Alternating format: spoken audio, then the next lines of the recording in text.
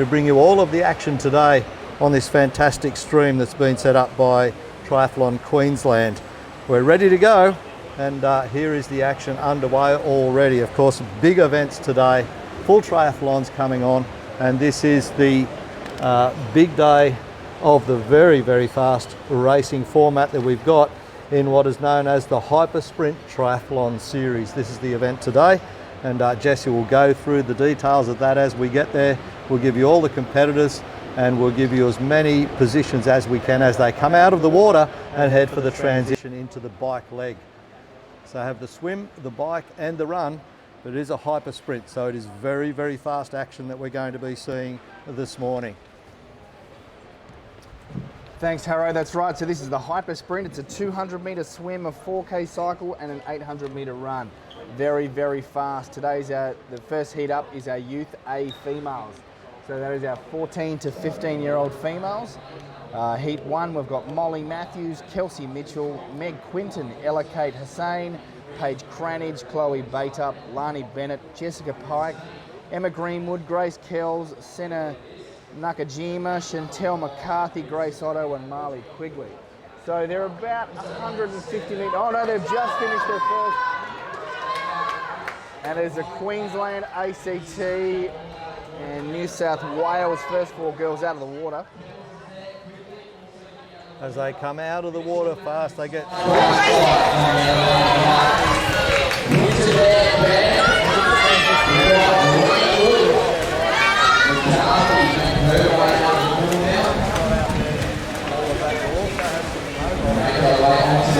So this is our youth A, so for all of our future athletes in the youth category, these guys flyers are doing their race transition, go right to the end of the mic, right there, once around half right, all the way down towards myself on the microphone, down towards the mountain line.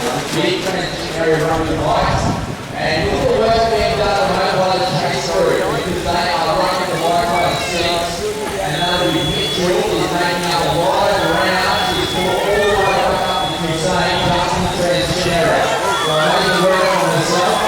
Girls are there, making their quickly in bed, and also not too far away as well. They're crossing the mountain line, we'll be going to scoot out, the Superman's there, and they are right out to the white course. Greenwood, Quinton, Nakajima, also a great run from her yesterday, so look forward to seeing her when she gets off the bike.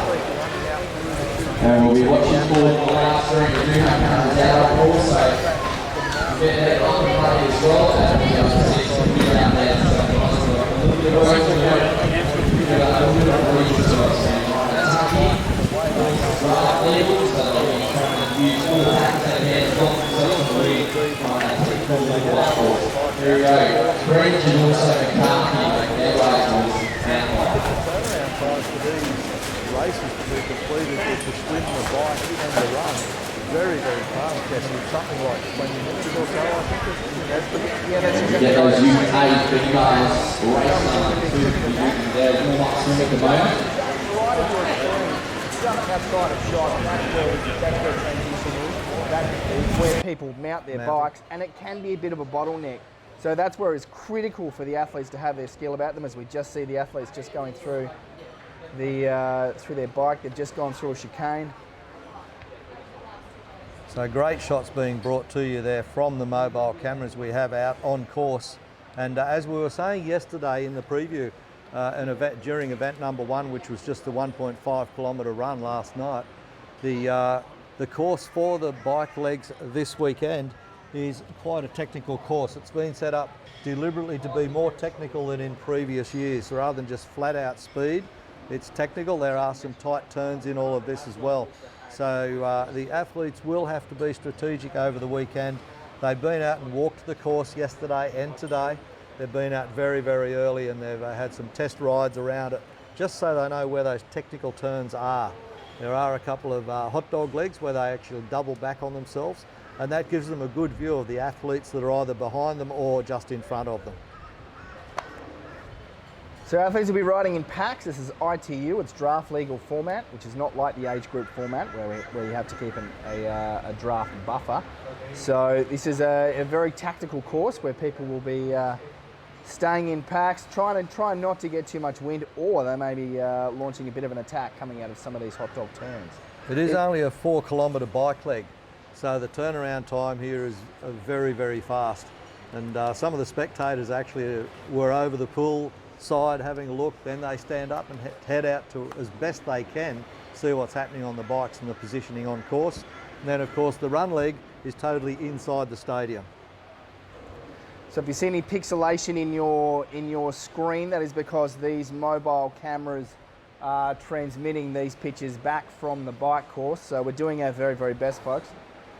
We will try to bring you positions if we can get anything off the timing devices through the timing mechanisms. If we can get positions, we'll certainly give you those as soon as we can. It is difficult, as you can imagine, to get them out of the pool unless we are zoomed right in on one of the cameras. And we don't have, we have 4 cameras going, and we're relying on the mobiles at the moment. And there they go. There's one pack going past the lead group, and we'll just see how soon it is before they get back in. As we said, only a 4 kilometre bike leg. They will be back into the stadium very, very soon. And so this is the first of 2 races for the athletes today. So this is their hyper sprint, and they're going to have a bit of a rest, and then they've got to back up with an aquathlon later on today. All fast and furious racing, so the key today is perform well and then recover well. Stay hydrated, get a massage between races. Morning.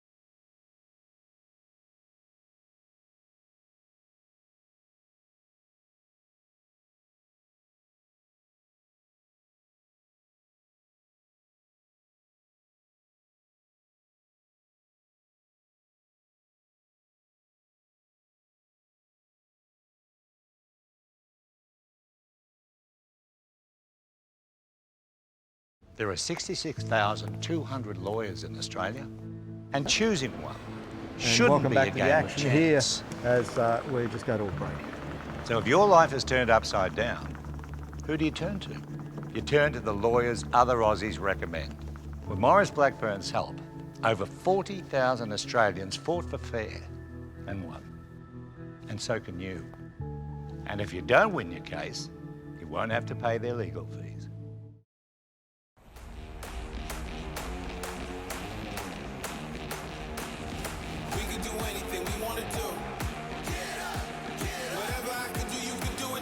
With Nissan Intelligent Mobility. We can do anything we want to do. Suspension tuned for tough Australian conditions. 3.5 tonnes of braked towing capacity and huge payload. There's nothing you can't do. Nissan Navara. Powerful, made clever.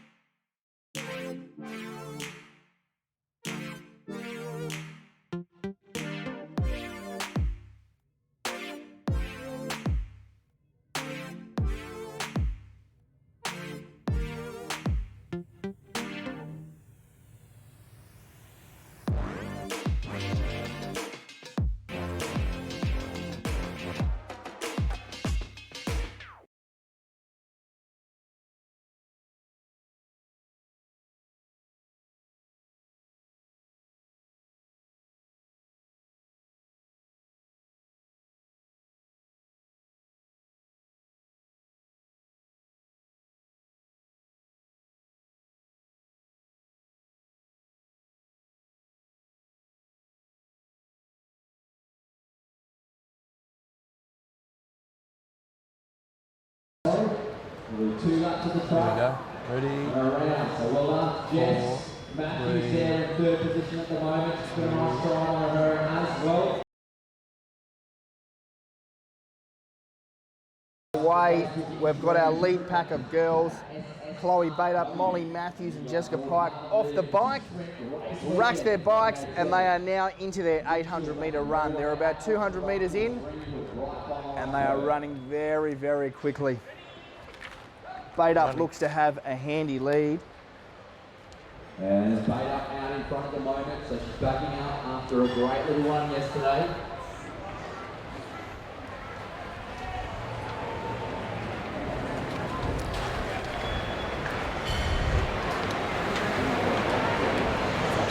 So the run leg, it's only at 800 metre run. So this will be over and done very, very quickly at 800 metres. Fantastic swim this morning. Here comes Kells. Quigley right there, off onto the run, Nakajima there, and Bader. She's about to rack up 400 metres off her run, which means 1 lap to go for her. There she goes. So Bait Up leading the field, as you can hear in background on the PA system from Joel Murray. Bait Up leading the way here over this 800 metre run leg. Hyper Sprint Triathlon in action right now at the Sports Super Centre on the Gold Coast. Runaway Bay, an appropriate named suburb for this sort of event. Runaway they are. So as the leaders have got about 200 metres left to go, it is Bait Up in the lead with quite a long lead through to our 2nd and 3rd, Pike and Matthews. Race time, because there are 2 more races in the UK. And she'll make her way in between the markers, and here she goes. Yes, she's into the chute now. So this will be our first finisher here for the Super Sprint race weekend. For the Youth A females, we've got Bait Up out in front, Jess Pike 2nd, Matthews in 3rd place at the moment, and here is Bait Up. She'll be the first across the line today. As she christens the chute for 2018, we almost have a smile. You can smile now, Bait Up. And there she is, job done, and a great job out there, great swim. She led on the bike with the first group, and also running away in the run. Here we go, Pike up, chasing those seconds for those points. Well done to Jess, and Matthews finishing off very strong as well. So our first 3 finishers were Bait Up, Pike and Matthews. 1, 2, 3, first race of the day done. Yeah, the Australian Capital Territory down there in Canberra, the ACT of Australia. And that is Chloe Bait Up crossing the line, followed by Queenslander Jessica Pike, and then Queenslander also Molly Matthews. What a great event, and that is done and dusted for the day. Event number 2, wave number 1 in the Youth A females category. And once all of these athletes are finally across the finish line, they run down the chute as you just saw on that shot to the finish line. And so all of those girls have now got until 3:20 to rest up until they take their next race, which is an aquathlon. It's 400-metre swim, 1.2k run. Again, another fast race. So the key for these girls now, rest, hydrate, stay out of the sun. Race females. All in order. Caitlin Harrington, Matisse Fitch, Ella Walscott, Emma Olsen-Keating, Jordan Router, Pia Marshall, Grace Haywood, Brianna Mao, Maddie Hoiskins, Annie Pinto, Harriet Richards and Georgie Hamill. They will be starting soon. The girls are on the starting blocks. As we just see our start list up on screen there. The girls are about ready to start go. a hand. Jesse, that first wave went across fairly quickly, and of course the way the results are compiled over the event is all the competitors' times are recorded, so it's not just the winners of each wave as such, it's the winners of each of the events. So the Youth A females group, there are 4 heats if you like, and their times are all recorded, and that's how they get their points throughout this weekend. That's right, every point counts. Top 20 overall awarded points based on time. Day 2, Friday the 14th of December 2018. We've got an instant award for the next event as well, so we're right on time so far. All right, the pool's away. It's an even spread for the first 25 or so metres. Lane number 1, we've got Caitlin Harrington. Lane 2, we've got Matisse Gammon and also Abby Bruce. Lane 3, Brianna Finch, Ella Walscott. Lane 4, Emma Olsen-Keating. The trick with this race is to be able to get out in front to get a good position in the lead pack on the bike, but also not go into the red zone so that you've got no legs left to be able to work within that pack. That's where we were talking about yesterday. Some of the competitors that maybe didn't fare so well in the 1500 metre run may well do better in the pool and on the cycle legs, where they have to gain all the distance that they possibly can.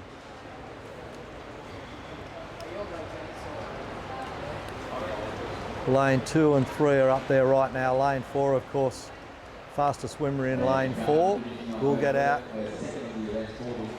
When they do get out, they get into transition very, very soon. All right, as the girls come through their first 100 metres in 1:10, that is quite a quick 100 metres first up for these girls. Let's see if they can hold that pace. So the crowd, of course, moving across the stands here over to the pool deck, pool side, where they get the best view of the position of all the racers. As well, we've got Emma Olsen-Keating in lane 4 from New South Wales out in front. A little bit of a gap back to Brianna Fitch and Abby Reutz, it looks like. And so lane 4 is going to touch the wall, make their way back towards us. 150 down, last 50, they're going to start to bring the legs in, get themselves ready for the bike. Lane number 3, which is going to get that job, Brianna Finch in the water. Lane 2, right beside her, Annie Bruce. The B swimmer there. And as we are counting across the lane, we've got the A swimmer and the B swimmer. Going from right to left, opposite to what we're used to reading. Lane up 6, their B swimmer, Maddie Houston's doing a fantastic job though, finishing it off. Lane number 4, out in front. And she's out of the water, touches the wall, will go through the chute to get over to transition. So that was Jordan Router out first in 2 minutes 38 for her swim. That is a fantastic swim flying. And Finch then in the rest second of the place. pack jumps in. So we're going to have, it looks like we're going to have a good lead pack for this first bike. Brianna Finch went into transition in second place. So the girl from the ACT, Jordan Router. So you can't see it just out of shot, but as the girls jump out of the water, they've got an immediate turn. They've got two turns. They go right, then they turn left, and then they run straight into transition and grab their bikes. Off the water, and Woolscott right behind her. Here we go, Router in control at the moment. And it looks like a very, very quick transition from our second athlete, who's catching right up. And that's Huskins having a great T2. Finch's right there. Olsen Keating looking very comfortable at the moment. They'll be working together. Technical bike course out there today. A little bit of wind. We can feel the breeze inside the stadium as well. And watch the live stream to see all the action out on the course. There we go, Mo showing that she's got the legs from yesterday as she runs herself up a few positions and onto the mountain line. Here comes Richards, Caitlin Harrington running her way through and up the ladder in transition, so she'll make her way onto the bike. And Hamill right behind. Here we go, Woolscott making her way towards the T1. Oh, how good's this?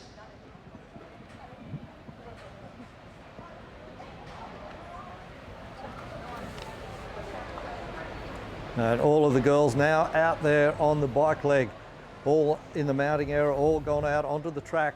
They're all still alive. 4 kilometres to go. And they will be back very, very soon. A very quick cycle leg over 4 kilometres. We'll bring you as much vision as we can, of course, out there through the mobile cameras out on the track. And they're able to at least move around and get some shots. And so we've just seen the first pack come through our mobile cameras. They're not in shot just yet, but the girls are out there.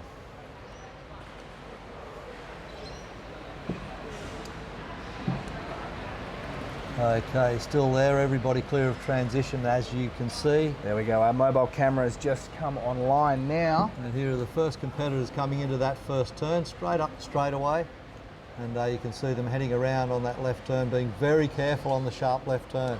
I think that's nearly a 90-degree turn, that one. As you can see them head around those barricades, just backing off the pace there. On the big screen, you can see that live footage which is happening out on course.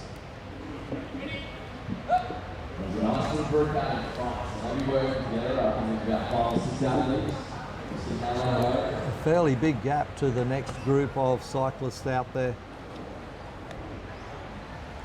We'll see if we can just pick those up. It was Jordan Router that was out of transition first. Brianna Finch moved from second to third in the transition area. She came out of the pool second and then dropped into third place out of the transition onto the bike. And Emma Olsen Keating also having a great start, looking quite comfortable as she ran through to mount her bike as well.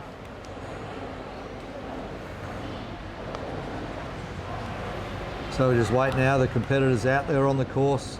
They'll be turning around and heading back very, very quickly. It is only a 4 kilometre ride, and the cadence they get into, they really drive those bikes hard. They get the gears working and away they go. Won't be very long before they're back, and the next wave of swimmers getting ready. They're just warming up now in the pool. And then of course when they get off the bike out of transition, it is just a short run of 800 metres on the track inside the stadium. That's where all of the supporters are out there ready, waiting for them to get back into transition off the bikes. So at the short and sharp, I've got to say it's quite tough. Usually when you get off the bike and go for a run in a regular triathlon, you have a little bit of time to adjust. This style of racing, 800 metres, there's absolutely no time to adjust. You've got to just hit the ground running and go fast straight from the word. So just coming through the nice sweeping turn there back towards the stadium, out on the cycle leg. We'll see that very soon. And the other advantage for spectators here, of course, is it goes up onto the big screen inside the stadium as well. That's right. So even though they can't get out to the track to see what their athletes are doing, whoever they're following, it's pretty good that we can bring those mobile shots into the stadium on the big screen as well. So don't forget to follow us online, Triathlon Queensland, Triathlon Australia on Twitter, Instagram and Facebook. And of course, if you're watching this live feed, then you're seeing it from live.ssrw.com.au.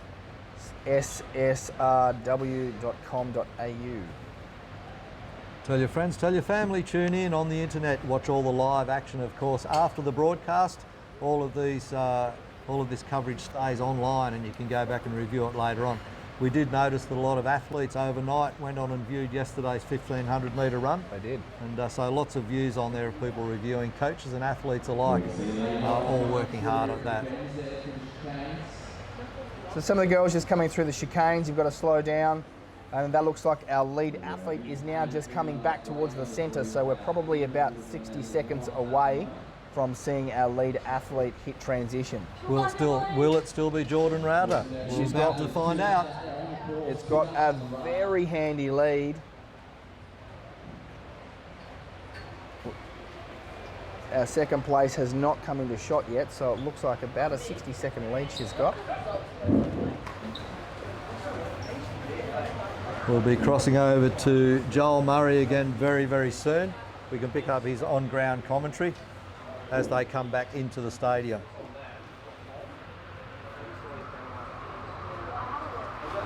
You go. As they start to transition back in, we'll pick up that commentary from Joel on ground. Joel also has the advantage of getting the timing stats, and that works very, very well for the broadcast as well. So the leader going out of transition onto the bike leg was Jordan Router. We'll see if she's maintained that position. It looks like on the track vision that we did receive that Jordan possibly has maintained that and in fact maybe even increased the lead. Due back within moments only as they head around. A few spectators can get up on the hill on the northern end of this stadium and look out onto the track at a very, very distant view.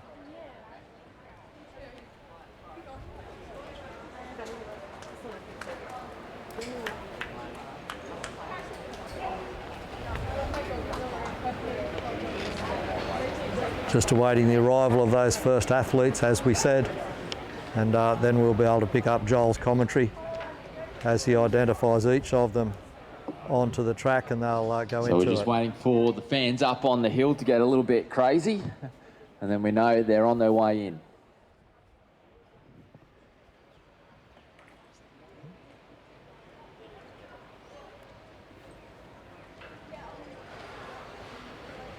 The fans quite calm on the hill, as Joel just mentioned. Once they get crazy, we know they're close, but they're very calm up there at the moment. So what's happening? These events turn around very, very quickly.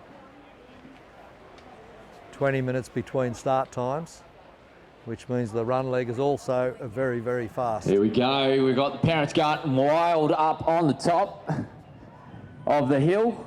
So we're not too far away from the first coming into the dismount line. And look at this. Olsen Keating. Watch this girl run. Router right there. She let him out of the swim. She's lost the shoe. And here comes Huskins. So New South Wales out in front. And this one is really spread out compared to race number 1. So 2 laps onto the run course now. Now we have the first of the Queenslanders making their way in towards the dismount line. So we've got Ruse there, Finch is also there, Hayward also there as well. Mo, watch her run. And she makes her way through, running with the bike. Look at the speed. None of these girls have got any fatigue. She doesn't like that bike. It'll be on eBay later. There she goes. She's picked it up. She's reassessed. Watch Olsen Keating. She had a stumble yesterday, which put her back in the pack a little bit in the 1.5, but ran herself right up into the top 5 in her event. So there she goes. She's got something to prove today. She can go. Router, who had a strong event yesterday as well, running very beautifully. And right behind her, another one of the New South Wales athletes, Huskins, looking very comfortable as she comes through. And it'll be interesting to see what the chasers can do at the moment. Mo will be the runner probably from this group. As she is just off the back, she'll probably run herself back up onto it. We've got Hayward, Finch and Ruse all running together at the moment. Caitlin Harrington in through the T2. Hamill and also Richards off the bikes as well.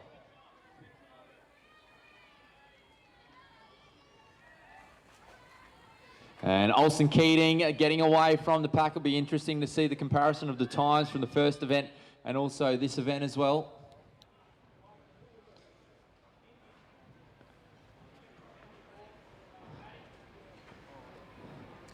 Emma Olsen Keating from New South Wales leading away. By Here we go, big Pinto margin. making her way through. Number 113 had a fantastic run yesterday. She was second in her 1.5 kilometre event. Here comes our leader, Olsen Keating. So 400 metres down. She's got 1 lap to go now. And Caitlin Harrington streaking away at the moment as she kicks off her run leg.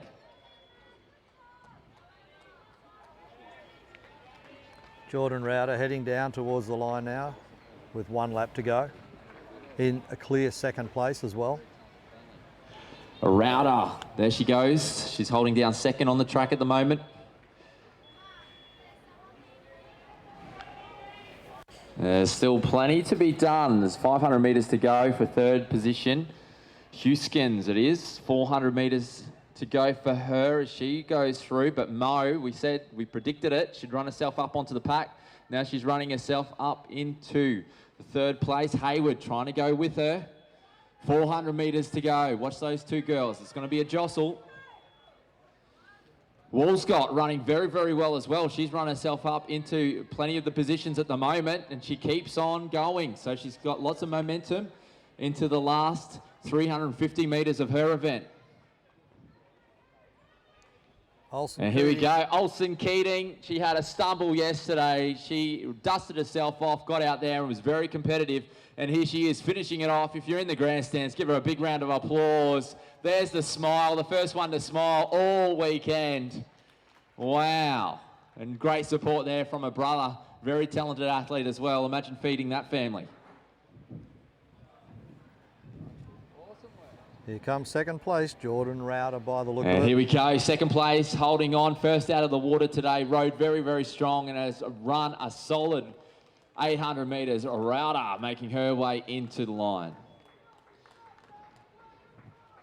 And check it out for third place. We've got plenty of action happening here. Can Huskins hold on? Because we got Mo on her way through. Hayward there as well. But can the Queenslander finish over the top? She dropped a bike in the T2 area, so having to make up a little bit of time. Here goes Huskins just kicking. She'll only get a fraction of a second ahead of Mo, and also Hayward right there with a great run as well. Ruse finishing off her event. And here comes Finch finishing off her run. So a great event there. The top 4 crossing now, 5 and 6 coming across the line. So big event there. That was Youth A Females, wave number 2. So we're 2 heats in this Hyper Sprint Triathlon series on this Friday morning. Of course, they do race again this afternoon, as Jesse mentioned earlier. And Joel Murray bringing us all the action there As we over just- the PA system. And as we just see a shot of our finish shoot, What was going through the hand out there on course today? and back to our finish line and transition. So just about all competitors across the line now have finished, and the swimmers are getting ready for wave number 3. Wave 3 about to go into the water, and they're all up there just in the starters' hands. So wave 3, we've got Jade Cochran, Olivia Bushby, Abby Waddington, Emily Lingard, Freya Robinson-Mills, Tara Szynski, Charlotte Thompson, Lucida Rourke, Ella Vickers, Paris Tier, Georgia Fredericks, Madeline Manny, Jacqueline Vincent, Jessica Huxley, and Emma Huxley. And we are just seconds away from the start of our next swim. Final competitors just going through the chute there to complete, and there is your lineup for the wave 3 Hyper Sprint Triathlon Youth A Female. And away they go, they hit the water, and this is the start of wave 3 for their 200 metre swim. And we've got U A female E2 number 1, we've got Jade Cochran. Lane 2, we've got Olivia Bushley and also Abby Waddington. Lane 3, Emily Lingard, Brady Robinson-Mills. Lane 4, Tara Stasinski, Charlotte Thompson. Of course, Stasinski had a scintillating run yesterday, so keep an eye on her. As our first girls hit the wall in 33 seconds for the first 50 metres, so they've certainly got the pace on already. Lane 7, Mann. Lane 7 is also Jacqueline Vincent, and then in lane number 8, we've got Jessica Huxley. Emma Huxley. Huxley's down there. Alright, looks like lane 4. He's having a good movement there, so Tara Stasinski, one to watch out for. So lane 4, just like last heat, looks like it is Charlotte Thompson. Charlotte Thompson, I think it would be there from Western Australia, lane 4 leading away.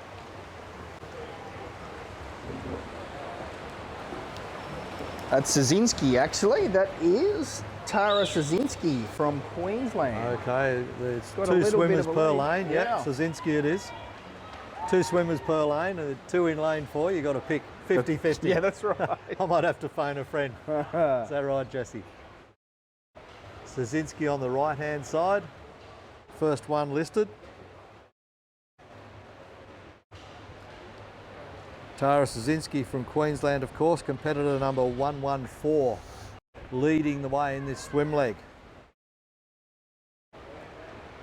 And a toss-up between Emily Lillard and Charlotte Thompson in second place. She is there out in front at the moment. Also joining her, Charlotte Thompson in lane 4. Lane 3 is the other one to watch out for. Emily Lingard having a fantastic swim at the moment. Lane 5, we've got Ella Vickers. So our last heat, they're out of the water in 2:38. Out of the water. This heat, we have got Sazinski out of the water in 2:27. So an absolutely lightning swim from her. Second out of the water, Thompson and Vickers side by side. Not close to 10 seconds lead over Vickers and Thompson. So will she sit up and work with the other 2, or is she going to try and solo it for 4K? That is going to be a lonely and very, very tough ride if she decides to go it alone.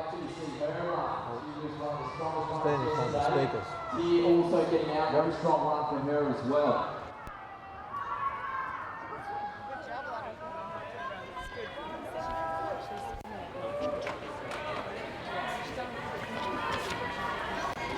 So nearly And every, here we go. Sasinski out in front at the moment as they make their way towards that mountain line. Looking very composed. Great run yesterday. And then it's going to be on for the second onto the bike. A bit of traffic coming now. So Vickers side by side with Thompson. That's how they got out of the pool. Fredericks has done a great bit of work in T1. She's caught up to the girls. Robson Mills right there, just falling behind a little bit as they make their way to the mountain line. Manny there as well. Rourke was the inform runner that we saw yesterday in the 1.5 kilometres. Very steady run. We look forward to seeing how she goes on the bike today. Huxley there. Waddington from RTC, the Redcliffe Tri Club up north of Brizzy. Here we come with Vincent, making her way out from Be Energetic. Out the Sanford Way, just west of Brizzy. Lingard, Huxley, and also Cochrane, all there as well.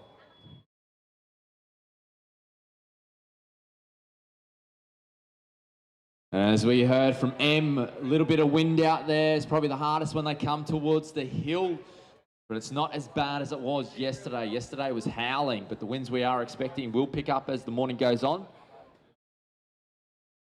And these fields are very, very spread out. Never been afraid to leave your own home?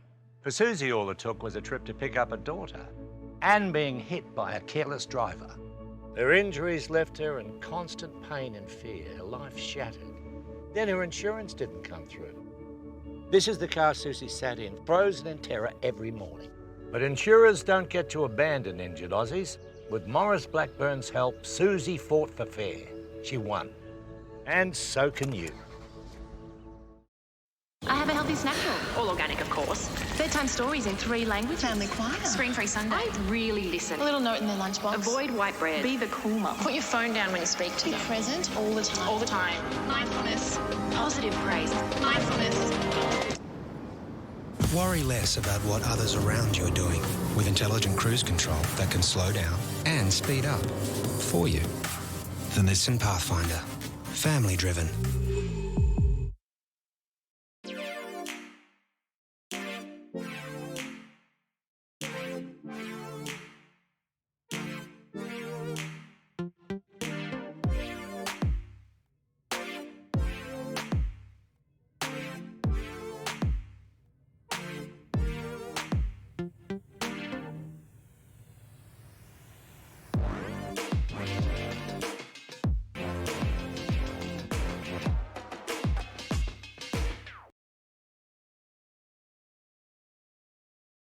But the 5th biggest retail bank is snapping at their heels.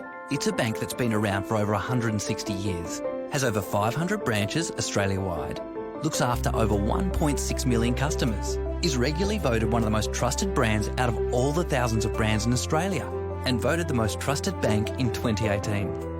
Who is this fantastic number 5? Yep, it's Bendigo Bank, the better big bank.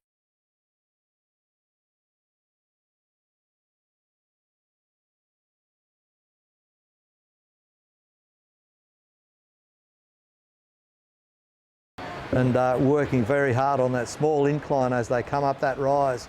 And that's where the legs start to burn. Even though it is a super sprint series, it is a very, very sharp rise there. As you can see, that's a great shot from the mobile camera.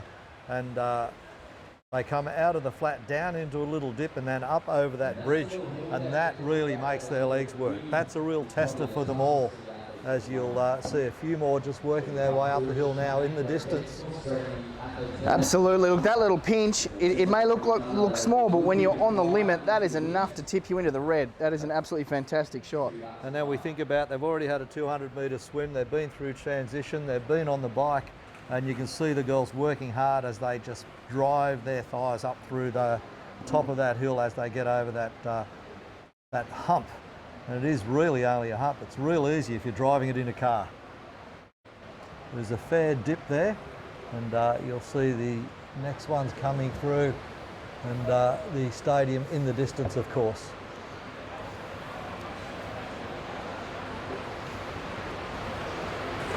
So the track out there, as we said, is technical, some very hard turns in it, a lot of slowing down. Of course, once you slow those bikes down, to get them back up to pace and back up to speed, again, really, really hard leg work.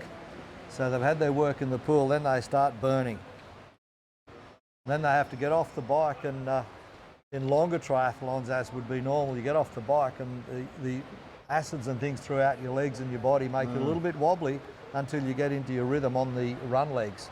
Fortunately, being a hyper sprint, it's not quite as major an effect for them because it's a 4K ride, and then they go straight into the 800-metre run to finish off, which is a couple of laps of this stadium, all inside the stadium, which is fantastic for spectators.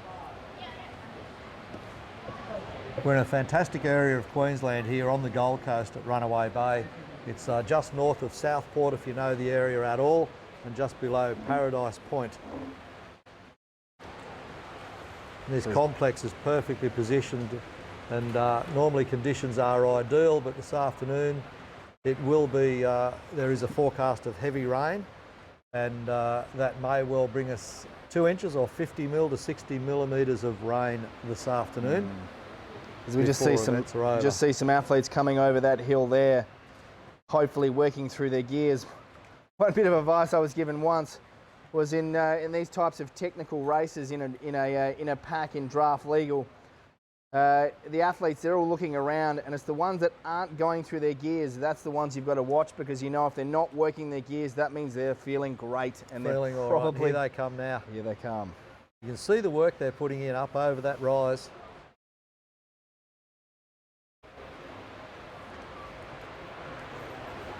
So they're not too far away on that bike leg. A couple of different layouts, but on this Saturday morning hyper sprint.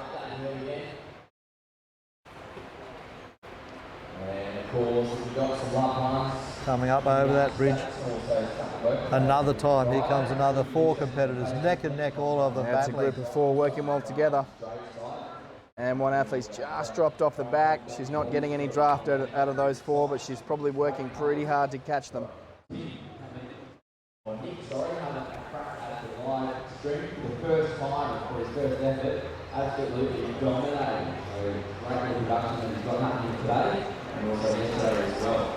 Also, just for all of our parents and spectators today, we do have a coffee van available over there at Technical Beans to go and see Taz. We'll be able to help you guys out. And also, there's nothing like it available. We all love it. We do celebrate one piece like the ones. As we just see our next heat of girls, they're warming up. And Szynski has just come back into transition. She's got a healthy lead on the rest of the pack. Thompson in second place. Hand on the seat, controlling the bike very well. She's got about a 15-second gap. Close out with the final 2 laps. And this will be a blistering time in our event number 3 for this morning. There we go, Szynski's out.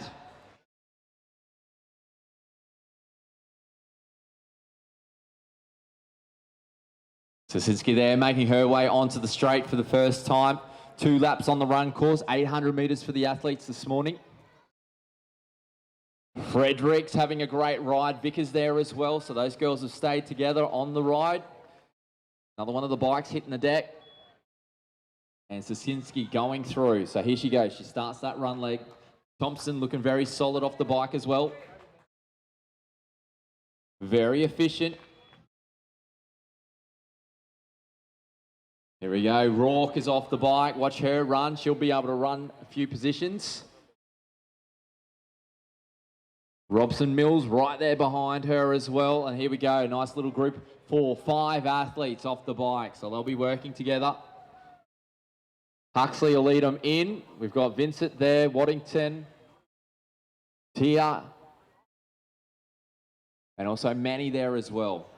Here we go. Fredericks and Vickers out onto the run course together.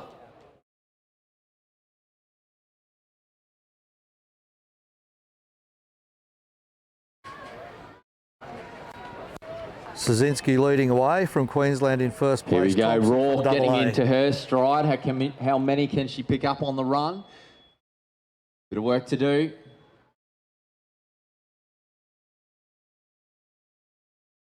And here we go, group of 5 athletes hitting the run course together as well. Here's our leader, Szynski, making her way through, so she'll have 400 metres to go. She's got about 80 metres to second place, which is Thompson from Western Australia.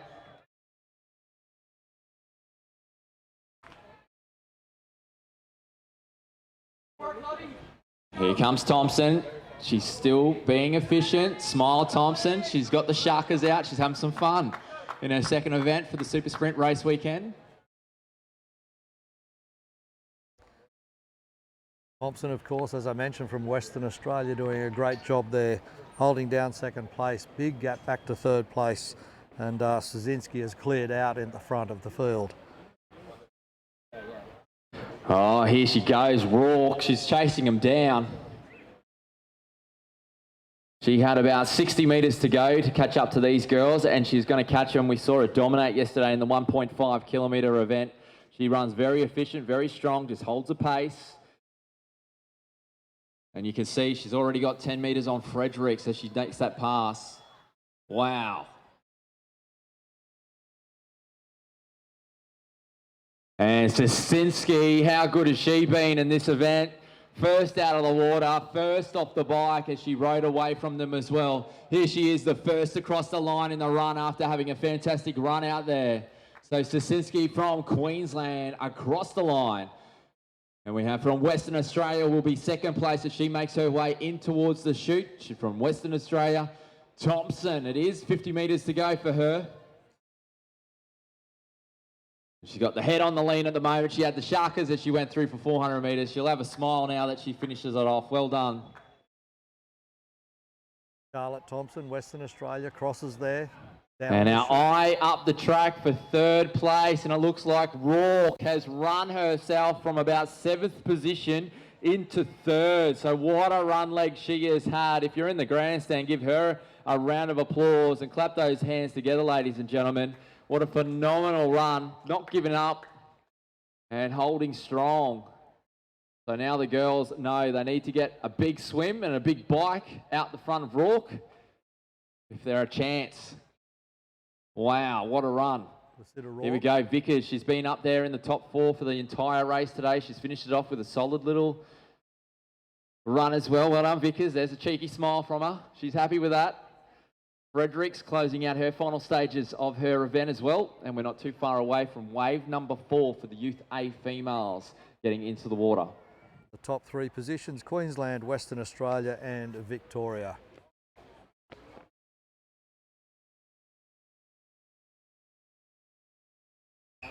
The rest of the field heading down through the chute right now towards the finish line. Here we go, Manny finishing off. A very solid run from her.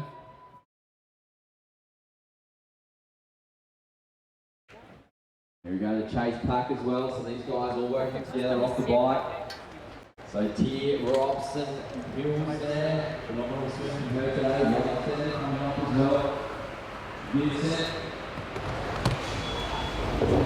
We have to finish off her event. Great shots down the finishing line chute as those competitors track across there. That mobile camera down very low, just sitting on the ground by the look of it. Keep it steady. So very good work by our people operating those mobile cameras. So great race by Szynski, leading from start to finish. And Rourke, who took out her run last night, running from about 6th place into 3rd. So what an amazing run by her. She was way back off the bike. That's right. Way back off the bike. 6th or 7th place, and just stretched out in that. She's obviously got the run. We did talk about that yesterday, where some people are stronger at running, swimming, cycling or whatever it is, but they've got to use those legs. So the weaker runners have to be better swimmers or cyclists to get out and be up the front of the pack if they can. So we see our 4th wave of girls taking the start line. So Ella Lane, Miriam Larkin, Torrin Squires, Erin Wooldridge, Emily Maloney, Ellen Thomas, Matilda Braithwaite, Ola Evans, Matilda Tuvey, Harriet Irving as they just start.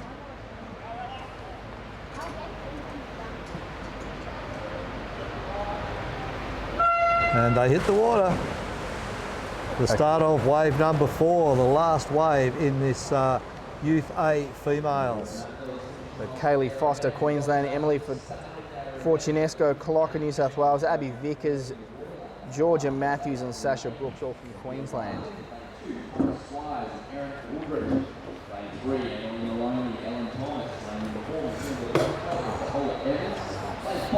Madison Tooby and Harriet Irving.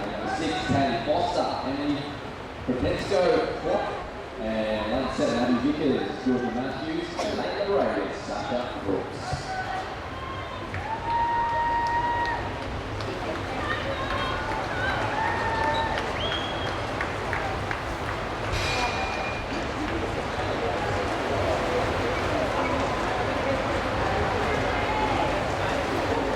So the girls heading back down the pool now to complete their first full lap. And the lead group, in fact the leader looks like lane 6. The A part of lane 6 should be Kaylee Foster from Queensland in lane 6, turns first. Closely followed there by lane 4 though. Foster coming through in about 35 seconds for her second 50. She's cleared out. Lane 4 would be Matilda Braithwaite from South Australia.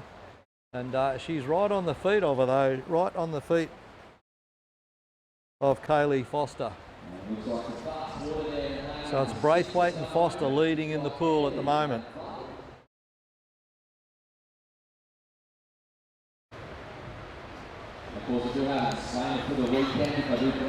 Foster turns first one more time, but just a touch ahead of Matilda Braithwaite. And they're both holding that 34-35 second pace per 50 metres.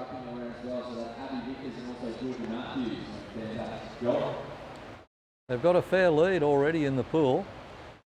Lane 4, having a fantastic swim is Ola Evans. She's coming up side by side with Emily at the moment, which is lane number 6. Slow, strong strokes on the swimmers. Who's going to hit the wall first? Also in lane number 4 is Ola Evans as well. It's going to be 4. Here we go. That's Braithwaite from South Australia. Just Foster. by a touch. They'll go through the chute side by side into the transition area and onto the bikes. Third out is Evans. Ola Evans out of lane 4. And Thomas from Queensland, Vickers, Brooks, Matthews. Brooks, Swires, Matthews, Woodbury, all there.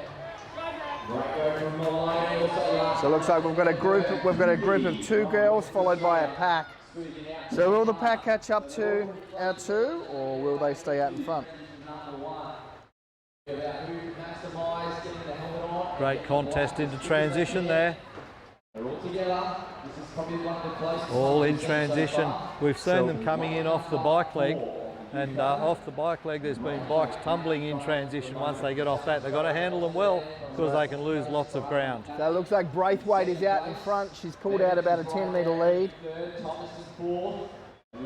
But I think they're going to come together as they get their feet into the shoes, and they're going to work together. Woolbridge looking very comfortable. Look forward to seeing her onto the run course as well. Vickers is there. Brooks right up there as well. Tooby's already run herself 3 positions up just through the transition area in Western Australia. Well done, Tooby.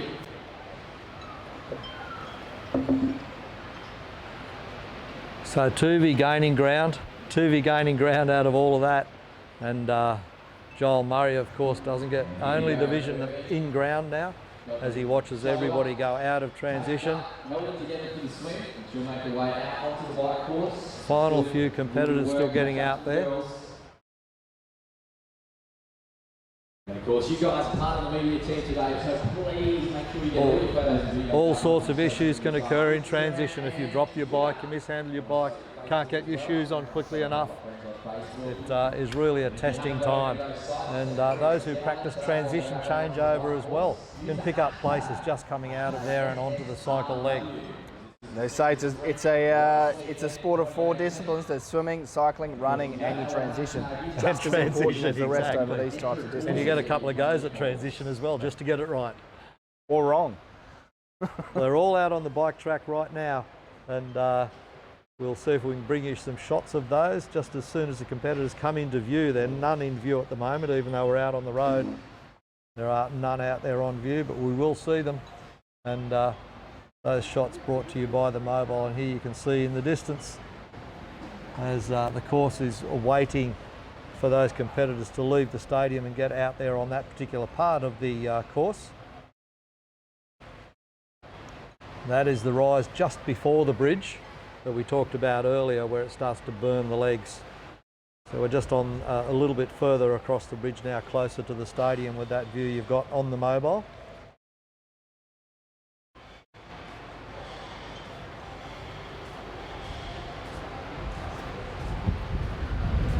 So the stadium goes quiet as everybody watches the big screens, just waiting for someone to appear. But certainly straight out was Matilda Braithwaite, and I don't know if they'll catch Braithwaite, to be honest. She really got a good lead out of the water. Here come the first few on the bike now. In the distance, you can see them far away, but they come up pretty quickly as they've got that cadence working very, very well. That would be Braithwaite leading. Still out in front. But they've closed the gap. I think those girls are going to all clump together. Top 3 have got a group of their own, and then there's another group of 3 trailing them as well. The girl just going past in 6th place there. Not sure who that could be, but it certainly is a chance that Madison Tuvey is up in that top 6 from Western Australia. Tuvey made up ground just in the transition out of the pool and out to the start of cycle. She's very efficient in transition, as you mentioned, Jesse, a very important technical part of triathlon. A few more going up that rise. You can see them when they get up and out of the saddle and into the pedals as they go up that rise. And once they get over that, they can actually sit back down again, but keep the cadence going, keep those pedals rocking.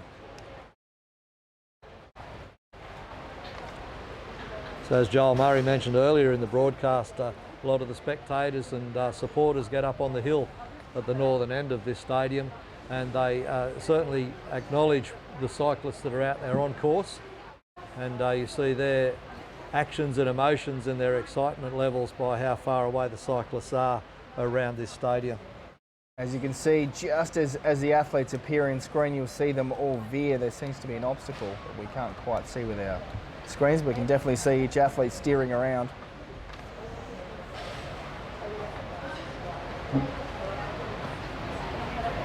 Of course, this is the first internet streaming broadcast by Triathlon Queensland and Triathlon Australia of this fantastic event. So history making this weekend as well in many ways. We hope you're enjoying the broadcast, and we might give you a feedback number later on to communicate with us. Give us a little bit of feedback on who you're supporting, what state you're from, what city you're from, who you're watching. We know we had a lot of viewers yesterday afternoon. It was just less than 2 hours of broadcasting yesterday, just for that 1.5 kilometre run, event number 1, on Thursday afternoon, Thursday evening, and lots of viewers, and we hope you're all enjoying this broadcast as we bring it to you live from the Sports Super Centre on the Gold Coast of Australia from Runaway Bay.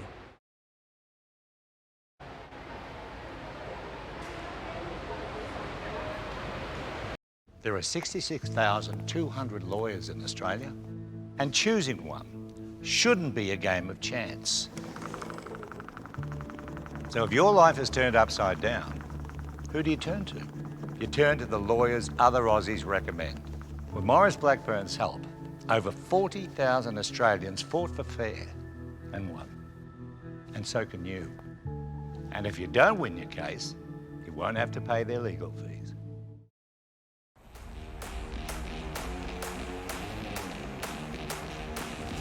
We can do anything we want to do. Whatever I can do, you can do it too. With Nissan Intelligent Mobility, We can do anything we want to do. suspension tuned for tough Australian conditions, 3.5 tonnes of braked towing capacity and huge payload, there's nothing you can't do. Nissan Navara, powerful, made clever.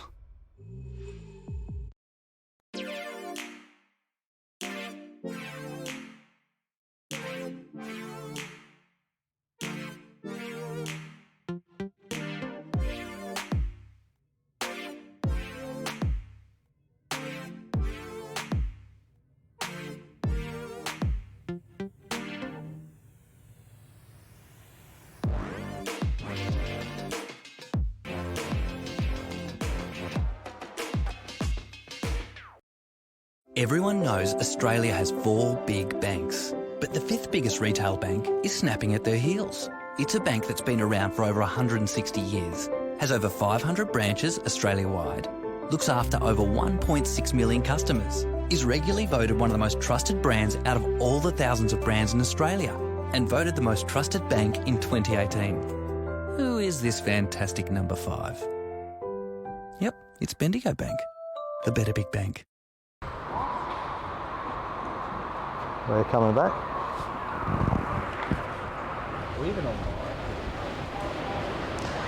And welcome back to the Super Sprint race weekend from Triathlon Queensland, Triathlon Australia. And I've just been asked by a few of the spectators around here who've got people at home watching and people around the world watching, and they're putting in before live.ssrw.com.au. Don't put in the www if you can let your friends and family know. If you put in the www, you will not get it if you just leave that out. So it's HTTP and then the live.ssrw.com.au. And here comes the chasers. So they're all pretty close.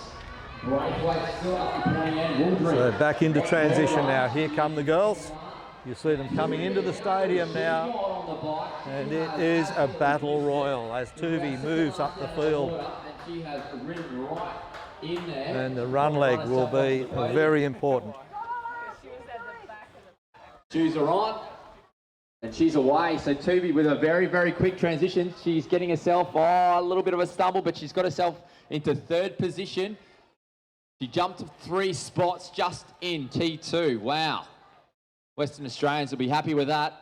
Thomas from Queensland making her way through, so she's out onto the run course, and she'll start her 2 laps. Tuvi in second at the moment, Braithwaite there. We've also got a great little runner in Wooldridge from Queensland there, squeezing up into third. And Emily looking very comfortable, just holding on to the back. She'll make a movement.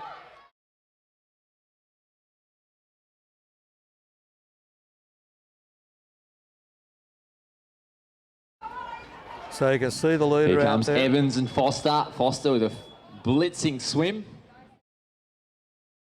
It's Tuvi that's made the move into second Over on the place. back straight, we can see Tuvi striding away. Wooldridge trying to hold on, but that group of 4 now spread right out. Thomas out in front. She's got about a 50-metre buffer at the moment on the chasers. Vickers making her way out onto the bike course. Lane right behind her as well. That's Ellen Maloney making her way out onto the run. There's Brooks.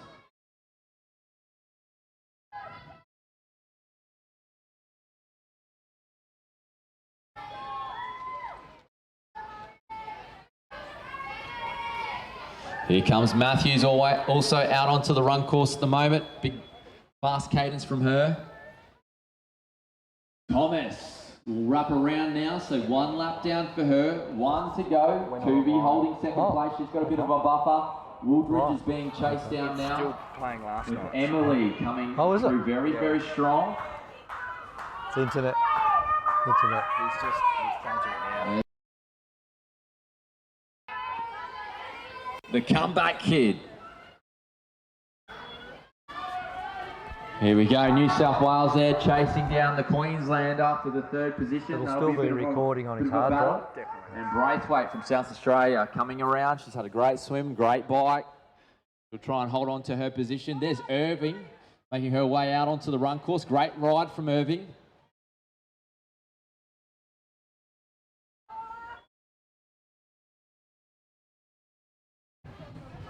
Oh, we've got 3rd place battling it out on the back straight at the moment. Starting to close a little bit on Tuvi, but I think Tuvi's got enough space. She'll be pretty safe with 2nd. And Thomas should be the first across the line here in our race number 4 for the Youth A category. Our 4th event of the 2nd day here at the Super Sprint Race Weekend. Wanted to say Super Saturday, but it's a Friday. And here she comes, Super Sprint Race Weekend. Race number 4 for today. Thomas bringing her way into the final 20 metres now. Big sprint finishers out there for 3rd place at the moment. New South Wales have squeezed themselves into 3rd. We've got Queensland, Western Australia, New South Wales coming through, and they're closing in fast on Tuvi. But they're going to run out of time. Tuvi with a big comeback on the bike and also the run today. And here comes Wooldridge finishing off after a strong ride. Very strong run from her as well. The top 4, wow.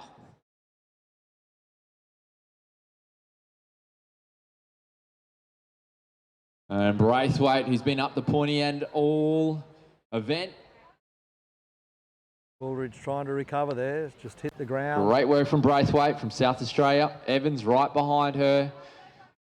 And the next event we've got in the water will be the Youth A Males event. Be kicking them off very shortly. Here we go, Lane. Foster's safe with her position, having a bit of a look around. She's got a little bit of a buffer to the next. And Vickers finishing off. Also Squires having a solid race as well. Well done to Squires. She can smile now. There we go. First aid officials always on standby at the finish line. And awesome work from Maloney. She's battled herself through the run. And Brooks right behind her. Matthews not far behind her then.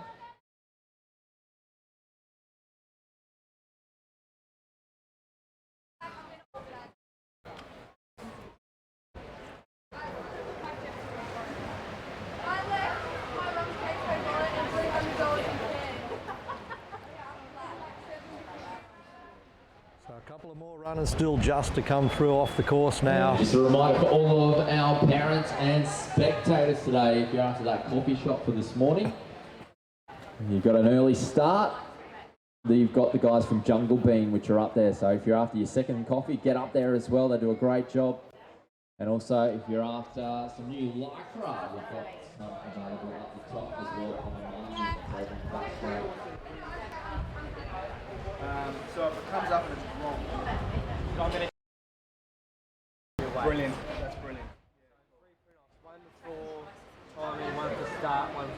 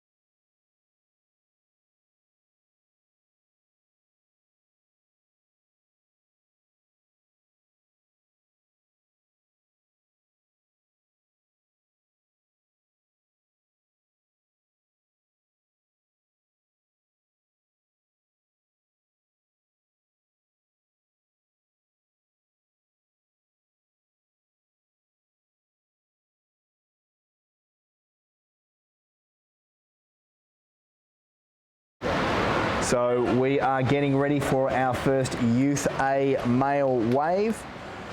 Robert Stringer, Queensland. Luke Callahan, Queensland. Jay Adams, Bailey Gordon. Harry Snodgrass, Jonty Armistead. Brooklyn Henry, Thomas Feldman. Liam Hincliffe, Tom Roberts, Tom Jansen, Kyle Farrier. Ryan Marsh, Luca Walters, Riley Mudge and William McIntosh. Doing a great job, guys. It's awesome.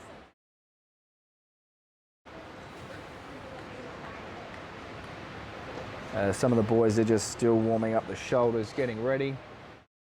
On the starting blocks, officials just talking through with some of the athletes, verifying they are who they are, and they're not some other random. That's good. We like being official.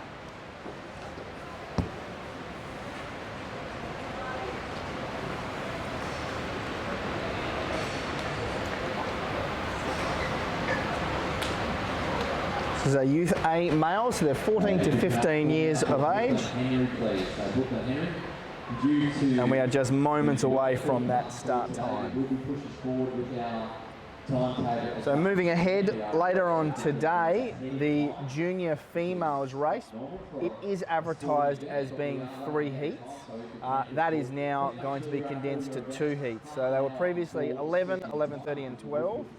They're now going to be 11:30 and 12. So we will be circulating and publishing the new start list for our junior females.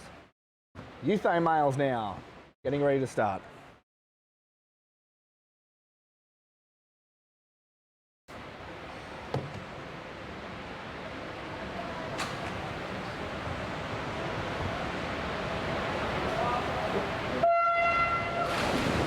And they're away.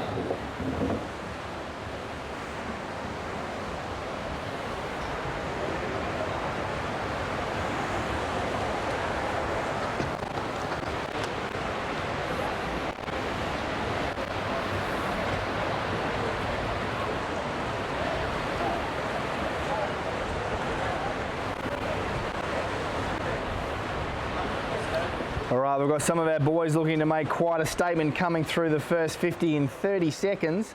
That looks like it is Kyle Farrier, New South Wales. Just got a slight lead over Brooklyn Henry, Thomas Feldman. And Jonty Armistead. Also over in lane 8. That looks like Riley Mudge. Or possibly it's William McIntosh. Can't quite tell at this stage. We're 2 to a lane. We're going who is who.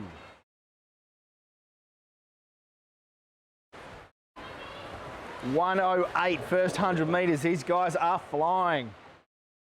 Hope they're not spending too many fuel tickets too early.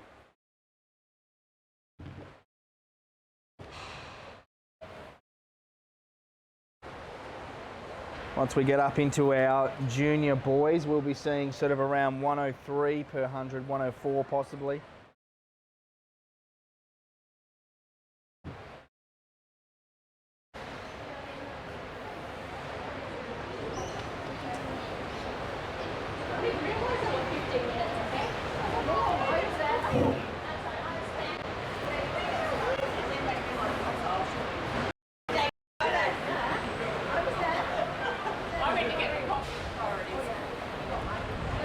So no massive breaks at this stage. Lane 4, lane 6. Queensland out in front. Lane number 6. The A swimmer is Tom Jensen from Victoria. The result will be not too far off Melbourne. So 2 minutes 21 for the first 100 metres, 200 metres. Feldman, what a great swim. Little bit of a slip by Jansen, but he's got up. Also slipping Henry. Mudge is out of the water. Armistead from Tasmania. Harry Snodgrass from South Australia. Marsh, Roberts, Adams, Farrier, Hincliffe, Waters. All the athletes all out of the water in under 2 minutes 50. Grabbing their bike. McIntosh just coming out of the water now. There we go, we've got a person with the bikes being directed towards the T1 line now. And Feldman's lost a little bit of position in the T1 area, was first out of the pool, but Jansen doing a great job through T1. We've also got Henry and Armistead making the most of the transition area. And Feldman, the smaller body, he'll be trying to get onto the draft of those bigger bodies. Look at Marsh go though, he's probably had the best of the transition areas, making up plenty of ground. Mudge there, losing a little bit. Stringer, Roberts, Burry are coming through. Adams also doing a great job. You can see the leg speed on these guys, trying to catch up. Hinchcliffe and Gordon squeezing through with Callahan and Walters. And then we'll have McIntosh, will be our final athlete to make his way out onto the transition line. He'll try and catch up to those athletes. They give him plenty of support as he makes his way over that line. And there we go, they're all onto the bikes. This is race number 1. Ever been afraid to leave your run home? For Susie, all it took was a trip to pick up a daughter and being hit by a careless driver. Her injuries left her in constant pain. Left. It's going to take about 2 or 3 minutes. Then her insurance didn't. 5 camera. This is the car Susie sat in. Pros and terror. I saw you weren't talking. But insurers don't get to I was abandon standing by injured the Aussies. speaker. With Morris Blackburn's help, Susie fought the affair. She won. Yeah, no, we just let him And do the so can you. for the bit that he can see better. Well, that speaker, I went over and leaned on the handrail to watch and I was talking. Bedtime stories and 3 language family quiet. Screen-free Sunday. Really listen. A little note in their lunchbox. Avoid white bread. Be the cool mum. Put your phone down when you speak to Be them. present all the time. All the time. Mindfulness. Positive praise. Mindfulness. Worry less about what others around you are doing with intelligent cruise control that can slow down and speed up for you. The Nissan Pathfinder. Family driven.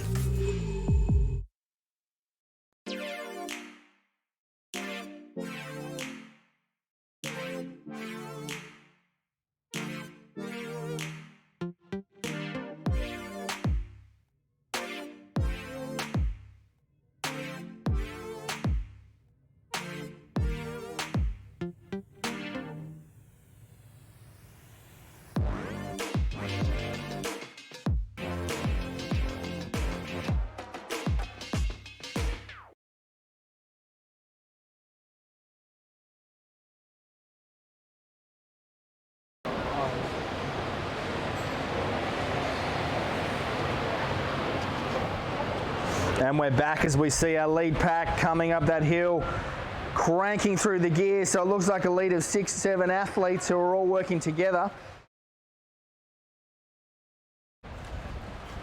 Hopefully not leaving one athlete to do all the work, but they're all taking a turn to maintain that lead over the rest of the athlete pack. Again, that view of them up out of the saddle. Look at the work being put in there by these guys. They're going to be cranking it. They're going to be putting in 700-800 watts just to get over that hill.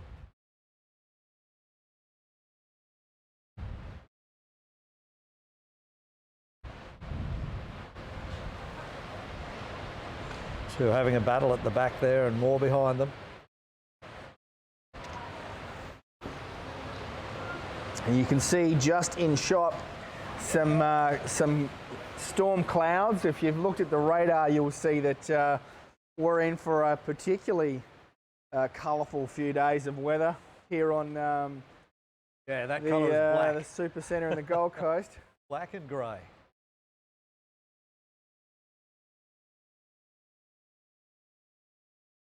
Dark clouds looming. Not for us though, is that Harrow? We've just been handed coffees, so we are very, very excited by that. These clouds have got a silver lining. That's true.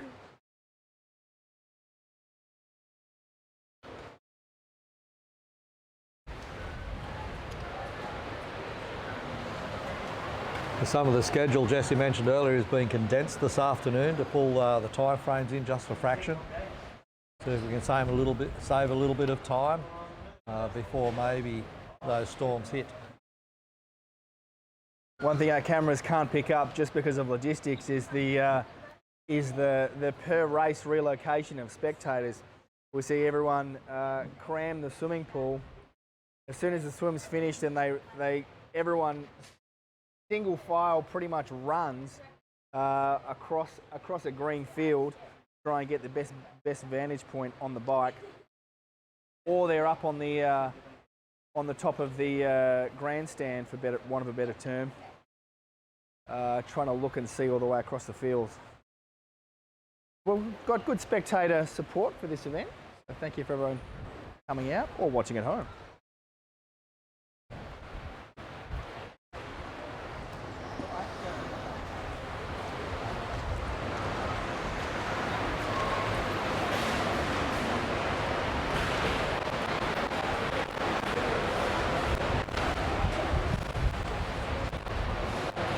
So 8 minutes we've been going. The boys did their first swim in just over 2 minutes 20. Very, very quick swim.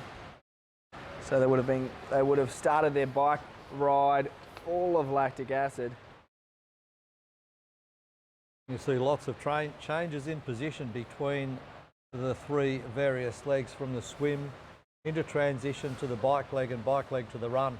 And we saw in that previous race, the wave number 4, the move that Tuvey was able to put on. Madison Tuvey got out of the water well back in the pack, and she ended up finishing in second place because of her cycling and running leg.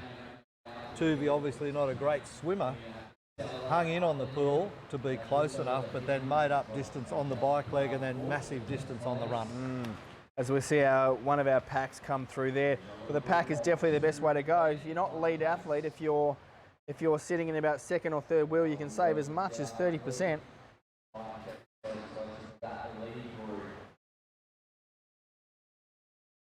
And here they come up that hill again, through the struggle rise.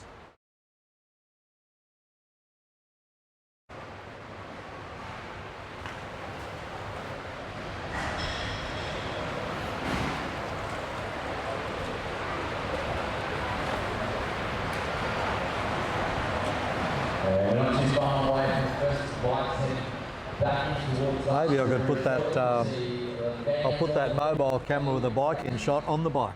That's a great idea. Start chasing them around. I wouldn't like to, by trying to lead them, be going too fast, I think.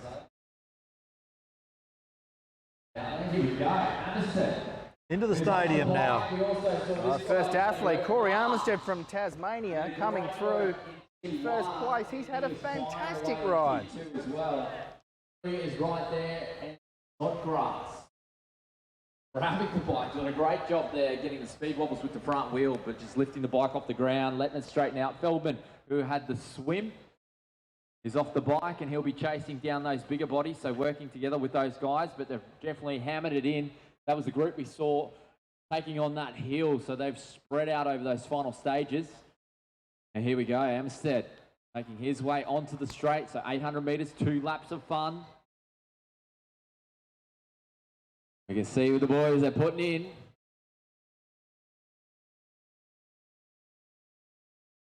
Marsh right behind him, Roberts there as well. A little bit of movement I'm expecting to see with these runners. Feldman looking very comfortable there, sitting in fifth place at the moment. But at this pace, he might be able to catch up to Henry. Boys trying to get the heart race down by the looks of it. Themselves into a pace.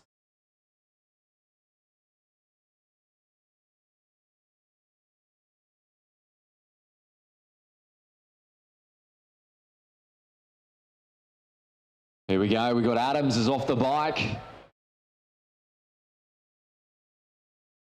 Hinchcliffe right there, Stringer right in his shadow as well. We've got Roberts, Mudge, Furrier. And Gordon coming through.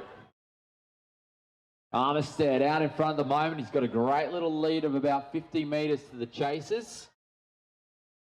Marsh holding on strong. This is the first of our races here for the males Youth A category. And as we said to everyone earlier, we are about 15 minutes ahead of schedule at the moment. We do know there is weather on its way. So please be at your events half an hour before the scheduled time, please. And Armistead, the race leader going through. Marsh is there, so that lead has probably dwindled to about 40 metres now. Henry made a move. He's into third place now. Feldman is still catching. He's got the momentum. In fifth place at the moment. He's going to be close to making the podium. 350 metres to go for him. Armistead out in front. So about 40 metres. Marsh is starting to kick. He's looking very comfortable in his stride. Armistead is not kicking though. So Marsh could make a move. About 250 metres to go for our leaders. Here they go. The lead now down to about 30 metres. Closing into about 20 metres and closing very, very quickly. Feldman's work his way up into third position at the moment. So 2 Queenslanders in the top 3. Henry is coming back at Feldman though. So that's not over. It's going to be a close one for third. Marsh is putting in Armistead, who's holding on after a great bike leg and also getting off the bike in first. He's got the grimace on the face. He's going to make it across the line with about 10 metres to spare. Marsh, what a transition in T1. Made up plenty of ground. Did great on the bike and ran well as well. Henry coming home in the last 150 metres to run away from Feldman. And Feldman with a great little run, running himself up a couple of positions. Smodgrass it is from South Australia in the hurt locker at the moment. Give him a round of applause. Plenty of support from all of his South Australia.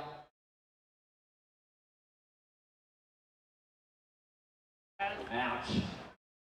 There we go, Jensen finishing off very comfortable as well. Hinchcliffe coming through. Here we go, Stringer. Then a little bit of a fight with Adams. Adams running over the top though.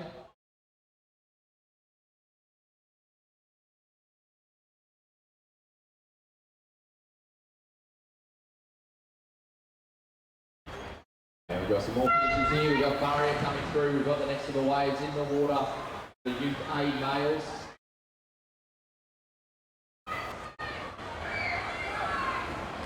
Some good sprint finishes happening here. Gordon is sprinting it out. Roberts could get caught with the way the boys are motoring behind him. Callahan across the line, just winning that little duel.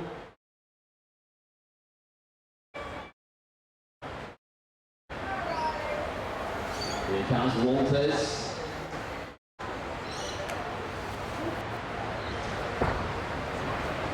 And in the water for our wave number 2 for the Youth A males, we have in lane 1 Riley Crowther. Lane 1 is also Thomas Hamilton. Lane number 2 is Tim Gears and Cooper Giles. Lane 3, Tristan Price, Darcy Williams. Lane number 4, Jack Crone, Ethan Duffy. 5 is Mackenzie Cooks and also Thomas Doherty. Number 6, Harrison King, Finn Dixon. Number 7, Toby Powers and Luke Gold. And number 8 is Will Brown for Williams.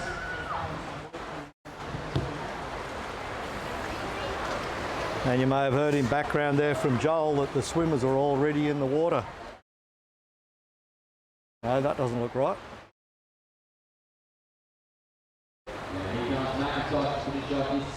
Lane 4 and lane 3 leading away. First 3 places here in wave 2 of the Youth A males.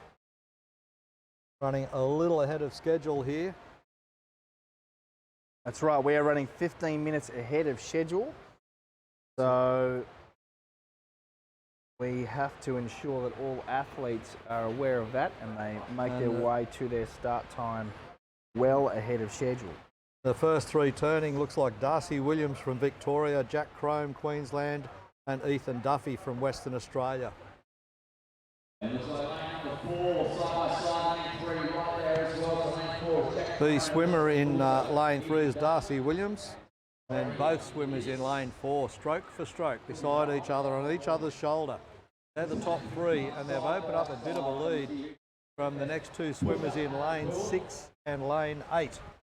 Lane 6, a swimmer is Harrison King from Queensland, and in lane 8 it is Brodie Williams.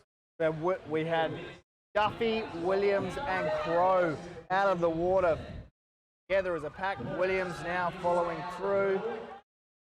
Courts, Brown, Giles, Nixon, Gold, and Powers from Queensland now coming out. So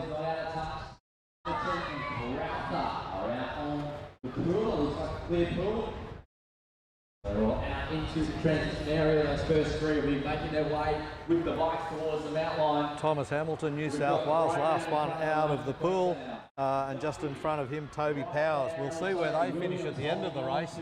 Obviously swimming not their leg, but let's see how they go through transition and out onto the bike leg.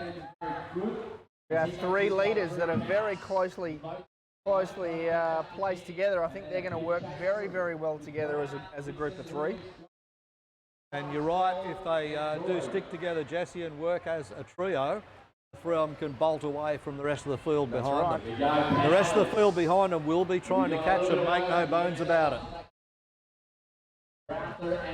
As we just see these athletes running through just right off screen, that's where they mount their bikes. And if you miss your mount, then it can actually be quite a bottleneck for the rest of the athletes. But it looks like all athletes have come through cleanly and done their signature flying mount. And as they go out for the early part, or the first part of the 4-kilometre bike leg, it's a good time for us to take a short break and thank all of our sponsors and supporters of triathlon, and certainly this event here, which is the Super Sprint Race Weekend. And it is part 1 of a 3 event series. So series 1 here on the Gold Coast. Second round is in Canberra, the ACT of Australia. That's right, Canberra in the 3rd week of January. And then the big one, the Australian Championships in Devonport, Tasmania in March. There are 66,200 lawyers in Australia, and choosing one shouldn't be a game of chance. So if your life is turned upside down, who do you turn to? You turn to the lawyers other Aussies recommend. With Maurice Blackburn's help, over 40,000 Australians fought for fair and won. And so can you. And if you don't win your case, you won't have to pay their legal fees.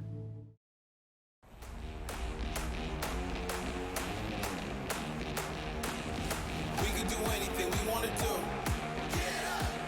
Whatever I can do, you can do it too. With Nissan Intelligent Mobility. We can do anything we want to do. Suspension tuned for tough Australian conditions. 3.5 tonnes of braked towing capacity and huge payload. There's nothing you can't do. Nissan Navara. Powerful. Made clever.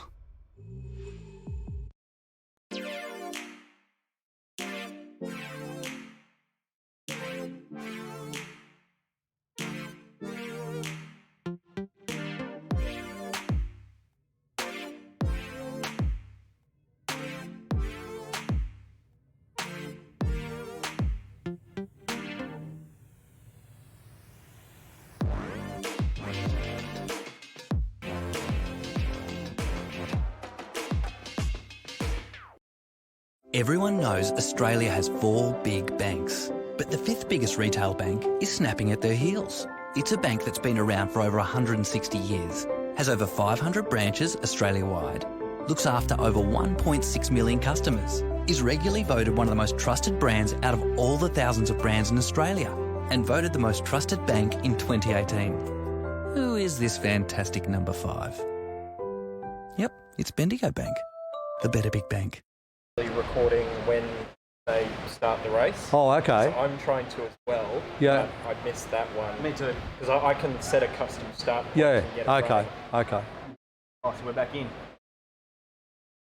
Whoops, not quite.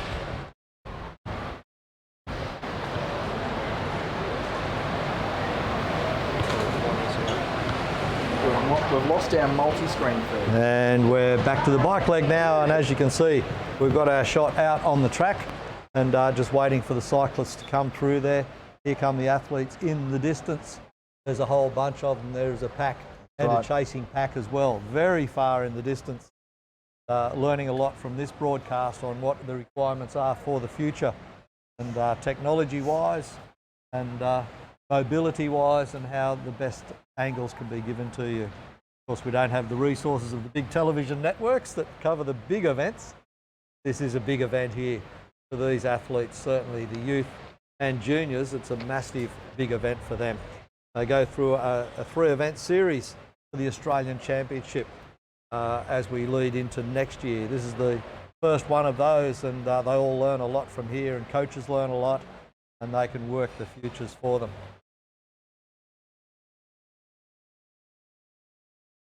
Some of the swimmers in the pool just warming up for the next heat or the next wave.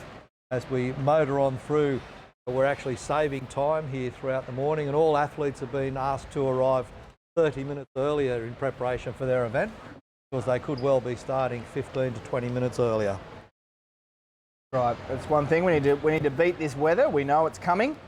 So athletes, please arrive early. Parents, no, we are running ahead of schedule. There we go, and there's some of our lead pack boys working very, very well together. The race within the race. So while they are competitors right now in this pack, they're allies. They left the stadium as 3, now they're a pack of 4. That's right. So somebody's made up some ground there, that pack, and they're leading by quite a distance over the next pack, which is another group of 4 with 2 trailing them as well. This is going to be a great finish by the time they get to the stadium. Here come 4 up the hill now, 2 of them looking over their shoulder, because there's actually a pack of another 3, 4 behind them. We've got 3 packs of 4 cyclists out on the track. As you can see, just before they get to the hill, they're chicaning around. That is something that has been introduced as an additional skill element into the race. So it looks like all of those boys have successfully navigated through that chicane. I can just imagine now, by the time those 3 groups of 4, so 12 cyclists coming into the stadium, with the chasing packs coming up, when they come back in to transition, we could well see 12 athletes coming through the chute simultaneously, if not then very, very close together. This is going to be an exciting finish here for wave number 2 in the Youth A males category. Again, just repeating the event, it is a 200-metre swim, a 4-kilometre cycle and 800-metre run. The Super Sprint race weekend, and this event is the Hyper Sprint. Hyper Sprint. Hyper, I think it's all in the name. It's going to be after fast. Hyper? Is it Warp Speed? I think it might be. Here they come. We've got 4 athletes together. As we're going to cross to Joel for the on-the-ground commentary. Just bike wrecking. He's still throwing it around. Mum and Dad, don't look. He wants a new bike for Christmas. 4 athletes. Wow. Let's see who gets out of transition. We'll be seeing who can get the helmets off. So he's regathered very well there. Shows you how good these guys are. A bit of resilience out there. Harry King is the first out onto the run course as well. So he's done very well. He's thrown the bike around, wrestled it like a rag doll, and he's out onto the run course doing very, very well. He's got the sweatband on, and he is just behind Williams at the moment. So Williams, King, Chrome, and Duffy from WA. The group of 4. Nice little chase group as well. So that chase group is really splintered apart from what it was when they went out onto the bike. And look how comfortable this runner is here. Coutts looking super comfortable as he makes his way through. Over the timing mats for the first time. Brown right behind him.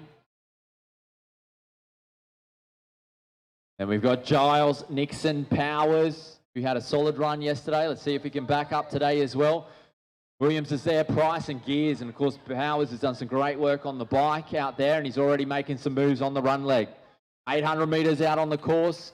The first 4 are playing a bit of cat and mouse at the moment. And they do need to race the times of those other events, both before them and post them as well. So like they are grouping back up with King setting the pace. They're all tucking in out of the wind as the wind conditions do pick up a little bit. But no one wants to put the hammer down. All the speed is coming from Powers out the back. And also another one of our Queenslanders making a move with the hat there as well on the back corner. Here come our leaders making their way through. We've got Hamilton and also Dorohey making their way through out onto the run course for the first time. But here we go. We've got King, Williams, Duffy, and also Chrome. And it'll be interesting to see. 400 metres to go. Who's going to kick? Chrome's on the outside. He's going to let it rip. We've got Brown, who's moving very well in 5th position at the moment. They've got momentum. Counts has slowed up just a little bit on what it was when he exited T2, but Powers is keeping the pace down and Giles is sticking to his heels. Chrome is out in front at the moment. We've had our next kick. Duffy making plenty of momentum over the back straight as well. Chrome easing up, but Duffy has the momentum at the moment. It looks like Chrome's gone a little bit too soon. The lactic acid is built up in the legs because Duffy has hit the lead from Western Australia. He's executing this 800 metre leg beautifully. Here they go into the finish chute. Duffy taking to the corner. He's accelerated out of the bend. Great little running skills there as he makes his way onto the grass. He has the momentum. King coming home very strong. He might be able to run over the top of Chrome as well in these final stages. Duffy's got about 20 metres as he has a look around. He won't see anyone. King running up alongside Chrome. He'll be the second across the line there. Wow, Duffy. King second, Chrome third. Williams coming across in 4th. We've got Brown running in, but he's got Powers, who's had an unreal 800 metres, but Coutts is coming at him, so they're going to have to sprint for those little positions and the points. Brown's through, Coutts running over the top of Power in the later stages, and Giles finishing it off. He has not got a very comfortable face happening right now. Ouch. I've just had it with relevant. That's the old one. Yeah. Sorry, just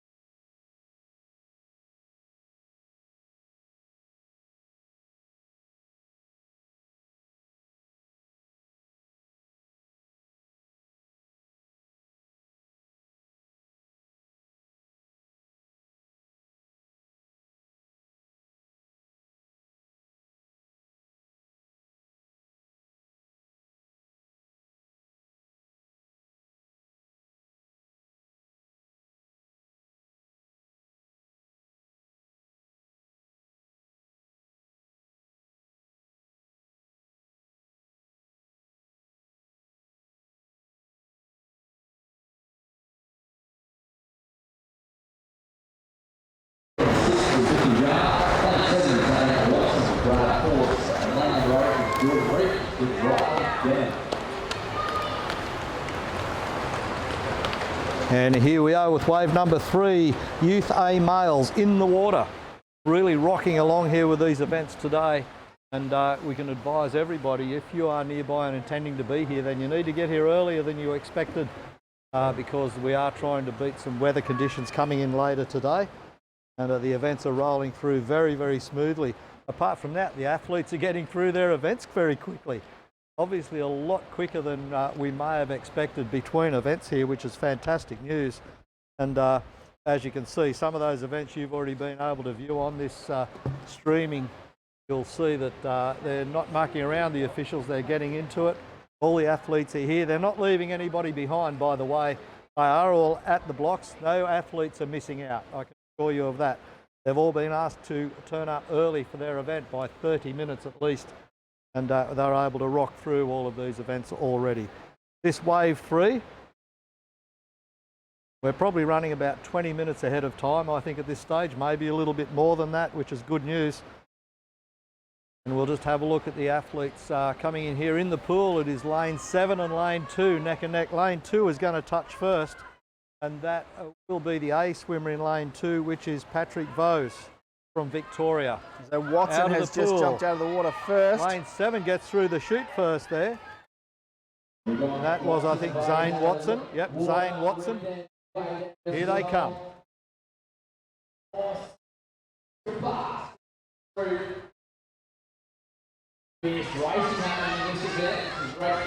So no clear standout from that group. There was a group of about 5 out of the water clustered together very, very well. And the pool is clear. They've all gone through the chute into transition.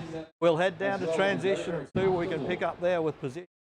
And of course, that's very key to their result to get out onto the bike leg. And here they come. There is 7-7. Oh, where's out our on Gold the bike Coast leg, athletes? neck and T-Rex neck out in together. front at the moment. They'll be happy with that, helping us out, of course, with our aid station as well. So thank you to the Gold Coast Club. T-Rex, Reek, Bose right there, Giles, Watson, Medway and Course. Nice little group of 6. Cooper will want to try and grab onto that. He won't want to let them away. And we've got our second group. It's Blaudwell, Yard, Jerd and Pumper. You watch Mitchell Yard ride. Can go. Braithwaite, Denham and Hart's right there with Hooper, and also Greenwood has done a great job through the transition area. They'll be that third group as they get their way onto the bike. And just with our timetable change, we have had a change with our junior female, so there is no longer a wave 1. That wave 1 has been moved, and we've merged you into the wave number 2 and also wave number 3. So we'll post all of our lists up at the top of the grandstand. So in junior females, wave number 2 is our first wave today. We have now got Alexa Leary, Ella Wooldridge, Amber Kirkbride, Abigail Adira, Jazzy Coventry, Chloe McLennan, Rochelle Hill, Rebecca Henderson, Emily Demikoshin, Victoria Gillies, Hannah Maloney, Claire Market, Emma Callahan, Angelique Mola, Macy Roberts, and Hope Gould. In our second wave for the junior females, we now have Isabel Matthews, Alicia Austin, Grace Bunting, Jacinta Cliff, Annabelle Harris, Cassia Buglio, Bria Roderick, Grace Roberts, Kirsty Beattie, Sunny Star Carusi, Bree Thistlethwaite, Essie Dean, Carmen Tanaka, Cody Hodgson and Emma Hogan. And the reason for the changes is because of the weather that may come in, so we want to get a bit of a buffer on the timetable.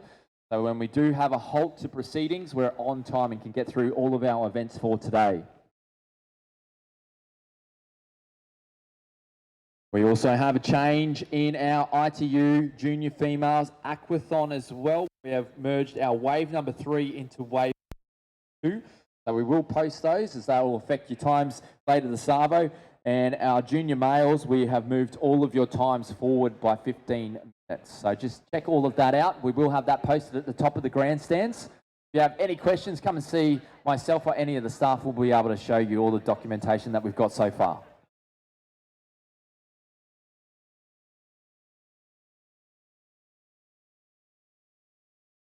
So everybody out on the bike leg now, as we just heard Joel Murray giving the reviewed program and the timings that condenses us into a little bit more, a bit of tighter time frame. Everybody has been advised, and all the athletes have been advised, as well as their coaches as well. So out on the bike leg now, out on that cycle, and they're all going for it, of course. And as you saw them leave the stadium, they were all bunched together in a pack. From first to the back end of the fleet, all of those athletes out on the bike leg are so closely bunched together. This could be anybody's race, this wave number 3 of the Youth A males. The final wave, 3 waves here in this event, the Hyper Sprint Triathlon, event number 2 on this Saturday morning from the Gold Coast Sports Super Centre in Queensland, Australia. Fabulous venue. Shot now you can see of the bike leg and the first group going through. There's a breakaway of 3 there, certainly in that shot. And that group of everybody that was in it together have started to fragment somewhat, setting a hell of a pace. The athletes going down one side and back the other. That's the hot dog leg. They turn around, and of course that mobile shot has moved from the bridge onto a straight, flat section of the course. So as we pan around to the left, you can see it's a cricket field that actually goes. They're going around there, and then some football fields out in the western side as well. These are not public roads. They didn't have to be closed. They're all on this one huge acreage of a venue. So that hot dog turn, that's an interesting one. With gear selection is very, very important as you enter the turn. You want to be in the right gear so that when you get out of the turn, you're not overgeared. You're not having to push too hard. Get back up to speed. Because while you can do that, that's going to affect you later on in the run. Come into the run with dead legs from being overgeared or having to push too hard, then you'll definitely lose a few places in the run. 800 metres for the run after their bike leg. Very, very fast, so you want to be as fresh as you can. It's a race, but it's also a time trial because we've got 3 heats of these male races, and points are awarded for the top 20 overall across all 3 heats. So while you are racing in that draft legal setting, you're also making sure that you get the best time across all of the 3 heats. So you could be racing against people from a previous heat. We saw in this previous heat in Wave 2 the challenges of triathlon and the 3 different disciplines, if you like, of the swimming, cycling and running. The position changes from when they came out of the pool to the end result were massive. There were so many changes in position. There was first back to 6th and 6th up to 2nd, and positions like that. It's just massive when everybody is coached and understands what their strong disciplines are and how they pace themselves, how they time themselves in that event. They can get out of the water at the back end of the field but not be in any panic state because they know they're pretty strong on the bike or on the run or vice versa. So it really is a great challenging sport, triathlon. As we go to a shot of the pool, looks like some of our athletes from our next wave, the Youth B wave, they are warming up. They certainly are, and we're going well ahead of time. And they go out on that bike leg right now, and we'll bring you some more shots of that just as soon as the cyclists get around onto those legs where we have that mobile camera coverage, and we bring you all of those details. So the reviewed schedule being posted at the top of the grandstand now, just about coming up. And as you heard Joel announce that on the PA system, people were heading up there straight away. Some of the supporters straight up to the back of the grandstand looking for the notices. And they're just being posted up there right now. And so that, again, the reason for this schedule change is we are trying to beat some of the inclement weather which we know is coming. We can see it, it's in the sky already. And so we know there's probably going to be a stoppage at some point over the course of our schedule. So if we can get ahead, then essentially we're just reclaiming time.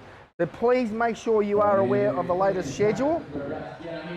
And here we go, we're about to get a great shot of our athletes jumping off the bike. And they're in group of 4. As we go to Joel on the ground, who's going to call the run through. Athletes back in, they're into transition. The top 4 are there. They have broken away from the field somewhat. The rest of the field changing. Here we go. We've got Cooper in there. Great little chase group. Greenwood doing a fantastic job as well on the bike out there. And here they go. The leaders are onto the run course. Medway looking very, very comfortable as he makes his way through. He's being chased down by Reek at the moment. So it'll be between the two boys. Course is hanging in 3rd place. There is Yard. He's done the big work on the bike. He's holding down 4th. Medway and Reek breaking away at 1st and 2nd. They're lifting the pace. Here comes Cooper. He's in no man's land at the moment. He's got a pack of 4 chasing him down though. Greenwood looking very, very comfortable. He worked very, very hard in the bike leg. I believe he was one of the last ones through the transition area, so he's done unreal to get through. Watson coming through as well. Denham making his way into the transition area, running with the bike. And here we go. Hart, Braithwaite, side by side as they go through. Pumper making his way through, looking very comfortable. He's relaxed. You can see the cheeks. Nice relax there. Hooper and Vos, who had a fantastic swim. Medway out in front at the moment of Reek. We've got Course and Yard is coming back a little bit. So he could work himself into 3rd position. Bit of momentum there. But Medway, probably the most comfortable looking runner out in front at the moment. Big stride. Reek's holding on. Trying to hold his form. Denham's out onto the run course. Here comes Course in 3rd position. He's trying to hold on. Yard's right there though.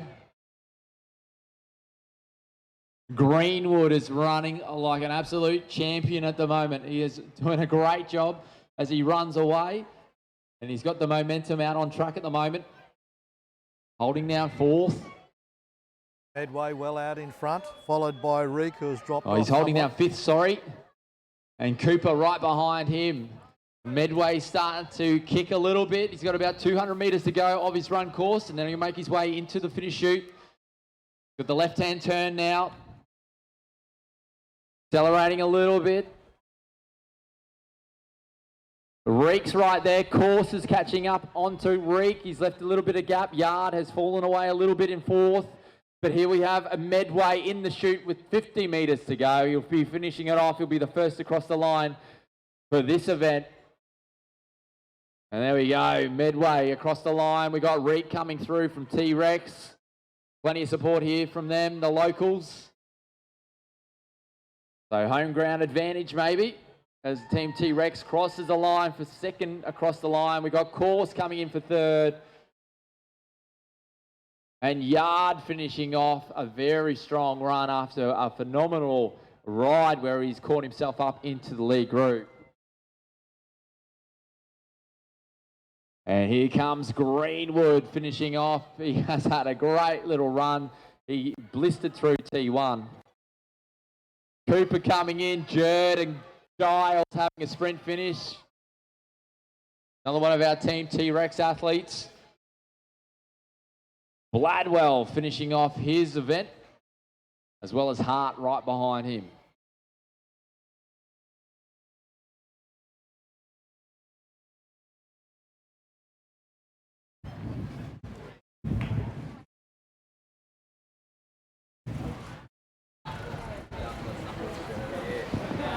Here comes Braithwaite finishing off his event. Only another 4 athletes to come through now in this event. And we will go straight to the pool for the next one. The Youth B Females is the next event. Youth B Females in the Hyper Sprint Triathlon from the Sports Super Centre on the Gold Coast Here of comes Australia. Pumper, Hooper finishing off their 800 metre run.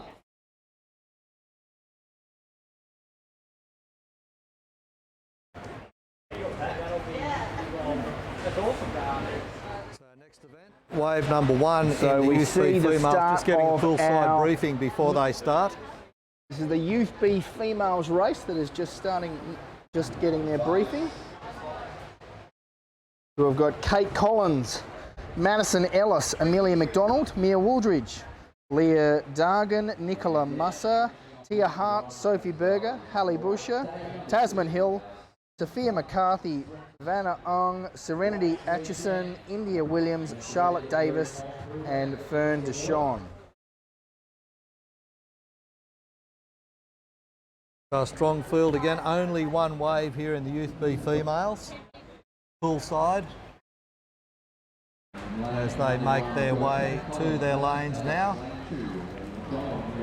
Triathlon Queensland officials down there just allocating their lanes, making sure they're in the right side of the box. Where there are two swimmers, there is an A and a B swimmer. Just to the left and right hand side of the lane is all that means. A side of the lane or the B side of the lane. So as we said earlier, we are running ahead of schedule. We are expecting that a storm's going to hit us at around about 11 o'clock. So that is why we have moved the heats forward. So the field full of Queenslanders except for two from New South Wales. The rest are Queenslanders. And one Vic. Locals. Nicola Musser from Victoria. There is a Vic there as well, look at that. Some on the starting block, some still warming up their arms. And our technical officials just making sure that everything is in order. The program start time was 9:45. We're just up to about 9:07 at the moment, 9:05.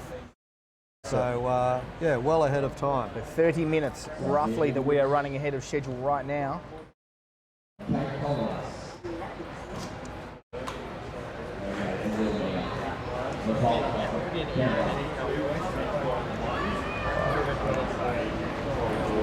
So,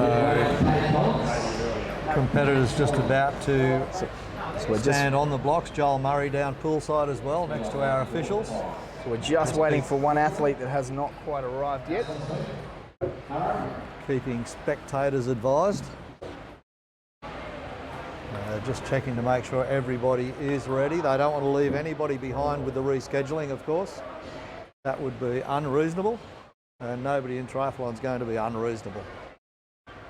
We've got two swimmers in each lane thus far. Maybe it's one competitor from lane one if they're waiting on anybody.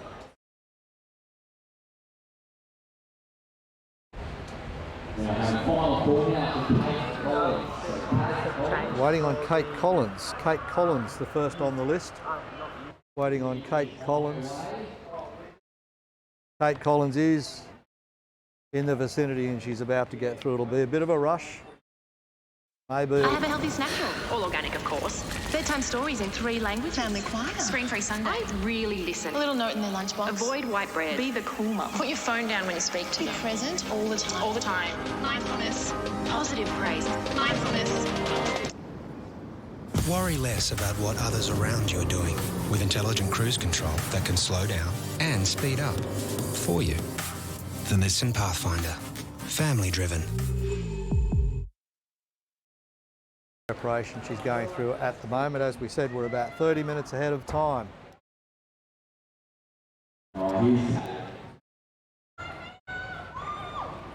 So she has arrived. You can see her on pool deck there right now, just getting her cap on, making her final arrangements, and Joel Murray doing a good job making sure that she's relaxed and calm. So she doesn't get rushed up to the blocks.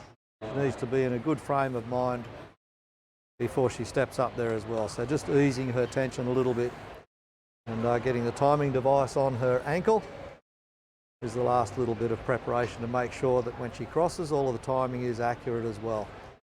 And Joel doing a good job of making sure she remains calm and doesn't rush any longer, even though she rushed to get poolside. She can calm down right now. It's one of the risks of our schedule running ahead of time is that some athletes may be going off their schedule.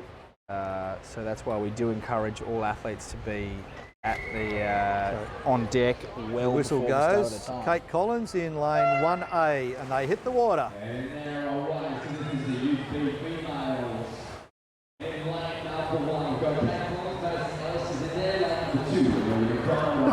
Typically, just as any swimming event, the faster swimmers usually linked with lanes 4.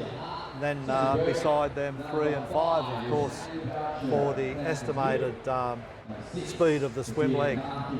Doesn't always pan out that way though. You get a smoky on the outside lanes every now and then.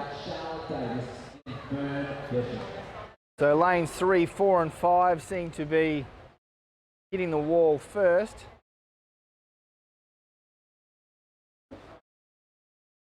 And it looks like Leah Dargan has taken a slight lead.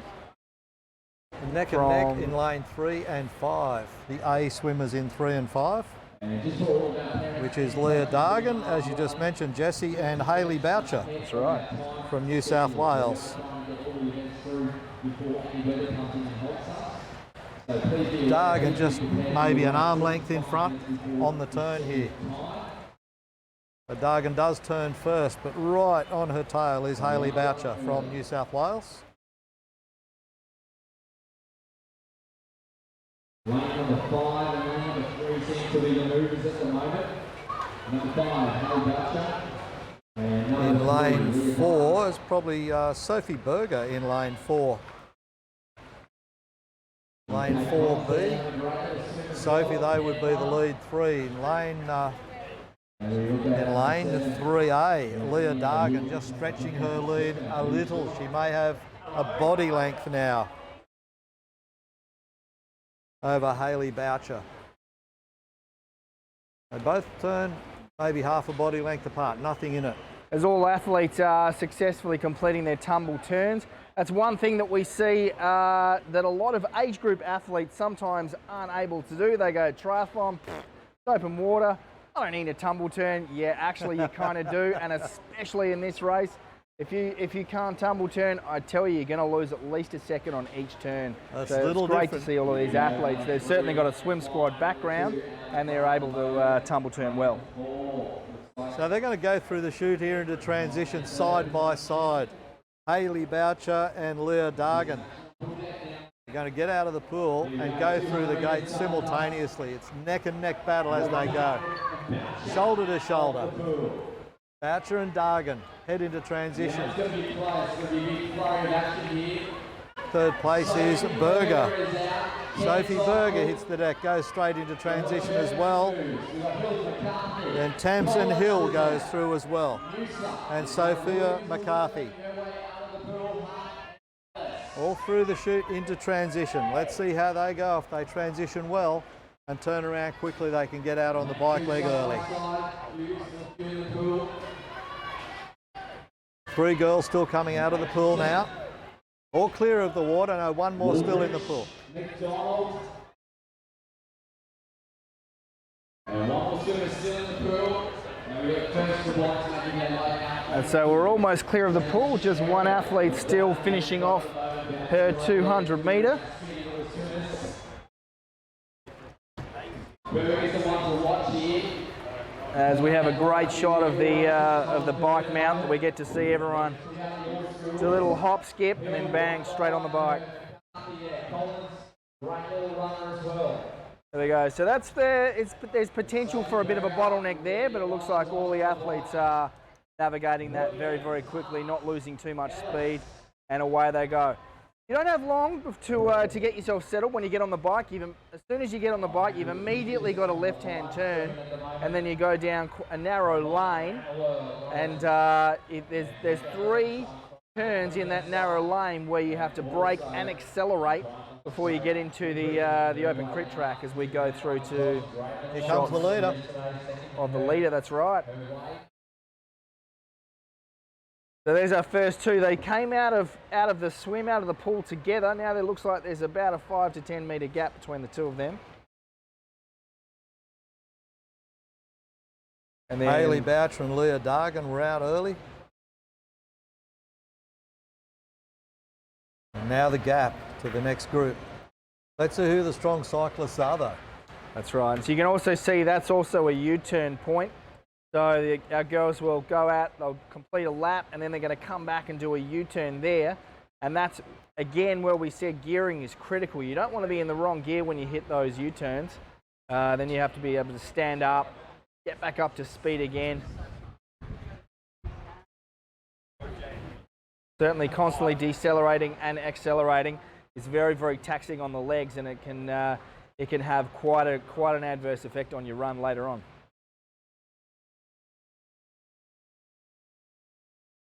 Technical officials out there, of course, monitoring the cyclists. We can see while our athletes are out on course, our next wave, our Youth B males, they're just having a bit of a warm up in the pool. They're getting ready, all turning up early. That's good. As They've listened. officials They've have listened to the requested. announcing. It's coming up to 9:15 here on this Friday morning, the 14th of December 2018, from the Gold Coast Sports Super Centre, located at Runaway Bay on the Gold Coast of Queensland. Never been afraid to leave your own home? For Susie, all it took was a trip to pick up a daughter and being hit by a careless driver. Her injuries left her in constant pain and fear, her life shattered. Then her insurance didn't come through. This is the car Susie sat in, frozen in terror every morning. But insurers don't get to abandon injured Aussies. With Morris Blackburn's help, Susie fought for fair. She won. And so can you. I have a healthy snack drawer. All organic, of course. Bedtime stories in 3 languages. Family choir. Screen-free Sunday. I really listen. A little note in their lunchbox. Avoid white bread. Be the cool mum. Put your phone down when you speak to them. Be present all the time. All the time. Mindfulness. Positive praise. Mindfulness. Worry less about what others around you are doing with intelligent cruise control that can slow down and speed up for you. The Nissan Pathfinder. Family driven.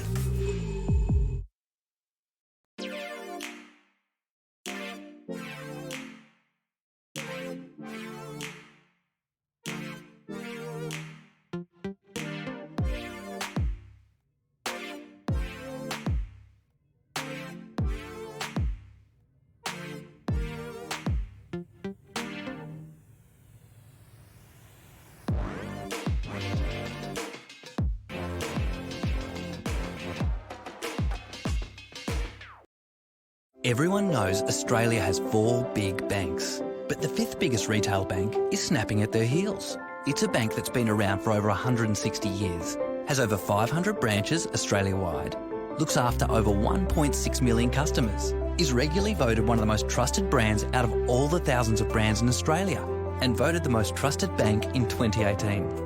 Who is this fantastic number 5? Yep, it's Bendigo Bank, the better big bank. Oh no, there's 2 youth events, youth male. I haven't got these youth females. Wait a minute.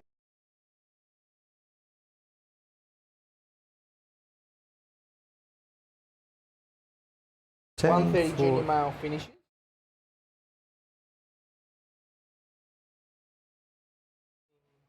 Yeah. 2:40.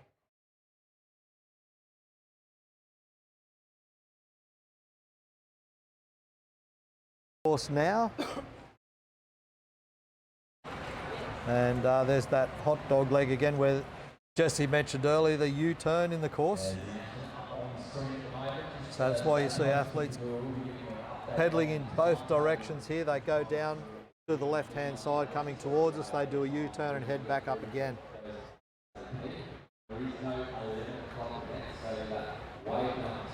As you can see, the clouds in the sky.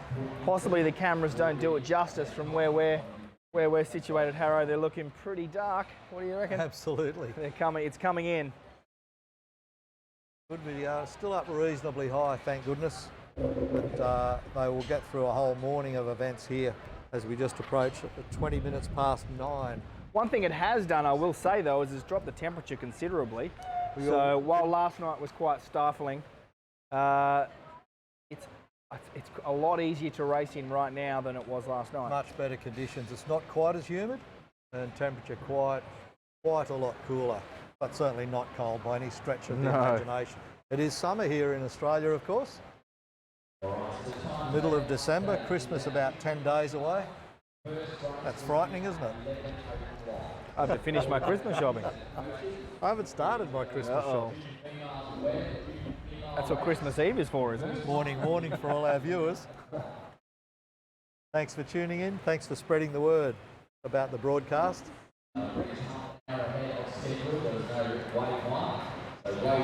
We are trying out a few of these technologies on internet streaming this weekend. And Nick doing a fantastic job, our IT guru, production guru, director guru.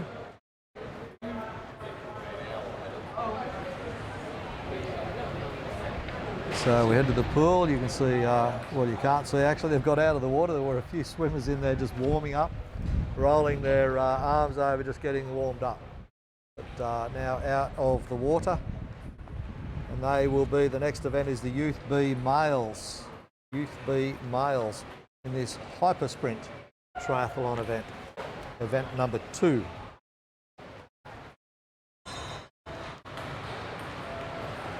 And the hyper sprint is followed by the ultra sprint triathlon for juniors. This is the hyper sprint for youth. The juniors will undertake ultra sprint triathlon, which is a 300-metre swim, 6-kilometre bike ride and a 1.2-kilometre run. That's right, so it's a little bit longer for our junior athletes,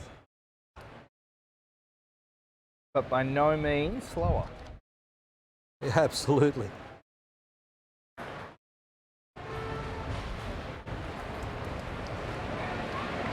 So out on course now. A lone athlete riding by herself, that's going to be a bit hard. They head back into the stadium right now, into transition. Look at Hill, she's moving through the pack. So she's had a phenomenal ride as well. Hayley Boucher comes into the stadium first. And there we go, Berger will be 4th off the bike, so losing 1 position from when they headed out and back in. So just a reminder for all of our junior female athletes, the first of the races will be race 2 is now at 11 o'clock. So it is half an hour ahead of the scheduled time. And those people who were in race 1, which are now slotted into race 2, as those races have been slotted together with race 2 and 3, those ones from 1 have been filtered in. We will start those events at 11 o'clock. The second event then will be 11:30. And we are half an hour ahead of schedule. So if your athletes are not here, coaches and also other athletes, please notify them so that they are here for their event. We've got Boucher, Hill and Dargan out onto the course together. That's 3. Hill looking very comfortable out of the 3. Here comes Berger in 4th position at the moment.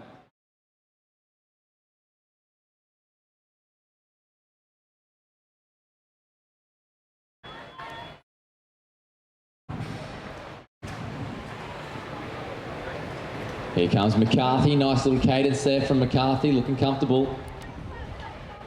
Look at Collins go, big acceleration out of the bend and onto the track. She ran really well yesterday, finished off with a nice strong kick over the final 300 metres of her 1.5 kilometres. So we look forward to a strong run from her.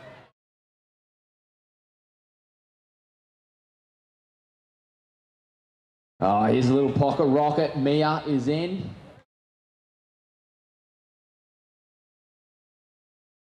And great work there from McDonald as well. Ellis, Hart, Williams onto the run course.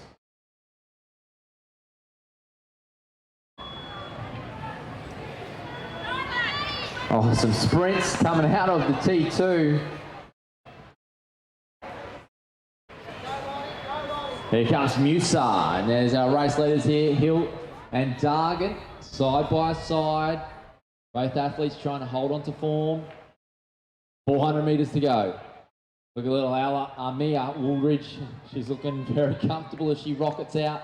The little pocket rocket. She only knows 1 speed, flat out.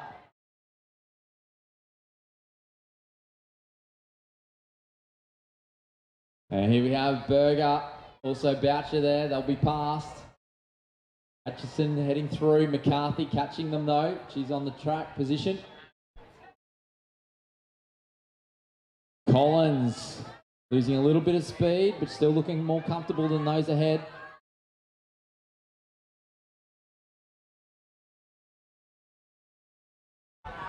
And Dargan has kicked out in front at the moment. She's now got 10 metres on Hill.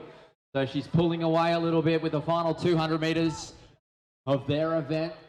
This is the Youth Female B event, and they are into the chute with Dargan out in front, Hill chasing down as hard as she can.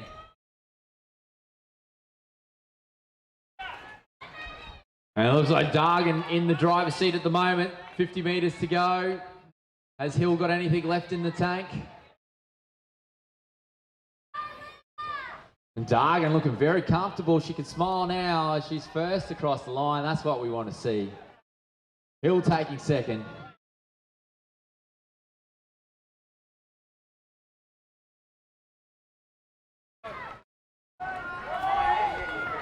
And a great little run from McCarthy. She'll be third into the chute.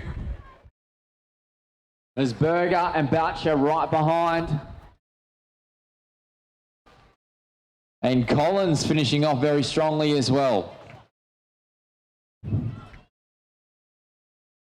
So great little run there from McCarthy. She's had a nice little pace. She's kept the cadence going the whole way around. Well done. Here comes Boucher trying to chase down Berger at the final stages. It's on. It's a great run by Leah Dargan to take the win from Tamsin Hill. Two of them were in an absolute dogfight for that run, finishing within 5 metres of each other.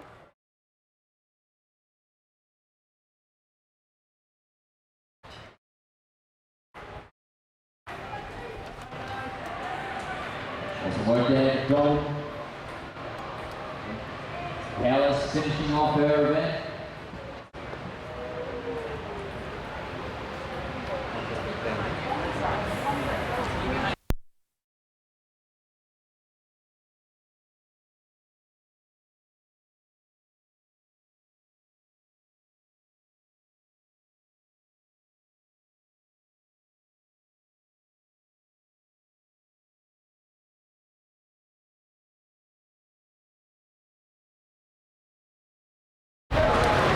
Oh, is that yours? That's yours.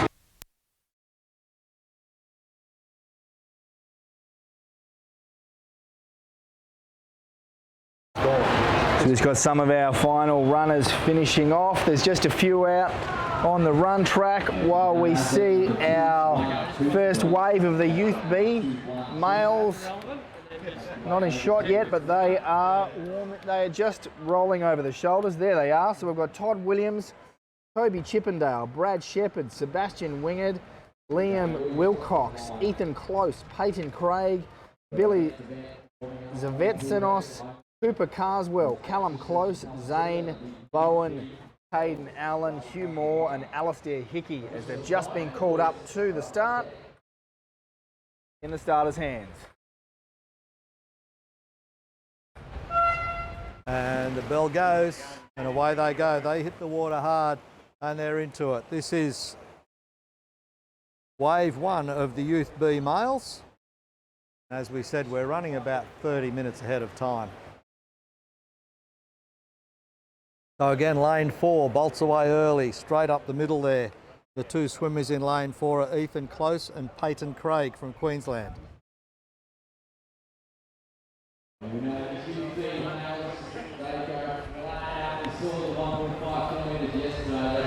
...200-metre swim. Lane 2, the B swimmer in lane 2 is Brad Shepherd from South Australia. Swimming very, very strongly. In fact, he may have the lead, the South Australian. I think he's got just a narrow lead. He's got a long stroke, comes from the UK. He's got a good swimming background. And he is neck and neck with Ethan Close and Peyton Craig, both of Queensland, probably trained together. He's definitely going to turn earlier though. Brad Shepherd will turn before them, I believe. Right, just a narrow lead. Kicks away. Although Peyton, I tell you, Craig, he got him on the flip turn, I reckon. He had an amazing turn and he's just made up half a metre on Brad Shepherd.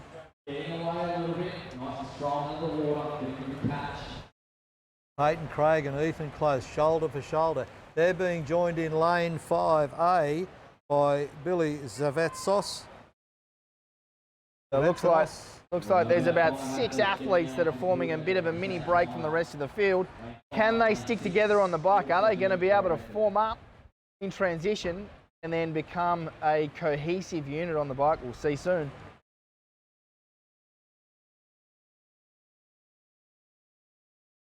Come back there for their final leg.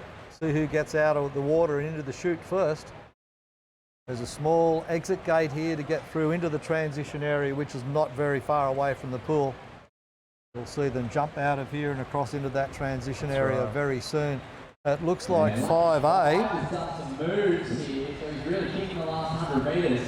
Billy Zavetsanos. Lane 2 down in front, and we've got lane 5 and lane 4. Zavetsanos will get out of the water first. Zavetsanos has had an absolutely fantastic final 50 metres. Close coming out second, Shepherd, Craig, Close, Wingard. There's our top 6 into transition. Will they work together? I'm going to take a punt and say Brad Shepherd. You reckon? He went through the chute about 4th or 5th, but he's got a good run finish on him. Yeah. Then you got Bowen, Wilcox out of the water next, Carswell, Moore, and Allen from Queensland. 2 more swimmers to come, 3 more swimmers to come out of the pool.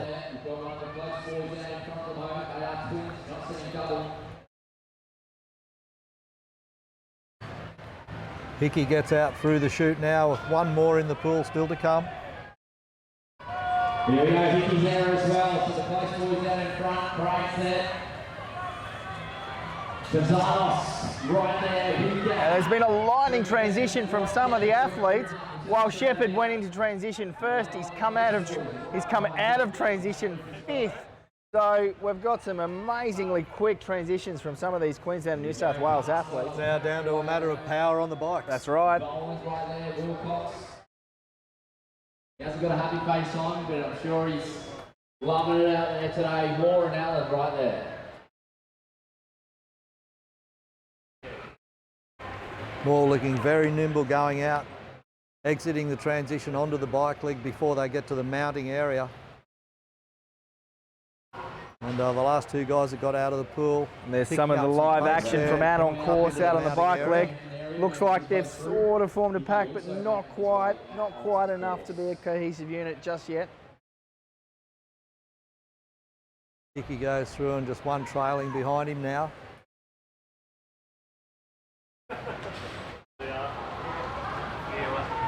Out of lane 1, it's one of the Queenslanders heading out now into that mounting area. Around the area, I'll give this gentleman a round of applause as he makes his way out. Youth B males. And away they go onto the bike leg. You can see that view of the track out there right now. 1 lone cyclist out there on his own making a bit of a breakaway for it.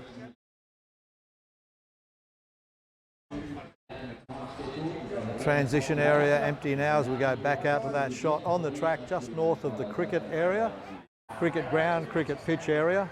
And they start to go out there and we'll see some of those cyclists heading along. There's another one there heading out. They've all separated quite significantly now, those leading pack.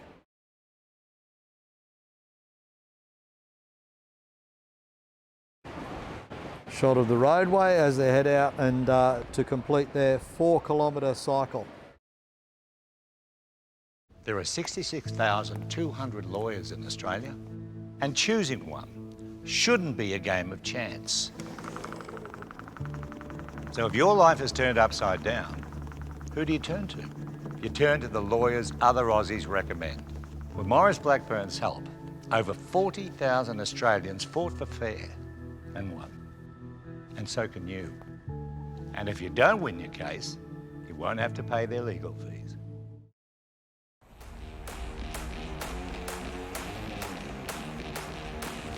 We can do anything we want to do. Whatever I can do, you can do it too. With Nissan Intelligent Mobility. We can do anything we want to do. Suspension tuned for tough Australian conditions. 3.5 tonnes of braked towing capacity and huge payload. There's nothing you can't do. Nissan Navara. Powerful, made clever.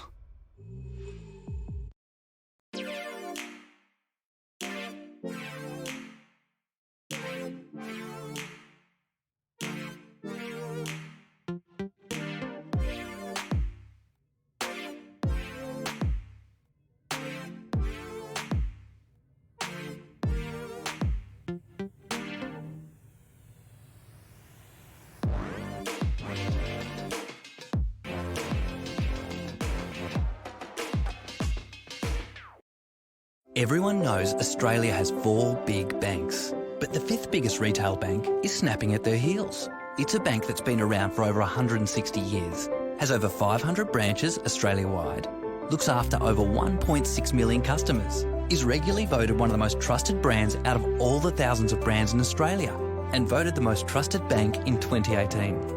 Who is this fantastic number 5? Yep, it's Bendigo Bank, the better big bank.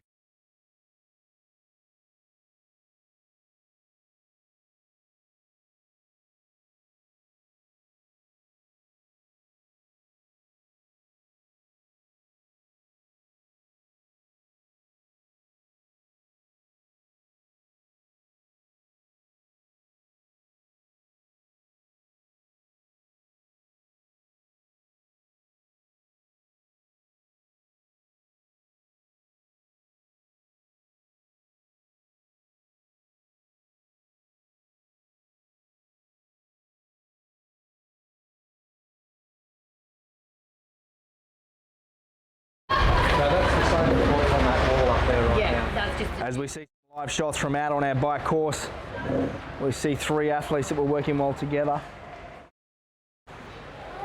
We'll be going for 8 minutes and 30. Here's another athlete just approaching that turnaround.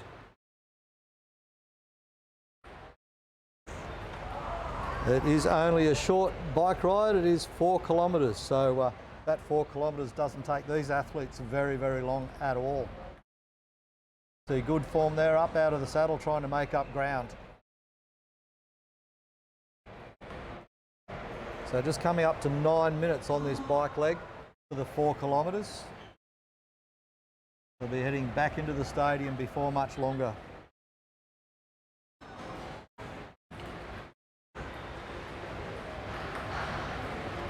Bit of work going in there. That looks like hard work.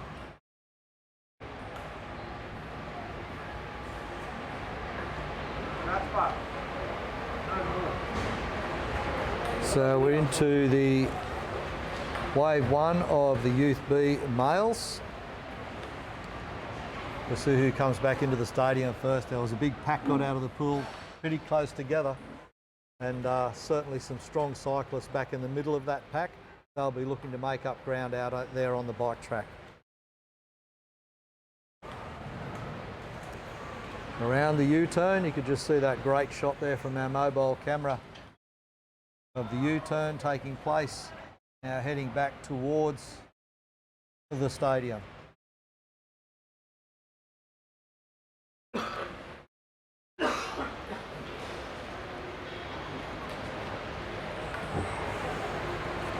Here comes a pack right now, heading down to that U-turn area.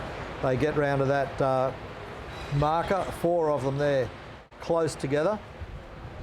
4th one, high cadence rate going, trying to catch up and stay in touch with those guys.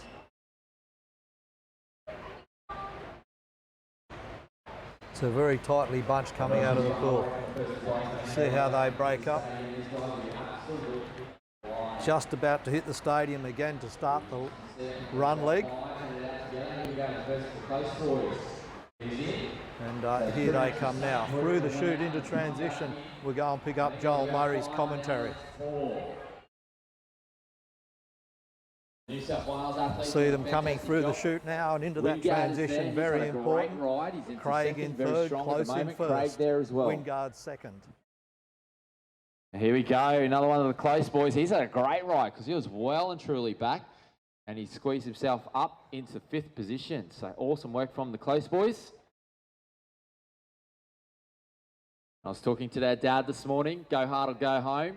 Put the messages for the boys, and that's what we're seeing at the moment. Ethan Close out in front with 800 metres to go. Craig looking very comfortable as well. He'll be trying to chase down, so the boys will be trying to save a little bit in and kicking home in that last 300 metres. Wingard had a strong run yesterday. We'll see what he's got left in the legs after that big effort. Zafalanos doing a great job from New South Wales. I think I've said his name 5 different times. So if someone can help me out with that, I would appreciate. Shepherd is in from South Australia. The next of the close boys making his way around. He's put the glasses on to help us out today.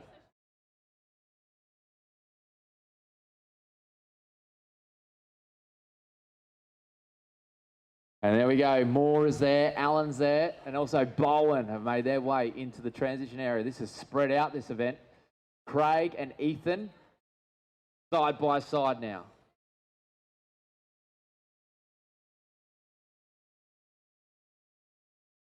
Cooper Carswell onto the run leg. Wilcox right behind him. The facials haven't changed.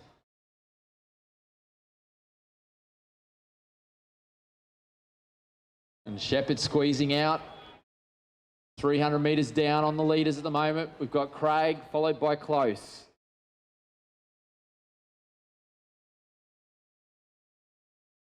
A few of the boys will be squeezing it out. There are plenty of events to have still with the Super Sprint race weekend. It's only their second event. Allen, Moore, Wingard there. And a little New South Wales champion, the Z, making his way through.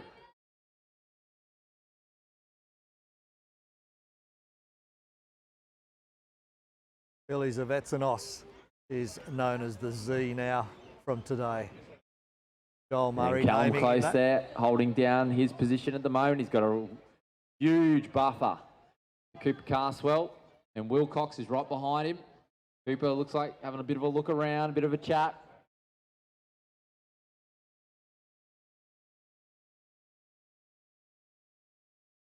And we've got Craig has streaked away at the moment. He doesn't want to leave anything in the tank for his following events. And look at him go as he makes his way into the chute, putting the pace up a little bit more as they're chasing the points. They want to make sure they've got the quickest times in comparison to the next event. Now he's got the speed wobbles, bit of fatigue there. The head's starting to wobble, losing a little bit of form. Ethan close behind him, looking strong though.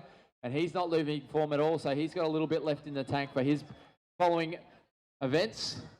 So well done. Ethan's home. Wingard looking at the ground. Keep your eyes up, buddy. Enjoy the finish line feels. Plenty of those this weekend. And Wingard crossing the line. Third across the line. The Z-Meister crossing the line as well. New South Wales. Fantastic swim from him. First out of the pool. He's ridden strong to keep with the bigger bodies.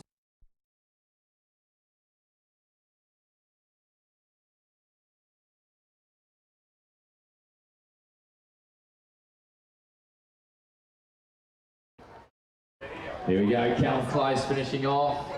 And just a few more athletes coming in across the line now as we head across to the swimming pool for the next wave, which will be wave 2 of the Youth B males. And as we said, running about 30 to 40 minutes ahead of time at the moment. And supporters coming around to the pool side as well. And this is only 2 waves in this Hyper Sprint Triathlon event. Event number 2 here on this Friday, 14th of December, day 2 of a 4-day event. And swimmers ready on the blocks now, getting set for this wave number 2. And they're about to jump. An official gets them to stand down from the blocks, not quite ready to let them go yet because the previous event still finishing off on the track. Still a couple of athletes with a lap to go before they get to the finish. And that event has to finish before they hit the water here. We've got back-to-back waves going. Then after these youth events, we go to the junior events. That's right. So we've got in our Youth B male wave, Marty Haitley, Sam Peach, Jasper Sumsky, Hayden Small, Casper Larkin, Douglas Chapman, Lachlan Crome, Brad Butler, Freddie Ayres, Mason Pavick, Matthew Thomas, Brady Blake, Matthew Lowe, and Ethan Brailsford. So they're just waiting for our last few runners to finish their last run, and then they will take to the start blocks. So as you can see, their names up on screen, and that is the lane that they are in. They're almost ready to get underway with our next heat.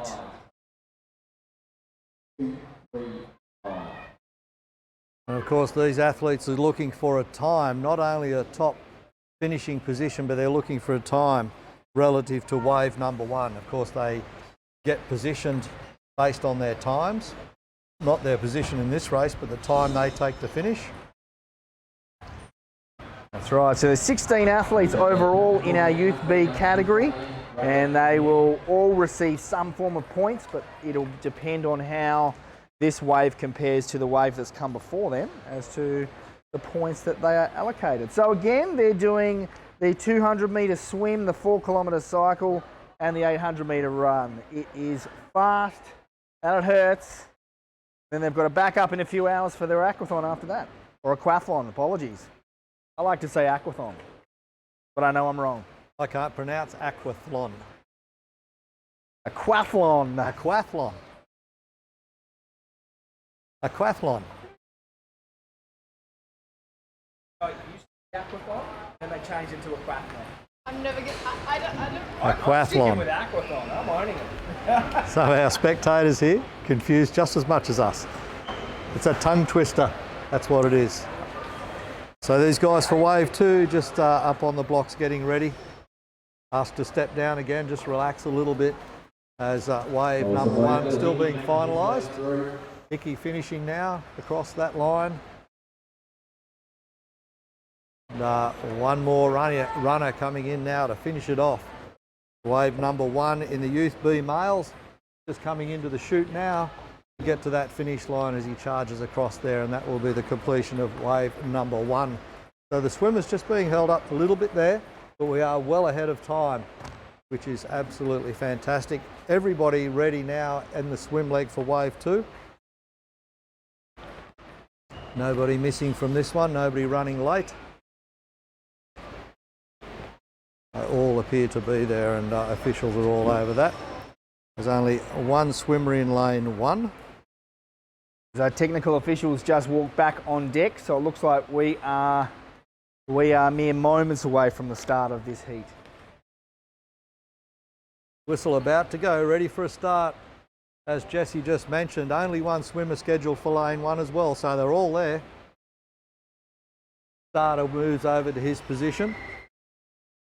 Gives the whistle.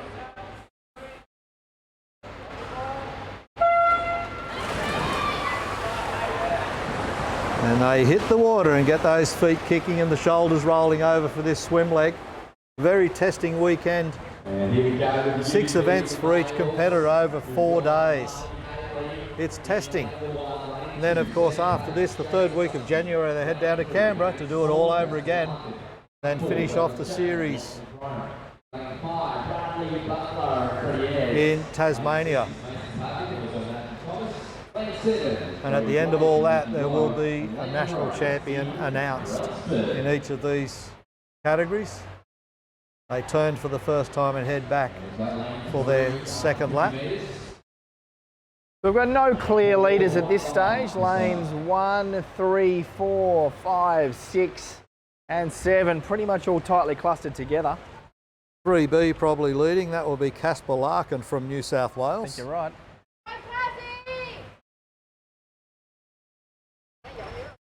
No, you're right.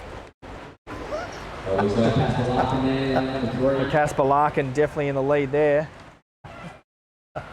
And they're second 50 in 39 seconds, so I think they're feeling a little bit of pain from that first 50. Marty Hatley, I think, turned 2nd in lane 1, but he's just slowed down the pace right now. Right, we hope they haven't cooked the engines from that first 50, but also they could still be a little bit sore from their run last night. You never know. They're all bunching up again now as they head up for the 3rd time. They'll turn at the top, come back for the last time, touch the wall and jump out of the pool into that transition area. They're starting to break up significantly, actually. There's a few are starting to tire. And the leaders are being caught up just a little. Again, turning in 1st place is Casper Larkin from New South Wales. He's being joined very quickly though.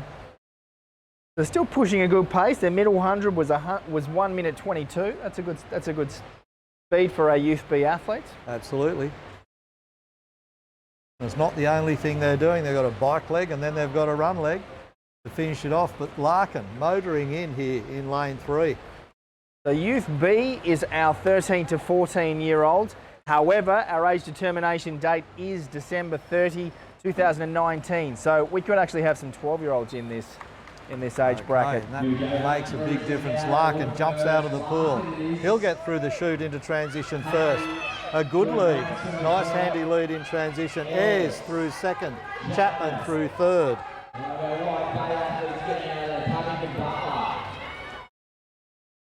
So Larkin getting out of the water, his final 50, 43 seconds. So his final 50 quicker than his second 50. That's some fantastic effort to keep that pace going and even just lift it a little bit. Rome out of the pool now. There's 2 more athletes in the pool. 2 more coming. We'll call them as they get out, as Joel Murray moves around to the transition area. And here we go, neck and neck. Beresford goes through. And out of lane 2, it is Peach, I think, Sam Peach goes through as well. So the pool clear now, and we go around to transition area.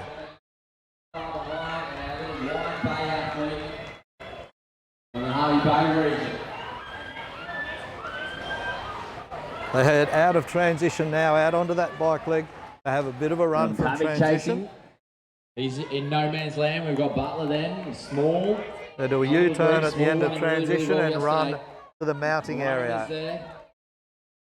Once they get to the mounting area, they can clear their way, and they've got a couple of turns. As Jesse mentioned earlier, there are 3 technical turns. Once they mount, they're going up a slight incline, and 2 turns to the left, 1 hard to the right. Brailsford rocking it out there. He's got a red one. Red So goes the fast. final 2 competitors head out into that mounting area right now. Sammy making his way out there as well. Well Sam done, Peach, and just in front of him it was Brailsford, Ethan Brailsford from Queensland. And they're all out on the cycle track right now, through the mounting area cleanly and out on the track. They will disappear out there for 4 kilometres.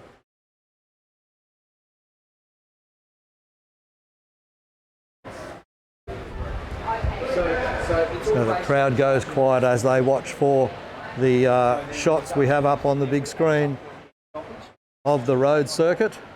And they're out there on the road circuit right now. 5 minutes ago they started, so they're 5 minutes into this event. They'll go past that U-turn sign that you see, they go straight up, back on the track, and then they'll do the hot dog leg and do a U-turn back here where you can see that sign indicating the U-turn for them. So we see them all go through there now, and our mobile camera just picking up a few shots, and we'll track those competitors as we see them disappearing out there onto that circuit. As I said, it's fully enclosed acreage here, very safe, and no public roads involved.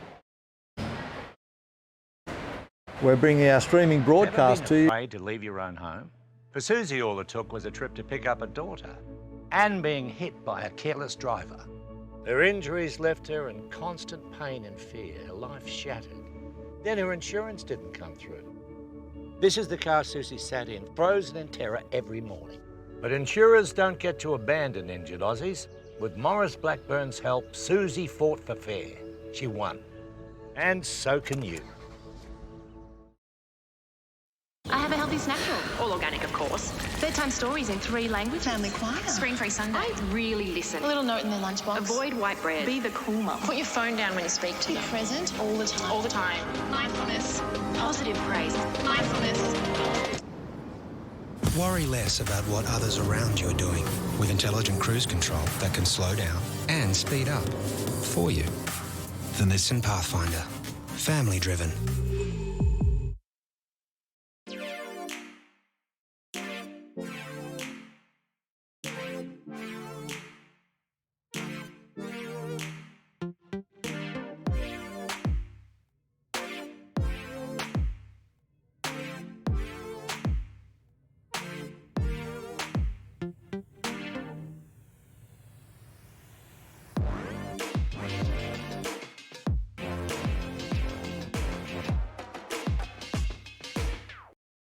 Everyone knows Australia has 4 big banks, but the 5th biggest retail bank is snapping at their heels. It's a bank that's been around for over 160 years, has over 500 branches Australia-wide, looks after over 1.6 million customers, is regularly voted one of the most trusted brands out of all the thousands of brands in Australia and voted the most trusted bank in 2018. Who is this fantastic number 5? Yep, it's Bendigo Bank, the better big bank.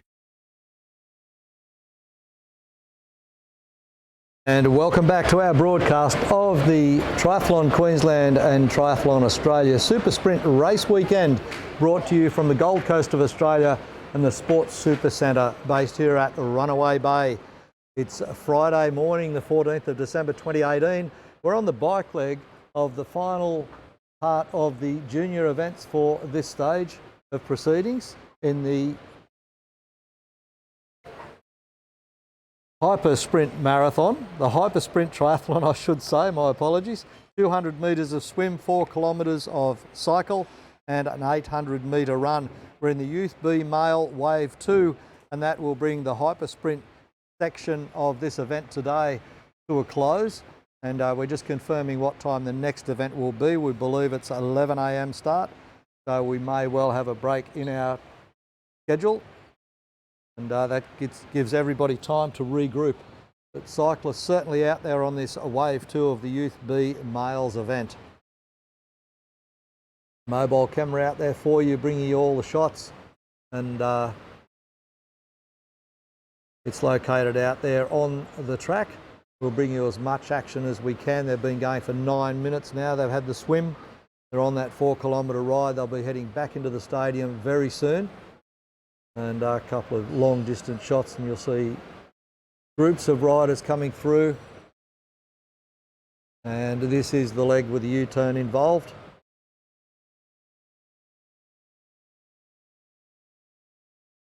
And that's the cyclist we just saw going up to the U-turn point and heading back away from that. And they'll be coming back to the stadium before very long at all. And they're certainly getting through their work, these athletes.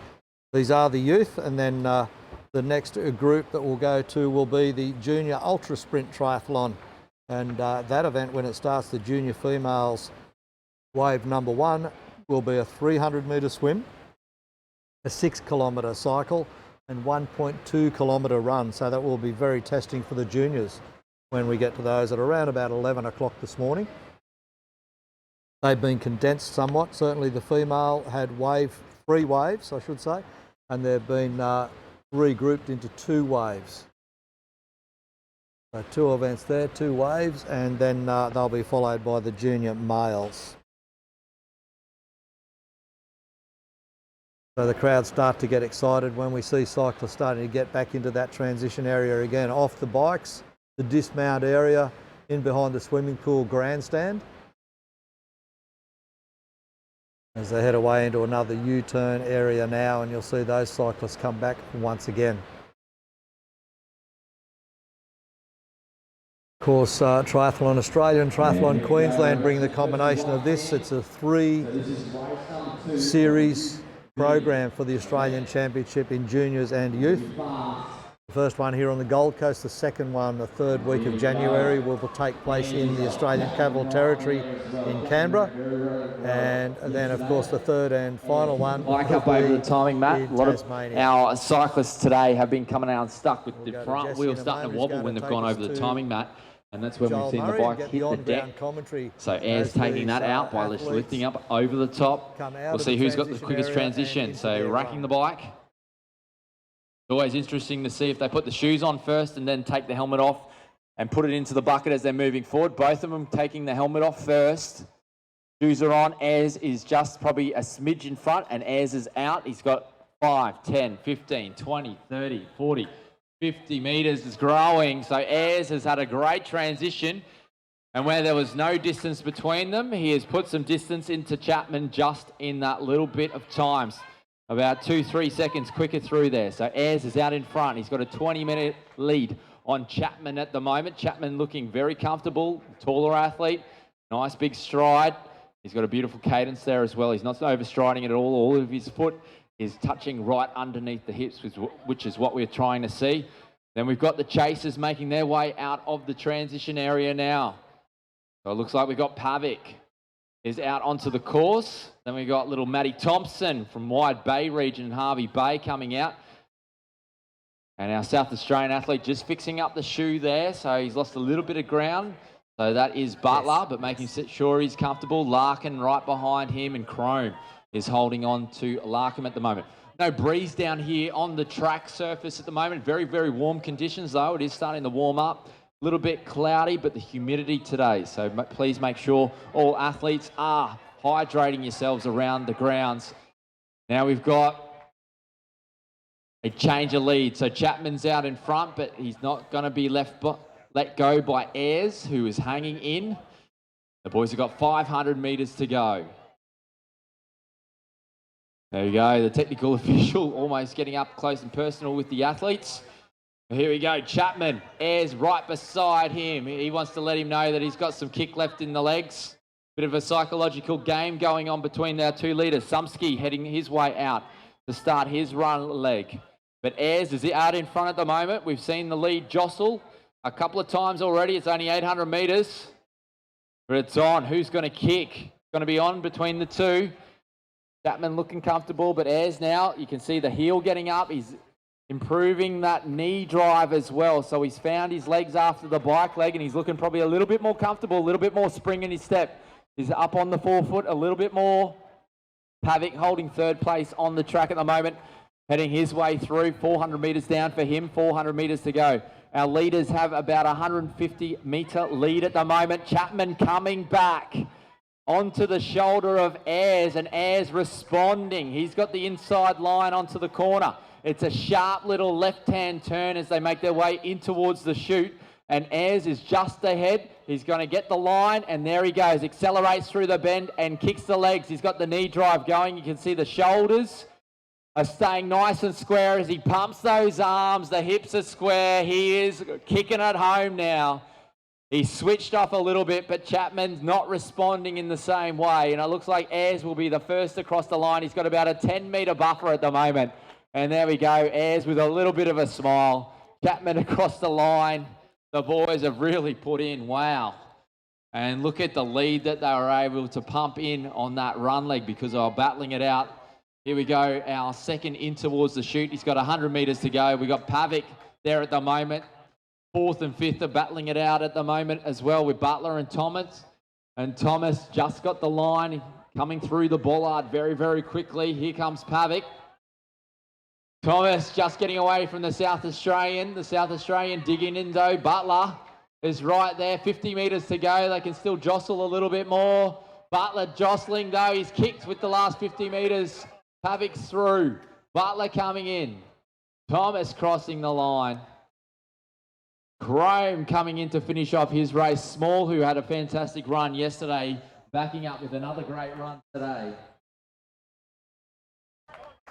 And we've got Larkin into the chute now, so about 50 metres to go for him. We will have a bit of a break on the track with all of our youth athletes. When we have all of our athletes home, we will be opening up the transition area for you to collect. So that was a great race in our Youth B males hyper sprint. Ayres over Chapman and Pavia, and then Butler in a sprint finish from Thomas. That is absolutely fantastic. So we've got a break of about an hour now before we resume with our junior female races. And that gives the youth athletes time to clear the transition area of their cycles, and that will let the youth then bump in, put their cycles into the transition area. So 1 hour break, a bit under 1 hour now, 50 minutes, 55 minutes for the changeover of the transition area in particular. That's right. Bikes in and bikes out, pack their boxes with all their equipment in it, etc., what they need with their shoes and all of that. So yeah, it will be an 11 o'clock start for the juniors. That's certainly been confirmed. And that will be the girls up first, the females, and where they've moved from 3 waves to 2 waves, as we previewed a little bit earlier. So we've got our waves, so 11 and 11:30 are our female waves, and then we flow through to our junior male. All that is based on an assumption that the storm's going to hit, to be honest. It's kind of clearing a little bit, so here's hoping. So for us, we're going to have a bit of a break, and we will see you at 11 o'clock in 1 hour's time. Bye for now.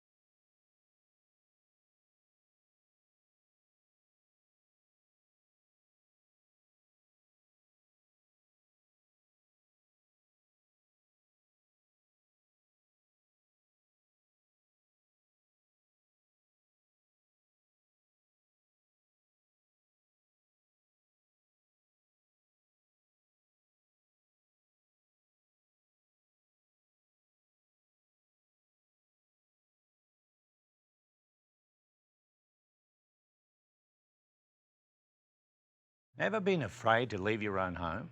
For Susie, all it took was a trip to pick up a daughter and being hit by a careless driver. Her injuries left her in constant pain and fear, her life shattered. Then her insurance didn't come through.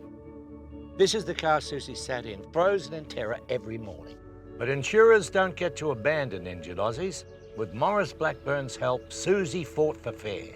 She won. And so can you.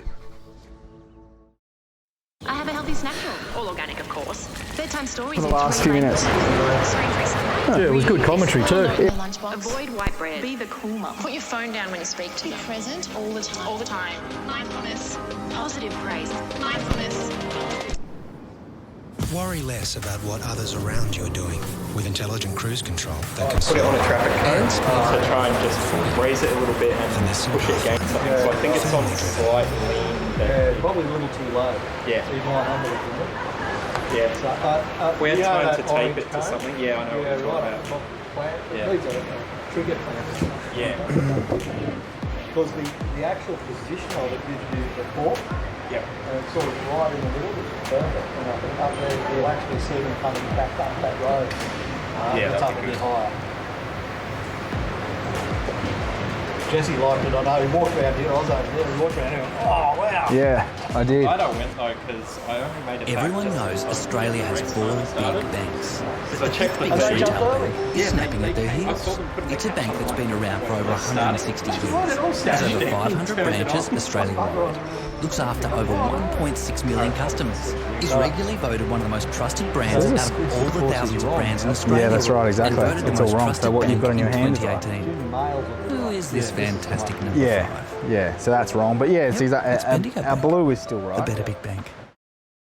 Oh, you've got yours set up. Okay, good. But that's for this one. And we're back in the action. Looks like we have got a fairly large chase pack who are chasing down our leaders out the front. It's on view. Go to the toilet.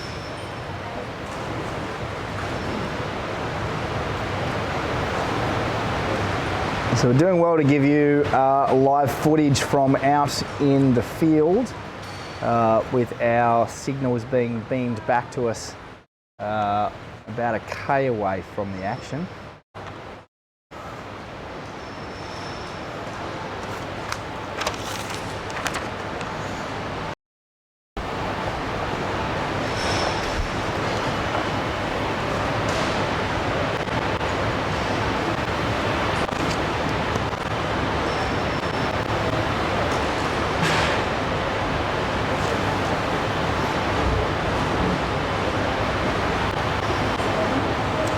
So 31 females all up in this junior female wave, and the top 20 will receive points.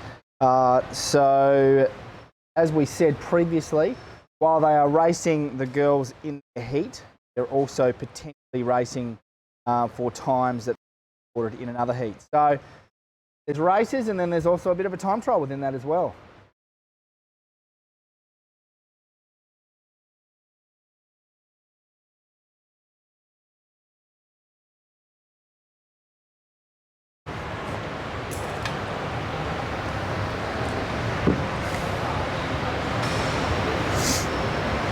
As we see our officials just waiting for our athletes to come back into transition. They're checking to see if they've met all the requirements of ITU with regard to transition. Thanks to all of our technical officials, and in fact everyone. And you saw in our ad break some of our sponsors and supporters: Scody, Nissan, Bendigo Bank. Of course, these events wouldn't be possible without their support. So we thank all of our partners from Triathlon Queensland and in fact from Triathlon Australia nationwide.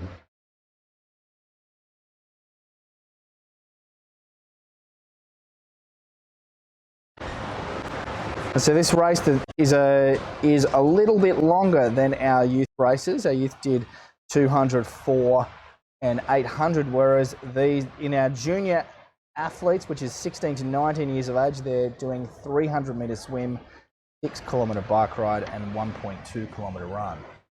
Just as fast, and we'll hurt a little bit more. And so these junior females, they will race now. and then they'll have a few hours off, and then they're going to race their aquathon later on tonight. They've got about 4 hours, 5 hours between races, so the time to recover is critical. They have to jump straight into possibly an ice bath or a cold shower, nutrition, massage if they can get it. And there's our lead pack of cyclists just reaching the checkpoint. 5 of them all on each other's shoulders and going for it. It is a longer ride, as Jesse just said, and they have to be very strategic to retain that energy for the run. It is a significant run. Yesterday afternoon was a 1.5 kilometre run, today a 1.2 kilometre run. It is testing for these athletes, and the sun has come out, broken through the clouds, and the temperature is rising. Right, we thought that there was going to be a bit of a storm earlier on, but it doesn't look like that's going to eventuate. But what has happened instead is that the humidity has stuck around, but the temperature's up. So it's going to be really tough racing. Hydration will be a really key factor for the athletes today. Been going, it's only 10 past 11 is the time on the clock now, 10.5 minutes past 11 in the morning here on the Gold Coast, and turning into a very good day.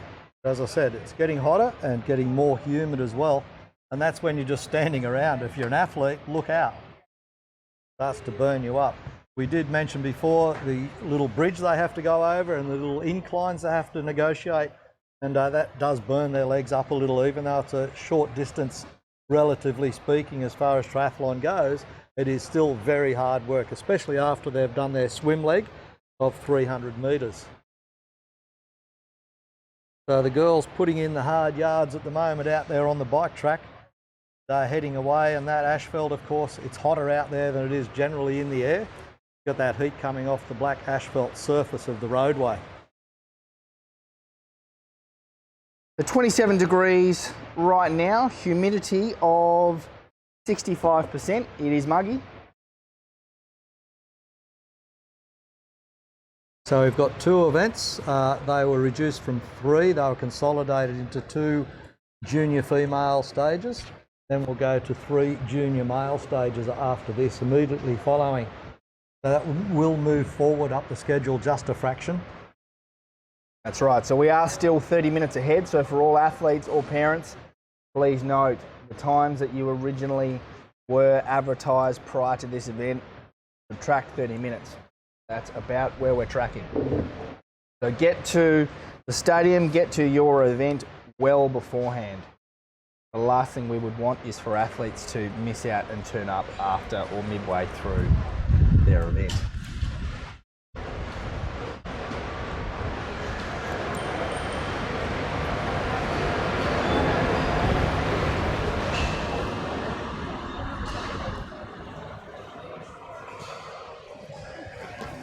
We're keeping a keen eye on the weather here as well, just to see what's going on around us and see if we can see if there's any storms looming here. Certainly up in northern Queensland,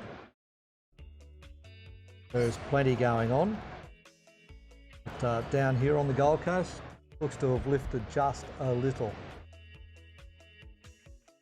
Right, for anyone watching further up north in Queensland, we hope you stay safe. Keep away from what looks to be a bit of a cyclone. Into the transition area, you can see a little bit of excitement up on the hill. There's the queue. It looks like there's our athletes. They've just rounded the turn, so they're only about 200 metres from transition. So very shortly we're going to cross to Joel, who's down trackside, who'll take us through. First 2 athletes have just entered into transition. They get into that all-important transition area. If they can make that change quickly, get their shoes on and get on the track running and try and create a break. New South Wales out in front, Chloe McLennan chasing it down. 1,200 metres, 3 laps of the track as they make their way out. Gillies right there in 3rd place, so lost a little bit of ground, losing control of the bike. Hill is there as well. Watch her run, she'll be nice and solid. We've got Henderson and also Leary. And at the moment, the race is out in front. Coventry losing a little bit of ground on the bike, but there she is. She ran very strongly yesterday, so she'll be looking forward to a strong run yet again today. Gets the shoes on. She'll be able to transition very, very shortly. Molar about to rack her bike. Wooldridge coming in. Great runner as well. they'll be looking forward to trying to run their way up onto the podium. And Hill is away. She's out onto the track. Coventry's out.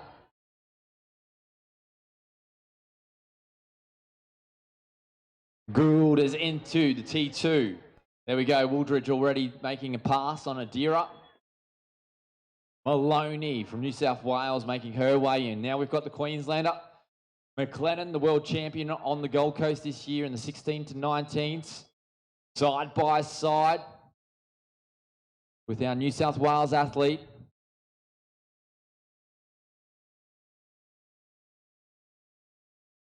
So Emily and Chloe are about to rack up 400 metres of their 1,200 metre run. So it'll be 2 laps to go when they go through. Both girls looking comfortable. They've got nice stride. Doesn't look like the bike took too much out of the legs. And they're both pushing each other. Emily with the inside line. 3rd place on the track. We're looking back. We've got Gillies out there at the moment. Kirkbride is just starting her run. Markick also there as well. Henderson is there. Coventry running very, very well. She's up on the toes. We've got Hill there and Leary. Callahan and Roberts going out side by side as they exit the T2 area. Woolbridge will be getting some places at the moment. She's catching up to the people she's chasing. She's put a big gap on Adira already in 400 metres. And we've got Chloe having a bit of a kick halfway through their run. Now got 5 metres on Emily.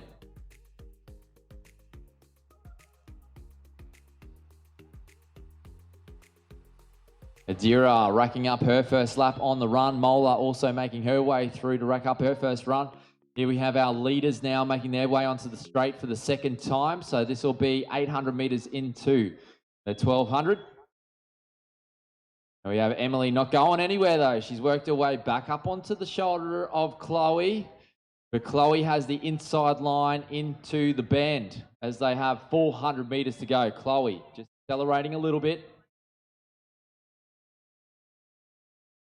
Maloney going through. We have Gould. Gillies doing a great job. Holding pace. Coventry making some moves though.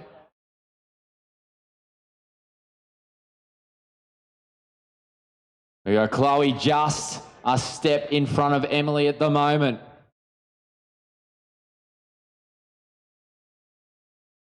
Nothing in it. Here we go. Chloe's kicked.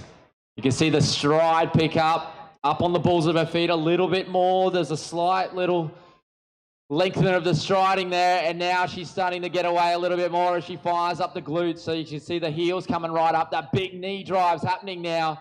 And the arms are pumping. Chloe McLennan, she's taken out the World Championships in 2018. She's going to take out our 2nd event here at the Super Sprint race weekend for 2018. She looks so efficient right now as she brings it in. 50 metres to go for her.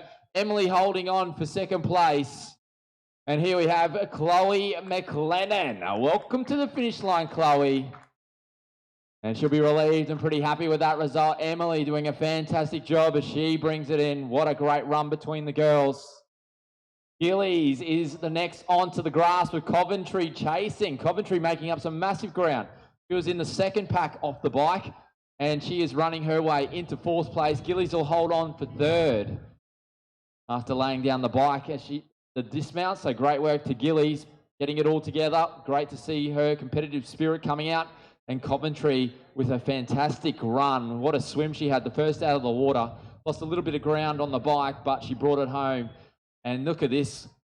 It looks like Ella Woolbridge here. What a run she's had.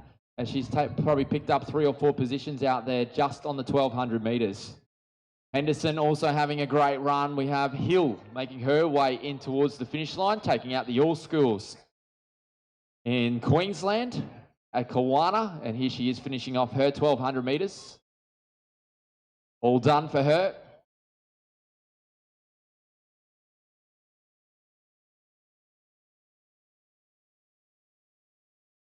And I believe this might be Leary making her way onto the grass now, so she's finishing off Adira. Also bringing in as well, and I believe Mola, it is in the pink, also coming in and making their way towards the grass. So well done to Leary. Mola has had a fantastic run though. And she's run quite a few positions down just in the 1200 metres, which is great to see. There goes Leary across the line. And here comes Mola. Fantastic to see. She's looking strong for the Aquathon later today. And remembering all these athletes have to back up in the Super Sprint race weekend. It's not just one-off racing.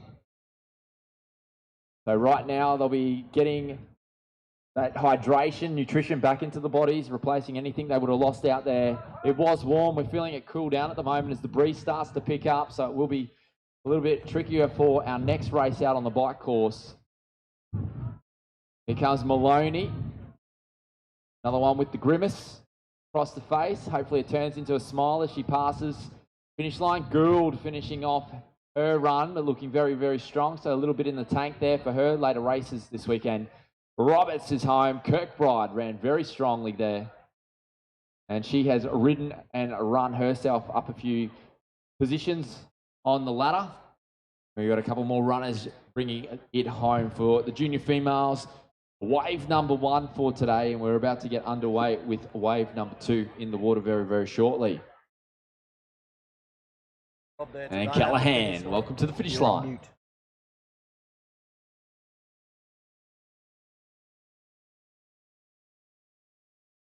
First aiders there doing a great job at the finish line, attending to these and athletes here we go. as it's got hotter. Marsick finishing off her run.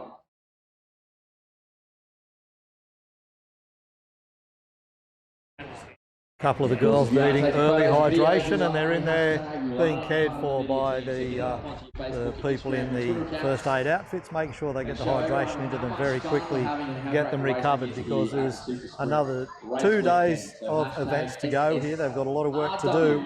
They need that recovery assistance. We'll be getting ready for the next event here, wave number 2 out of 2 waves here in the junior females Ultra Sprint event. The Ultra Sprint, of course, as mentioned a little bit earlier, and it's not due to start until 11:30, and they may well hold off. The girls are not in the marshalling area just yet for the second wave. Right, so our girls are just out of shot. They're just in the bottom right-hand corner of the screen. You can't quite see them, but they're getting their briefing from the marshals, and they will be starting in about 7 or so minutes. Not far away for the jump there, and they've spread these out. They're not going to back to back the events here quite so tightly as they did earlier in the day. The Storms are still in the vicinity, but they're way out to sea off Southport at the moment. So fortunately it looks like they've bypassed us as very severe storm clouds, but way out to sea off the coast of Redcliffe here in Queensland, and hopefully they won't turn back in this afternoon.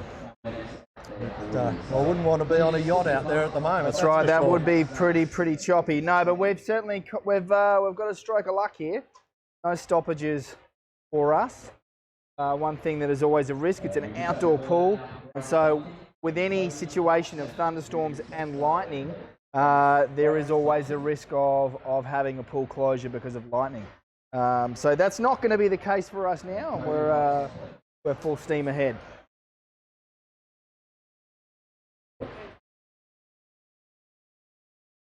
Safety factor very important, and we just make sure our mobility cameras are still out there and active. As we see, we've got a shot down there beside the cricket ground on the straight when the girls go out there on their bikes for that return leg. Very, very tight. Briefing still taking place on pool deck.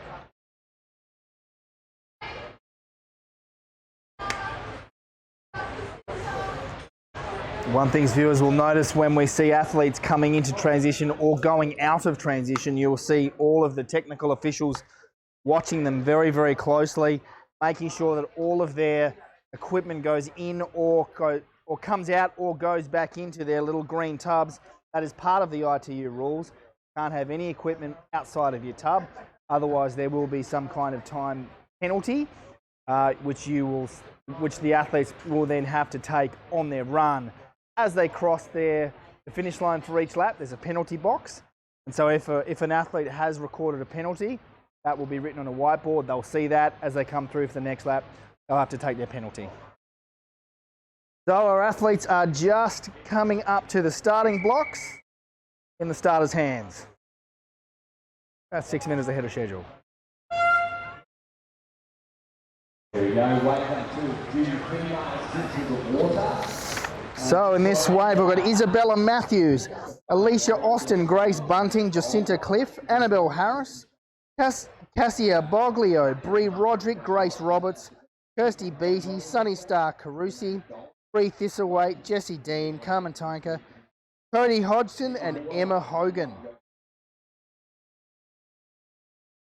First 50 metres, you could throw a blanket over it. They're all very, very closely matched.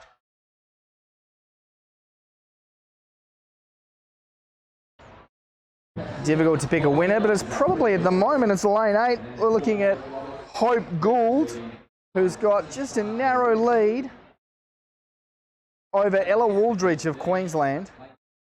Oh, sorry, that's not right. Oh, Isabella Matthews. Isabella Matthews is in lane 1.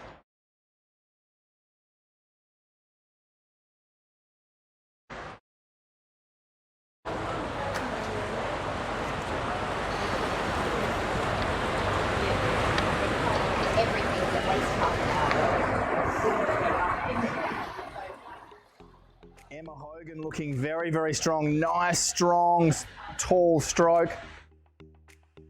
Very good stroke rate. She's got about 2 body lengths on our next swimmer. All the way across in lane 1, Isabella Matthews. We'll work in lane 6 as well, so we'll see when they hit the wall. Lane 8 around. Lane 6 then turning.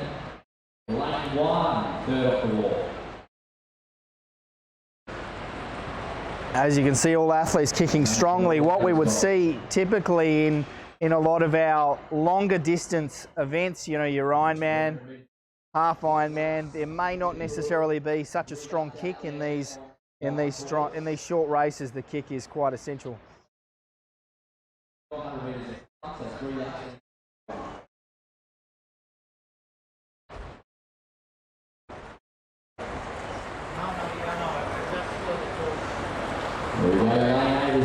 So of course this race being 300 metres, our youth races were 200, this is 300, so they are now into their final 100 of that. And it is still Isabel Matthews of Queensland leading.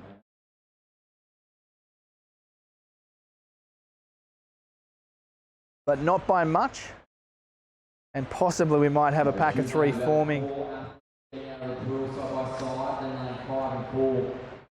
Second of the way, the athlete is lane 2 there as well, so we're pretty close together with this one. As they turn for home.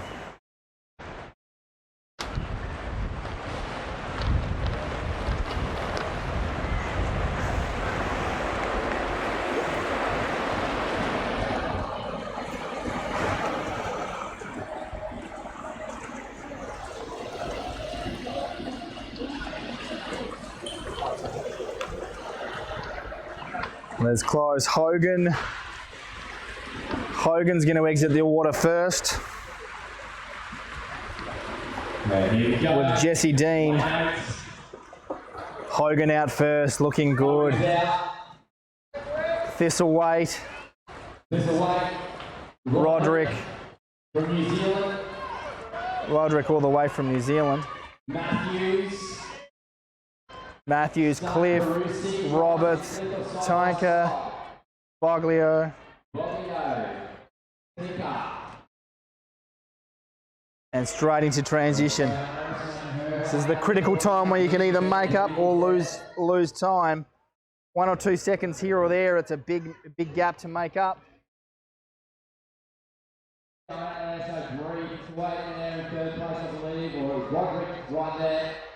Matthews, Sakarusi, Cliff, and Roberts. They're all pretty close together. Carmen jumping on some Zachary or Boglio as they make their way out onto the course. There goes Annabelle Harris. And Julia power away, All athletes now out of the water and either in transition or on their bike. So this is 6Ks. Previous one was 4. This is 6K, so it's a little bit longer. Certainly enough to hurt the legs.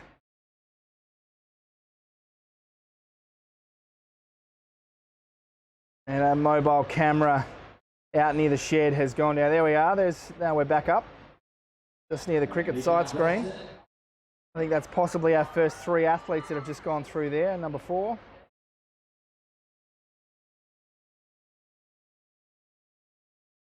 They're not quite a pack. All riding separately, effectively time trialling. That's going to hurt.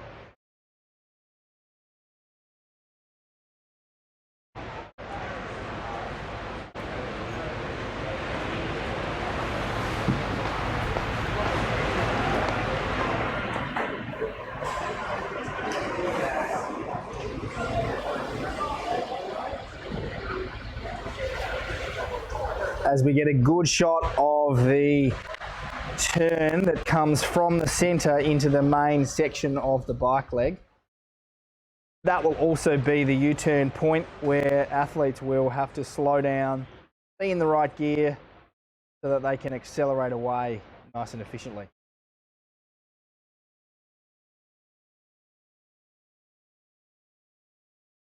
As we just see a shot of our junior boys in the lower right hand screen, just having a chat before they receive their race briefing.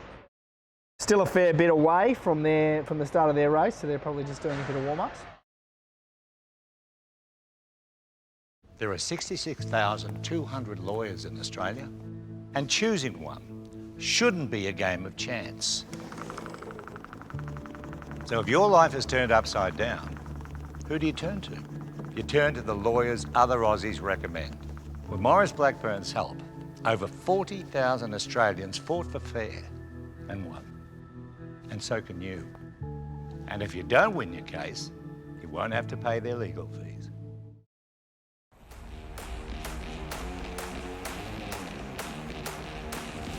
We can do anything we want to do.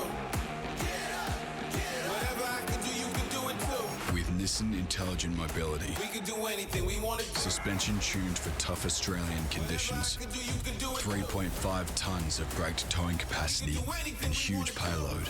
There's nothing you can't do. Nissan Navara. Powerful, made clever.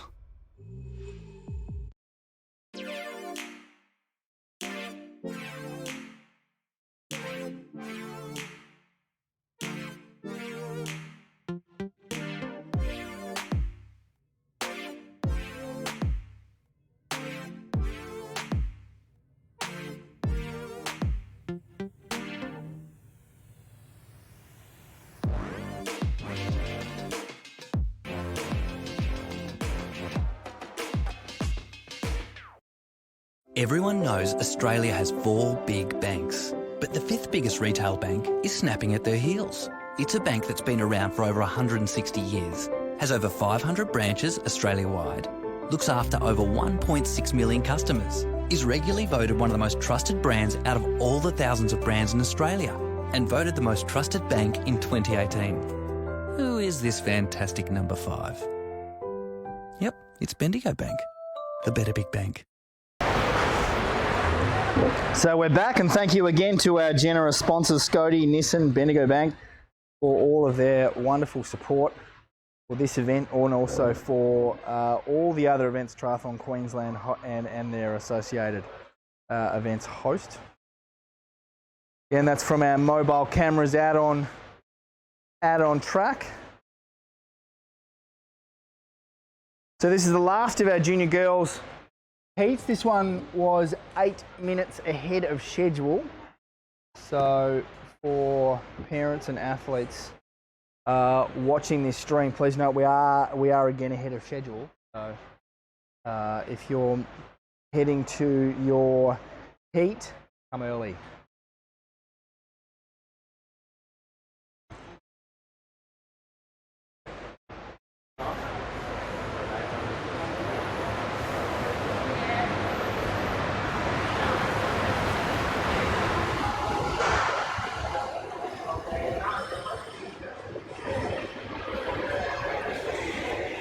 And remember to follow us online on Triathlon Queensland Facebook, Twitter, Triathlon Australia, and Tri Australia Instagram as well. Triathlon Queensland, Facebook and Instagram also. And if you are, and please tell your friends, please publish the link. It is live at ssrw.com.au, and that link then forwards you through to the most recent live streaming. So some people might get a little bit ahead of themselves and watch one day's worth of streaming and then bookmark that and then try and reload it the next day. It doesn't quite work that way. So each time that you tune in and watch us, just type in that link and that will take you to the most recent version of our streaming.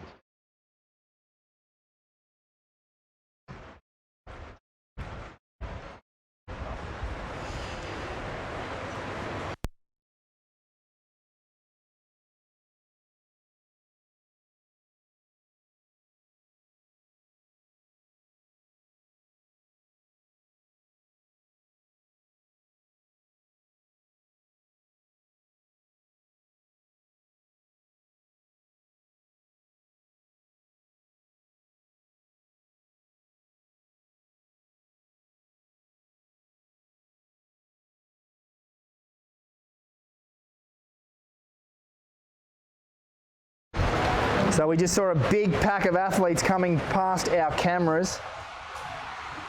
They look like they're working together very, very strongly. And they've accelerated back. So they've done their hook turn. And certainly that's when you put the power down. That's possibly when you can tactically make an attack, is out of those corners.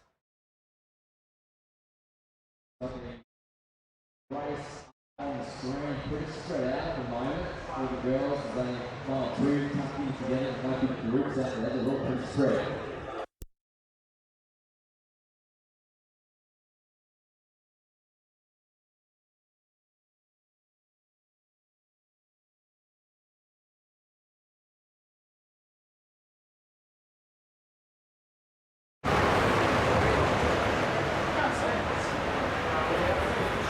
We've just prepared some of our cameras so when our athletes come back around past the green shed for their final turn before they enter the stadium, we'll be able to see them this time. We couldn't get them on the way out, but we're going to get them back on the way in. So that's when we'll be able to see who's leading, who's about to take transition. Quick camera adjustments out there on the fly. That's right. Harrow, that was pretty good. You just couldn't see it, viewers, but he just went running to try and fix the camera. Need a breather now, Jesse. Huge effort. Yeah, the wind did catch one on a road marking cone actually, and either it got bumped or whatever. But it's all been restored now. We've got a bit higher angle on that turn. As you'll see, Jesse just outlined when they come back in and take that hairpin turn to the left. It is a really good angle for them to before they go into the dismount area down the hill. So we'll see that as they go past on the straightaway, and Joel Murray keeping track of everything on the stadium big screens. There's two big screens on the stadium, sponsored by Sports Cover, and that's outstanding effort by Sports Cover. Big screens, massive, and we're able to transmit to those with the various camera shots. So what you see, all of the crowd here at the stadium can see that on the big screen as well.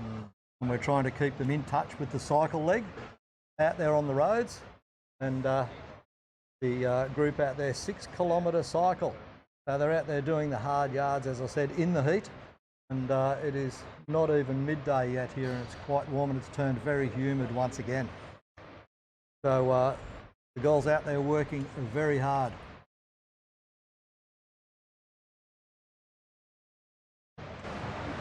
So out in the midday sun before, when we get to the junior boys, they will be out there in the midday sun. That's right. Sure. They're going to be right in the peak of it. It's going to be very, very taxing for those guys. They'll be going for somewhere around 22 or so minutes. Been going 14 and a half minutes. Here we go. Now. Here's our first lot of athletes. Just taking that hook turn. They're about 30 seconds away from transition. So shortly we'll cross through to Joel, who is down on the in the action, down in the mosh pit, so to speak. Roderick, first into transition, racks her bike, shoes on, helmet back into the bucket, and she's off. She's got a decent gap to the chase pack. Looks like they're all together. Four girls in a chase pack. Roderick's got a good gap of about a minute. Got 4 girls in. Cliff, Hogan, and Matthews are all together.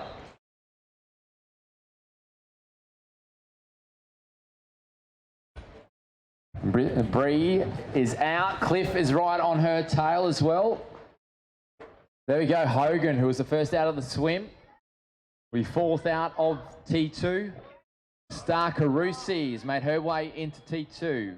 Matthews is making her way out, all looking very comfortable as they make their way onto the run course. Here comes Carmen with the bike, giving it a bit of a wrestle, making it do what she wants. And Matthews is chasing hard at the moment, so she's looking very good, holding down 5th position at the moment. The New Zealander, Roderick, is out in front though, and she is over halfway through her first lap of the track. So 300 metres in. Looks like Matthews is making a bit of a move now. And she's going to move her way up into 2nd place at the moment. She's got the quickest legs out there. Harris is into T2. And Roberts is out on the course from South Australia. Plenty of the South Aussies here. Great to see all the support. Annabelle Harris is out onto the track. We've got Beattie making her way through the transition area now. Roderick's got a lap down. She's got 800 metres to go. Right behind her, she's got Harris, who's a lap down. Here come the chasers.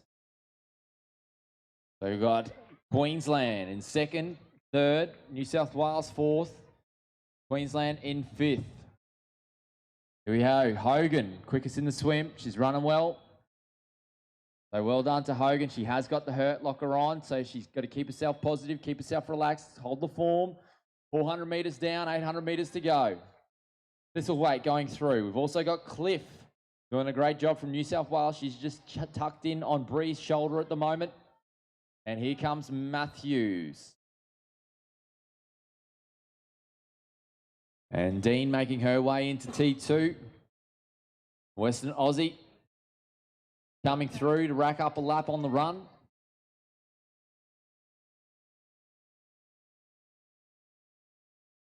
Star Carusi going through from New South Wales. Carmen looking pretty comfortable, always smiling, which is what we love to see. There it is. Great to see them loving the sport. And Dean going through from New South Wales. Here we go. We got Roderick from New Zealand. She's now done 800 metres of the run course. 400 metres to go.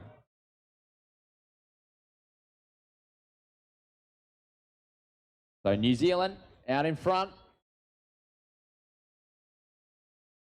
Annabelle Harris there, clocking up a lap. Here comes Beattie. Austin. Hogan still coming. He's got a bit of a buffer now on Bree Thistlethwaite and also Cliff. They're side by side. Cliff just tucking in. We've got our race leader, though. She's on the back straight at the moment. If you're over there, give her a clap and give them a round of applause as they make their way around. What a race it's been. As the winds are picking up, that junior boys race will be a tricky one.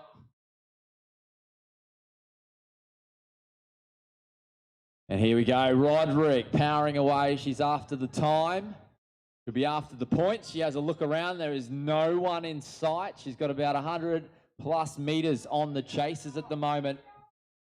So it's all hers. It's all about getting to the line as quick as possible now.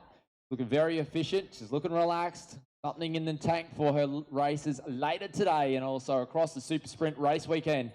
And here we go from New Zealand, Roderick crossing the line. Very comfortable.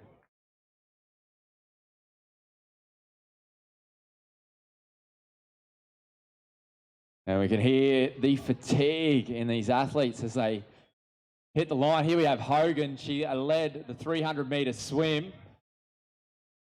She lost a few places on the bike, but she held on to the second group, and she has a run, very, very gutsy run of 1,200 metres. Well done to Hogan. Thistlethwaite will take out third across the line, and Cliff, who has held on to the girls, is in fourth. And we're trying to keep them on their feet. So unreal down here. We've got Western Australia coming in just ahead of the Queenslander. So Boglio making her way in towards the line, and I believe it might be Matthews just behind her, the Queenslander.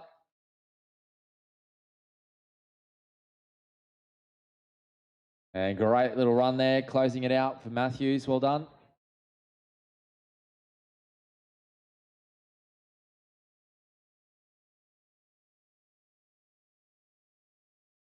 Here we go, Carmen crossing the line. She'll have a big smile. There it is. Beautiful work. Star Carusi also bringing it home as well.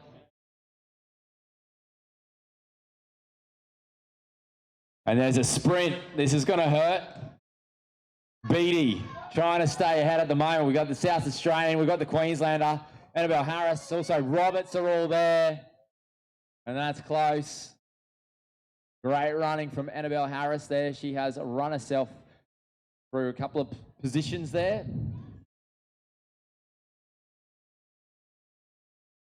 And Dean and Austin there racking up another lap. So we believe 1 lap to go. Austin having a kick.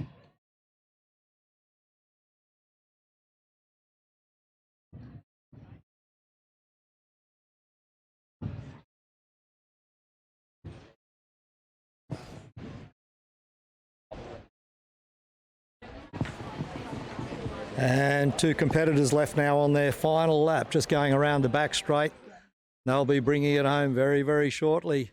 Austin and Dean sorting it out there. Austin is the one that, as Joel just referred to, put a bit of a kick on and gapped Dean. Dean just bringing up the tail end there, and very, very warm at the moment. The boys are going to face it tough out there as it's getting a little warmer and a little more humid here on the Gold Coast. Big event here for Triathlon Australia and Triathlon Queensland at this event. And the first round of a 3-round series. Next round in Canberra, the Australian Capital Territory of Australia. And the third and final round for the Australian Championship is in Tasmania. Austin running down the finishing chute now, approaching that line. Will go under that finish line very, very soon, and Dean following her in as they get onto the grass now and just finish off this event here for the girls. There we go, Austin with a great ride, great run as well. Finished it off.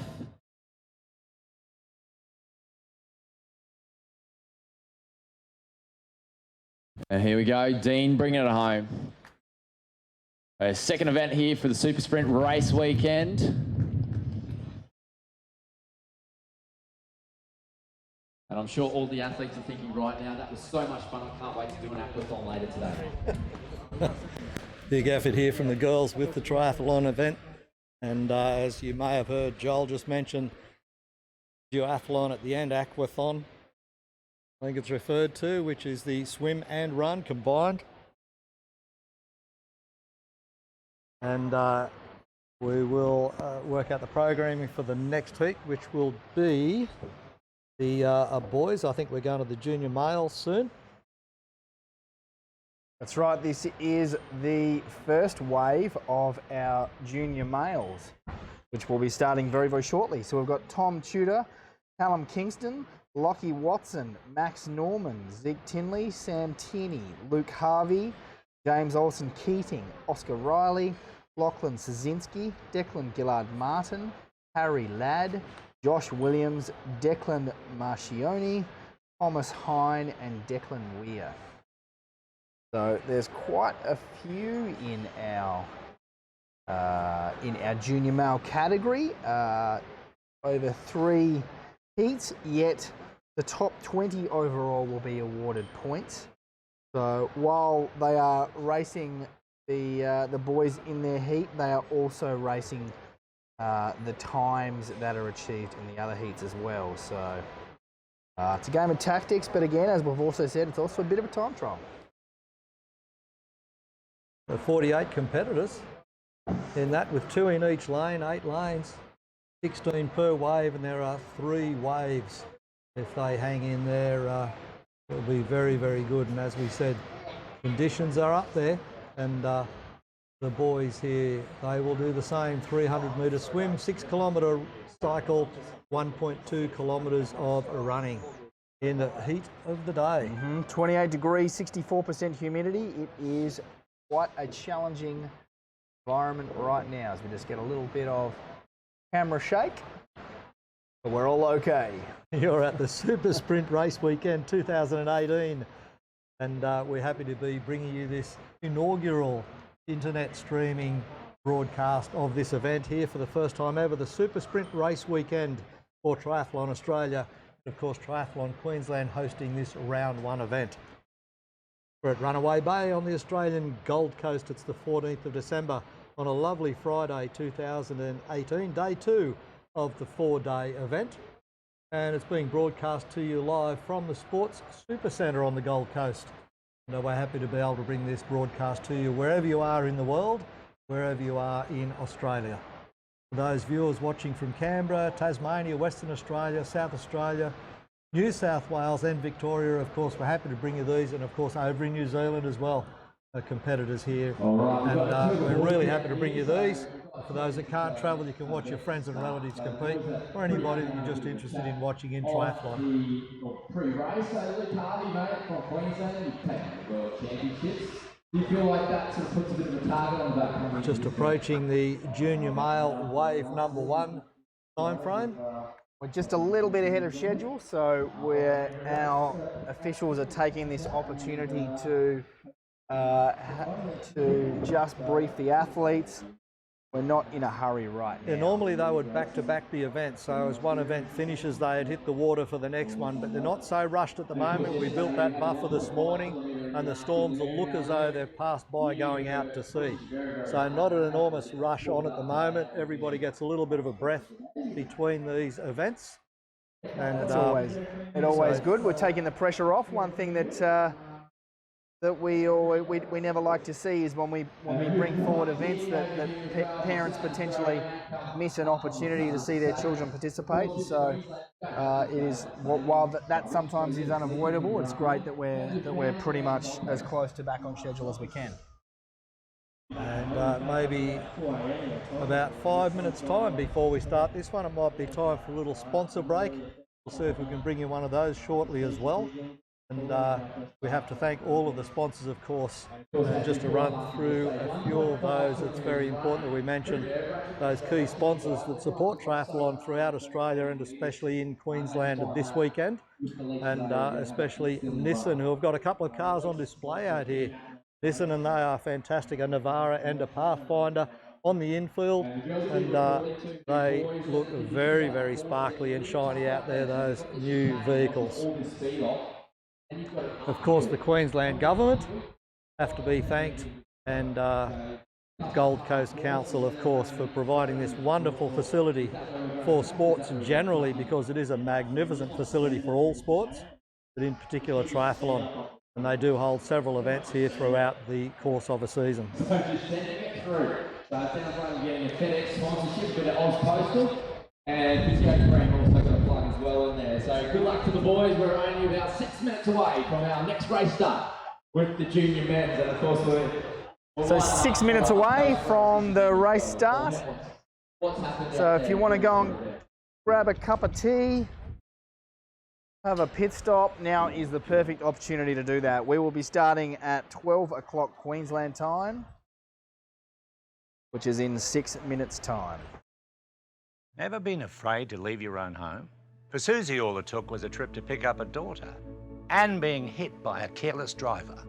Her injuries left her in constant pain and fear, her life shattered. Then her insurance didn't come through. This is the car Susie sat in, frozen in terror every morning. But insurers don't get to abandon injured Aussies. With Morris Blackburn's help, Susie fought for fair. She won.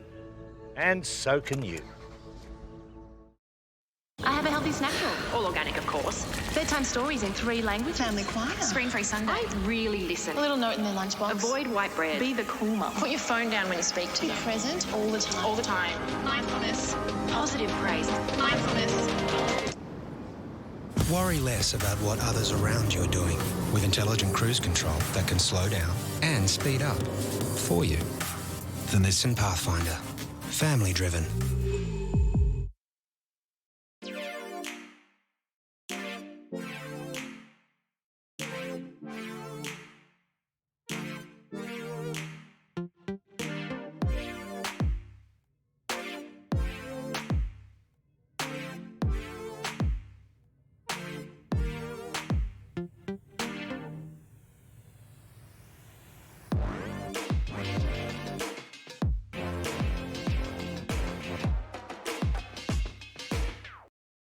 Everyone knows Australia has 4 big banks, but the 5th biggest retail bank is snapping at their heels. It's a bank that's been around for over 160 years, has over 500 branches Australia-wide, looks after over 1.6 million customers, is regularly voted one of the most trusted brands out of all the thousands of brands in Australia, and voted the most trusted bank in 2018.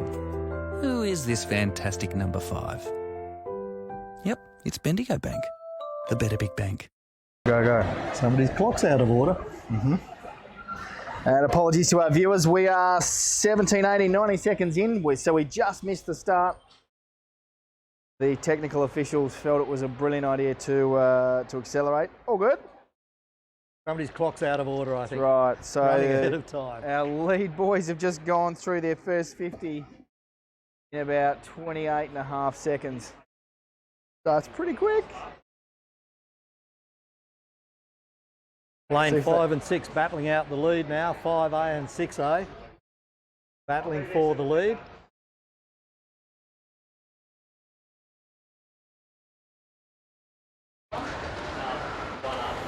Lane 6A, the leading there. The first 100 in bang on a minute, maybe 101.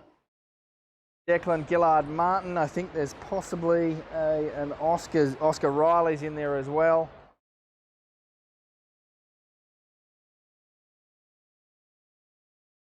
There certainly is Oscar Riley and Declan Gillard Martin, South Australian in there, and doing a good job, Oscar Riley from Victoria. South Australia leading Victoria by a small margin. Lane 6 turning and 5 right on his tail. Declan Gillard Martin, the South Australian, leading away from Oscar Riley. There's only half a body length in it, if that. So they're still sticking in the low 30 seconds per 50 metres. This is a very, very quick swim. Very close for 3rd position. Oscar and Declan pretty much neck and neck, half a body length in it. As they go through 200 metres in 2:11. That is very, very quick. That is a statement that they want to get as much lead as they can in the swim. Can they hold it together?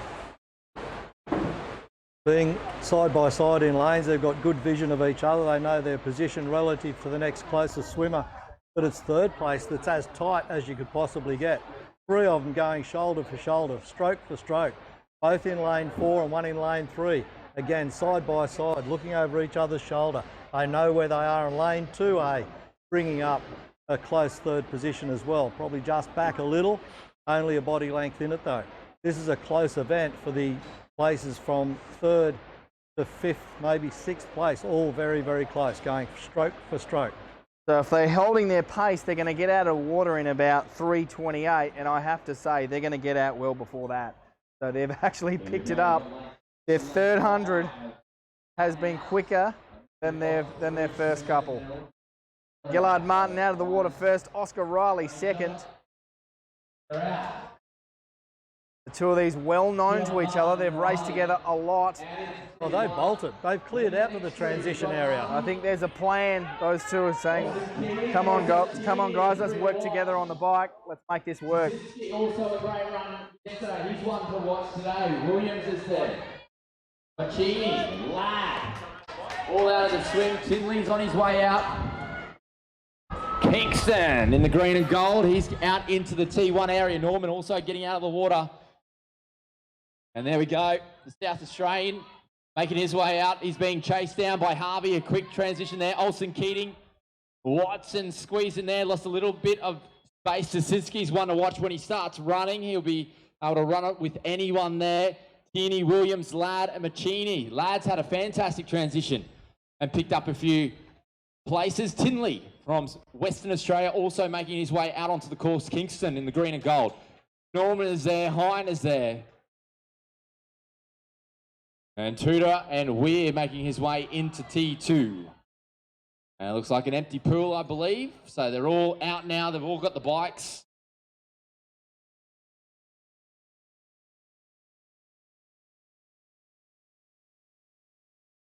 All through the mounting area, a couple more to go through mounting. See them go around that tight turn. And here we go. Final athlete out onto the course. Give him a round of applause. He makes his way out. He's got the bands on the shoes. He's got the blue rocket shoes ready to go.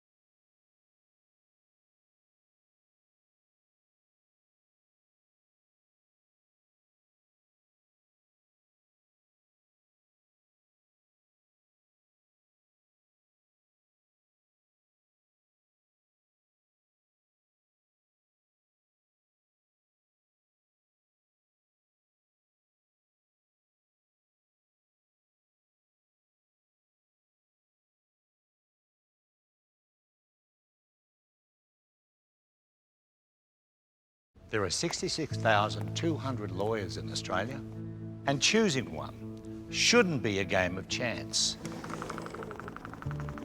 So if your life is turned upside down, who do you turn to?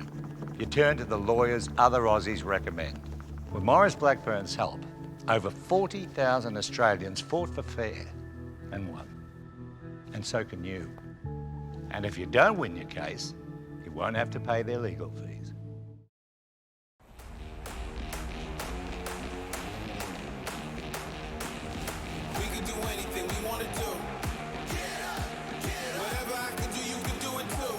Nissan Intelligent Mobility. We can do anything we want to do. Suspension tuned for tough Australian conditions. 3.5 tons of braked towing capacity and huge payload. There's nothing you can't do.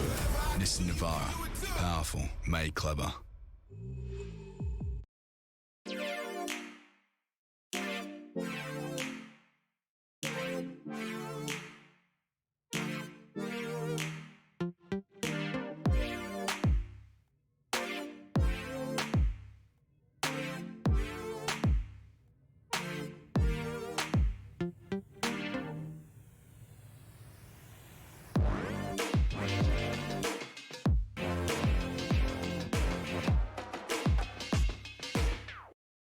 Everyone knows Australia has 4 big banks, but the 5th biggest retail bank is snapping at their heels. It's a bank that's been around for over 160 years, has over 500 branches Australia-wide, looks after over 1.6 million customers, is regularly voted one of the most trusted brands out of all the thousands of brands in Australia, and voted the most trusted bank in 2018.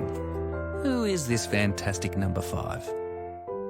Yep, it's Bendigo Bank, the better big bank. First piece. First wave, we're on. And we're back. So this is the first wave of our junior males. They've completed their 300-metre swim, and they're now out on their 6-kilometre bike ride. And then they're going to follow that up with a 1.2-kilometre run. So we had out of the water first was Declan Gillard Martin of South Australia, Oscar Riley of Victoria. As we just see some vision of the bike turnaround now. The turnaround's just out of screen to your left, but that is what's going on there. Athletes slow down, hook around, get back up to speed, and then fly off out of camera again. A few spectators making their way out onto the course now. They're making that effort because it is a longer cycle ride in the earlier events. Earlier events, it was a bit shorter, so by the time people got out there, sometimes it was time to come back. One competitor coming along there right now with a good pace going along as well, but out there on their own.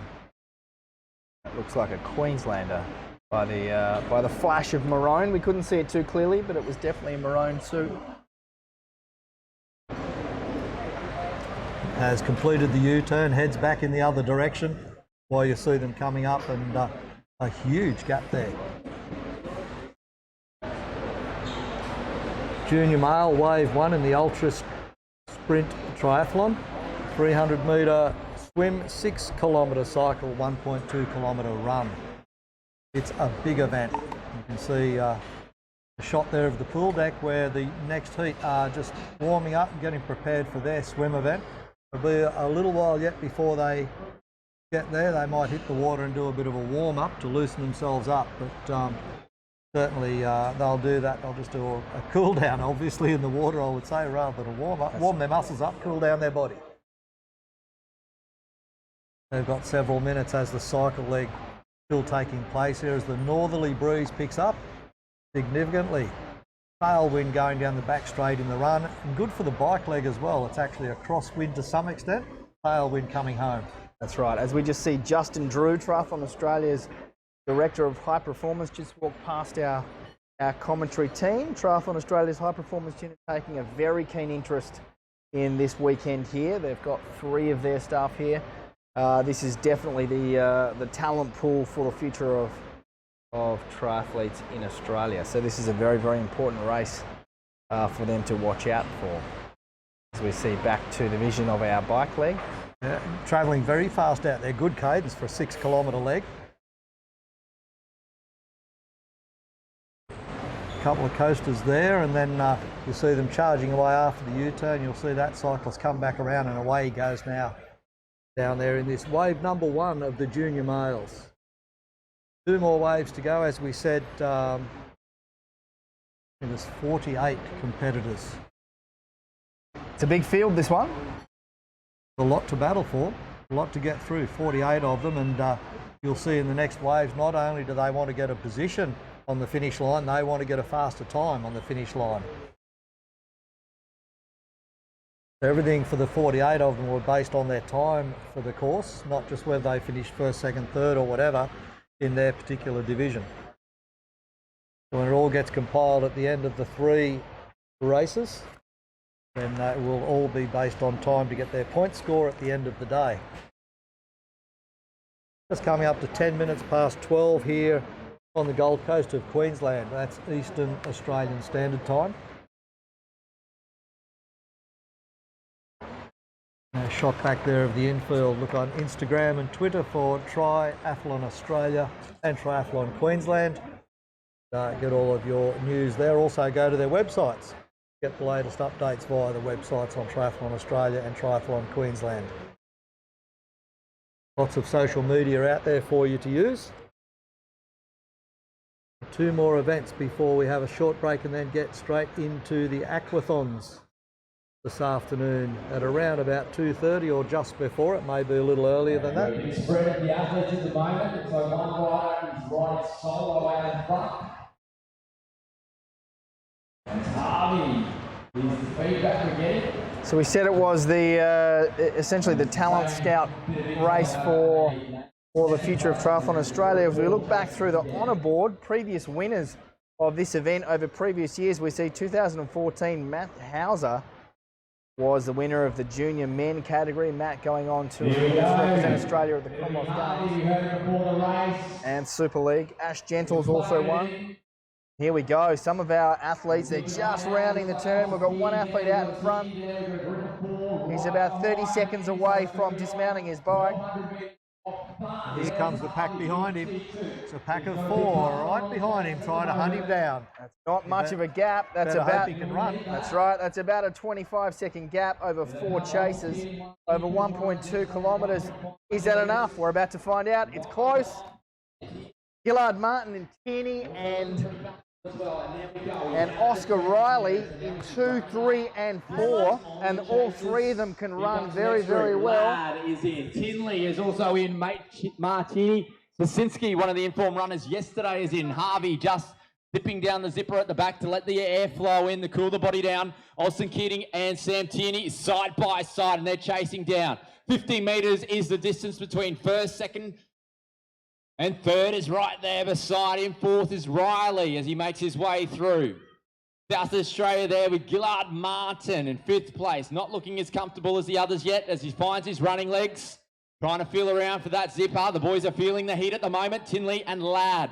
And of course the temperatures are starting to pick up out here on the tartan.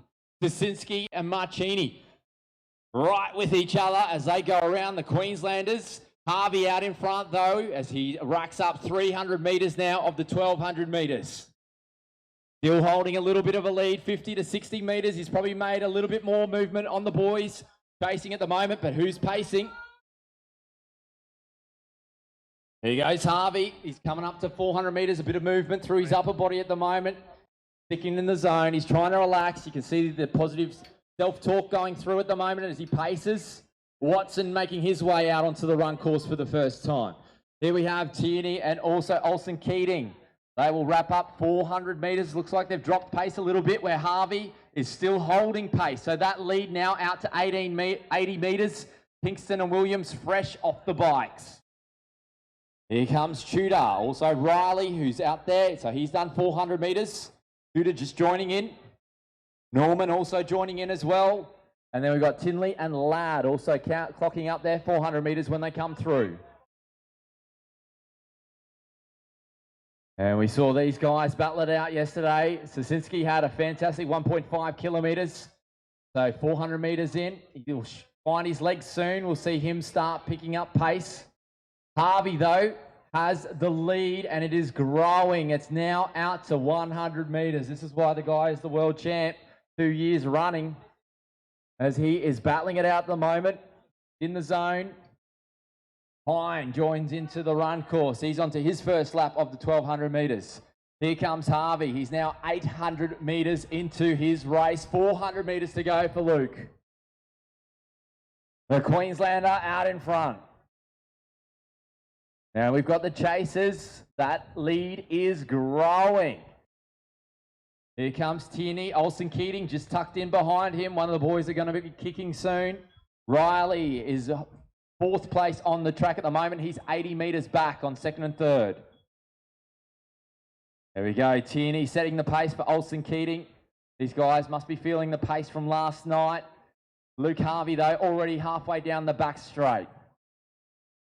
Here comes Riley. Tudor, 1 lap down, is right beside him. Finley and Ladd also on the lead lap. Coming through. There's Norman. Sasinski is there. And here we have Luke Harvey making his way in towards the finish chute now. He's finishing it off. Olsen Keating is kicking as well, so he's in 2nd place. And Tierney not able to hold on. He's drifted back to 3rd, so they'll be trying to preserve themselves for their events later today and across the weekend. But here we have our champion for race number 2 for the Junior Super Sprint Race Weekend 2018, Mr. Luke Harvey. And bringing it in from New South Wales, he's had a great little race. Bit more tactics involved in their run leg today for Olsen Keating as he brings it in across the line. Been cheered on by his little sister who did a fantastic job as well this morning. And right there is Sam Tierney as well, 3rd across the line. Riley has hit the grass. We've got some chasers though. with Ladd, and also I believe it is Tinley from WA, and they are sprinting in. So Riley is about 30 metres out, but the boys are coming home strong. Ladd and Tinley chasing the points and chasing the times. They're going to end only 5 metres behind. Don't want to call that. That was close. I don't think there was anything separating that. And I believe Sosinski getting away now from Marchini. He makes his way down towards the line. So Sosinski looking very comfortable. There he goes. Here comes Marchini making his way through. We've got Norman racking up another lap out there on the course. You can feel that wind coming through as well. We do have another race in the junior males, and that'll be kicking off very, very shortly. We've got all of our runners now out onto the run course as Hine makes his way around.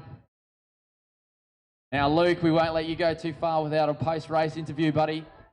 All right, we were saying just pretty much going to have a crack at it out there on the course. How was the bike course, though? A little bit of tactics in there, obviously. So the bike course, having those extra turns, mixed it up a little bit from the other years. So I've typically just been better on the aero bars to just keep going. So it really gave me a chance to see what I could do mixing it up. I was going to wait for the boys, but they didn't seem to put in enough of an effort at the start. So I think from then on, they were making me work hard. So I was probably blowing up a bit more than them on the bike. Would have been nice to have gone with the group. But we'll see what the next race brings, and bringing it onto the run. Oh, that was brutal. And of course, we saw you sort of half close the eyes a little bit of self-talk going on. What are the mantra? What are you thinking in your thoughts? Don't vomit. That's pretty much been the goal for the last 12 months. So that one was successful today, and other than that, just working on foot placement, just my cadence. Yep. And just technique in general. So I got a couple of little keywords, but I won't disclose those ones there for me, myself, and my coach. Easy done. So keeping the form together. Well done, Luke. We'll see you racing later today. And well done to all the boys battling it out over there. We've got Hine just about to finish off his super sprint race weekend. He's trying to get the top off. It's hot. It is warming up out here on the tarmac. Wow. That sun is a little bit brutal at the moment. When that breeze dies off, the amount of moisture and the humidity out here in the centre of the stadium where the guys are running is phenomenal. And you can see them all try and strip off as quick as they can, also trying to get that back zipper down as much as they can to cool the bodies down. But yes, big recoveries now for the aquathon later today. Of course, the ice bath facilities are available here as well. You can log in at the canteen area. And we have 15-minute slots. Please make sure you're accompanied by the coach, and there are 4 people at a time.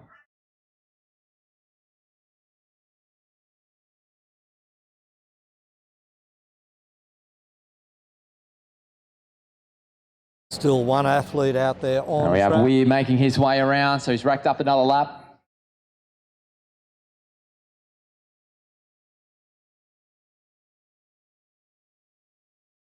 We will be hurting at the moment, and I guess all these competitors will be looking forward to the aquathon at the back end of today. Maybe not the run leg so much, but certainly the swim leg. So they've got a few hours to rest up, recover, hydrate, possibly get a massage, and then they're back at it for an aquathon later this afternoon.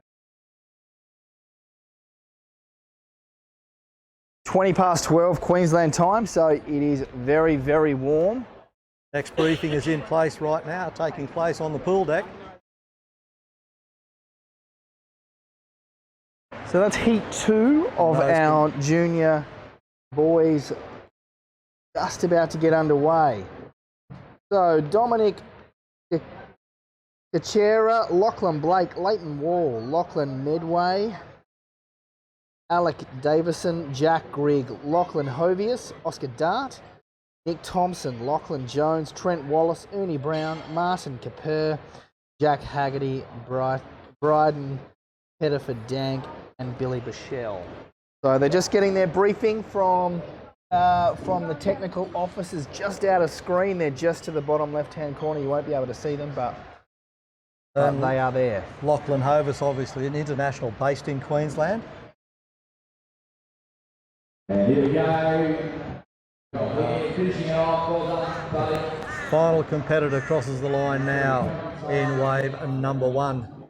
And so we got wave number 2 coming up, then wave 3. So 2 more events for the junior males here in this ultra sprint triathlon. Females, of course, had 2 events and they've completed. We've had the first heat of the junior males. 2 more heats to go for the males before we move on to aquathon at around about 2:30, between 2 and 2:30. That will be starting after the completion of these next 2 events for junior males in the ultra sprint.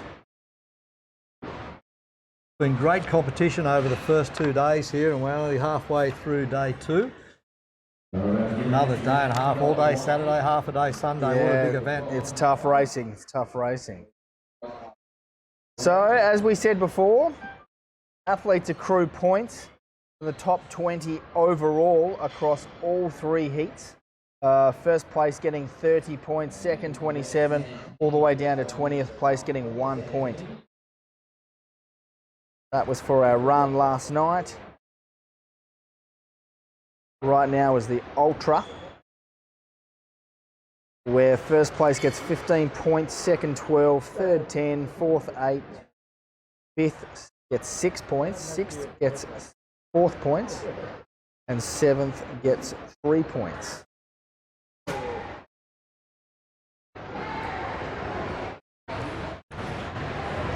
So we just have a short delay at the moment as we get ready for wave number 2 in the ultra sprint triathlon for junior males.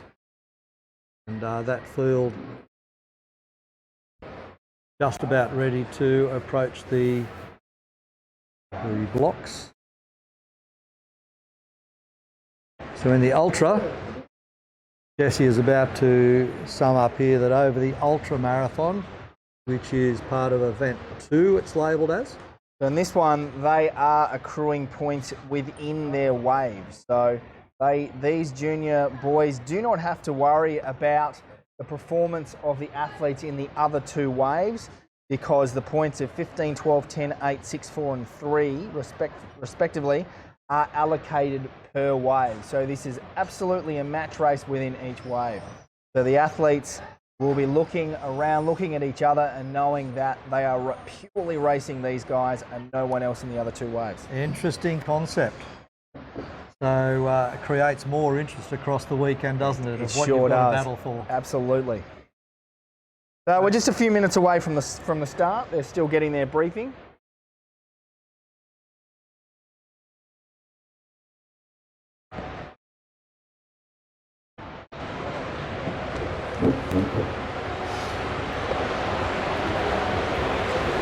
Just down on poolside now.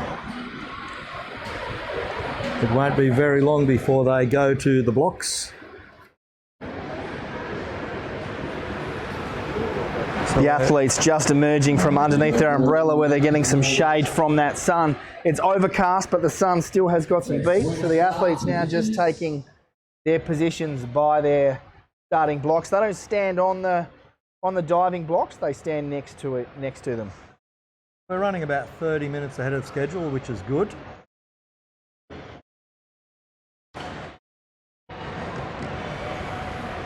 So as we said previously, 2 competitors per lane. So the lanes are labelled, for example, A and B. So it's 1A, 1B. So lane 1 occupied by 2 Queenslanders. Lane 2 has Leighton Wall and Lachlan Medway from New South Wales and Queensland. They're in the drink, they've hit the water, they're into it.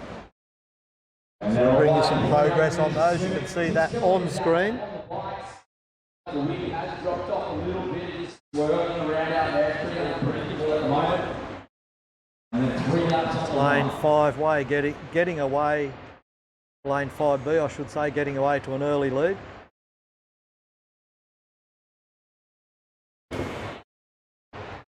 Turns first in 5B. So 29 seconds for the first 50 metres. The pace is on in this race. That is Lachlan Jones from Queensland.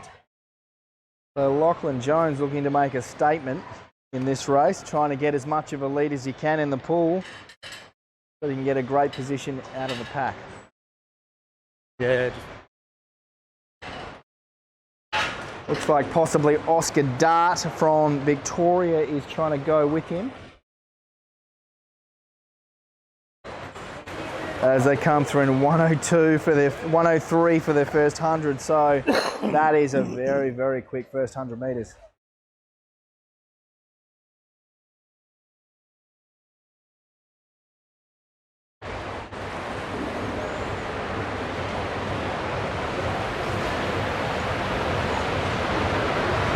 Starting to separate just a little bit now, the field in the pool.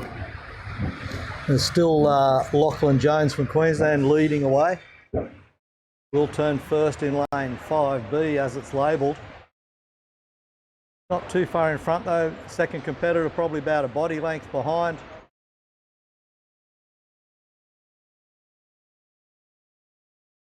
Lane 5 is out in front at the moment.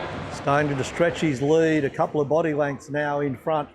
Although lane 2A, we'll have a look at that, and lane 4. Two competitors, lane 4 and the other one in lane 5. All in pursuit. Lane 4 is Lachlan Hovius, Queensland. Oscar Dart from Victoria. They've just settled into a bit of a rhythm. 103 for their first 100 and then 110 for their second 100. So I think that first 100 hurt them a fair bit. Nick Thompson from Western Australia in hot pursuit as well.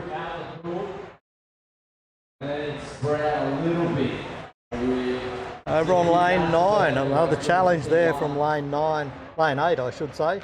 Bryden Pettiford Dank. Having a crack, he's making some ground.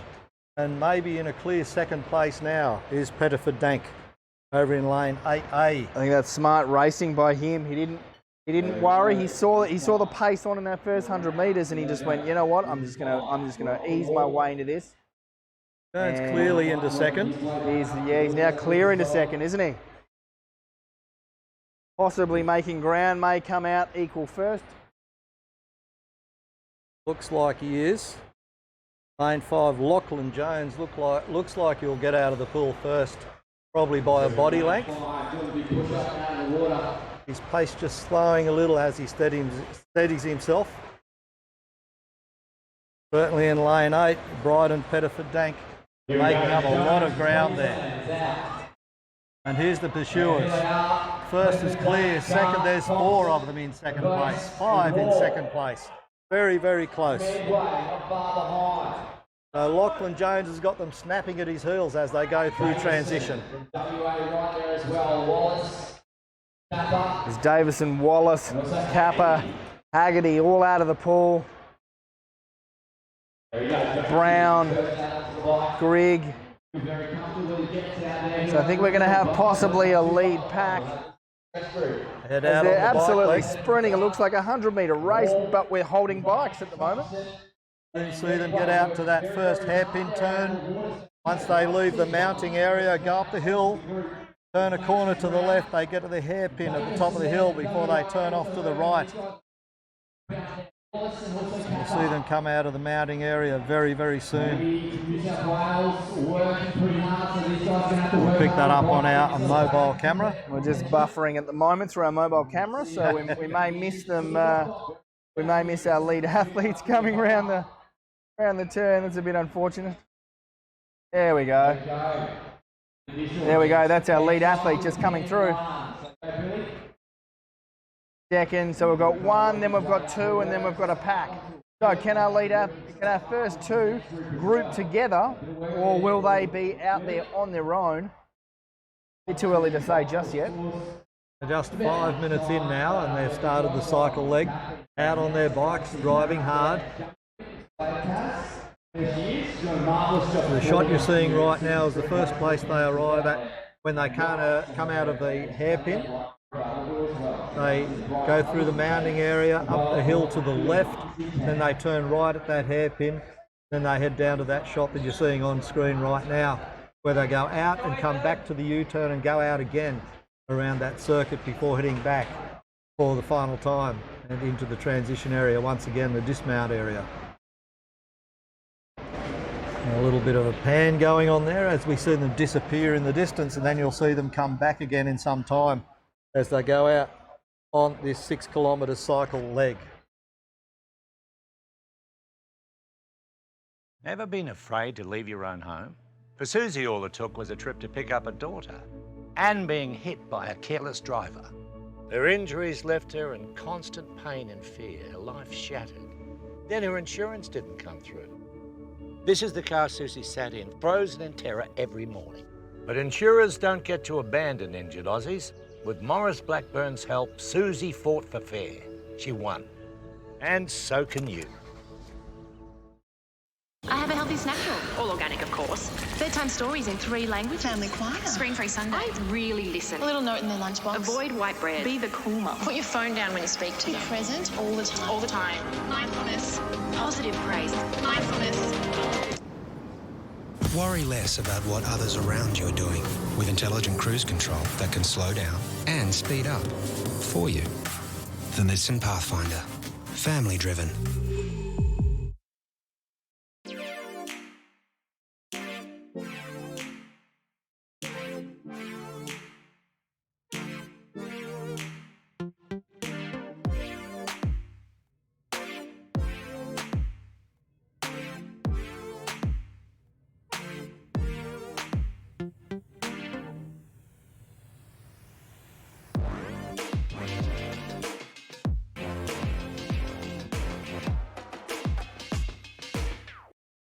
Everyone knows Australia has 4 big banks, but the 5th biggest retail bank is snapping at their heels. It's a bank that's been around for over 160 years, has over 500 branches Australia-wide, looks after over 1.6 million customers, is regularly voted one of the most trusted brands out of all the thousands of brands in Australia, and voted the most trusted bank in 2018. Who is this fantastic number 5? Yep, it's Bendigo Bank, the better big bank. And welcome back to the action now from the Gold Coast, where we see the cyclists going out there in this junior male wave number 2 event.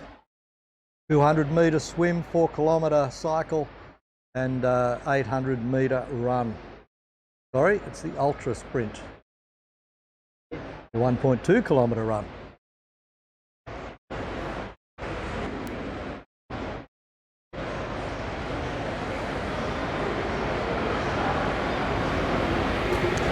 So they're out there on the course. That's interesting on the spreadsheet. The heats before and after are longer than this one on the spreadsheet, so I might just be able to change that, I think.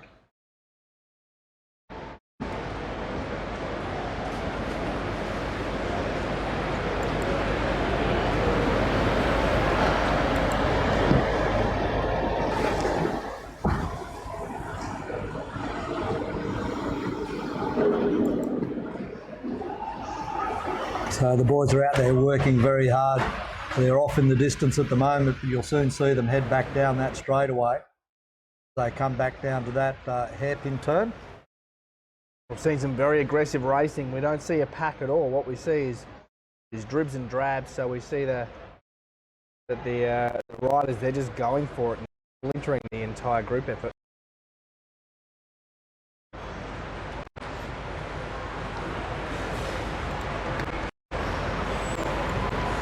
They went very well through their swim leg. They're over 9.5 minutes into this event right now. Pushing very, very hard.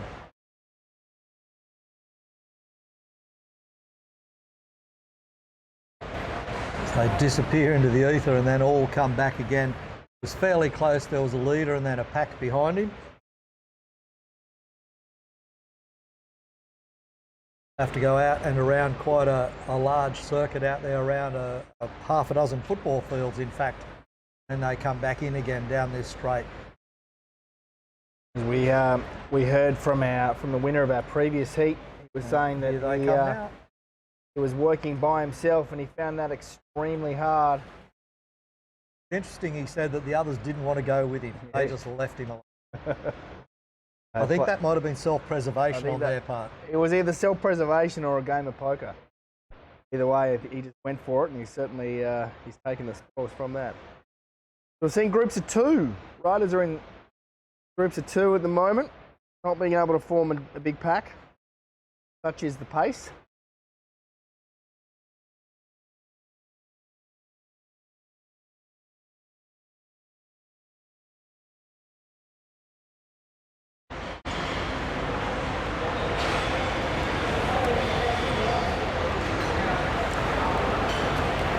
The riders here are completing 6 kilometres of this circuit.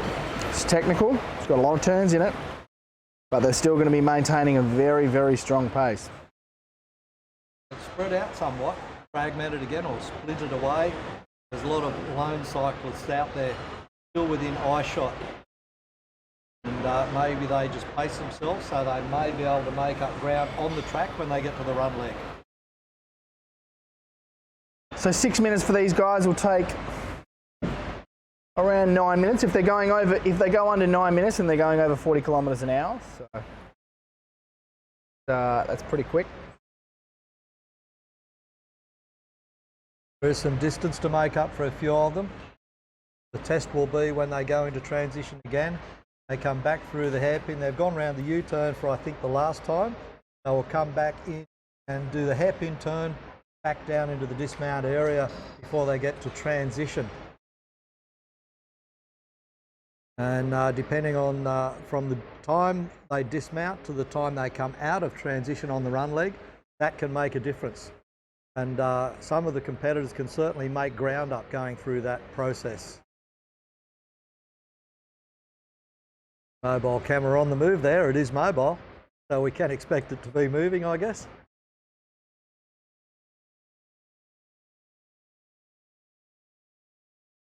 And there's a shot of the pool deck where the next wave, wave 3 in this event, are going to get into the pool and do some warm-up. A few stretchers getting themselves ready for their event. They're still a fair way away, but they will be making sure that they're nice and warmed. The third and final wave of the Junior Ultra Sprint Triathlon event. We've got, these guys are doing 300 metre swim, 6 kilometre bike ride, 1.2. We've got Mitch Thomas, Matthew Moat, Declan Dooley, James Gold, Daniel Kemp, Patrick Goodwin, Ethan Breton. We see some of our riders just pass through the camera. Aaron Paciora, Rory Thornhill, Finn Stapley, Cody Turner, Cody Salter, Rowan Hickey, Teo Holman, Hunter McGovern and Max Milligan. So they're in our next heat. That's coming up soon. For now, we're still in heat 2. They are about halfway through their bike leg. Actually, we've got our leaders. Our leaders have just come through into transition. I'm going through the hairpin down into the dismount area. A slight downhill and turn to the right. And that is the dismount area as they enter the stadium now. There's the next pair, third and fourth place. They all head into the hairpin as well. University, so down the Gold Coast, off to Dart, out in front of the moment, looking very strong, very comfortable off the bike.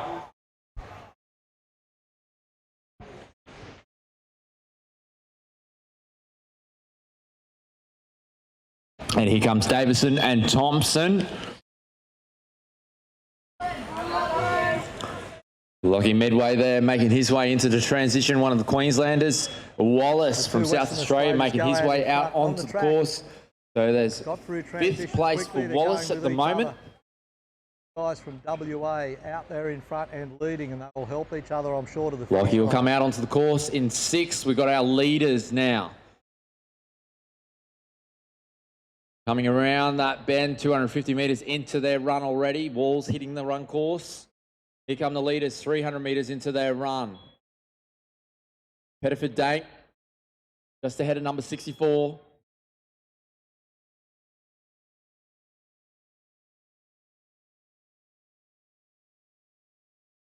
And here we go. We got Jonesy and Oscar Dart side by side still, 400 metres into the run, 2 laps to go.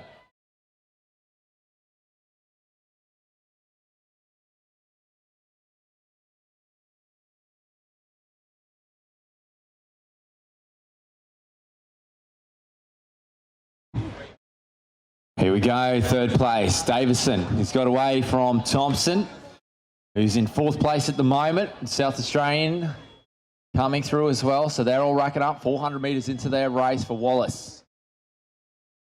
And Wallace might be able to work himself up onto the West Australian shoulder with Thompson. A little bit of a gap, 30 to 40 metres. Lachlan Medway, 6th on the track at the moment.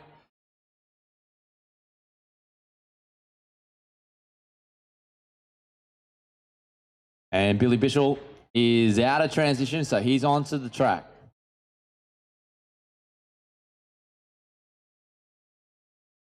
And more bikes coming in. Here comes Wall. Pettiford Dang. Right behind him is Lachlan Blake in the Scody kit. Then we got Kappa, Dart, just ahead of Jonesy. This will be lap number 2 counted down, 400 metres to go.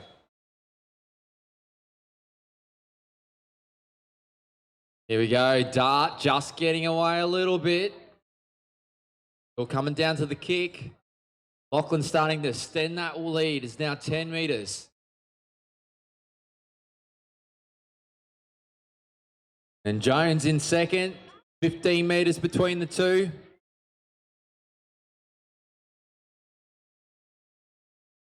Davison in third. Thompson 4. Wallace is there in 5. Plenty of the boys having a look around now, trying to watch where the leaders are at the moment.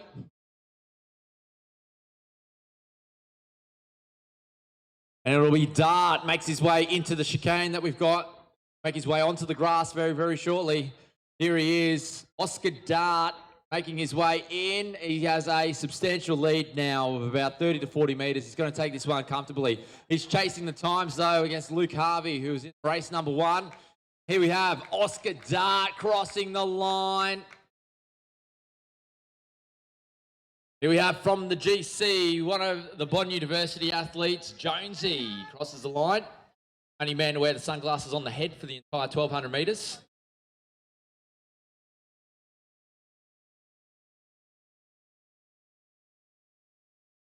And here we go, Davison, 3rd place. He's run a solid run. Well done to Davison. Great run. Thompson holding on at the moment. Wallace coming home very strong though as well. So Western Australia versus South Australia at the moment.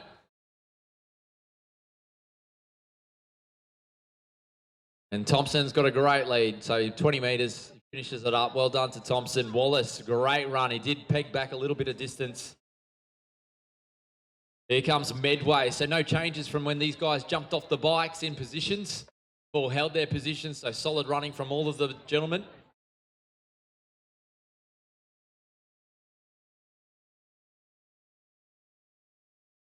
So here comes Medway. I believe he'll be 6th across the line.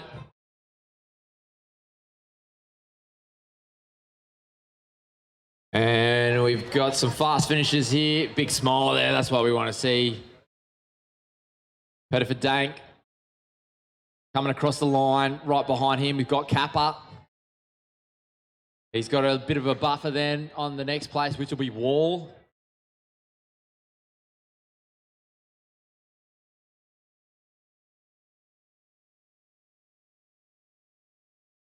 Here we go, Lachlan Blake bringing it at home in the Scody kit. Well done, Lachlan. And he's being chased down then by South Australian, which is Brown. Well done to Brown, finishing it off.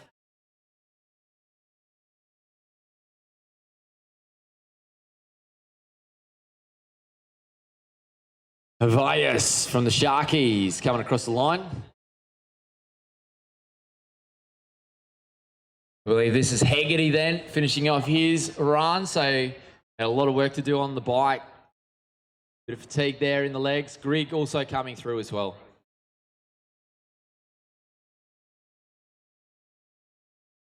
Here comes Billy Bishop. So a little bit of work. He's picked up a spot on the bike leg, also on the run as well.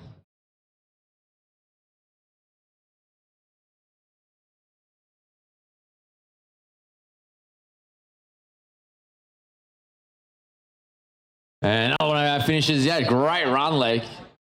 Love to see his run split. And Sakura coming through.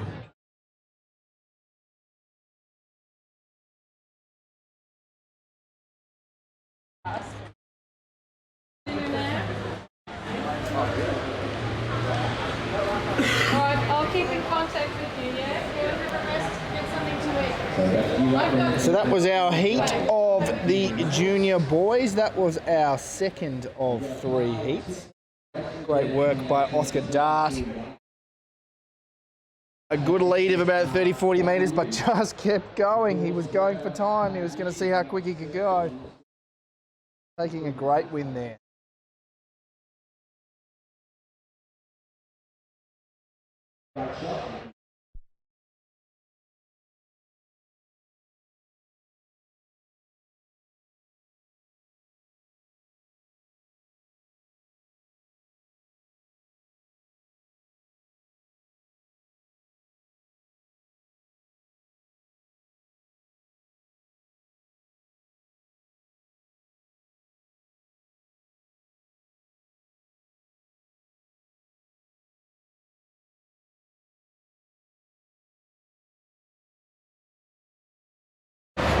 So as we say, you can always follow us online, Triathlon Queensland on Facebook and Instagram.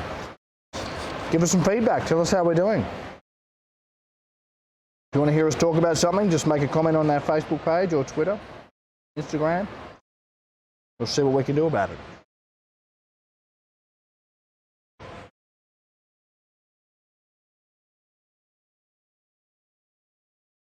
So you see the shot of the pool for the next wave. Our boys are just sheltered underneath an umbrella, just out of shot, but they're all there. They're trying to stay as cool as they possibly can because they know that as soon as they get out of that umbrella, they're in the sun. It's going to be very, very taxing. And the third wave coming up, as Jesse just mentioned to you, and the lane entries are for the junior males, wave 3 in this event here, which is the Ultra Sprint Triathlon. In lane 1, it will be Mitch Thomas from Queensland. He's partnered by Matthew Moat from Queensland. In lane 2, Declan Dooley from Victoria and James Gold from Victoria. Lane 3 is Daniel Kempson, Western Australia, and Patrick Goodwin, South Australia. Lane 4, Ethan Stratton, Tasmania, and Aaron Pasiura, I'll get it right, Pasiura from the ACT. That's Aaron Pasiura from the ACT. And then 4 New South Welshmen, lane 5, Rory Thornhill shares lane 5 with Finn Stapley. Lane 6 is Cody Turner sharing the lane with Cody Salter. And then lane 7, Rowan Hickey from Queensland and Al Homan from New South Wales. And in lane 8, it's Hunter McGovern from Queensland, and he partners Max Milligan from New South Wales. So they're the final 16 competitors here in wave number 3, and they will be approaching the pool very, very soon. They've got their final briefing, officials taking their place now, just gathering those competitors up, allocating their lanes, and here we go. You'll see those guys coming up to the pool side now. Right. They seem just to be moving coming up now. from their area in the shade across to the starting blocks. So the top 7 from this heat get points. First gets 15, second 12, third 10, fourth 8, fifth 6. 6 points, sorry. Sixth gets 4 points, and seventh gets 3 points. So the 16 of them are already up there now, and called to their marks very soon. Spectators getting into this one as they get to the edge of the pool. Away they go. They hit the water hard, and this is the third and final heat. And as Jesse mentioned earlier, a lot of points on offer here for these competitors. Right. We're going to expect them to come through their first 50 in about 30 seconds, which is very, very quick. Big rush of blood as the start gun goes. They're going to go absolute max effort and hopefully they can hold it on or at least settle into something. 300 metres is long enough to hurt. And they're all line abreast as they turn for the first time. Nothing in it to talk of. They head back down the track for their second 50.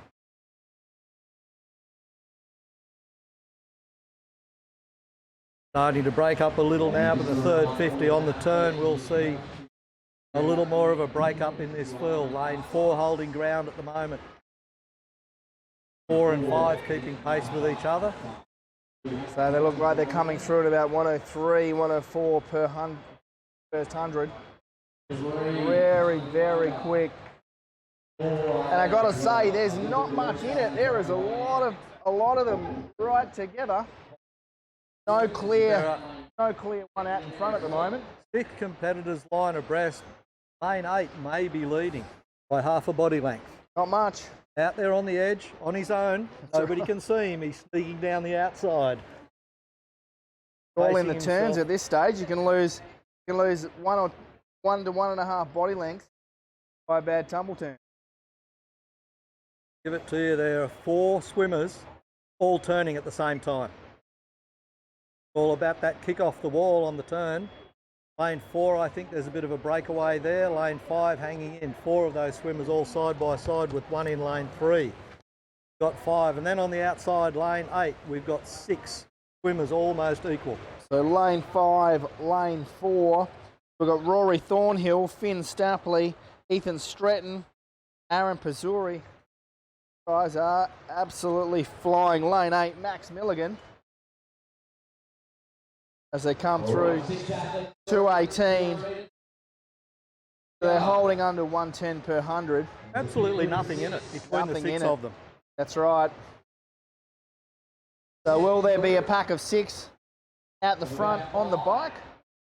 Yet to be seen. The advantage when they exit the pool could be in lane 4 and 5 where they're closer to the exit.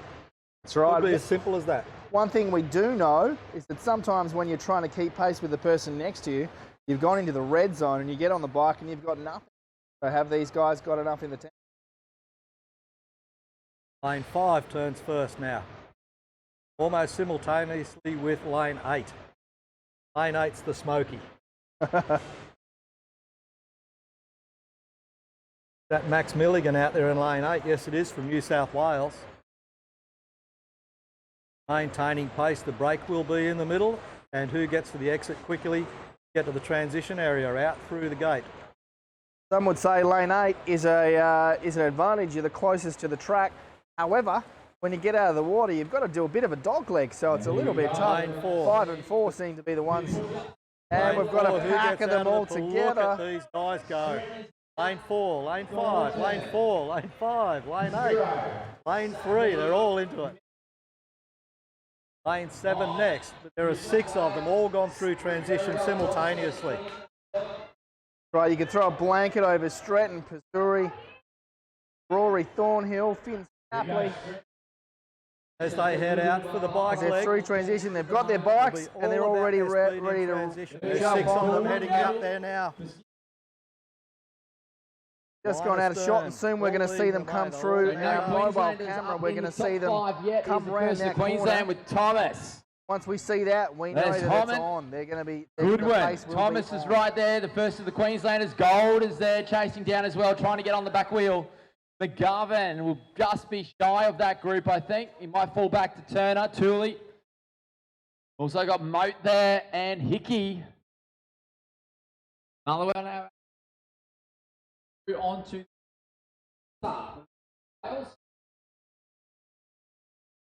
a little bit of a gap there, back to Salter as they head out on the track. They go through the U-turn, out of the mounting area into the U-turn. They will head out on the straight, out past the cricket field. You can see how close they are at that hairpin turn as they come out of the mounting area, up the hill to the left, then round to the right hairpin. It's as close as it can get. So the inside pedal is up. We don't want any athletes coming down by grinding their pedal as they go around that corner. As they get out of the corner, they're up, out of the saddle, jamming on the power, trying to get back up to speed again so they don't lose track with the people in front of them.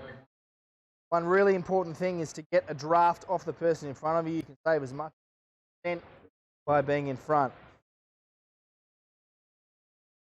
And there's Hickey, the final competitor, rounding that corner for the first time. He heads out past the cricket field as well. And the next road shot you'll see is the straightaway. So that's where they go out into the western side of this complex, do the main part of their 6-kilometre cycle ride. It's a great shot there of our main transition and event hub. Absolutely massive effort to put together an event such as this. So big hats off to Triathlon Queensland. They prepare for this type of event for months.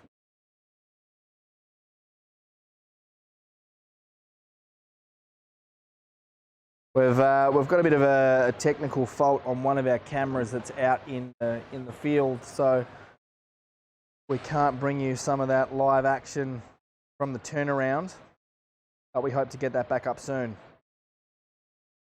Now might be a good time to grab a cup of tea, go to the toilet.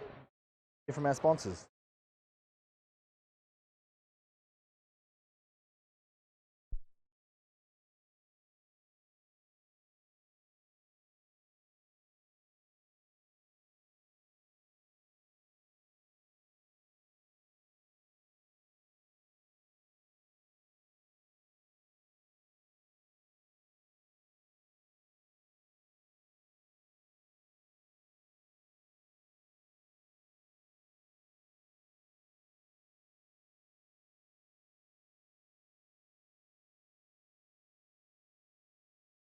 There are 66,200 lawyers in Australia, and choosing one shouldn't be a game of chance. So if your life is turned upside down, who do you turn to? You turn to the lawyers other Aussies recommend. With Maurice Blackburn's help, over 40,000 Australians fought for fair and won. And so can you. And if you don't win your case, you won't have to pay their legal fees.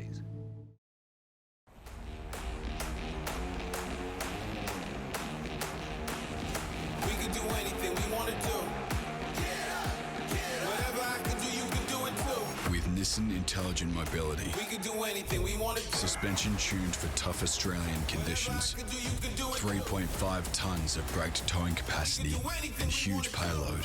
There's nothing you can't do. Nissan Navara. Powerful, made clever.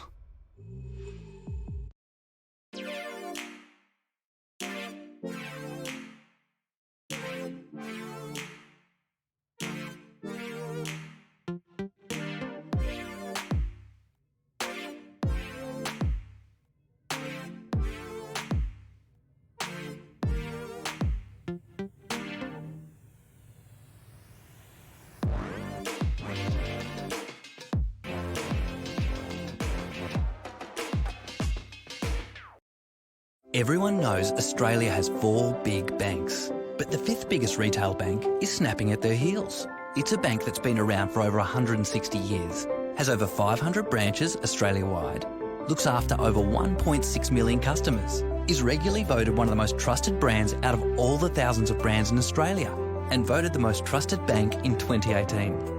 Who is this fantastic number 5? Yep, it's Bendigo Bank, the better big bank.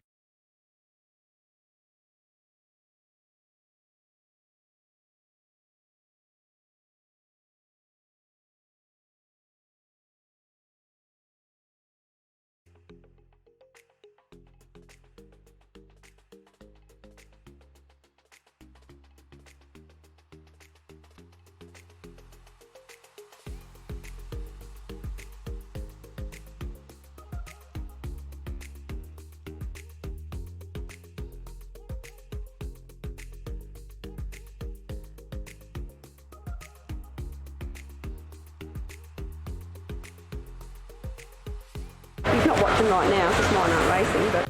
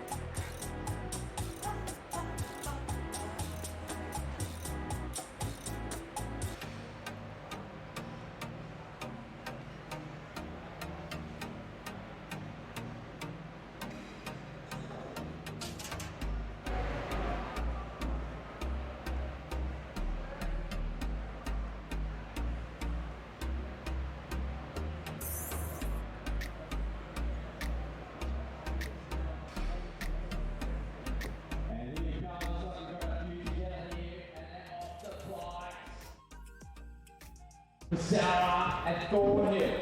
Both look comfortable. I'll go down. Here they go, Goodwin. Hey? You alright? Yeah. Kempson, Turner, Stretton. Still there up the top. Thomas, the first for Queenslanders. What a ride he's had. There was no Queenslanders up the top in that first group, so he's had an amazing ride to put himself into contention still. And here we go, the boys going straight for that zipper. They want to cool down the bodies as much as possible. A little bit of a breeze is helping keeping the temperatures down. Goodwin looking comfortable, Thornhill there.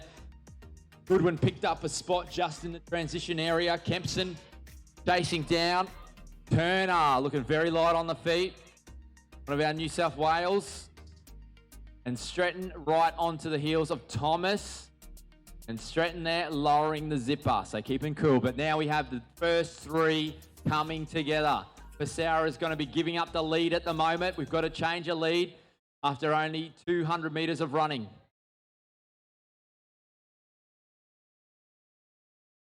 McGovern making his way out, Stapley, and also Milligan as well. Here we go, the change of lead has happened over there. Pessoa moving his way into third place. We've got fourth is also moving very comfortably as well. Moat from Queensland off the bike and joins in on the run leg. The leader's now 300 metres into the run. There we go, Salter from New South Wales. Dooley also there, side by side. Goodwin making his way up onto the shoulder of Thornhill. Pessoa, third place. Turner coming very, very quickly though and looking comfortable. There they go, 400 metres down.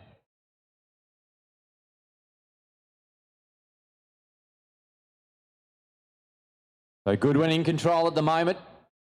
Thornhill trying to get the breath in. You can see him trying to work. Trying to relax those shoulders. And Turner just starting to make his way up onto the shoulder of third position now. And the move is happening. So third and fourth swapping positions there. McGovern making his way through. So he's on to his second lap. Gold also through to his second lap as well.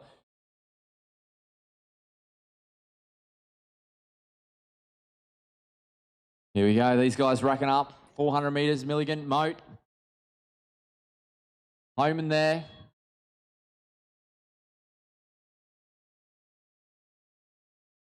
We got Salter and Dooley. And then we go to our race leaders. Here comes Goodwin out in front at the moment. He's got about 20 metres buffer on Thornhill. Thornhill still trying to relax the shoulders. There he goes. That's it, buddy. Relax the shoulders. Be efficient. Turner's on his way through. Hickey running very, very well from Queensland. Pessoa holding on. Hickey moving the quickest at the moment of anyone on the track on the run. Look at him go. And here comes Stretton.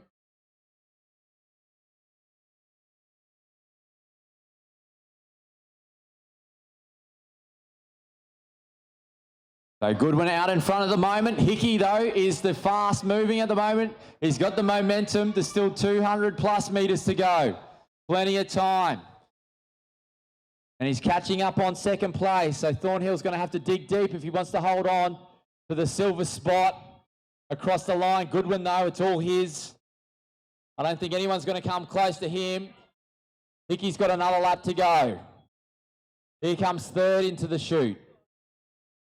So Goodwin will be our first across the line here for our race number 3 for the junior males. Super Sprint race weekend for 2018. And there he is, Goodwin finishing off, executing a great run. Thornhill still relaxing those shoulders, so he looks like he's got a little bit in the tank for his event later today. Of course, these guys taking on the Aquathon. Turner crossing the line. He ran very, very well, picked up a couple of positions on the run. Pessoa, after having a fantastic swim and also backing up with a great ride as well. Fading back just a little bit on the run, but still finishing strong. Here comes Stretton, who led us out there with a bit of a buffer onto the bike and then also continued that lead group onto the run leg. Like the first of our Western Australian athletes here making his way in. Kempson And it'll be behind him will be the first of the Queenslanders, I believe. McGovern making his way into the line. So McGovern's had a great run and has run a couple of the other Queenslanders down. Here we go. We've got Thomas, Moat finishing strongly behind him. Moat's had a great 1,200 metres out there on the run leg. Gold finishing off. No accelerations from Gold. He knows that there's lots more to do this weekend. Dooley finishing with plenty of momentum though. Salter just crossing the line. Milligan there. Hickey was probably one of the quickest of the run splits out there this afternoon crossing. And Stapley is home. And awesome work there from Hyman.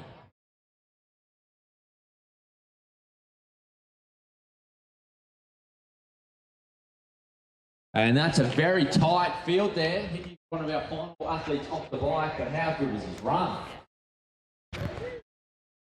So that is race number 3 for the junior males. So that's our junior males all done and dusted. What an amazing run by Patrick Goodwin from South Australia, my home state, to take first place in that heat, bagging himself some points. And that brings our ultra sprint triathlons to a close. In fact, all of the triathlons for today are now finished.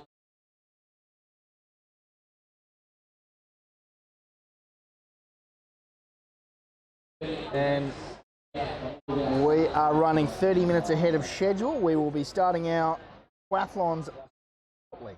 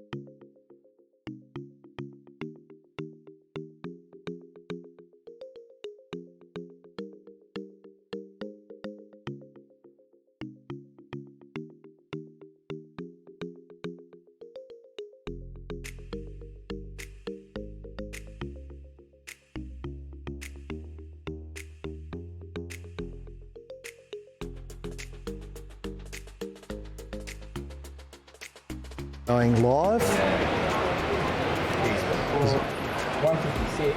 Yeah, Pretty darn soon. be close. Yeah, that's where we need earphones so we can hear what's going.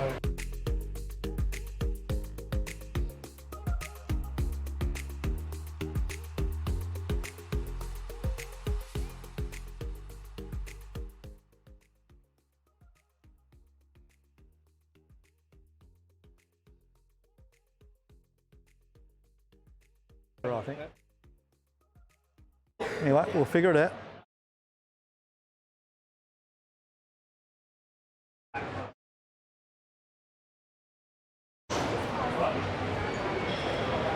Well, you know what? I think when what's the name? All right. All right, we are calling to the marshalling area now, our 2:30 event, which will be your 2:40 event, which is going to take place. All right, welcome back to everybody to the live streaming coverage of Super Sprint Race Weekend. We are on to our aquathon, as we can see on screen. Youth B female heat. Vern Deshawn, Kate Collins, Sophia McCarthy, Mia Wooldridge, Hallie Boucher, Sophie Berger, Nicola Massa, Tia Hart, Leah Dargan, Tamsin Hill, Amelia McDonald, Dana Ong, Madison Ellis, Serenity Atchison, Deanna Williams, and Charlotte Davis. See the lanes that all of those athletes are in. So aquathon, there's no bike, it's a swim, it's a run. 200 metre swim, 800 metre run for our youth B. As they're just getting their final instructions from our officials. And they will be getting underway in approximately 2 minutes.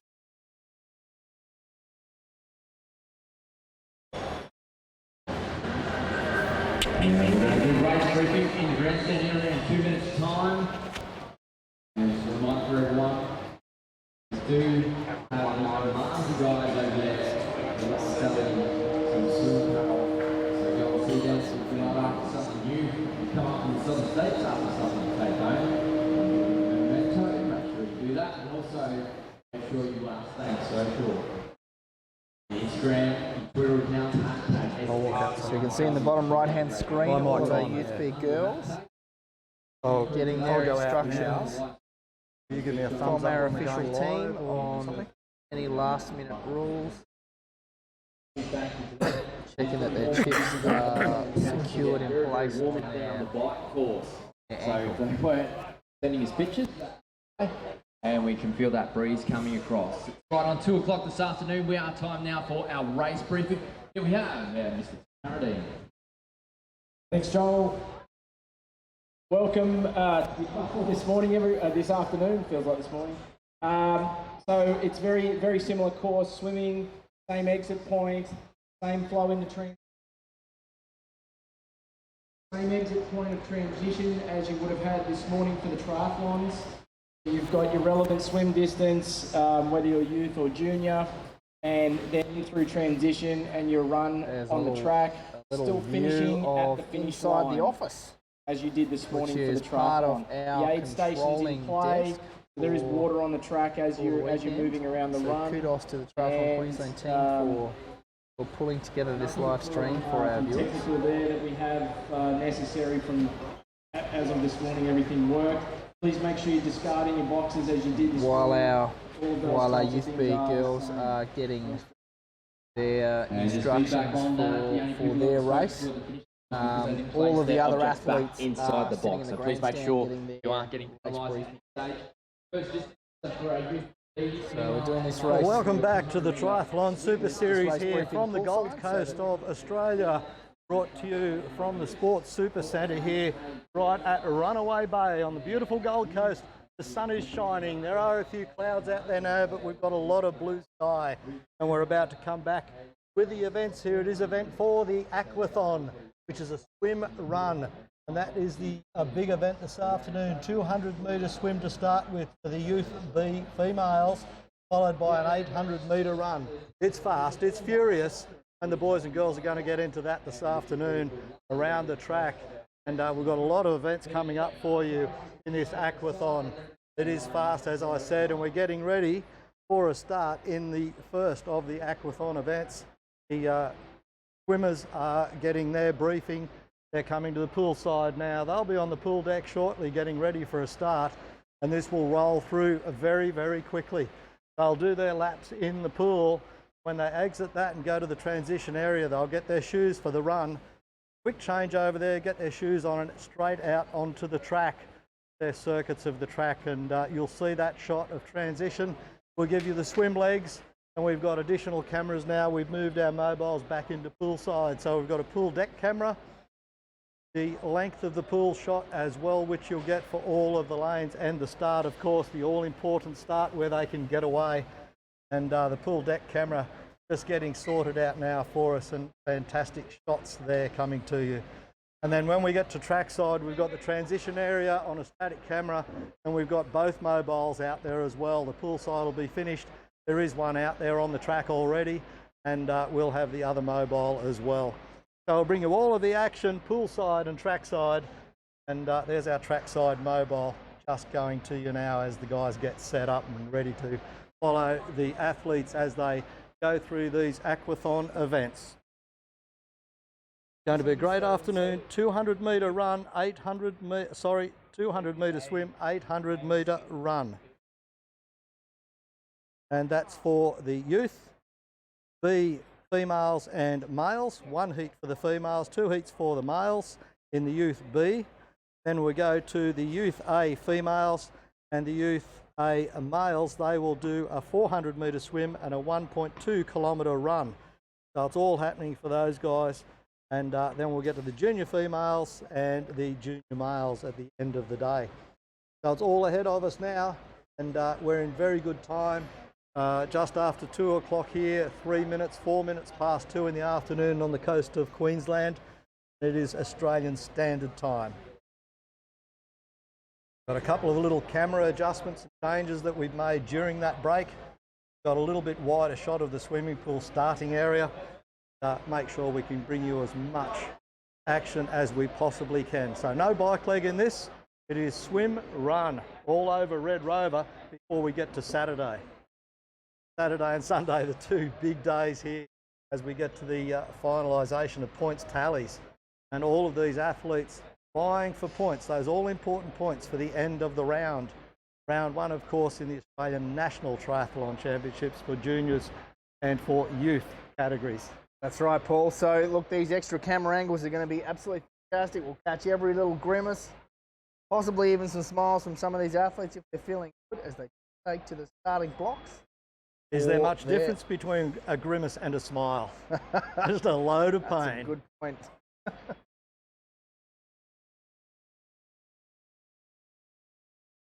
Not long to go for our girls to start their race.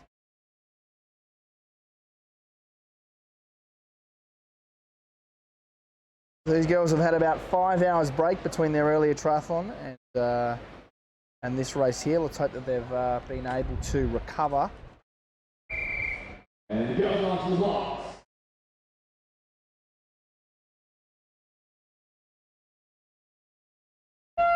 16 girls hit the water. They're into the action straight away. 200 metres, 4 laps in the pool.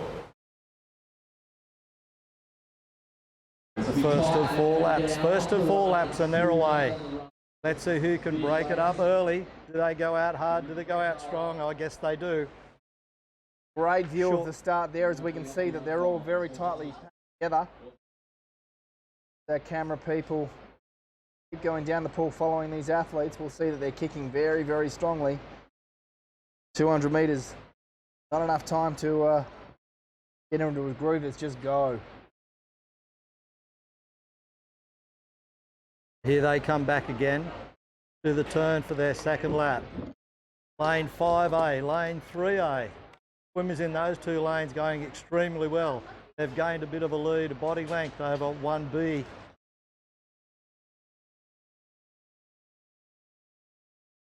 A Leah Dargan. Clear leader.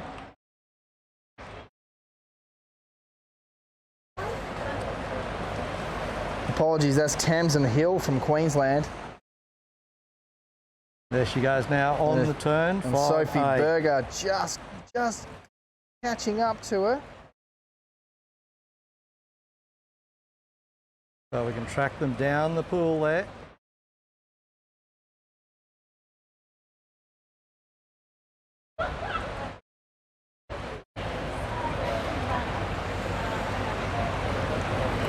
We'll go back and you can watch the turn in the distance there. She's really kicking away. Of course, without the bike leg, just a swim and a run, which means there's really there's no benefit from sitting in a pack on a bike leg because it's not there. So this is just all speed. This is all about how much you hang on, how much pain can you tolerate for this 200-metre swim and 800 metres.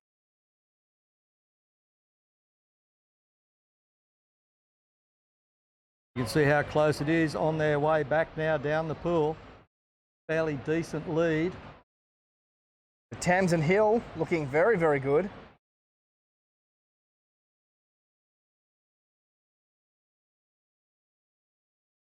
Here we go, all eyes on lane 5 will be the first out of the water. 200 metres swim done. Dustin, here we go. Well, that was Dargan. Apologies, Dargan from Queensland. Out of the water first. Boucher also one of the lead swimmers out this morning. Boucher coming out. Collins, Hill.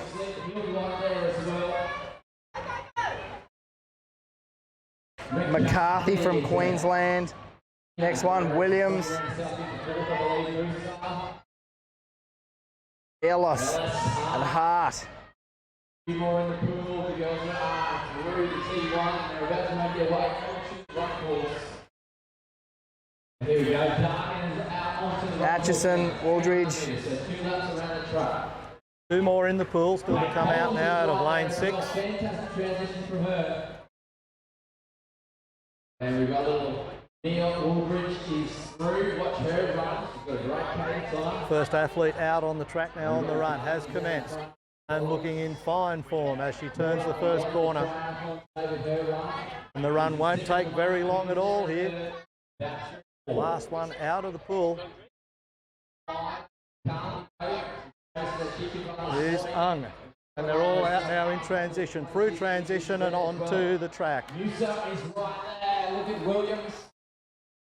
And here we go, little Mia. Watch her go. She's got the shades on. She's looking cool, calm and collective and the big smile. That's what we want to see. She's having fun. That's what it's about this weekend.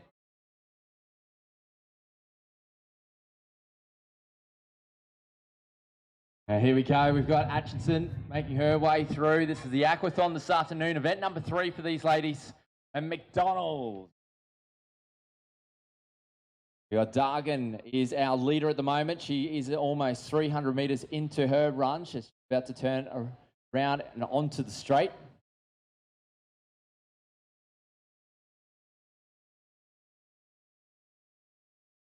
And another one of our Queensland athletes, Ung, making her way through. So she's about to start her run leg. Bit of action happening there in second and third, though. We've got Hill has worked her way up onto the back of Kate Collins. So some great running, and McCarthy's already jumped up a spot as well. So Dargan holding on at the moment. She's got a big, substantial lead. It'll be interesting to see if second can kick and catch up. I think she's pretty safe. She's looking strong, but Kate Collins right there. Hill right on her shoulder. Both girls going stride for stride at the moment. McCarthy and Berger. Big height difference between those two. Here we go, Boucher's coming through. Look at little Mia Wooldridge. She's powering away. She's eating them up. No smile on that one. 400 metres to go and she's kicking. She's going to pick up another 3 places in the next 100 metres. Some great racing. Here comes Ellis as she clocks up 400 metres. She's halfway through her run leg. McCarthy just holding off Berger there. And we've got our leader, Dargan, is about to make her way into the straight. Hill has made the move. She's moved from third right through to second. Kate Collins just losing time. She might be pacing for a kick as they make their left-hand turn and onto the grass. Here it goes. Kate Collins digging deep. Dargan out in front. She will be the first across the line. Second and third, who can kick? Kate Collins is kicking harder at the moment on Hill. And we got Dargan is powering away, so she will take out our aquathon. Hill has responded, and it looks like she will just hold on in our female B aquathon. Kate Collins was there for third. McCarthy has done a great little run again. Berger is right behind her, and look at Lil Mia Wooldridge power her way home. And she is holding off Musa. Musa's coming home, though. She's got plenty of support on the sidelines as the girls lunge for the line. Wooldridge just holding her off. Great finish there by our athlete number 227 as she comes through. Boucher after a phenomenal swim leg, backing up after the try, crossing the line. Ellis is racing now. So a bit of a sprint finish there. And we've got the girls all coming onto the grass. Another 4 of them entering the final finish shoot now. And how good is this racing? There we go. Hart, she's home. Atkinson, can she hold off a fast finishing McDonald? Can just. And here comes Williams.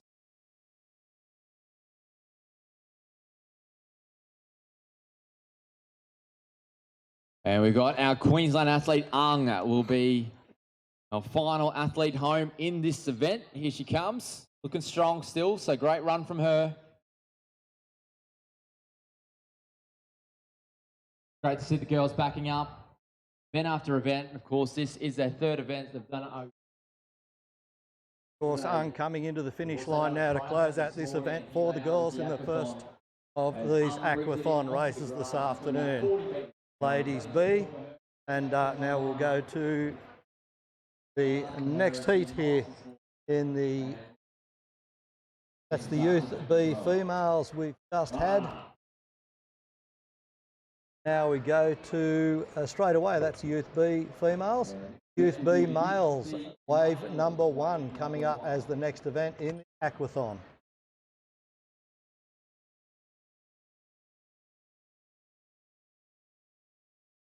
The boys just getting their pre-race briefing poolside as they ready themselves now.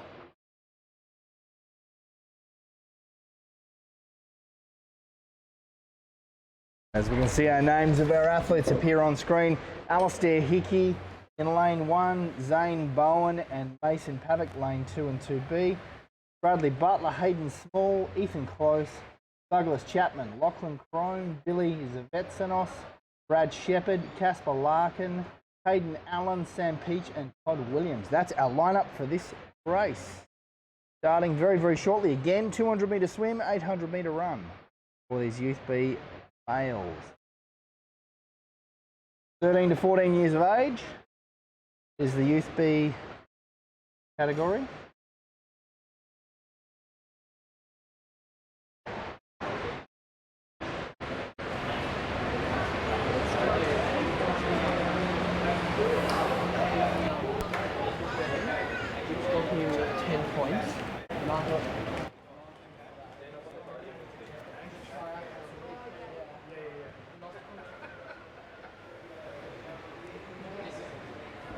Depends what we're talking about right now, or? So a good shot of the swimmers there in their briefing session with Cody. And they're giving their final instructions before they go poolside and onto the starting blocks or the pool edge. Don't use the blocks, as Jesse mentioned earlier. Kudos to our camera people for giving us action right in the thick of it. 2 cameras poolside, and then they both move out to the track as well for the transition. There's the wide shot as the competitors take up their positions in each of the lanes. And we've got 14 competitors, only 1 in lane 8 and 1 single entrant lane 1. So 14 in this first heat.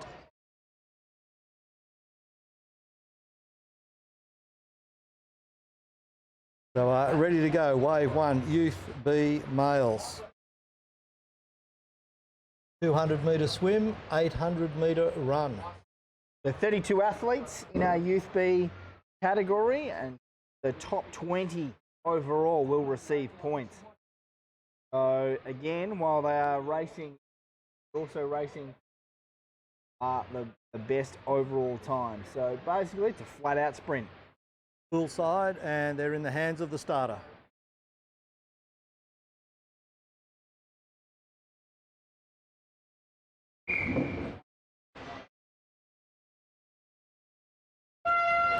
And they're away. 200 metres. This will be fierce. Let's see how long it takes them to break up the field here.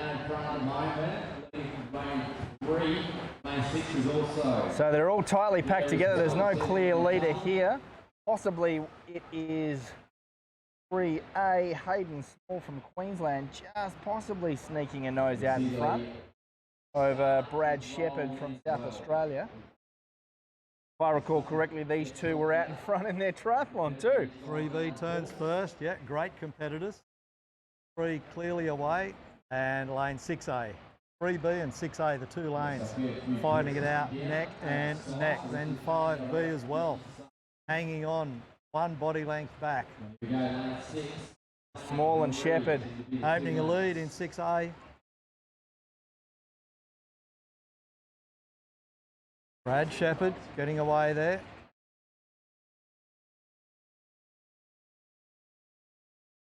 Yes. Clearly got strong shoulders, has Brad Shepherd. Also, one of our South Australian athletes is lane 6. And the top two at the moment, South Australian just getting away from the Queenslander at the moment as they make their way back down to the wall at the far end for the last time.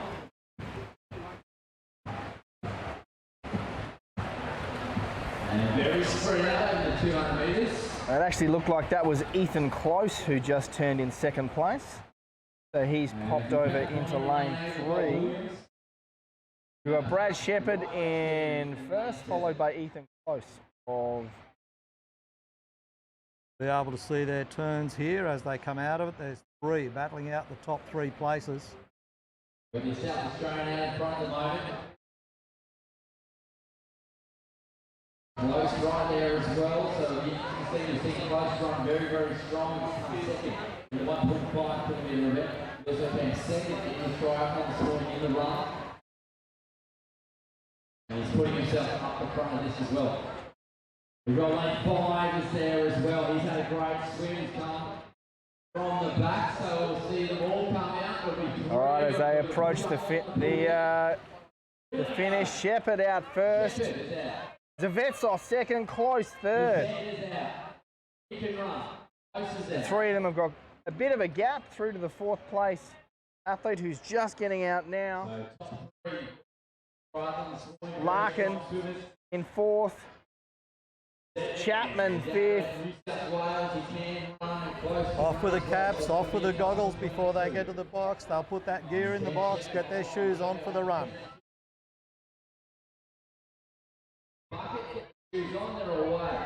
All right, we've just had a request for a few interviews. We're going to do that very, very shortly. We're going to give you some of the technical insights to what's going on. We might flag down some of the coaches. Speaking to Kyle Burns before from Victoria, said, do you want to have a bit of interview? He ran a mile, but you know what? I'm going to flag him down. Okay, last one out of the pool. They're all in the transition area right now. The run has started. They hit the run side now as they make their way out onto the track. We'll go to Joel Murray now in commentary. Chapman right behind. He did a great effort in the triathlon, so we'll see him run well. Pavek's there. Bowen is there. Small right behind him. Got Chrome right there. Butler from South Australia right on his tail. Allen there, and from Capricornia and the Rockhampton region. We have Williams making his way through. We're looking very comfortable. Here comes Hickey and Pake.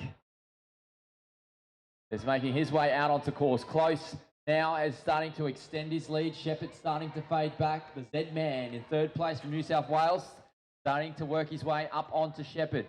Shepherd just losing a little bit of form. You can see the shoulders starting to go, which means the hips are going, not as efficient as the other 2. Here we go. Close is out. Close is looking very efficient though. Nothing happening around the hips, all staying nice and square. 400 metres to go. And it's very warm down here, muggy conditions, very still. There goes Shepherd, and the Z-Man is going to climb up onto his shoulder. There should be a pass soon. We'll see a change for second. Oh, Shepherd's digging in though. Catman has made a move, so he's running strong. Larkin right behind him. Close is extending the lead at the moment. He's kept himself in a good measure. He hasn't done any sprint finishes in the last two events. He's looking very strong now. We've got Shepherd and the Z battling it out. They're side by side now for second and third. This is a great little tussle. And Shepherd just staying one step in front. They're half wheeling at the moment as they come into the bend. Shepherd's got the line. Here we go. Close is making his way in towards the chute. He doesn't even need to sprint. He's got a big buffer on the chasers at the moment, but he's still digging deep. He's holding his form though, which is what we want to see. Shepherd is in control in second place, and the Z is just trying to hang in there as well, but Shepherd's got the kick. Close across the line, taking out the aquathon for the Youth B male race number 1. Shepherd will take second after a phenomenal race between him and Zed. Chapman bringing his way into 4th. So great running from him, and he's run right away from the competition in that area. Larkin not running very measured over the 800 metres. Looks like Small is on his way in. Pavic is chasing him down. Chrome right behind those guys. So here we go. Small's taking out the Magpies. The locals are getting out, checking it. Pavic's in. Chrome is in. A few painful faces. Looks like Bowen's also coming, and Butler from South Australia. All finishing off their events. Paik has run very, very well. He's run a few athletes down. He's going to take Williams in the chute. Bowen. Butler across the line. Allen also coming through. So Paik and Williams battling it out in the chute. They're side by side. Paik just getting a few steps in front at the moment. Williams not letting go though. So great running there from Paik. And here we go. Hickey's going to bring it home for us.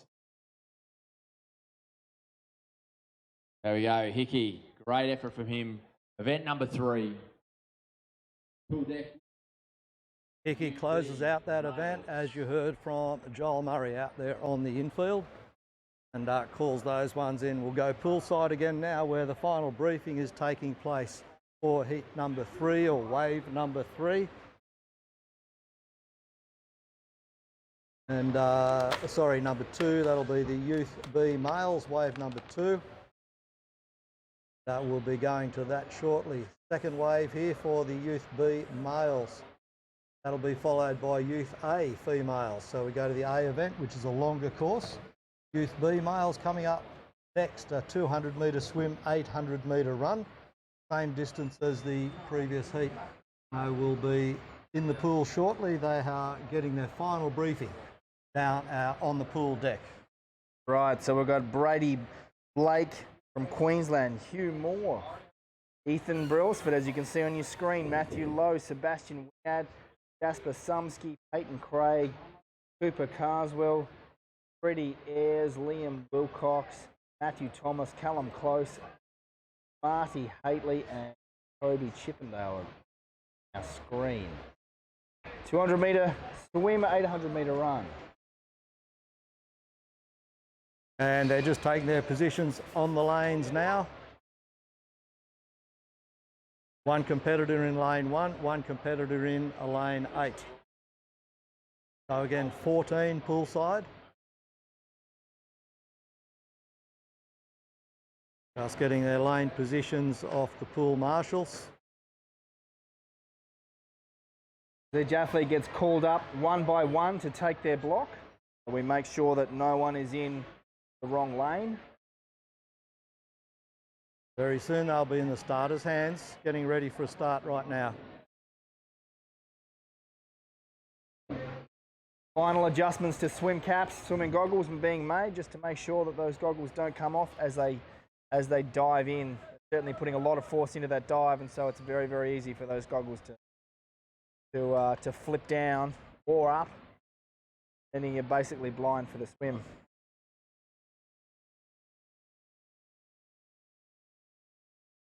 Lots of camera angles there for you. We've got mobiles down on the pool deck, as I mentioned earlier.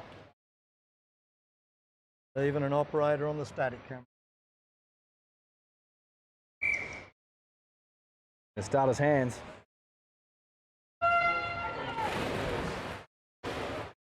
And away they go, all in the water now cleanly. Just track the length of the pool here as we get up to the far end, see who can make the turn first.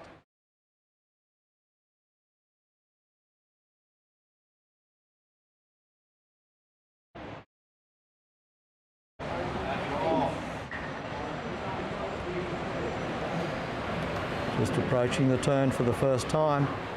First 50 completed. Lane 5 coming out of the turn nicely. It looks like we've got Wingad also neck and neck with Peyton Craig. And then in lane 7 we have got Callum Close and Marty Hatley. They're side by side, and lane 3B, lane 4B, both side by side as well. You can see them coming down there and how close these swimmers are. 2 leaders there on screen right now. Let's watch their turn. 3 and 4 for first and second. Craig and Wingad, neck and neck. And Callum Close, Marty Hatley. So we've got group of 4 seem to be edging away from Freddie Ayres of Queensland.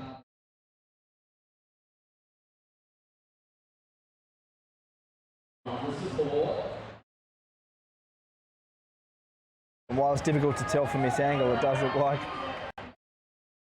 that cadence has slowed just a little bit, possibly the first 100 taking its toll on these athletes. They've done 150 now, coming back for their 200. Good turn out of lanes 3 and 4. 3 just edging in front now, half a body length. Still stroke for stroke in lane 7. And this is going to be close. Lane 3, lane 4 will be side by side, and lane 7, there's 2 swimmers there, they're going to get out side by side. So Wingad and Craig are side by side, stroke for stroke, just about a 1.5 body lengths in front of Close and Hatley. Who's going to get it? Oh, there's nothing in it. Craig and Wingad, Close, Ayres, Hatley. First 5 out of the water. Very, very closely packed together. Wilcox next. Caswell, Moore.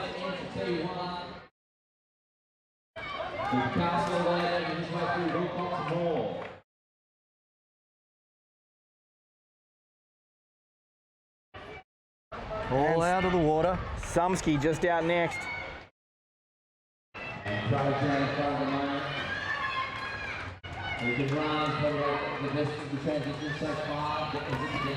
All into transition as we go, trackside.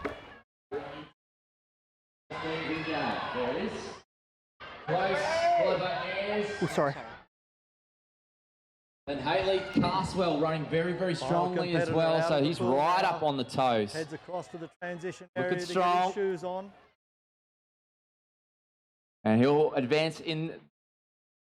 And a few of the boys even going for the waters out there at the Maurice Blackburn stand. So thank you to our volunteers supporting us today and hydrating all of our athletes. We've got Squincher is our official electrolyte.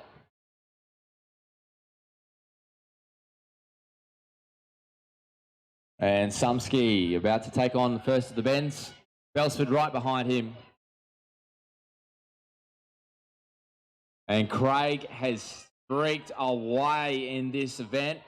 He is way out in front. We've got Ayres is holding second place at the moment, Close in third. Wingard dropping back a little bit. Cooper Carswell catching up to him. Wingard digging in though.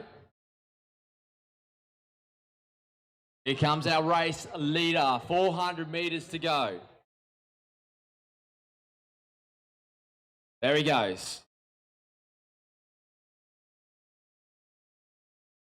Here comes second place, 400 metres down for Ayres. Wingard is in third, Close is in fourth, Carswell coming strong. Wingard digging in, so he's taken up a spot. He was fading back, but he's dug in for 500 metres to go. Craig turn corner there, heading down the back straight, well in front of this group. Wilcox right on the shoulder there. Moore also going through as well.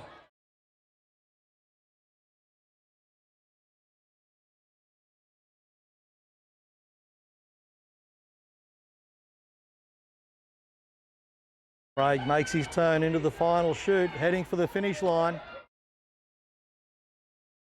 Here we go. We got Craig making his way in towards the straight now, so he's powering away at the moment. What a great run he has had. We've now got second and third are battling it out. Wingard has come back from fourth position all the way up into second position. What a run he's had over that final 500 metres. Ayres is trying to dig in as well, but Wingard has come back. Wow, when it comes to 500 metres of surging.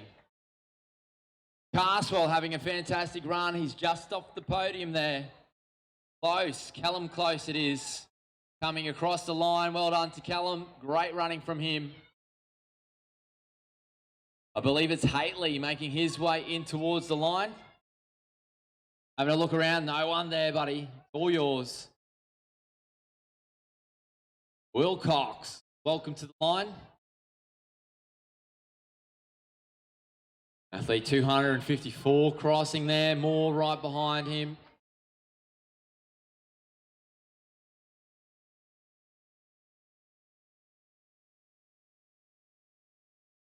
And well done at number 252, Belsford coming through as well. Big sprint finish between these two athletes. This is going to hurt. Tumsky digging in as well. Well done to the boys.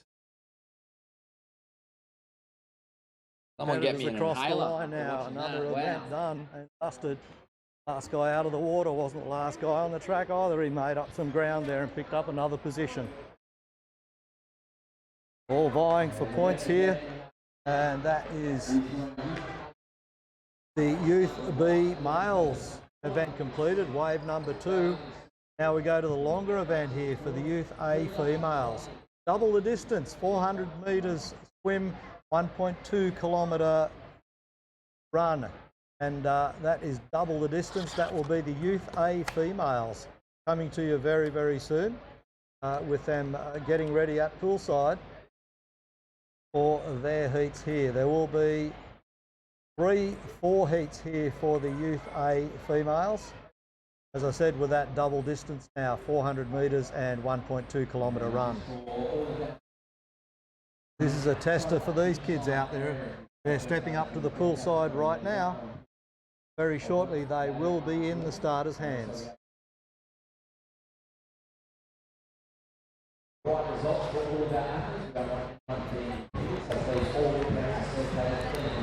So 58 athletes all up over 4 heats. This is one of our largest age groups, which is absolutely fantastic to see. Lane 1, Senan Nakajima, Madeline Manny, Jacqueline Vincent, Maddie Huskins, Ella Vickers, Ola Evans, Hilda Braithwaite, Pia Marshall, Lucetta Rourke, Ella Kate Hussain, Emma Greenwood, Georgie Hamill, Jessica Huxley and Meg Quinton. That's our field for this heat as we go trackside, not trackside, poolside, deckside. The starters' hands, the whistle goes, they're about to go. And away they go, straight into the pool. All competitors right across the pool. One in lane 1, one in lane 8. And once again, 14 swimmers out there for the girls.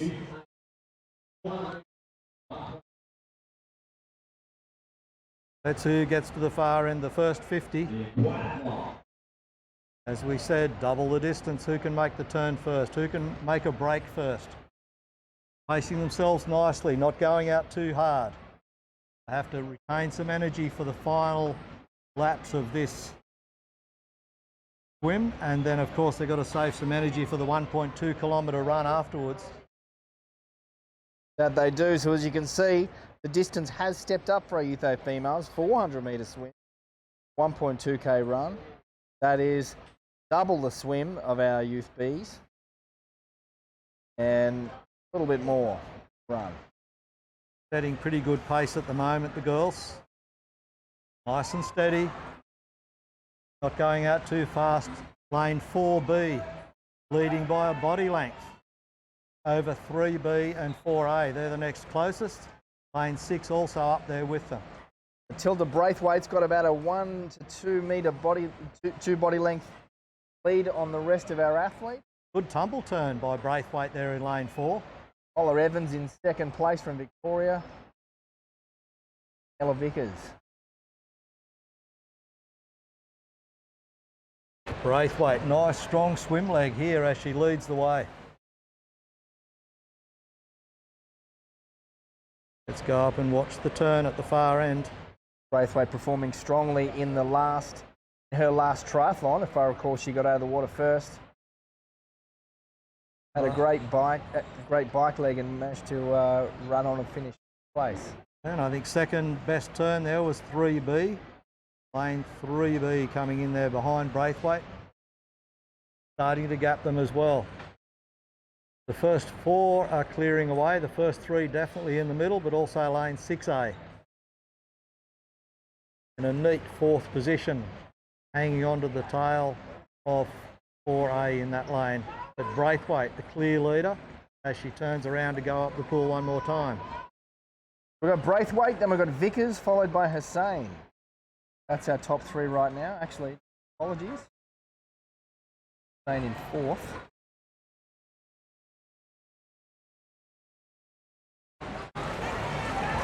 Evans being our 3rd place swimmer.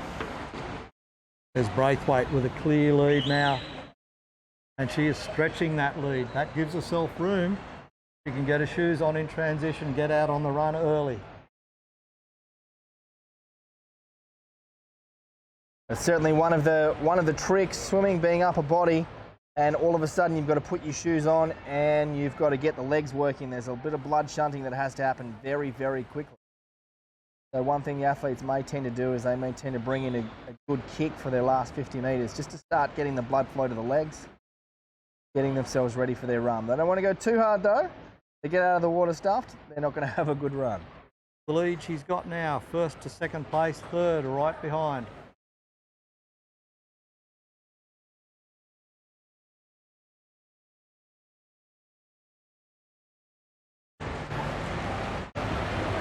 Another good turn put in there by Braithwaite. Can she extend this lead a little more? Give herself a buffer for the run leg. Braithwaite first, Vickers second.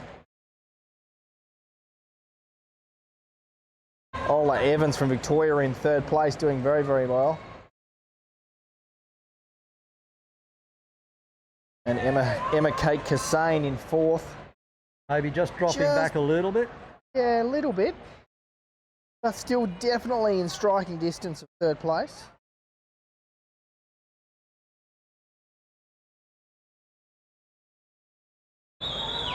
The runners are still there in the pack as Braithwaite heads back for her final lap. As I've said before, the tumble turn being of vital importance on sprint race weekend. It may not be so important for our open water swims that we see in the rest of triathlons. This particular weekend, can't tumble turn, you're in a bit of trouble. Braithwaite's got a good pool exit. If she's got a good lift out of the pool, she can get around a transition very easily, hopefully.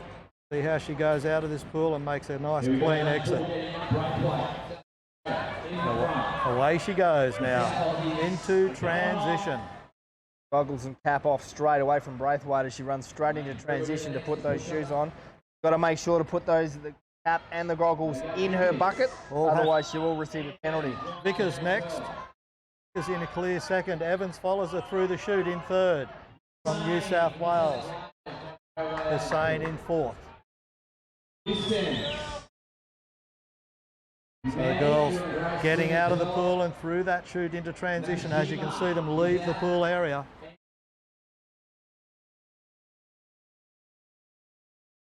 Here we go, Huxley, Quinton. Huxley's out next, Quinton, Rourke. 2 more to come out of the water. We know Rourke's got an amazing run on her, but she's come out of the water in about 8th.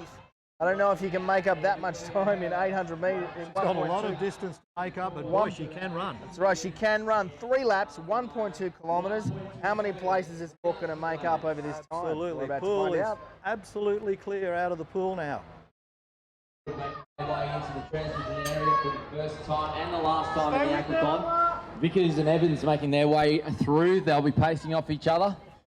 Bit of a height difference between the two. Hussein is there with Huskins. Also New South Wales right behind her. Manny chasing her down. Nakajima from Queensland looking very comfortable. Very relaxed as she makes her way through. And watch out for the Victorian athlete, Rourke. One of our strongest runners that we've seen. And she's putting the pace down. And we've got Quinton and Huxley chasing down. Go the Queenslanders. Comes Greenwood.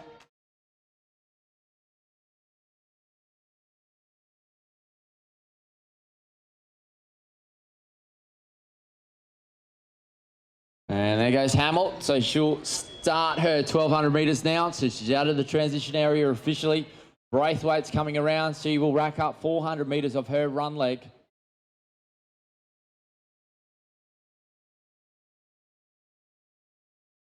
And Vincent there. She didn't like the run too much this morning, but it's great to see her back out there this afternoon. She looks nice and relaxed. Got a beautiful stride on her at the moment. Braithwaite just slipping in behind her. Headed out. Transition, that's a shot on and here we are, heads into the Vickers run. just leading. So that's 400 metres down. Evans right behind. And watch out, ladies, because here comes Rourke. He's tapped onto the back of this group now. So 400 metres down, 800 metres to go. Rourke's about to move 4. There she goes. Rourke's going to run her way right up into 4th place right now. Nakajima going with her though. She's going to brave it. Great to see. And Nakajima picks up her pace as well. And Greenwood, Huxley and Quinton go through together. Rourke stretching it out now, looking for a podium finish. She's going around everybody. And Braithwaite's got a massive lead still. She looks pretty safe at the moment.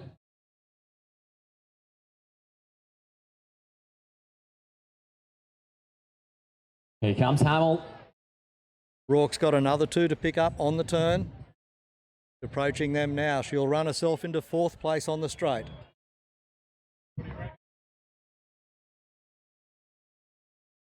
And here we go. Rourke's made some more moves. She's now into 2nd place and she is chasing down the leader. That's 800 metres down for the race leader. That's Braithwaite through. 1 lap to go. Rourke is on the way, the Victorian. Here she goes. Rourke's kicking in. That lead is shrinking at the moment. Braithwaite has about 50 metres on Rourke, who's coming through very, very strongly. Vickers is still in 3rd position. Rourke going for the water, trying to cool the body down. Braithwaite holding on at the moment. You might have too much of a gap. This is a great little finish. Rourke is kicking though. That lead now, 40 metres. Here we go. She had a massive lead of 80 metres on 2nd place and probably 150 metres on Rourke. And Rourke is closing in. Braithwaite has a look around. Don't look. Look forward and run, Braithwaite, because Rourke is on her way. It's now 20 metres. If you're in the grandstands, clap your hands and cheer on these absolute superstars. Braithwaite trying to hold on. Rourke is going to run past her with 50 metres to go. Here she comes, the Victorian. has dominated the run once again in the third event of the Super Sprint race weekend. Wow. Girl can run. Absolutely sensational effort there from Rourke. So I know who I'm calling tonight when I'm really hungry and I need a pizza. Rourke. On speed dial. Evans is across the line. We got Vickers home as well. Nakajima, great run from her. Huskins, what a swim she had. Manny, great swim from her as well. What a run from Rourke. We don't know if the cameras could pick it up, but as Braithwaite entered the finisher's chute, she looked behind her, and we knew that was the nail in the coffin for Braithwaite. She knew Rourke was coming, and she was coming with speed. One of the last competitors out of the water. Must have been out of the water in, at best, 7th place, but I think further back than that by quite a long way. Absolutely amazing running there. Made it all up in the run, and that was spine-tingling, just watching her overtake. She knew she had the speed on the track, certainly not a swimmer by any stretch of the imagination, but she knew where she had to be once she went into transition and came out there with the shoes on. Did Rourke, first place over Matilda Braithwaite from South Australia. I'll tell you what, that was a highlight of the weekend, I can tell you right now. I think you're right. Great effort, Lucida Rourke. 3 more waves to go here in the Youth A females.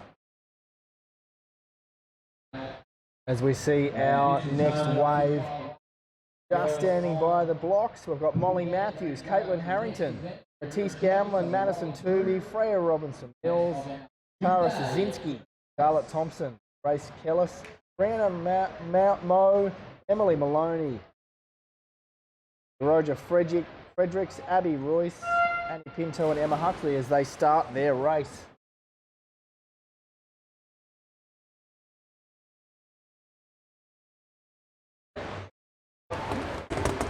Has there been any time changes?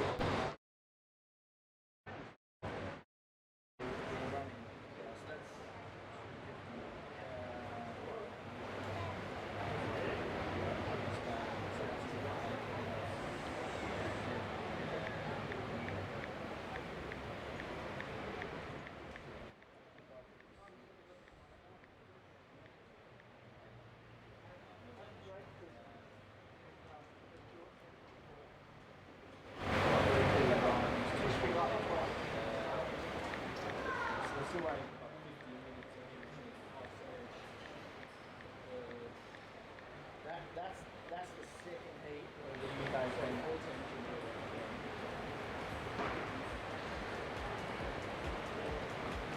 We're 50 minutes into June.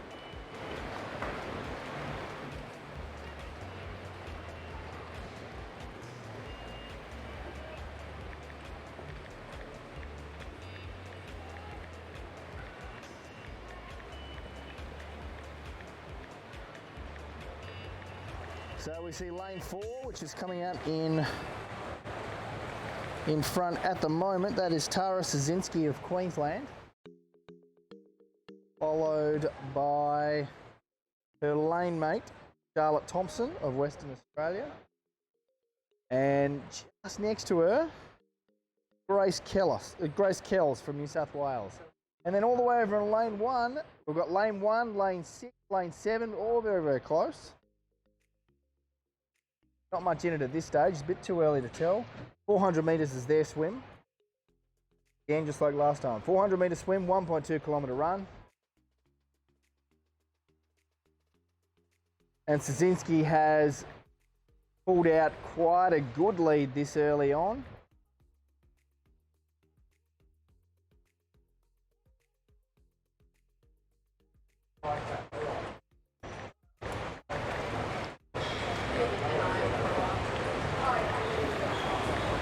And she's got several body lengths on everybody else. As always, can she then get out of the pool and run? We'll find out soon.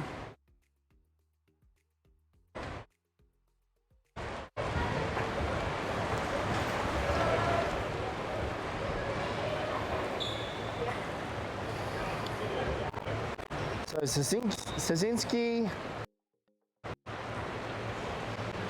and Thompson. Charlotte Thompson of Western Australia sitting in second place. And after second, we have got an equal third with 1, 2, 3, 4 girls. All very, very evenly paced. 5 girls, apologies.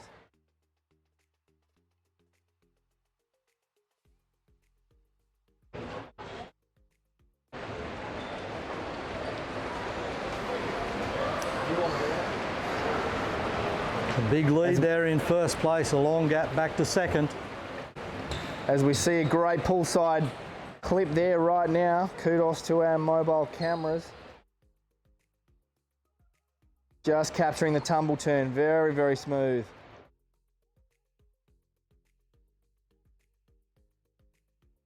So Sazinski still holding a very comfortable lead there. I say comfortable, but I got to say she won't be feeling comfortable. She'll be feeling her lungs up through her throat right about now.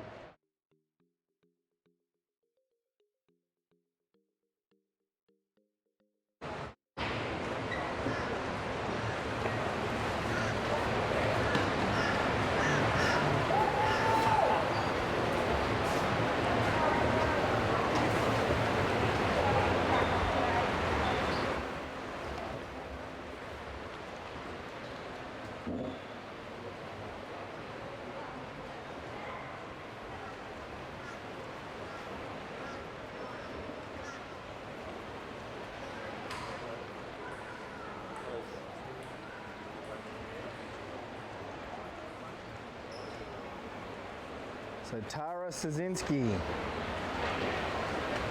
has held on to her lead. It's probably not getting too much bigger, but she's held on to it over Charlotte Thompson of Western Australia as she comes out first.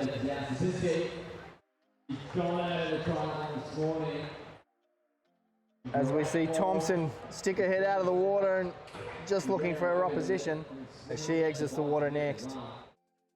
The two of them have a big gap to the next people.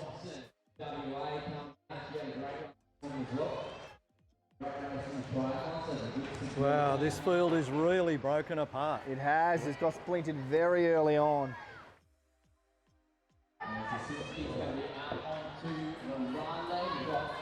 Third place, Kells and then Robertson Mills are in there. Fredericks making her way into transition. Matthews right behind. Ruse not far off them. And Sazinski will officially start her 1,200 metres right now. There's the timing mats. Thompson is second place at the moment. We've got the two New South Wales athletes right behind there. So West Australia holding down second. She ran a solid race this morning. Good pacing from her, so she can repeat that. She should be able to hold on to position. Got about 50 metres on the chasers. There she goes. Kells is right there. Robinson Mills coming through. Matthews and Fredericks are running fast though, so the Queenslanders are chasing down New South Wales. Battle of the border. Ruse onto the course, running well. Western Australia's got Tuvey. Tuvey ran very well in the 1,500 metres and also very, very well in the triathlon this morning. So look forward to seeing her run a few down in this event as well. 1.2 metres. Mo, another one of the great runners that we saw this morning. Pinto's there, Maloney's there. We've got all the form runners are right there in about 7th to 9th in this event. So look for some moves. Here comes our leader, Sazinski. 400 metres down for her. And 800 metres to go.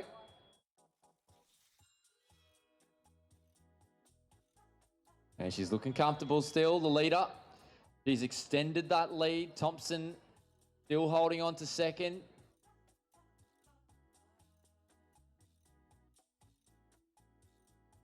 And if anything, Thompson's probably extended her lead by about 10 metres or so. So she is running very solid, very strong. 400 metres down.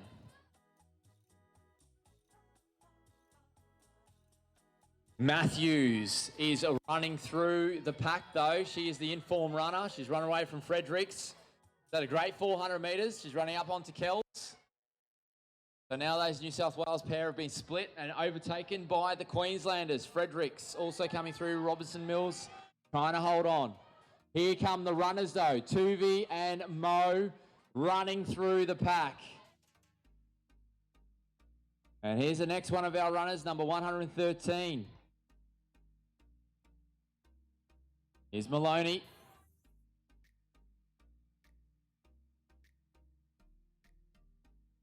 And awesome work from Pinto.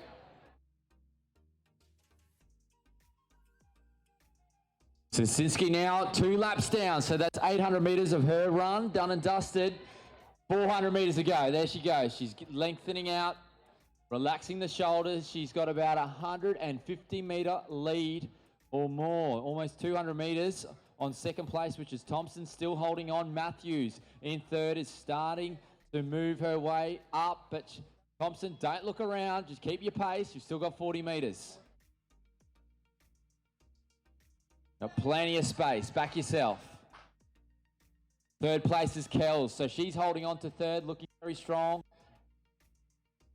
The girls, Tuvi and Mo, have moved their way through, and they've overtaken Fredericks and also Robinson Mills from New South Wales. So they're the movers, Tuvi and Mo.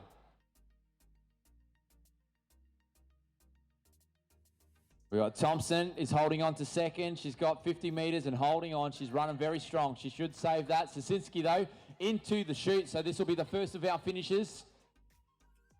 We saw Rourke doing an amazing job running through the group, but now we're seeing Sasinski swim fast and run fast. No one has come close to her in this event. It's very different to that last race that we saw. And we have Sasinski from Queensland crossing the line here for the Youth A Super Sprint Race Weekend, number 18. And here comes Thompson. She's backed herself and she's done an amazing job. She's still got a 50-metre lead on Matthews. So well done to Thompson from Western Australia. She'll be second across the line here. She'll be supported from all the WA athletes. Great work from her. And she's finishing off very strong. What an athlete she is. Third place is Matthews on her way through. Fourth place will be Kells, and then fifth is a big battle between the Queenslander and Mo and the Western Aussie in Tuvi. Both are pretty well matched in the run, and here they go as they jostle down. 50 metres to go. Tuvi digging deep. Mo digging in as well. They're jostling right the way through the line. I think Mo just got...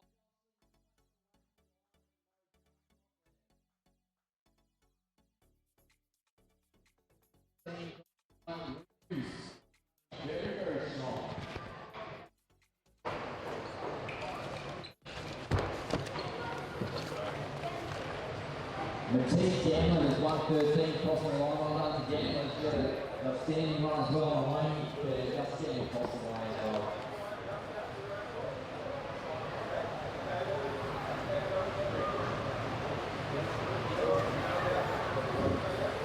Archer there, pushing up the run, side, enjoy it. We're positive about being out there longer, more value for money. Here we go, Pinto finishing off. She's smiling, she's happy to get to the finish line. Big smile we've seen today.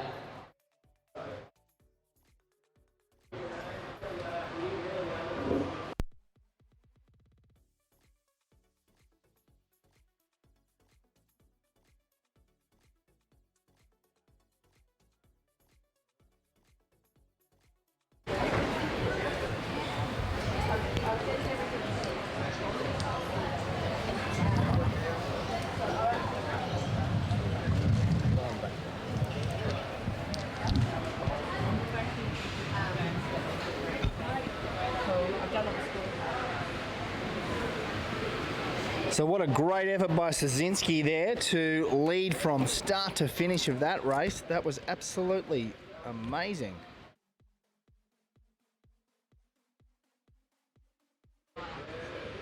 So that was the second of our 4 heats in the Youth A females.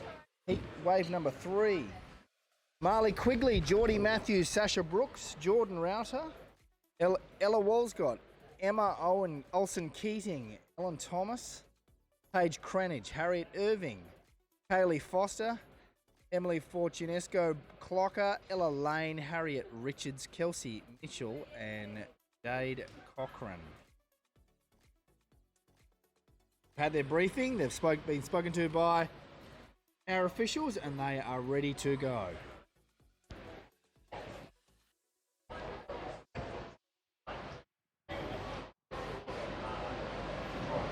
Here we go, Hartley across the line. There we go, nothing small for 2 hours.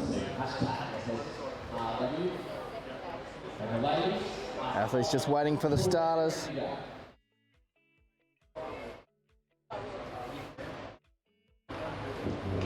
As we see, 400 metre swim and a 1.2 kilometre run, or 3 laps of our 400 metre athletics track. Runaway Bay Sports Super Centre on the Gold Coast. What an amazing facility as we go poolside to catch this start. What a great angle.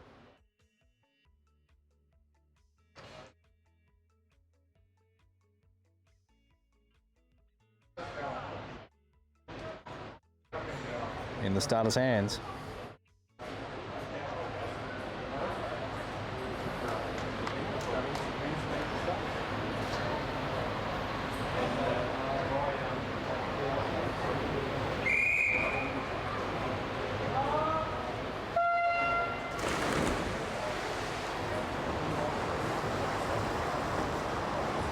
So all the girls getting away cleanly, all tightly packed together.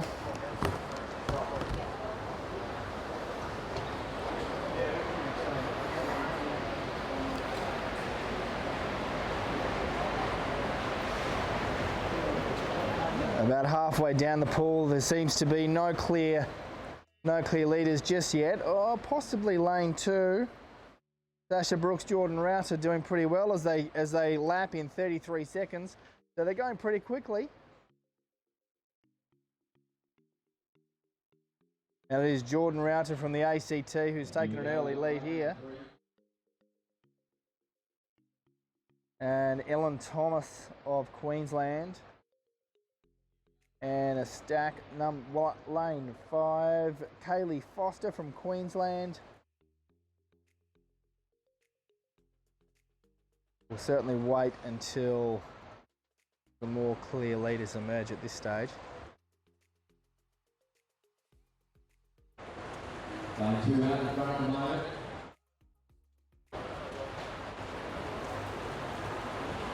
So I said tumble turning is important. I'm pretty sure Jordan Router didn't tumble turn then, so she's still swimming very, very strongly.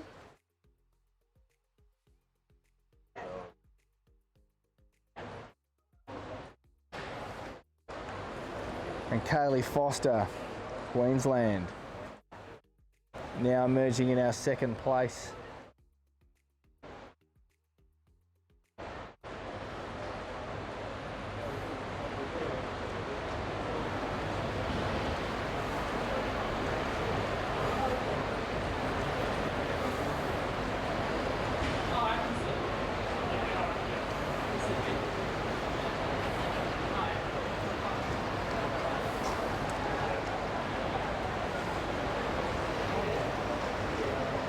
So still with our leaders, Jordan Router of the ACT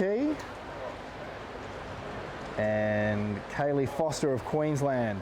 They've opened up a bit of a gap onto our next competitors. Lane 1, lane 2, lane 4, lane 6, lane 7. They're all pretty tight after our first 2.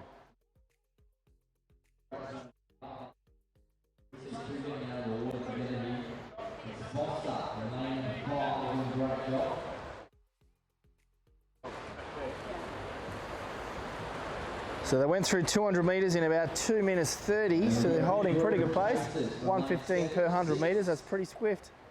So they're all going to be very close together. So 2 will be out in front and a big group.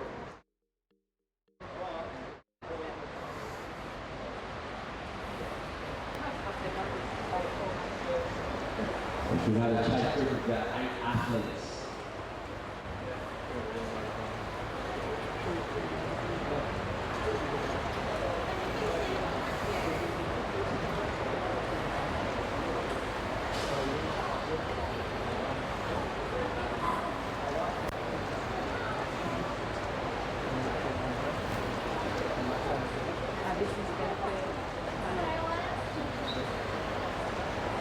So Foster still sitting just about 3 or 4 body lengths behind our first place Jordan Router of the ACT.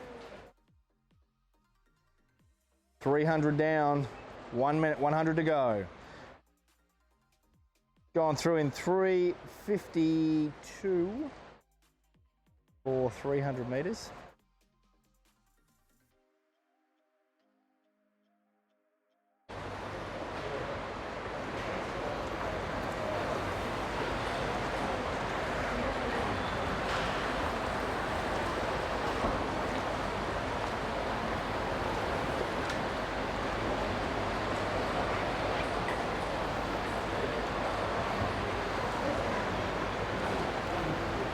So as we said, this is our largest age group, the Youth A females. 4 heats for these girls, and points will be awarded for the top 20 across all 4 heats.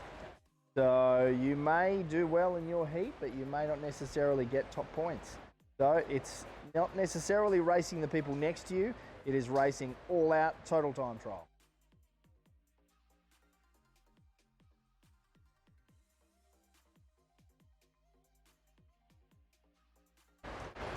As Router of the ACT comes up to the line, she's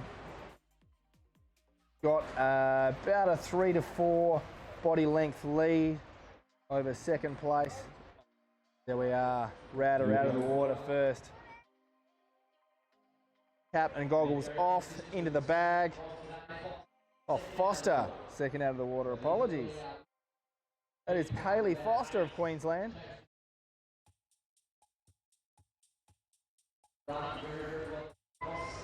Thomas next, Brooks. Brooks from Redcliffe, Quigley, Mitchell, Lane.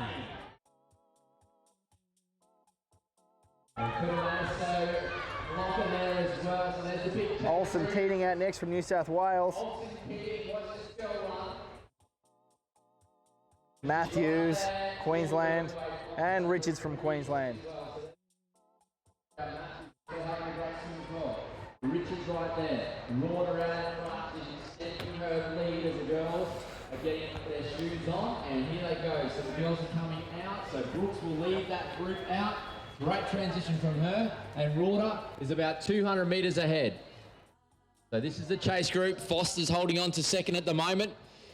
And we watch Olsen Keating has already jumped 3 positions on the run just through the transition area.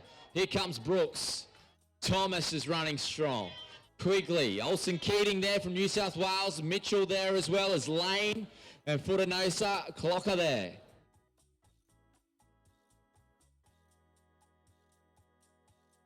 That'll do. That'll let you turn. Yeah, okay, and the handle, you twist it to the left, it'll give you a... And Crane's just making her way into... Cranage just making her way into transition. Matthews going around looking very focused. Okay, go for your life. Oh, Richards from Hell West. That's a tough race. Dad Tim up in the grandstands as well. Well done.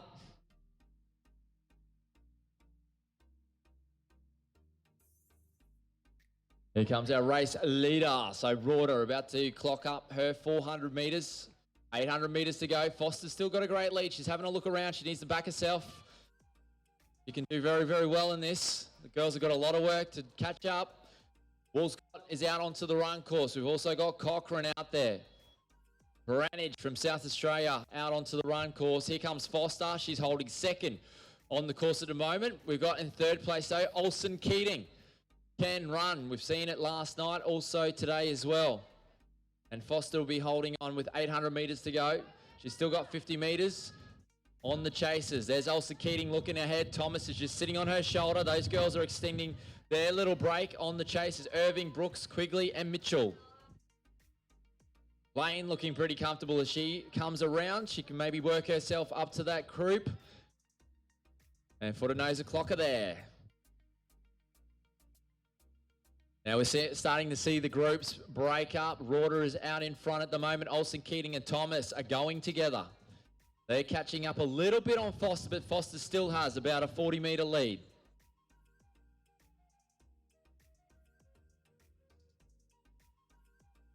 Here we have Matthews coming through, so she clocks off a lap.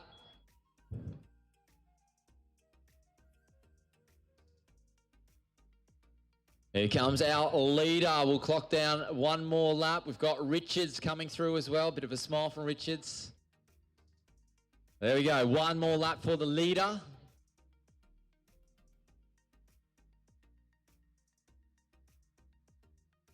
And Rorter again, led from the front with a great swim. And she's going to lead all the way around with a solid run as well. Here we've had some movement here. Olsen Keating is into second. Thomas right on her shoulder, still not letting her get away. Foster is holding on in fourth position at the moment with Brooks and Quigley making some ground. And Brooks just sitting on the comfortable shoulder there of Quigley. Those girls will be pacing each other around. Mitchell right behind them. Great stride on her. And Lane picking up a position just on Irving.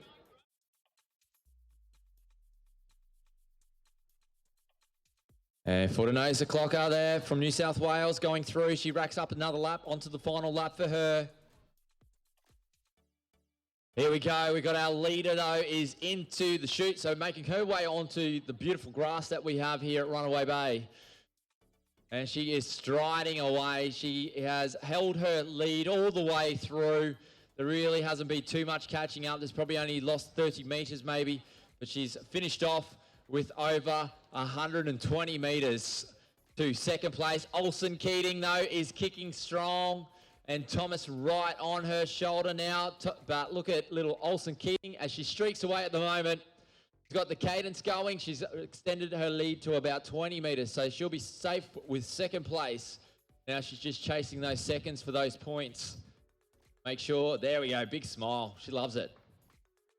Here we have Thomas, who had a great swim and a very solid run as well, jumping onto the shoulder, Olsen Keating. Quigley is racing through, but Brooks and Mitchell coming home with a big kick as well. Quigley just getting away from Brooks in the final stages. Mitchell maybe just getting her on the line of Brooks. And there is Foster finishing off what was another great swim from her today. Lane finishing off after picking up a few positions on the run.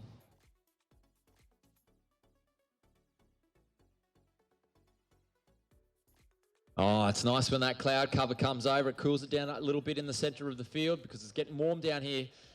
Fortinosa Clocker there finishing off from New South Wales. A few more athletes out on course at the moment. We can see plenty of kicking happening still jostling for positions. The South Australian there making some big moves. Going to overtake Richards.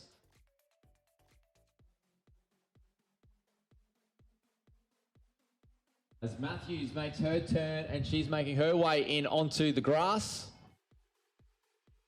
And look at the South Aussie go. She is charging away. She's just taken two positions in towards the chute and she is the one with the momentum at the moment. And she is powering away. Bit of track running there.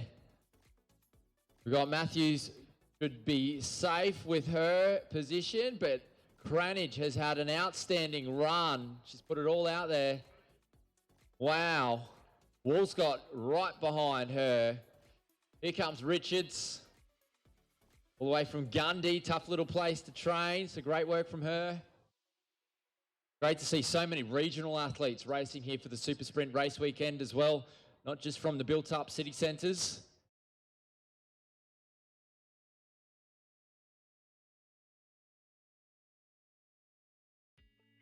So competitors getting ready for the next wave. The next heat now poolside. As we see on screen, our names: Marley Quigley, Geordie Matthews, Sasha Brooks, Jordan Router, Ella Walscott, Emma Olsen Keating, Ellen Thomas, Paige. Oh, that's actually our last heat. That is.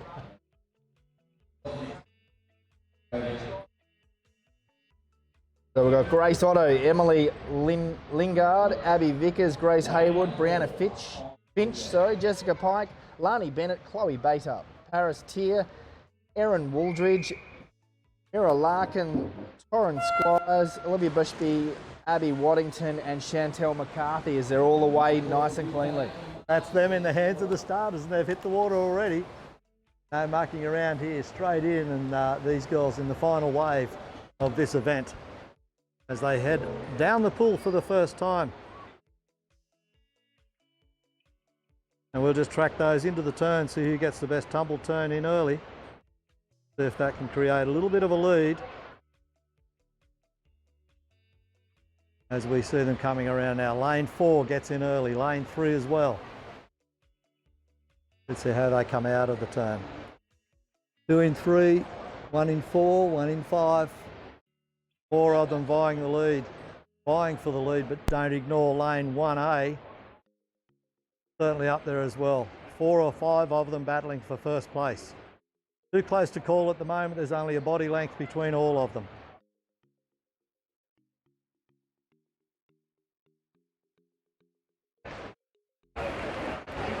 Between lane 3 and 4 here at the moment. Let's have a little look at the turn here and see how we go. See who gets away best. There they go, straight down the middle.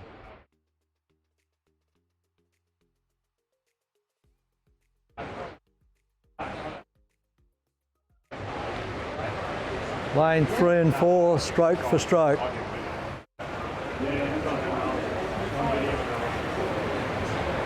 One just dropping back a little bit, but holding down second place right now.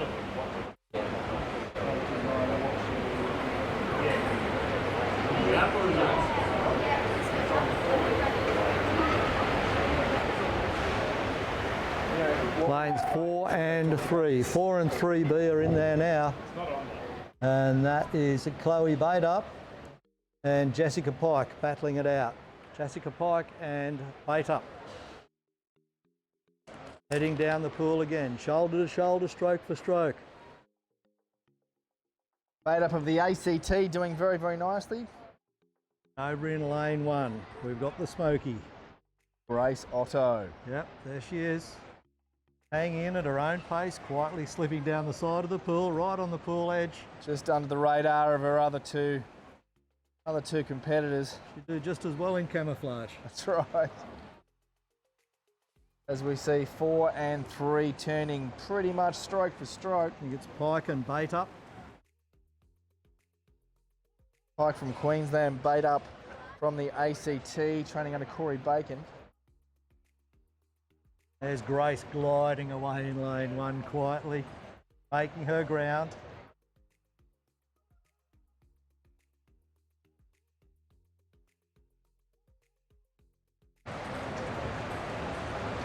Grace Otto certainly staying in touch in lane 1.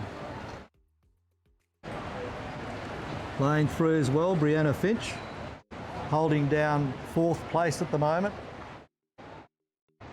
First and second, certainly a battle between Pike and Baitup.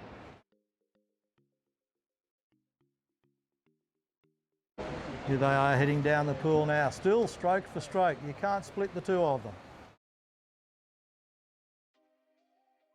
And in lane 3,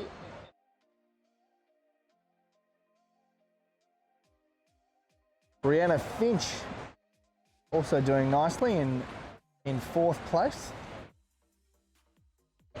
As Heading Pike and down. Baitup turn again. Good roll. Grace Otto turns again in lane 1 and picks up the pace. She's chasing them down. They've got their eye on each other. I don't even know where Grace Otto is out there in lane 1. She can do whatever she likes. They won't find her out there, I can tell you now. She's definitely decreased that margin. It was 3 or 4 body lengths before, now it's probably closer to 2. She's definitely within striking distance and she's looking around, seeing where her competitors are. Bit of a breakaway by Chloe Baitup now, just eking out a little bit of a lead over Jessica Pike. Pike coming back now to equalise again. And here comes Otto in lane 1. She shortened that lead again. Yeah, she's on a charge. So it's Baitup from Pike, right in the middle of the pool. So we'll see Baitup emerge from the pool first, but not by much. These two girls are going to be very, very close. Here they come out of the pool shortly. There's Bait Up, out Bait of Up the pool. first, bit of a Shakes shake of the water head. off, gets that water out of her ears. Pike goes, and here comes Otto. Great swim from Otto. Didn't panic, just got in her groove, kept her pace, and she's come out third, looking very strong. Brianna Finch jumps out of the pool from lane 3, off with the goggles straight away and around to the transition area. Lane 5 next. That's Tier. Through the exit chute into transition. Now we've got Hayward and Vickers. Oh, this is a good race. Larkin, Can't McCarthy, wait for them to hit the Woolridge, track. Squires, Bennett. And Fantastic, all out of the pool. Oh, one more to go, sorry. Lane 1. One contested in the pool in lane 1. She's got a nice little cadence on her. There's Jess. She's got a nice stride on her at the moment. She's got to retain the speed. Otto's there as well. Transition at the moment. She's Getting pumping their the shoes, getting arms. Out on the track. Quicker the arms go, the quicker the legs go. And Finch also doing a great job in the swim as well. She'll be holding on for as long as she can because here comes There's Tier. Lingard out of the pool, heading round to transition now. How much And the New distance South can she Wales make up athlete on looking the very track with strong her and comfortable running at the style? moment. Got her breathing under control. Hayward right there behind her, looking even really relaxed. Got plenty in the tank.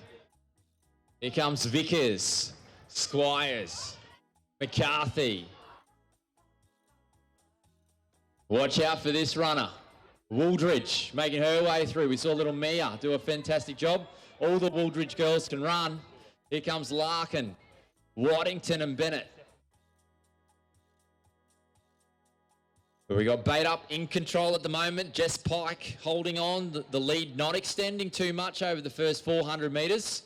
And Jess holding on for second at the moment.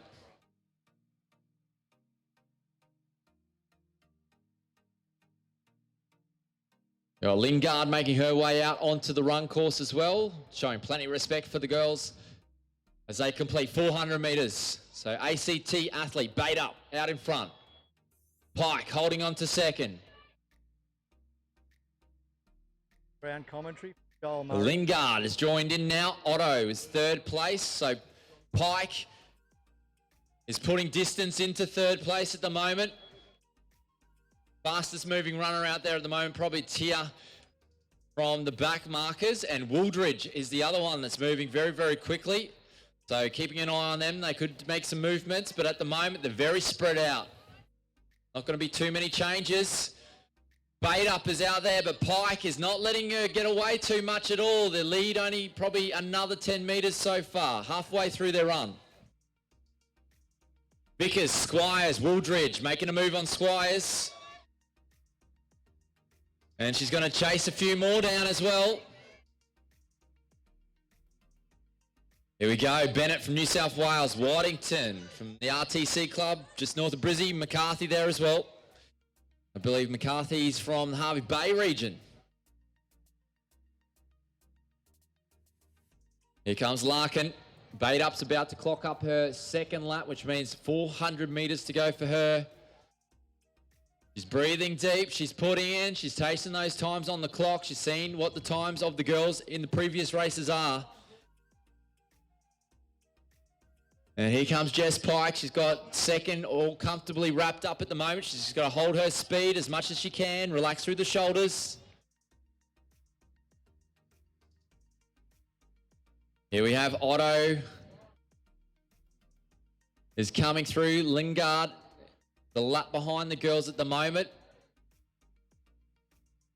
And Finch running very, very well. So she's got a bit of momentum.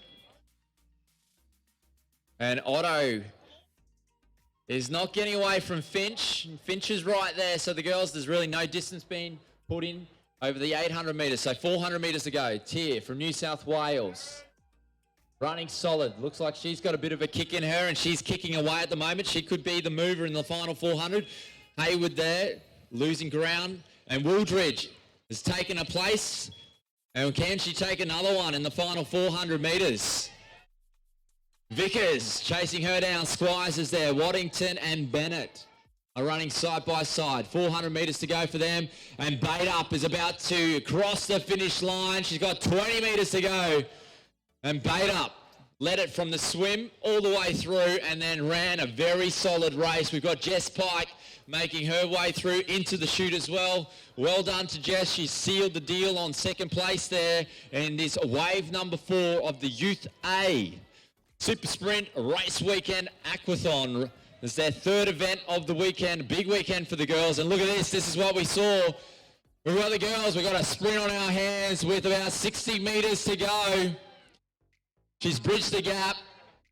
It was Fiddick, has run very, very strongly, or Finchett, sorry, over the final 400 metres. Otto just fading back one more position. Here comes Tish, couldn't do too much work. We've got Hayward just holding on to her position because Wooldridge was coming home very, very strongly as well. So the girls will finish in the places that they crossed with 400 metres to go after 2 laps. Here's Hayward crossing the line. Vickers holding on to her position. Squires finishing strongly as well. Here's Wooldridge crossing the line. Vickers holding on, no smiles there as all the girls are putting it in. Awesome work there for Squires as well. Waddington. Great work also, Bennett.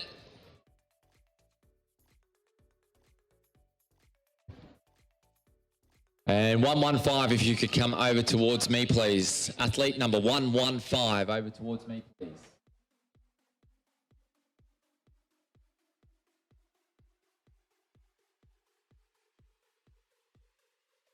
And McCarthy crossing the line. Larkin also making her way in.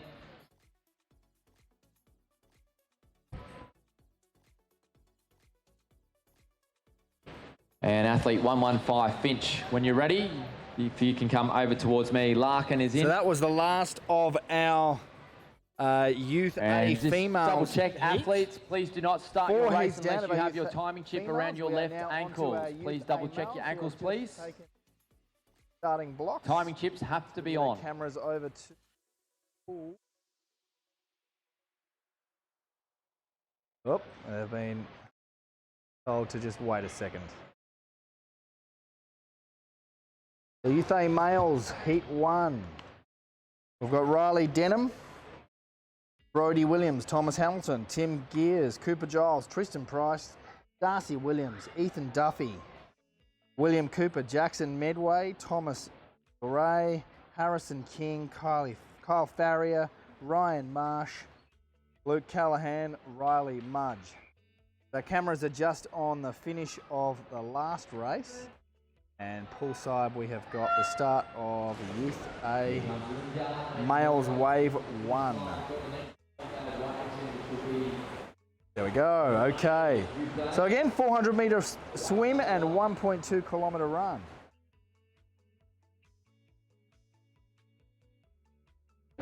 All boys away cleanly.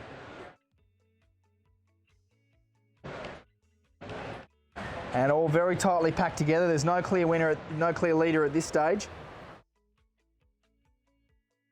If anything, who did we have? We had Harrison King from Queensland turning first. Got probably a body length over the next group of athletes. And probably in second place would be Riley Mudge of Queensland.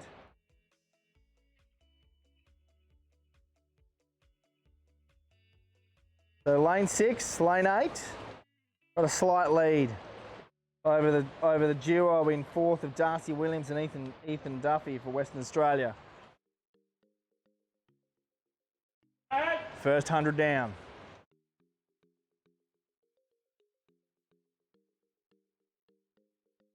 In lane 4, stroke for stroke, Williams, Duffy.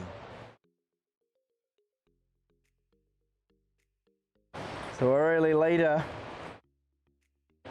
in Harrison King, possibly falling back a little bit to Darcy Williams and Ethan Duffy. Oh, there we go, and lane 8 still out in front. Luke Callahan, by the look of it, or is it Riley Mudge? That's Riley Mudge. Riley Mudge. Over on the edge of the pool. That's We're all right. smoky out there. But there's a Flying bit of under the radar. But I tell you what, the sun's just come out, and I got to say, the sun comes out from behind those clouds. It is hot. This is going to be tough weather for these athletes. 4 of them across the pool now. It is Mudge clearly leading in lane 9. Lane 8. What are we saying? 26 degrees, 70% humidity. That's some tough weather to race under. Hello, Phil. Yeah, pretty good. Flat As out. Mudge like turns. but that's all good. Just got a slight lead, Mudge has, over No, Ethan Duffy, actually- Darcy Williams, Victoria and Western Australia. Of course, Williams and Victoria, Duffy from Western Australia. I said it back to front.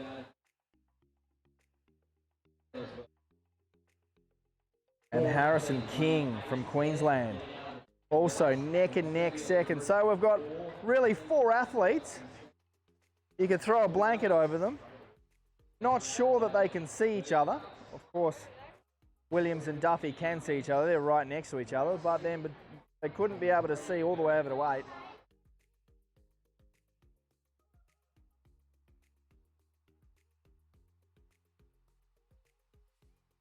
As Ethan Duffy just drops off the pace a bit.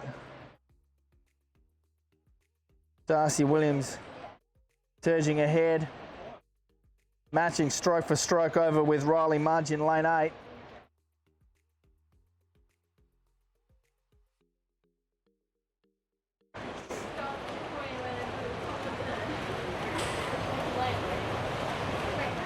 So they've got 300 metres down, 100 to go. Good strong kick from Duffy as he comes out of, William as he comes out of his turn, and he's just edged ahead of Riley Mudge from Queensland.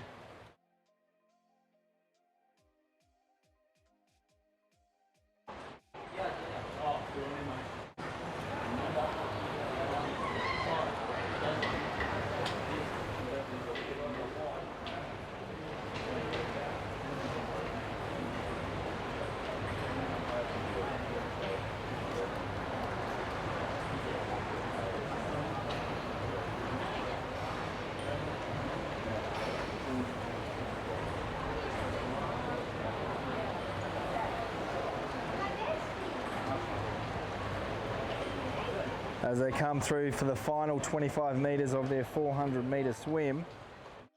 And it looks like it is going to be Darcy Williams from Victoria who's going to exit the water first. Not a huge gap from first to second, but a sizable gap from first through to about 5th. Williams gets out of the water first. Williams second. Sorry, Mudge second. Mudge from Team T-Rex. Duffy next, followed by King. Rip their cap and goggles off straight away, getting ready to throw them in that box, making sure they don't get a penalty. Medway next, Dore and Cooper wearing that Scotty suit. Williams is next.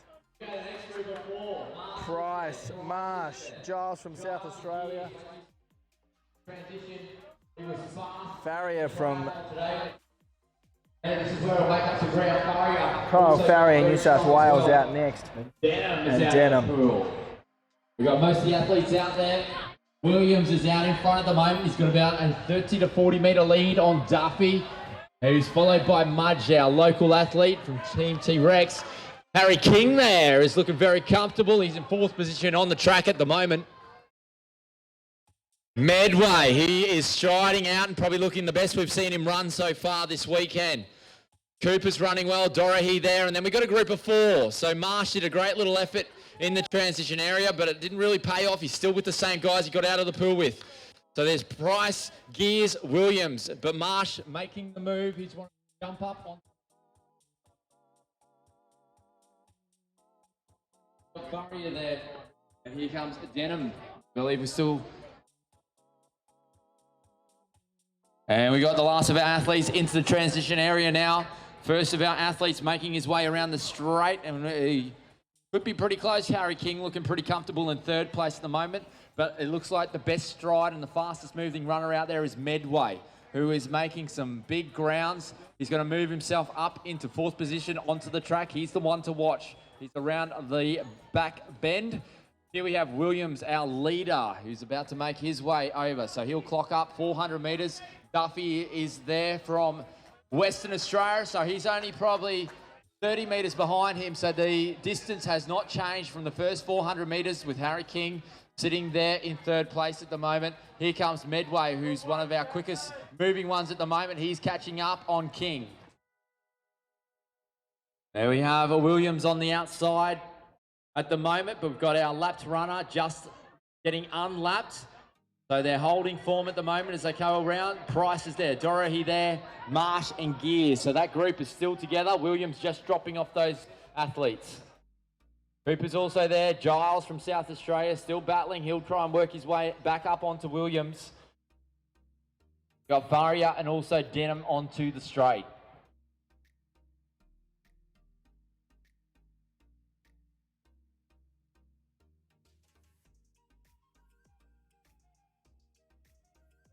And we've got Williams. He's got a lapped runner right there with him. Hopefully they don't impede his progress too much because he's got the boys chasing him down at the moment. He's come through for his second lap. Duffy is chasing him down now, so we'll start seeing some kicks. Medway making his way up towards Harry King now. Nothing in between it. We'll see Medway move his way into the podium places in this wave. Williams making a move now. 1 lap to go for him. He knows the chasers are coming. Duffy hasn't been able to make up any ground, if anything, lost a little bit, and Medway and King are catching up to Duffy. Here we have Mudge dropping back a little bit further in the leaderboard. We've got Price coming through with Cooper though, so they've been able to pick up and get away from the runners they had around them on the previous lap. Marsh is there, Gears is still there, so they've been running side by side pretty much the whole way. Giles from South Australia, though, has made plenty of movements in that last 200 metres. And the South Aussie is making some moves right now. He'll be able to make a move on Gears and also Marsh. And we'll check it out for our race leader on the back straight at the moment. Duffy's trying to hold on to his place. We've got King holding on to Medway. So they're battling it out for third position at the moment. And we've got Williams, who led it out of the swim. He's going to lead us into the run. So he's done a superb job to lead the whole 1.2 kilometre run. They haven't been able to catch him at all. He's probably gotten away a little bit, if anything. Lachlan Medway is digging in at the moment. We've got Duffy right behind him, and one of the Medway boys doing a great job. He's in third place. Just falls short. Here comes King as well, so he'll finish. Just losing that one spot. But Medway's run time, that'll be one to check. Giles has done a great job from South Australia. Marsh is digging in and trying to get back up to him. But Price and Cooper have been the informed runners from that group of 4 that came out second. We got Giles gritting his teeth and bringing it home. He's a tough little competitor. He is doing a great job. Williams coming through as strong as he can. Dorahy also finishing strong. And Mudge, one of the locals, completing his run.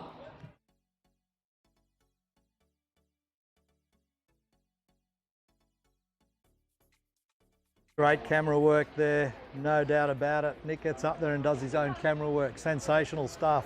Zoomed in really well here for the finish of this event.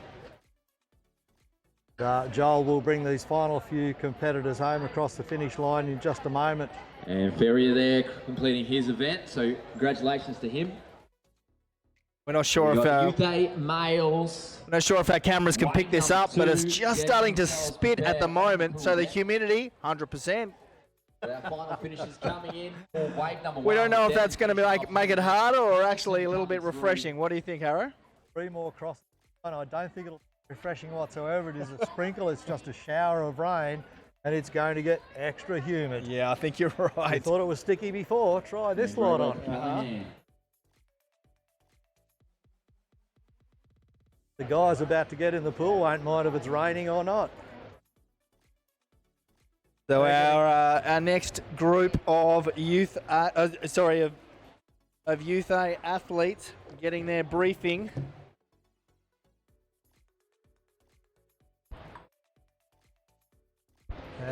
So we go to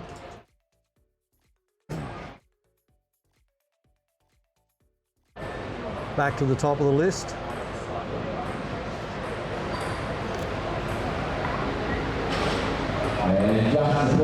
Well, William McIntosh, Matthew Greenwood, Toby Powers, Luke Gold, Liam Hincliffe, Flynn Pumper, Bailey Giles, Jonty Armistead, Henry Braithwaite, Lucas Bulbell, Harry Snodgrass, Finn Nixon, Jay Adams, Bailey Gordon, Will Brown and Riley Crowther.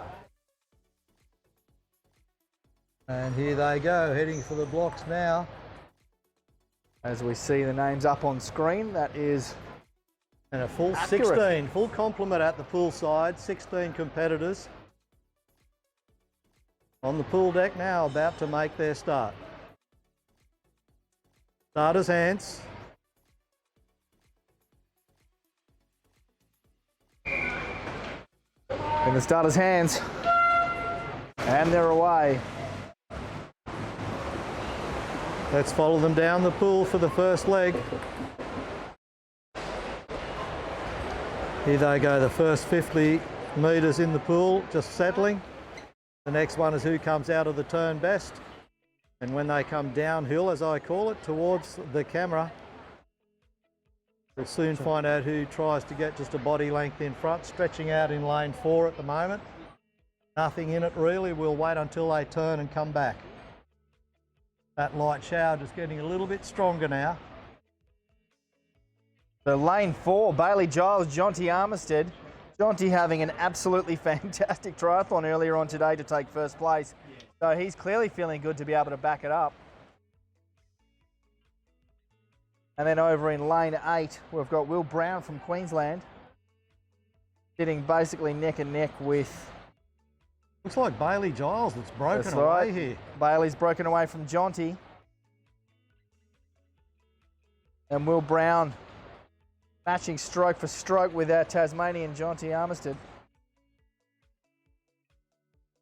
There they go away in the turn. It is Bailey Giles from South Australia making a great turn in lane 4A. He is stretching his lead. A 400 metre swim. He's got a long way to go.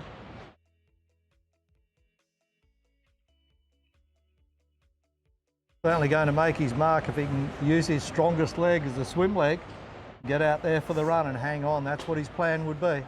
A great swim by Giles. We're super excited that he's not in the same heat as his twin brother, because I've got to say there's not too many people that can tell Cooper and Bailey Giles apart. Oh, really?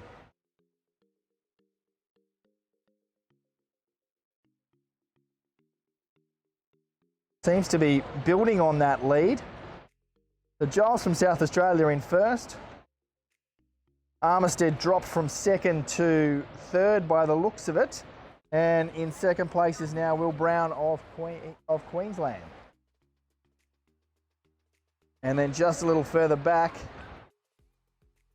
is possibly Harry Snodgrass. It is too. That's a phenomenal swim by Harry. We know that Harry, he lives in Lucendale, down the southeast of South Australia. He doesn't have access to an indoor pool. Wow. So he's only been able to swim once a week. Very So well, he's once a week. He's once a week, and he's keeping up with these guys. That is the swim of his life. Let's see if he can run after this one. Bailey Giles leads them out from Will Brown in lane 8. And then Jonty Armistead from Tasmania is in third position at the moment. Fourth, Harry Snodgrass, as you mentioned. Those 4 have cleared out. They've got a fair gap between the rest of them. And is Bailey Giles coming back down towards us again. Back downhill is Bailey Giles coming back to this bottom end of the pool.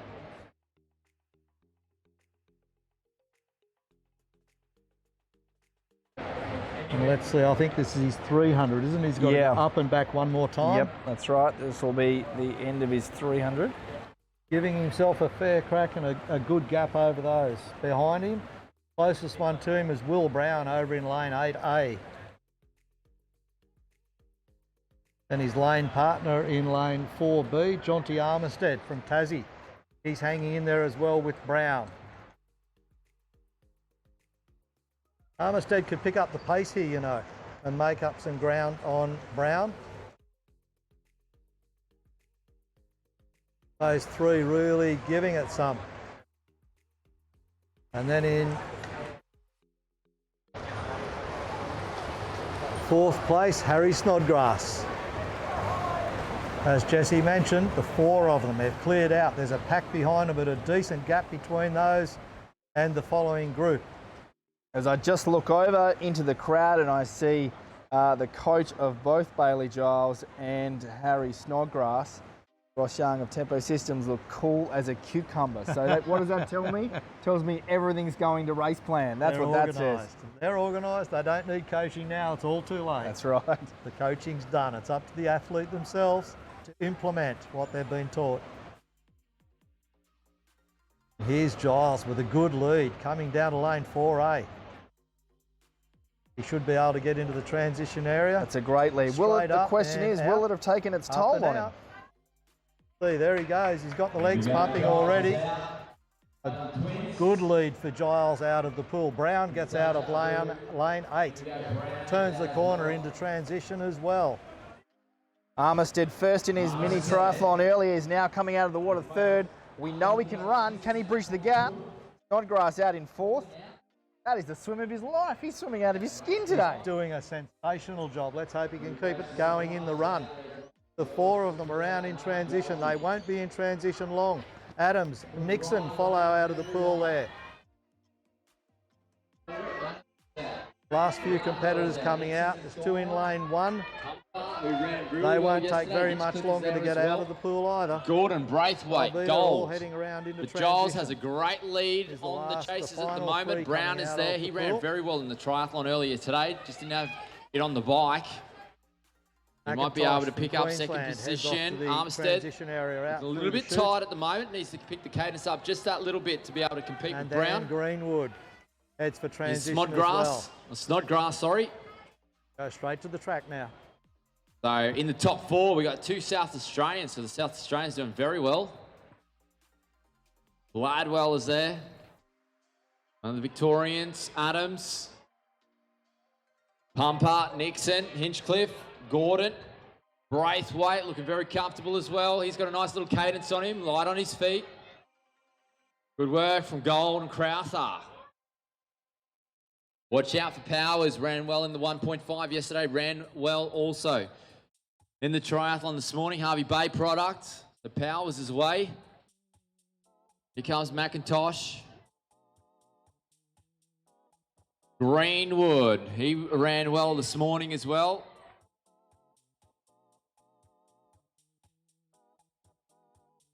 And Giles is in control at the moment. He's got 60 metres to the chasers. So Brown and Armistead sticking together. 400 metres down. 2 laps to go. He sounds pretty heavy on his feet though, Giles. Making his way through. So not as light. Brown sounds the lightest on the feet out of the top 3. So Armistead also pounding the ground as well. Here comes Snodgrass from South Australia. So 2 South Australians in the top 4, as we said before, still holding position, but we've got the chasers coming through.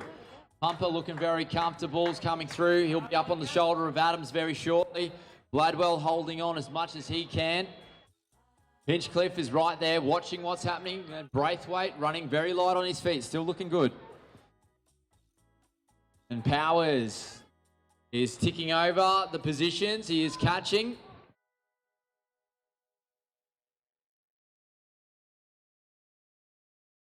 Here we go, Gordon trying to hold on as Greenwood starting to make a move up onto his shoulder. He's going to go on the outside of the corner, do a little bit more work than he needs to. McIntosh there as well. There's Greenwood making his way towards the rail, so he's tucking in on that corner. Giles, our race leader, is out in front. Brown's made a move on Armistead. As we said, Brown sounding the best out of the 3, not pumping the ground. Now the other 2 runners, very flat-footed. Brown still sounding very, very light, so he is catching up. Armistead still pounding that ground, so he's wasting a little bit of energy there. Holding on for third, though, and he's got a big lead. Gladwell's made the move, so South Australia losing their spot in the top 4. And right there, we've got quite a little chase group. So Pumper, Hinchcliffe, Gladwell, 400 metres to go. Here we go. Hinchcliffe looks the most comfortable. He was watching Pumper. And he's tucked in, and Hinchcliffe looking the freshest at the moment as he sets the pace now with 400 metres. Giles, here it is, making his way into the finish chute though. So he has led from the swim. There he is, making his way in towards the chute. He's onto the grass now, looking very comfortable. He looks around, there's no one there. Brownie is closed in, but nowhere near close enough at the moment as the boys come in. They're not switching off right the way through to the line because they want the times. Great run from Brown. We've got Armistead coming in. Here he goes. After the seconds, there's the big smile, trying to relax. Look at this. This is going to be a great little finish happening here. We've got it all happening. Hinchcliffe. Pumper right on his tail. And as that Powers has made a massive move through the group as well. So he's run down that whole group. Snodgrass holding on. Adams is there. Braithwaite, who ran very strongly the whole race. Brouther and Bladwell. Here comes Greenwood, who's been able to run a couple down on the run course, but he's trying to hold on. Nixon also holding on strong as well. I think Greenwood will run out of space. They close in. There it is, hitting the Matt's gold coming through.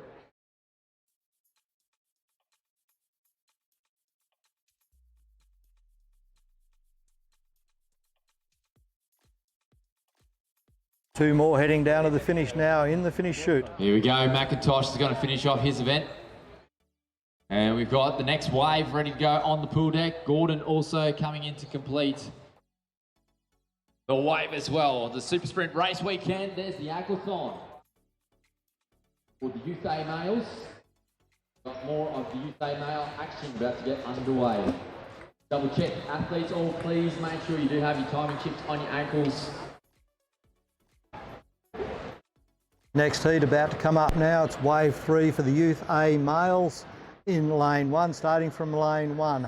Luca Walters, Robert Stringer, Patrick Vose, Hamish Hart, Tom Roberts, Tom Jansen, Brooklyn Henry, Jack Crome, Mackenzie Couts, Thomas Feldman, Taj Hooper, Mitchell Yard, Zane Watson, Brad Course, Jordan Reek and Charlie Jerd brings up the field in lane 8. And they're in the water and away for the 400 metres swim and the 1.2 kilometre run. The final wave in this category of Youth A males. Wave number 3 is underway. We'll track them down the pool on their first 50.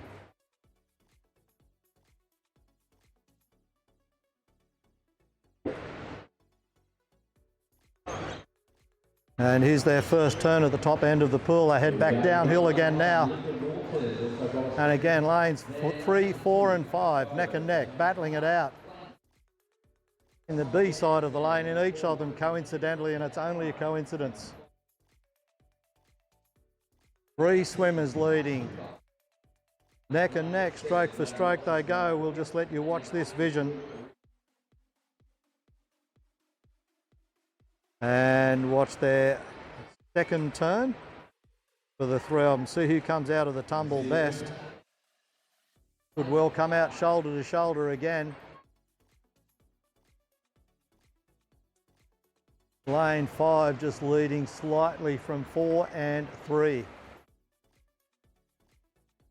On the B side of the lane, it's 5, 4 and 3. I found them. And away they go. Broke into 2 distinct groups by the look of this squad at the moment. The third and final wave in this category. And just go down and have a look at their turn at the top end of the pool.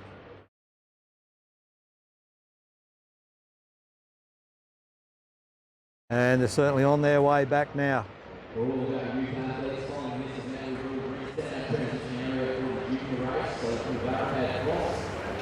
Lane 5B, 4B, 3B, that's the order they're in. 5B will be Thomas Feldman, 4B Jack Crome, 3B Tom Jansen. They're the three in order. Top two turning again now, going back up to the top end of the pool. It is Thomas Feldman leading the way from Jack Crome at the moment. Third place has dropped back just a little bit. He's under threat from the other swimmers coming up around him. Out in lane 7 and lane 2.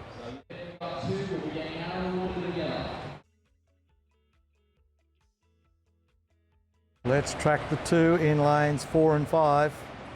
See how they come out of the turn. And there they are there, the first and second place holders at the moment.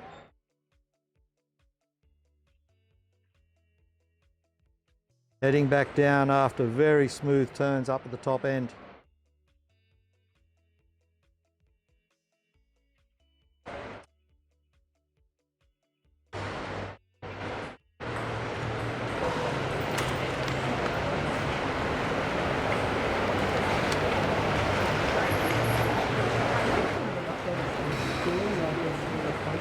Coming down right now. And they turn for the final time to go back up for their last 100. It'll be published probably the end of the day. Just watch them go up to the top end of the pool right now. It is the same order. 5 Thomas Feldman from Jack Crome. Crome chasing, hanging onto the feet of Feldman basically. These two are basically stroke for stroke, Feldman and third place is level. Crome. Zane Watson out there in lane 7. And in lane 3, Tom Jansen. They're equal third at the moment. The two leaders heading back down the pool towards the camera.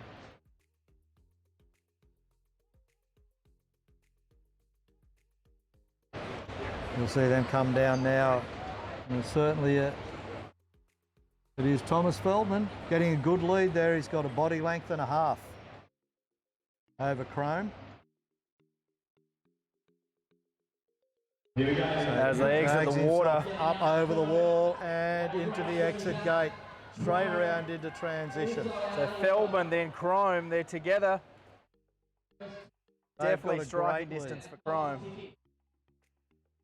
And Jansen out of the water at the same time as Watson. And then Vols from Victoria next. Rips the goggles and the cap off. Again, has to make sure to get everything in the tub. Make sure he doesn't get a time penalty. Reich and Henry from Victoria again. Krauts, Force. And Roberts out next.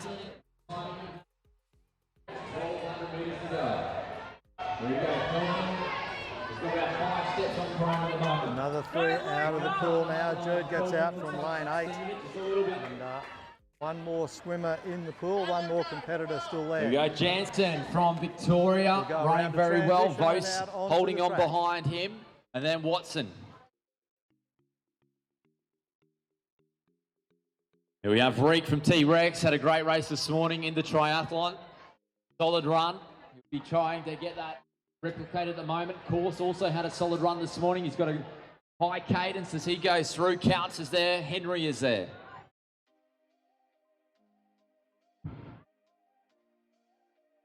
So the quickest leg turnover at the moment, it would have to go to course.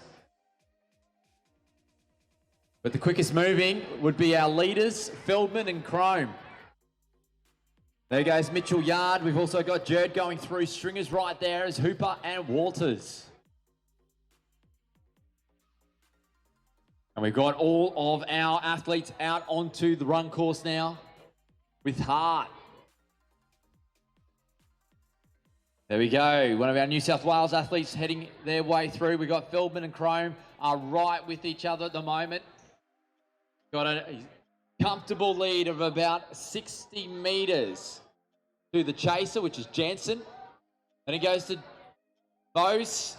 Then we got Reek, who is running very, very well, and Course, who's got the highest of leg turnovers at the moment, but not the longest stride.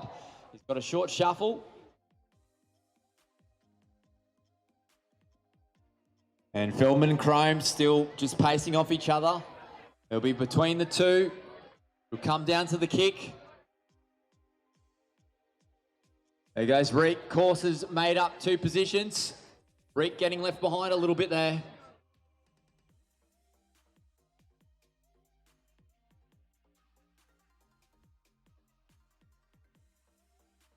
Here comes Yard.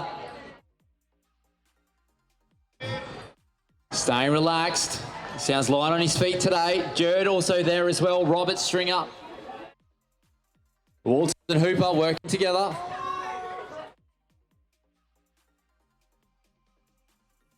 And here comes Hart. He's running solid. Running light on his feet. It's good to see. Here come our leaders. Jansen. Looks like he's making a little bit of ground on the boys. So this could be a good finish. About 420 metres to go. Feldman and Crome out in front. Jansen coming through. 25 metres in it between first, second and third. Here they go. You can see him kick already. See the heels come up, the knee drive. They're extending that stride.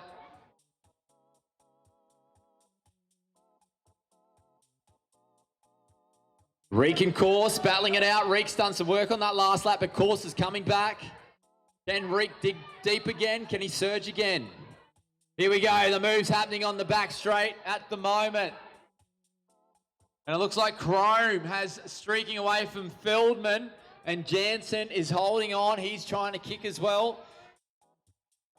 And it looks like we've got Feldman out in front, so he's held off and he's kicked, or it's Crome, sorry.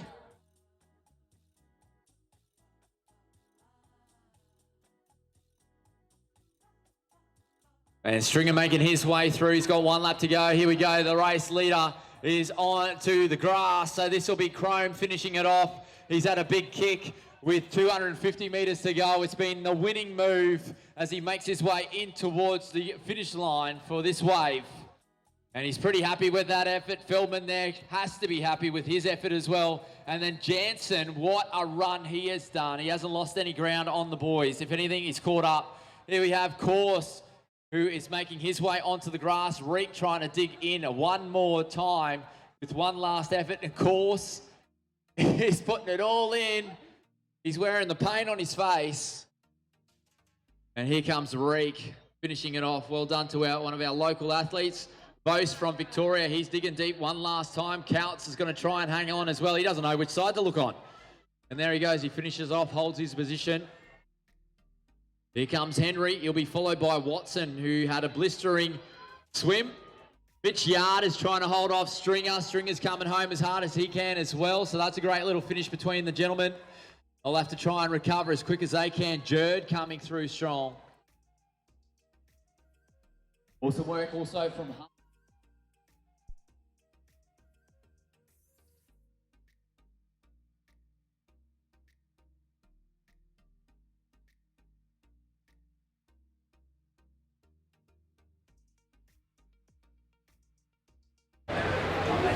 And the final 2 competitors crossing the line right now, and we're about to go poolside again where the final briefing is being held for the next event. Looks like we're going back to back as well. We'll go straight to the junior females, wave 1.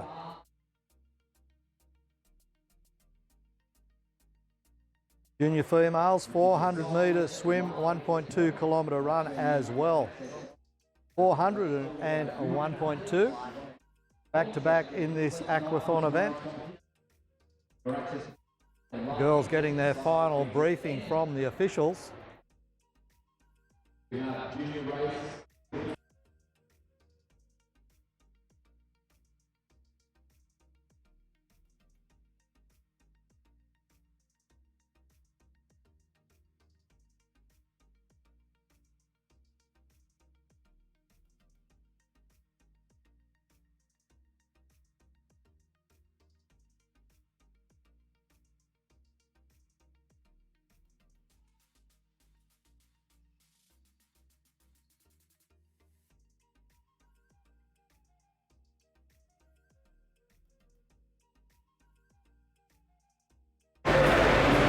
So pool deck in readiness. These girls taking their place. Emma Hogan in lane 1, Emma Callaghan in lane 1. Lane 2, Grace Bunting and Jacinta Cliff. Lane 3 on her own, Sunny Star Carusi. Lane 4 on her own, Cassia Boglio. Lane 5, Rochelle Hill. Lane 6, Bria Roderick.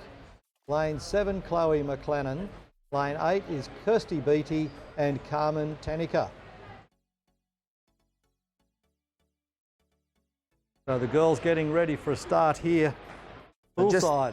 Just the final 3 girls getting their instructions from the technical officials. Carmen walking towards the blocks. And we are just moments away from the start of this. Tanica taking her place in lane 8. Looks like they're all up there and ready to go. They'll be in the starters' hands. The 400 metres. It's going to be fast, this one.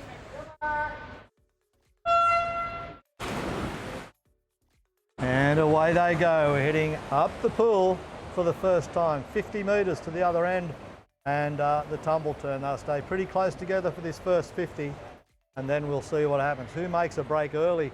Who preserves energy? Who saves themselves a little bit for the run? So we've got an early leader in Emma Hogan. Queensland all the way out in lane 1. Emma being coached by Emma Carney. Well, there's a good coach. Who we would say would be Australia's most successful triathlete ever. Hello. Arguably.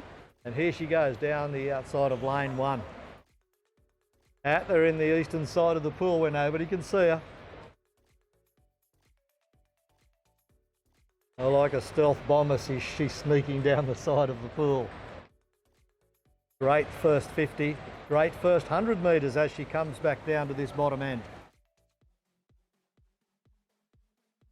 And Hogan's being tailed off by Rochelle Hill in lane 5. No, that's not right. 2 swimmers in lane 5. That's right. There are now. Yeah, that's right. I've got a different start. You have to. Aha.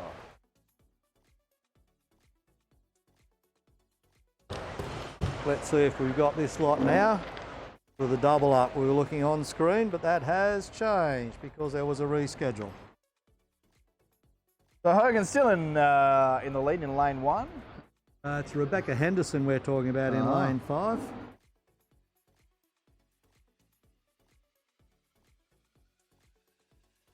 Beck Henderson can run, champion race walker.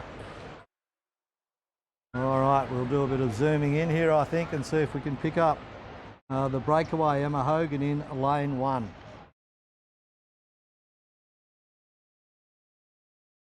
Neck and neck with Henderson though. He's just coming in behind that umbrella on the right-hand side if we're on shot there. There's lane 1 and lane 5. You can see how close they are across the pool. And we'll see, pick up on who comes out of these turns first. Hogan and Henderson. So Henderson gets the turn in first. Hogan has backed off just a little. Henderson has pulled back and gone straight up into the lead. She's possibly a body length in front now from Hogan. Certainly you can see a strong kick from both girls. Got the pace on, they mean business.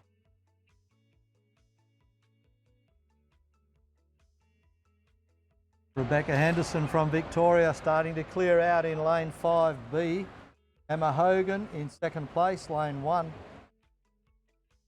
You can see both athletes only breathing on one side. A lot of coaches saying that you should bilateral breathe. For these pool swims, these girls have chosen to do just breathing on one side. Hayley Lewis only swum on one side. Hayley Lewis only breathed on one side. Sometimes they'll breathe one side depending on where their closest competitor is as well, just to keep an eye on them.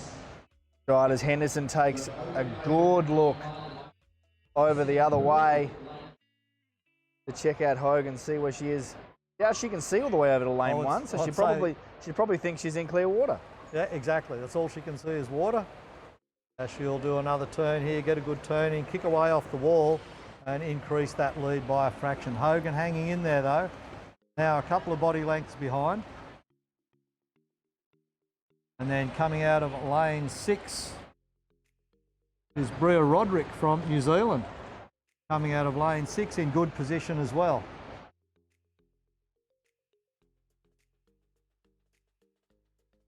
So Henderson, Hogan and Roderick.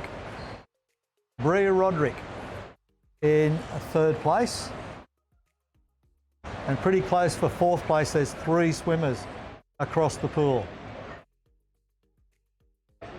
Roderick from New Zealand all the way, possibly struggling with the heat. We don't know. I think she's actually doing pretty well. Yeah, I would say no struggle there by the look of it. That's right. Let's track them coming back down the pool. As Henderson now has opened up a lead of possibly 2 or 3 body lengths over Hogan. The very start fast from Hogan, and Henderson didn't panic. She just stuck to her game. And Henderson comes out coming first. out of the pool now. Let's see how far behind Hogan gets out and into the transition chute. Very focused. Doesn't even look around. Doesn't even to see if there's any other athletes. Hogan now out. Followed by Roderick. And here they Sanikar, come. Caruso, Hill, Cliff. Another 2 hot on their heels. Boglio and Gillies is it? Gillies. Tanaka, McLennan. They've cleared out. 4 swimmers left in the pool. The rest are in transition. They'll have their shoes out, on their feet, already on the track. And they're out on their run. 3 laps of this 400-metre circuit. And Boglio is right there. We've got Gillies there. McLennan there as well. We've seen Chloe having some great running across today. Carmen right behind her.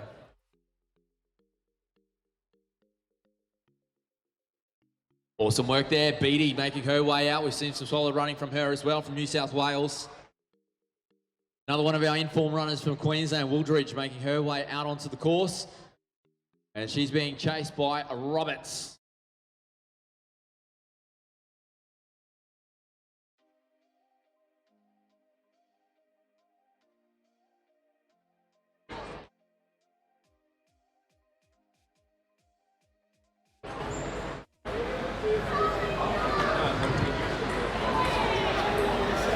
And we've got the 3 girls out there. Hogan holding on to 2nd place at the moment, so she passed Roderick, the Kiwi, so she maybe put in a little bit too much and didn't recover from this morning. But Hogan, 2nd place at the moment. Henderson is in the lead, but Hogan is catching quickly. That's 400 metres down, 800 metres to go. Roderick's right there.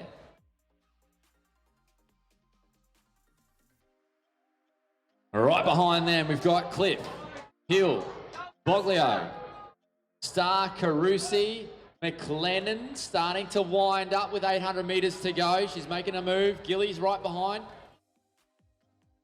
Comes Carmen. Big smiles. She knows Mum's watching from work.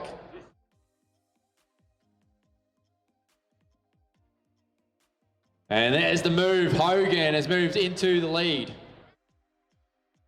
Roderick holding on. She's just holding her pace. She hasn't accelerated, but hasn't slowed down. And then we've got that big chase group at the moment. We've got McLennan making the move. She's going to make her way towards the front of that group before they make it to the next bend.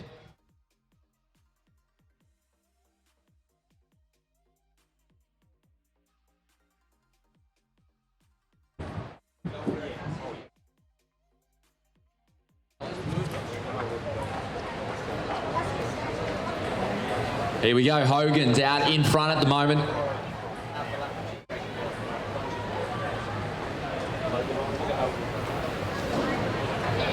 Henderson right behind from Victoria. Roderick from New Zealand still holding on. It looks like she is closing a little bit on Henderson. 400 metres to go. Hogan in control. We've got McLennan leading the charge with Boglio, Hill, Cliff and Gillies. They're all holding on. They don't want to let it go.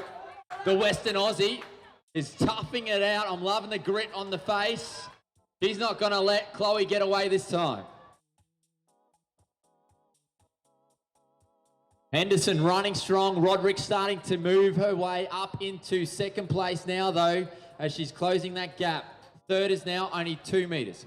1 metre. Almost onto her shoulder now. There is the pass. Third now taking into the second place with Hogan out in front and getting away from the chasers. What a run she's having. Look at Chloe McLennan in fourth position at the moment. She's the quickest moving on the track at the moment, and she's closing in on third, but I think third's pretty safe, Henderson, as she has a big look around. Now they'll get to have a look around that left shoulder and see where the chasers are. They'll pin the ears back and they will go. Roderick had a look. They're all pinning the ears back. Hogan's in control. She's got about 30 metres on the chasers. The Kiwis holding second place at the moment. Hogan's in control with 30 metres to go. She'll be counting those last final steps now. She's got the paint on the face. It's all hers. First across the line, the Kiwi. Roderick will be second across the line. Henderson holding on for third. Chloe McLennan holding on then for fourth. Boglio from Western Australia there. Gillies and Hill side by side. A bit of line dancing happening there. And Cliff right behind them. Here we have Star Carusi having a great little run as well. The New South Wales athletes coming in. Beattie right behind her. She's been solid for all of her events so far. Carmen looks like she could blow out a whole candle. So relaxed.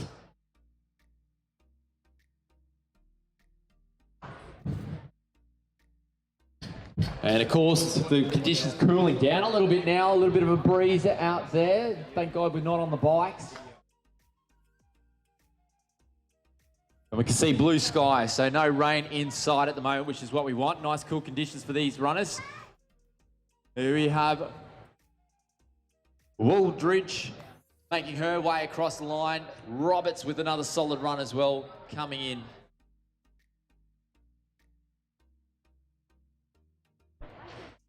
All competitors completed now, and we go back to poolside. There was going to be 3 waves originally in the junior females event here for the aquathon. Now there are 2. It was condensed into 2, and we'll go to wave number 2 of the ITU junior females aquathon here, and they're about to go into their 400 metre swim and their 1.2 kilometre run right now. And that starting lineup will be from lane 1, Hope Gould, I should say, my apologies. Amber Kirkbride, Jessie Dean, Cody Hodgson, Angelique Moller, Claire Markic, Emily Jamgotchian, Abigail Adira, Grace Roberts, Hannah Maloney, Bree Thistlethwaite, Isabel Matthews, Jazzy Coventry, Annabelle Harris, Alicia Austin, and in lane 8, Alexa Leary.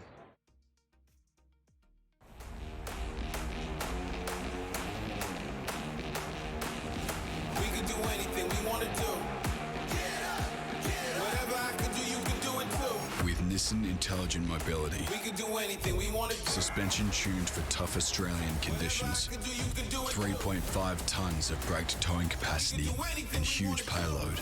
There's nothing you can't do. Nissan Navara. Powerful, made clever. Lane 1A, and in the starters' hands. And away they go, up the pool for the first time. Almost a bit of an overbalance by our Grace Roberts, lane 5, but she held it together pretty well. 400 metres to swim, heading up the pool on their first 50. Nothing in it, no breakaways just yet. A little bit of effort in lane 7A. And who is that up there trying to make a break? Jazzy Coventry, who else but? Jazzy likes to lead from the front. Coventry coming back, and going with her in lane 6 is Isabel Matthews.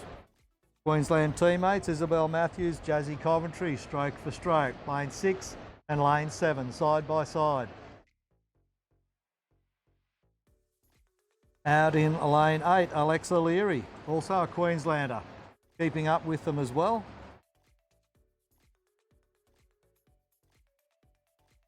Bree Thistlethwaite, the other Queenslander. All 4 of them side by side heading down the pool. Just a couple of strokes difference in it. The 4 of them leading the way down the left-hand side of the pool. I think we've said it before, that lane 8, it's an interesting one. You get out of the water and immediately you've got to do a little bit of a turn just to get into transition. So arguably you want to be a little bit in front just to basically be on the same par as people in lane 6, 5 and 4. Let's see how the 4 of them go in the turn. Who's going to get around first? 7, 6, 6, double 6s and 8, just about all together. Right, Not Jazz much in it. Coventry possibly an eel width in front, but not much. Stroke for stroke. The Jazz Coventry, Isabel Matthews. And Bree Thistlethwaite, the 3 of them. Very, very evenly matched. Coventry's opened it up to about a body length lead now. And Alexa Leary in lane 8 still hanging on, still saying, I'm still here, don't forget about Watch me yet. this turn. There is the difference. So it's a body wave. There we go, we've got the girl. Coventry's got a body length. 7, I believe it from Coventry, down in front at the moment. Right on top over her over in lane number 6 is Isabel Matthews. Bree Thistlethwaite also having a great swim. And we'll be between those girls. Lane number 8 is also where there's great swimming company. I believe that's Alexa Leary. And there's a second group coming through. So lane number 5 is where those swimming will be. Grace Roberts and also Hannah So 250 down. Yeah. 150 to go. Coming back downhill again right now. Coventry opens up a bit more of a lead. Couple of body lengths in front now as she starts to scoot away. Looking at the flags, looks like they've got a bit of a tailwind going this way. I don't think Does that it help in the pool? I don't think it works that way.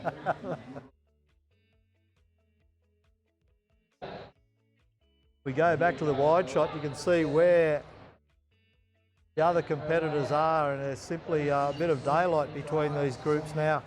The 4 of them coming down for their turn.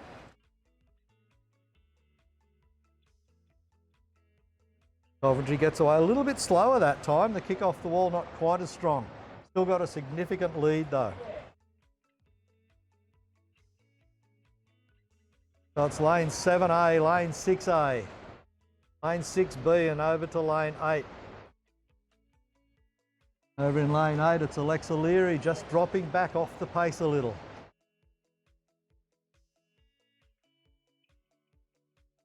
That's right, she could be saving her legs for the run. That's one thing we have noticed. There's a lot of people really putting a lot of eggs in their basket in the swim. Then they get to the run, they get about 400 metres into the run and they go, well, I'm out of legs. I'm cooked. Yeah, out of legs. Here they are now, turning for home. The last 50 for them in the pool for the day.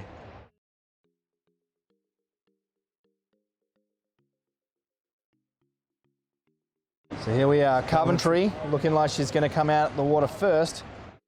With a significant lead as well going into the transition area. Plenty of time to get her shoes on and get back out on the run early. So Coventry first, Thistlethwaite from Queensland coming in second. As Coventry's out of the water now. Looking very composed. Thistlethwaite second. Breathing easy as well, these two. And now Matthews is out. Leary, quick stumble, but she's okay. Roberts next. Here comes the rest of them. Jamgotchian also out neck and neck with Grace Roberts. Maloney next. There as well, Coventry is out in front, so they're making distance. He's trying to hold on. A bit of tape there on the ITV. Matthews is there, she's got a nice cadence on her at the moment, so the heart rate build up. Leary is there, and here comes Emily. She's probably the informed runner out of the group, out of the water at the moment, other than Coventry, who's out in front. It'll be tough to catch her. Maloney from New South Wales.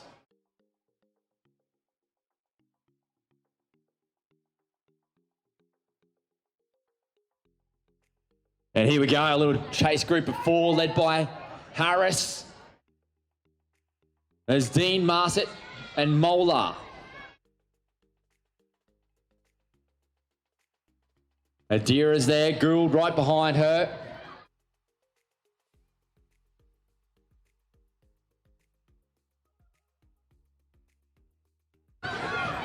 Here comes Austin. She ran well this morning. Oh, look at her goes. So fast, she almost missed her transition area. She's got the shoes on now. She's away. Kirkbride right there as well. Solid little runner from Victoria. And there's Austin just coming out onto the track, side by side with Coventry. Coventry, 400 metres down, 800 metres to go. And Coventry sounding very light on her feet. She's got a great running technique there. Kirkbride joining in as well, so she's on her first lap. Thistlethwaite holding in second on the track at the moment. Matthews is third at the moment, but we do have Emily from New South Wales coming home strong.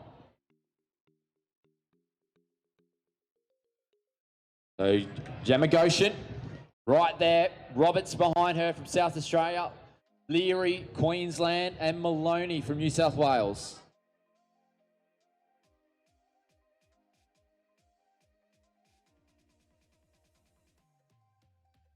And there we go. Emily starting to make a move. So accelerating. Doesn't want Matthews to jump onto her heels. There's Harris making her way around. So she's got 2 laps to go. Dean, Market, and Mola all running side by side. Gould is there. She's running well. So Gould catching up to that little group there in Adira.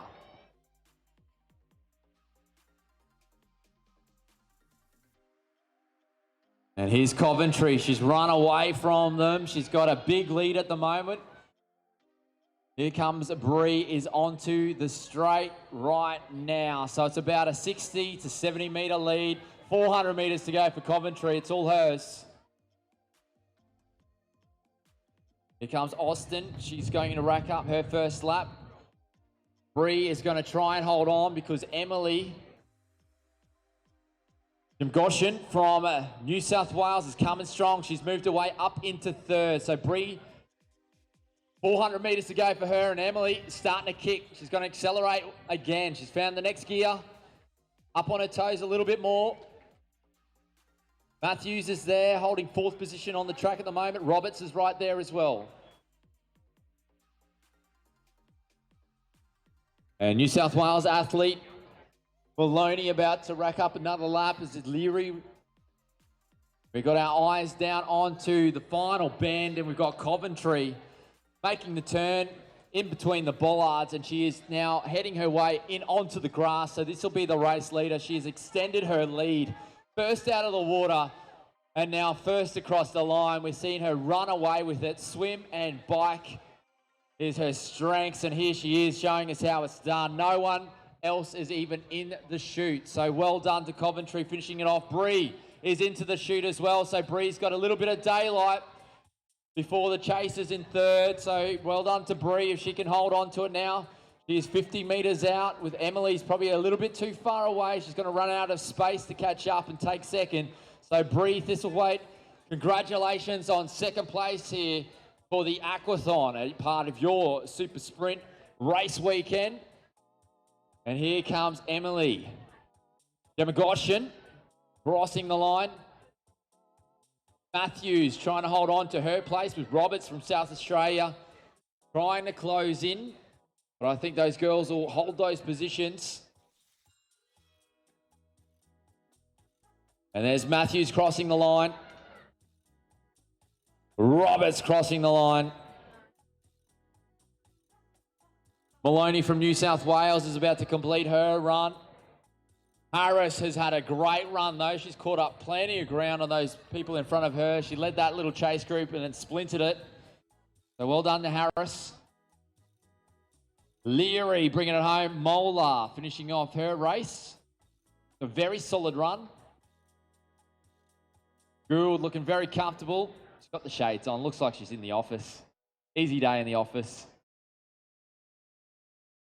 Here we have Market finishing off her run as well.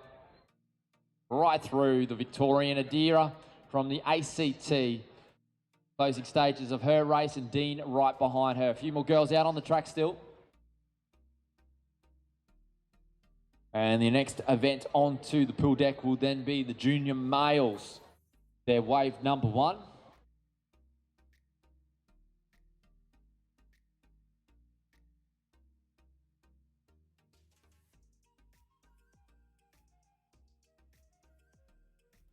And those junior males on the pool deck now, just getting their final briefing. They'll be allocated their lanes for clarity. The girls, of course, were originally scheduled for 3 waves, condensed into 2. So they're done and dusted for the day now. And to finalise the aquathon, we've got the males section coming up. So as the athletes just out of shot, we've got in our junior male wave 1, Declan Weir, Thomas Hine, Daniel Kempson, Finn Stapley, Lachlan Szynski, Ethan Stretton, Oscar Dart. See on your screen, Aaron Pasoria, Cody Turner, Harry Ladd, Lockie Watson, Declan Dooley, Rowan Hickey, Teo Homan, Lachlan Blake and Mitch Thomas. And there they are, full complement. We've got 3 waves for our junior males. This is wave 1.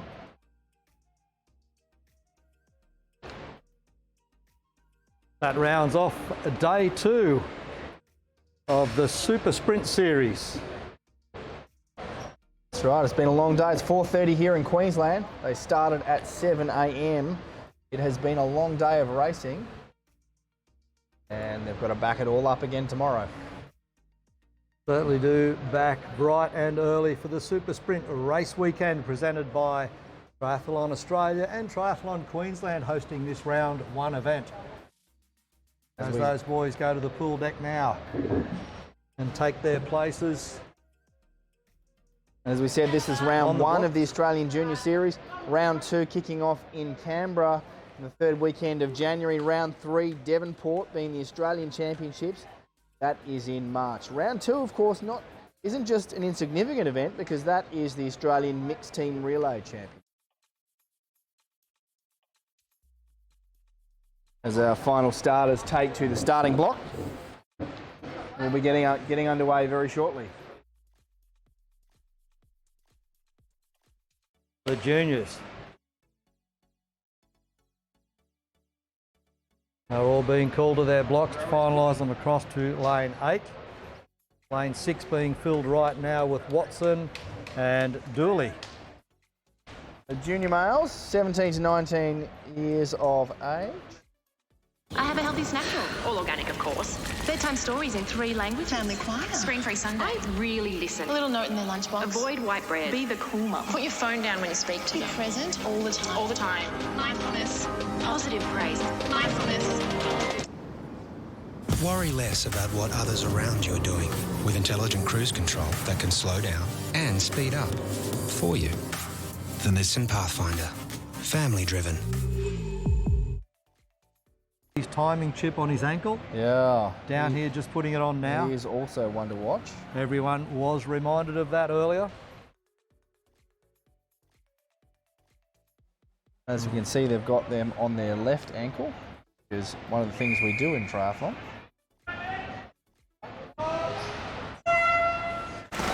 Away cleanly. So a lot of people ask me, why do you put your tag on your left ankle? It's a triathlon thing. It's because if you put it on your right ankle, there is a possibility that it might get caught in your chain on your bike. Okay, there you go. Very logical. So more it's logical than you might think. That's right. It's not a factor for us here for the aquathon, but it is now a habit. On the left, that's where it goes. Absolutely. Yeah, you wouldn't want to be changing it around just for the swim or the run legs. A very, very good reason. It's a chain practical on the one. right-hand side of the bike, certainly most practical. A simple rule. Unless you're British track cycling team experimenting with Cervelos who like to build some bikes that only turn one way. I think they cracked all their frames, I'm not sure. There you go. So they come back down to complete the first 100 metres of the 400-metre swim that they have to complete. 100 done and dusted. They've got that one behind them. 300 metres to go. Of course, I didn't mean that, Savello. I love you. Please give us free stuff. How to win friends and influence people. Compliment them. That's right. Dark clouds forming in the west again. That's right.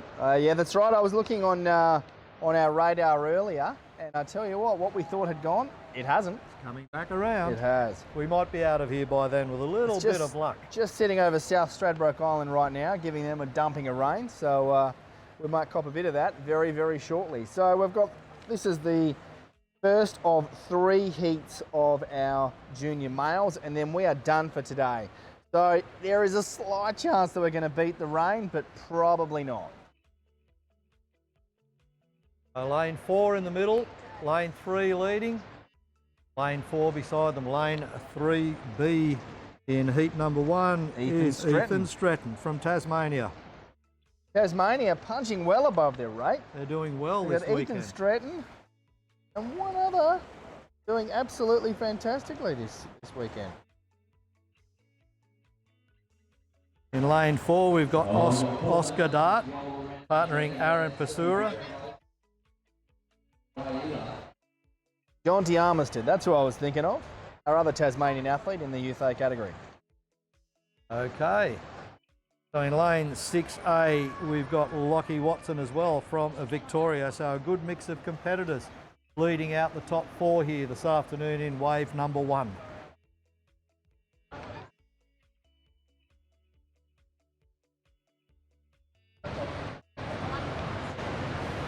The other competitor sharing lane 3, Lachlan Szynski from Queensland. He's turning fairly close. There's a bit of a gap to the front though from where Szynski is, but Szynski can run. Yes, he can. That's right. Maybe just pacing himself, knowing that he can make up some distance in the run. But leading the way, Ethan Stratton from Tasmania. A good body length in front, maybe 1.5 body lengths in front as he tumbles again. In lane 2, we've got Oscar Dart and Aaron Pasoria, Victoria and ACT respectively. And then over in lane 6A, we have got Lockie Watson. They're our lead 4. They've got a small lead, not much. But they are emerging as our lead 4.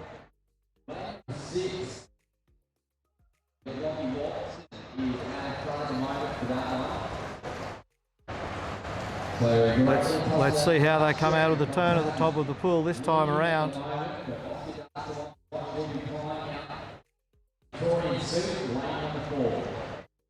So Stratton not panicking, good tumble turns. Looking very, very smooth as he comes back downhill towards the bottom end. Keeping his rhythm nicely, just maintaining that lead, if not stretching it just a little bit. You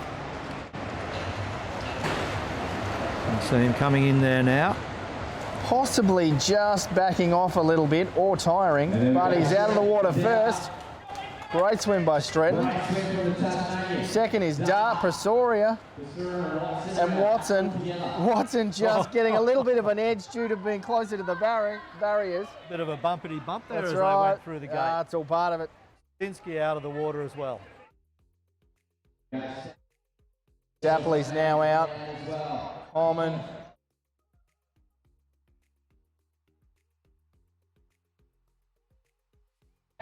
And Ladd's now out. Has a bit of a blink, goes, where am I? Turner's now. Szynski also has been running really well in all his events so far. Kepson been a strong runner. Stapley is there. Hobbit doing a fantastic job. Thomas there and Ladd. Here comes Turner, having a look across the track, seeing how far away the leaders are at the moment. We've got Dooley also making his way out. Hickey is out onto the course. He had a phenomenal run in the triathlon. And he's got some good leg speed happening at the moment as well. Bit of power. Hine making his way through the transition area, just undoing the zip on the back.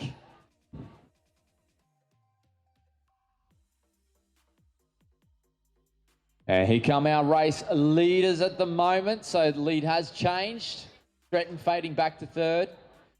I believe we've got Dart out in front. So he's already taken the lead at the early stages. It was fourth out of the T1. After 400 metres, he is in first place.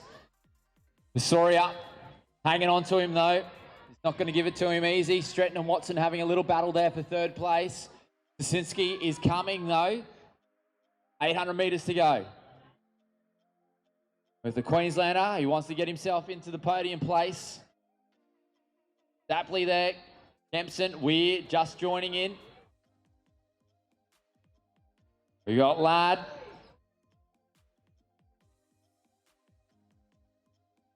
Here comes Thomas, Homan, Turner, Hickey, phenomenal run. He's already picked up one spot. He's going to pick up another one. And Dooley rocking on his way through as well. Hine making his way onto the straight.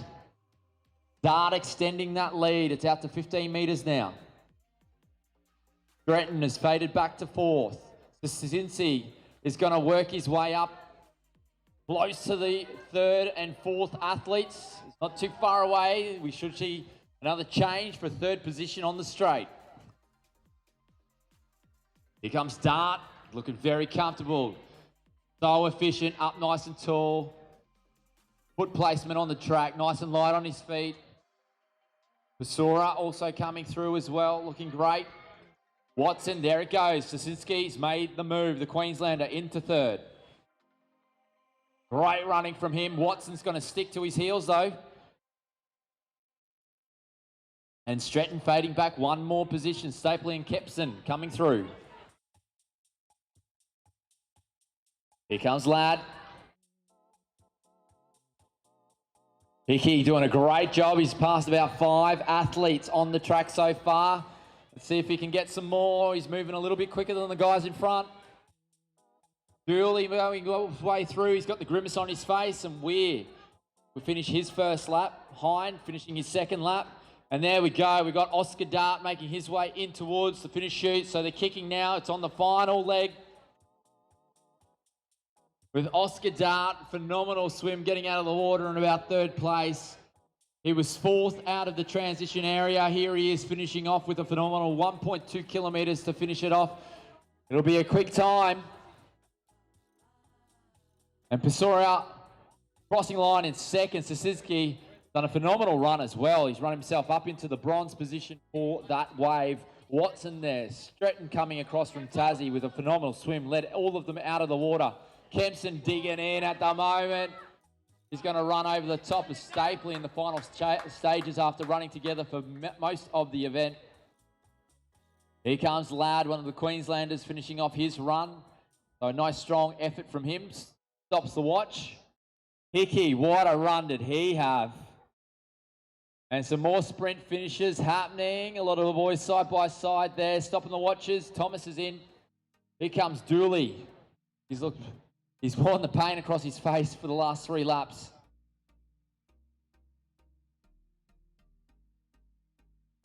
Here we have Hine making his way into the straight now, and Weir has got one more lap to go then.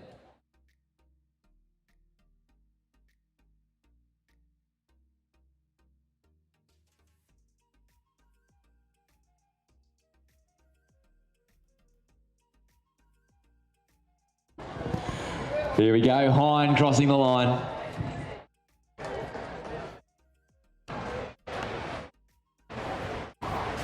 And then one more competitor just to go around for one more lap. That is Weir finishing his run off right now.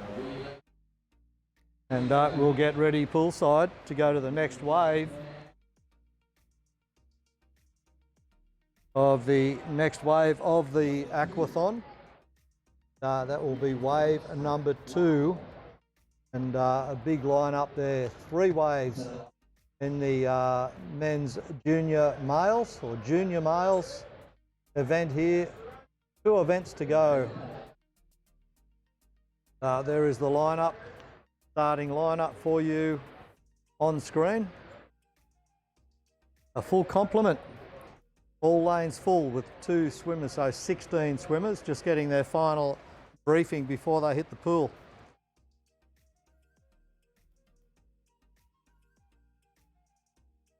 They'll be in the starters' hands soon. They're being allocated their lanes. They'll head for those any moment.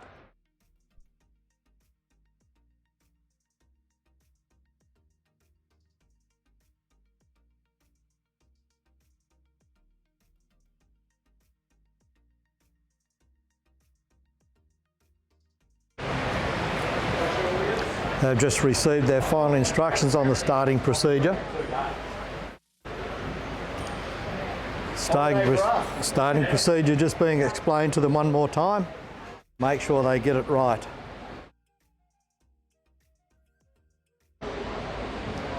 So they head for their starting positions on the blocks. This is wave number 2. The Dominic Scacera, Josh Williams, Zeke Tinley, Max Norman, Nick Thompson, Rory Thornhill, James Olsen Keating, Lachlan Hovius, Declan Gillard Martin, Jack Grigg, Alec Davison, Martin Capper, Jack Haggerty, Leighton Wall, Hunter McGovern and Billy Bichelle. I think possibly Declan being a late scratching on an injury. Yes, definitely. I can see him upstairs in a tank top. About 10 minutes to 5 here in the afternoon as the dark clouds keep coming. I think we're going to get away with this, but only just. This wave and one more wave to go, we'll be able to clear the area, and that will put the athletes in a very safe place. Ready poolside now in the starters' hands.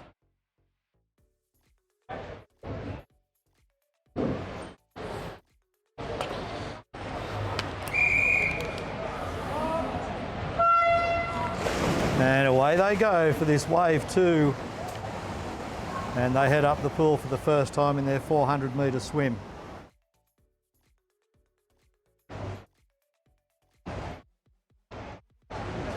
So it looks like we've got our early leaders in lanes 4. Olsen Keating and Lachlan Hovius, our international athlete based in Queensland. And also in lane 7, we've got Leighton Wall. Like Leighton hit the wall pretty much equal first. And also over in lane 1, Josh Williams. Long, smooth stroke from Williams there. Just sitting in about 4th place. And also over in lane 3, that looks like Rory Thornhill. Stroke for stroke, 3, 4 and 4B. And Leighton Wall. Again, Leighton retaining his lead. It's a slight one, but it's still a lead. He'll take it. So we've got 1, 2, 3, 4, 5, 6 athletes pretty close. Still early days now, only 100 metres in.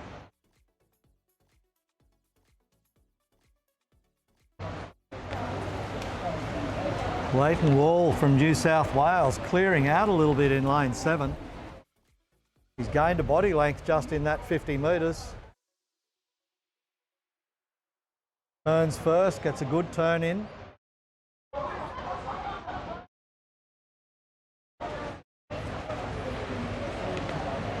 Across the pool we've got 5 of them, fairly much even Stevens.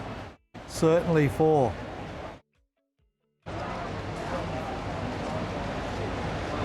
True, we've got Wall out in front, and then we have 4 athletes who are just stroke for stroke for stroke. Lachlan Hovius, James Olsen Keating, Rory Thornhill, and Nick Thompson. All very evenly matched, and they all can all see each other, so they all know the stroke rate they need to be getting. That could be good, or it could be bad, if it's messing with their race plan. Gets away nice and easily after that tumble. Tumble turn, good turn off the wall at the bottom end here, heading up the top of the pool again as he stretches his lead just by a little bit, maybe half a body length more in front. Got 4 of them chasing him right in the middle of the pool, lane 4 and lane 3. 4 swimmers there after him all the way. They'll get out of the pool and go into transition Pretty much neck and neck as they go through the gate. Right. Wall's lead while it's there. He does have to get out of the pool and do a turn, whereas lanes 4 and 3, they don't. They're basically just running straight.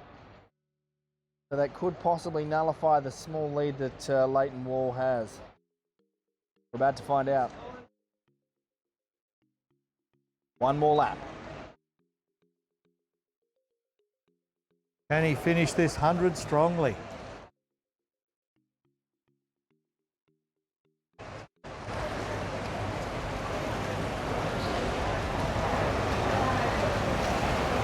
He's kicking away well as they go up the pool for the final time. 4 chases are still there. He still maintains that 2 body length lead. It's all in the next turn and the energy they expend coming downhill. Right, you can see a splash from the athletes who have got a good kick. You don't want to have a splash, you don't want to have too much of a splash. If you see a huge, big splash, then that will cause something called eddy turbulence, which is a bit like a handbrake. So while you think that causing a huge, big, massive splash, getting your feet out of the water might be a good thing, sometimes it isn't. 4 in the middle, all turning together. Lanes 3 and lanes 4, it's like they're glued together. That's right. And they've held that gap to Wall. Let's go to the exit There area. we go, here. Wall out of the water. He doesn't even look over, he's just focused. Great focus. And then we go, Nick Thompson, Rory Thornhill, James Olsen-Keating, Lachlan Hovius out together as one mass. What a wonderful chase.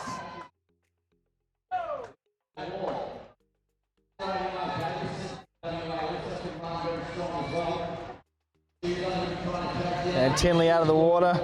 McGovern.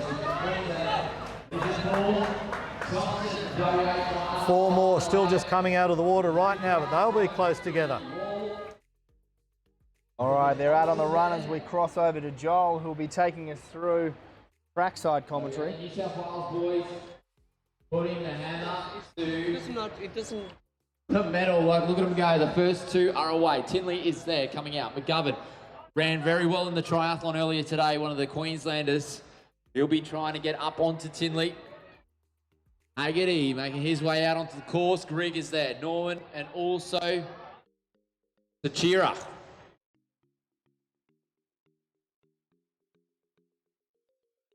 And Billy Bishop there getting out of the swim, so he is into the transition area. Be on the run very, very shortly. Believe it might be Olsen Keating out in front at the moment, so can run. There we go, Bishop joining in. Here we go, the leaders now coming in. Thompson's done some great work. He's worked his way into 3rd. There we go, Olsen Keating holding podium position. Thornhill right behind him, and then pacing each other out. Thompson holding 3rd. Walls dropped back 1 position. Hovius from the Sharkies has picked up 1 spot. Davison, as he's catching up to that group though. Another chase group of 4. We've got McGovern on the outside. He's working his way through the pack.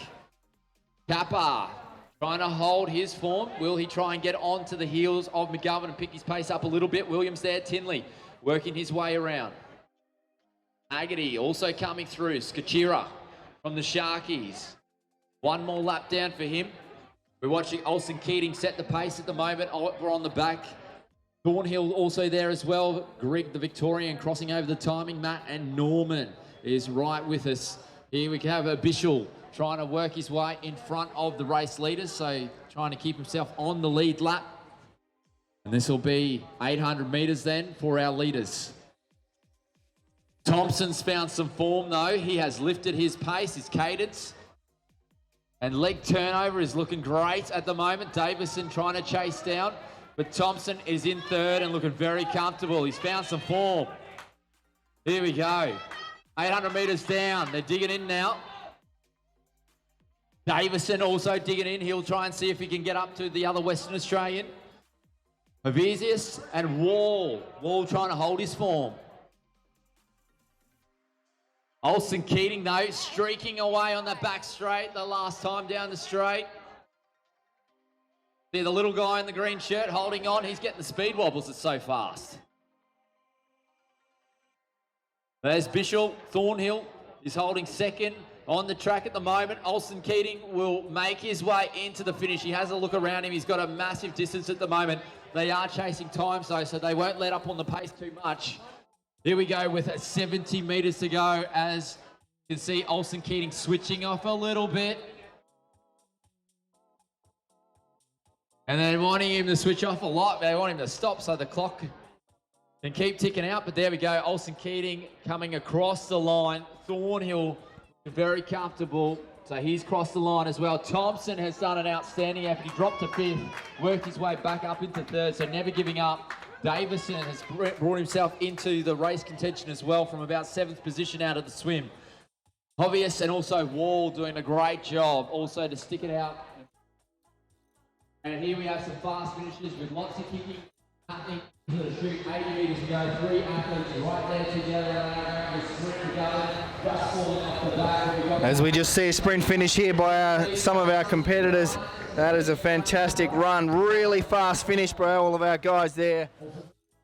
As you can see just in the background of our shot, the angry storm clouds that are appearing. We have one race to go. And I'm looking over at the satellite and it is coming. The rain is coming. So have we beaten it? Well, we're about to find out. I think we've got enough time for this event to take place, finalise this one. If we've got 16 coming up to 5 o'clock in the afternoon now, I think we're just going to squeeze this one in. Going to squeeze it in. We've beaten the weather. We threw down a challenge. We've played around with the program and we've beaten it. So ITU Junior Males Wave 3 is just about to start as we just cross over to the footage from the pool. So we have in this heat Callum Kingston, Max Milligan, Bryden Pettiford Dank, James Gold, Lachlan Medway, Ernie Brown, Luke Harvey, Sam Tinney, Lachlan Jones, Patrick Goodwin, Oscar Riley, Trent Wallace, Matthew Moat, Cody Salter, Declan Marcioni and Tom Marcione. Italian name? Pasta for dinner. Hasta la vista. Did I get it? Yeah, Marcioni, yeah. Nice. Yeah, a lot of people how they struggle. Well done. There we go. There's a great shot of those storm clouds. They are. They've got some rain in them. They are not angry. empty clouds. They're on their way. We've got just enough time to get this final event in of the day. And then, of course, we go to Saturday's event 5 tomorrow, which is mixed team relay to start with. That's 7 a.m. Very early start in the morning again. And then we go to the hyper sprint, and we'll just bring that up here. And that will be the event number 6, hyper sprint team event. No, it's not. Just go back one, pushing the wrong buttons there, Paul. And it's the hyper sprint triathlon junior females and junior males in the afternoon of Saturday. Then ultra sprint try again on, and these are finals that they'll be slotted into with their seedings into their positions. No names in there yet. And so the MTR mixed team relay, that is. We will have our start lists populated tonight. Once racing finishes, then there is a managers meeting, team managers meeting tonight that will decide all of the teams for mixed team relay. As we know, mixed team relay is now an Olympic event, and so it is one that is very, very exciting, not just for viewers but for athletes. It's great, it's fast, they do not let up at all. You're tagged by your teammate, you've got to absolutely sprint to the pool to start your swim. This environment, are we going to sprint? Could be a bit of a hazard. We'll see how we go tomorrow. So last wave of the day. Wave 3, they're in the starters' hands and are ready to jump. And they're away. Away they go. They hit the water and they hit it fast. They're heading uphill. Northern end of the pool. Sorry.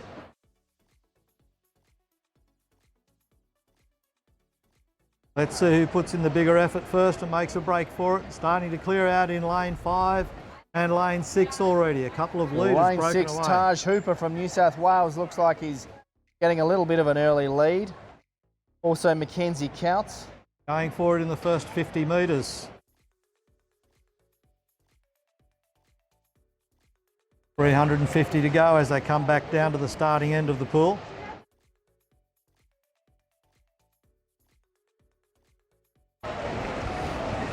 Certainly set a fast pace for the rest of the competitors in this wave 3.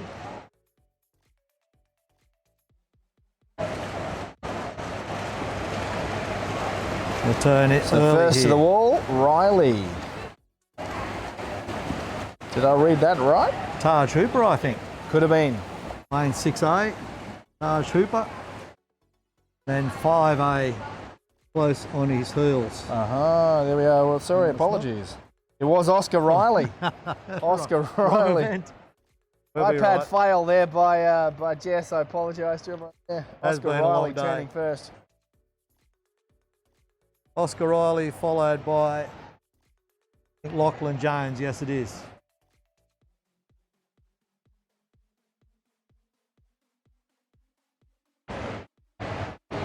What did they say? Turn the page. That's right. As to my right, Executive Director of Triathlon Victoria, Grant Cosgrove, being very, very polite in my error, not saying a thing, but he's also not looking at me. So I think that statement speaks volumes. And here we go, the two leaders heading down through lane 5 and lane 6 right now. Let's see how they turn.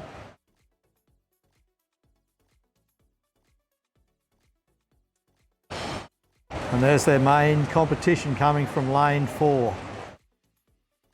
So Lachlan Jones of Queensland and Oscar Riley of Victoria swimming stroke for stroke. Third, Sam Tierney from South Australia, and fourth is Luke Harvey from Queensland.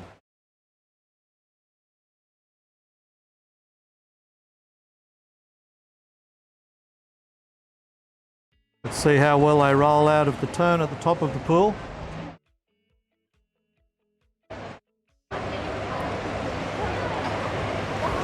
Luke Harvey winning a world championship earlier.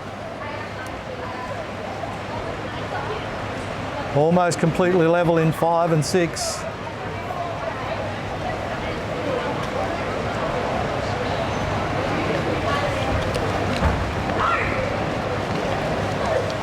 And they are shoulder to shoulder and opening up a significant lead now. So Runaway Bay, Super Sprint weekend, bringing out the big guns, not just in athletes, but also in ex-athletes turned coaches. What have we seen today? We've seen Rena Hill, we've seen Emma Carney, and I've just spied Craig Walton. All three of them Olympians and legends of the 90s Formula One St. George Triathlon Series.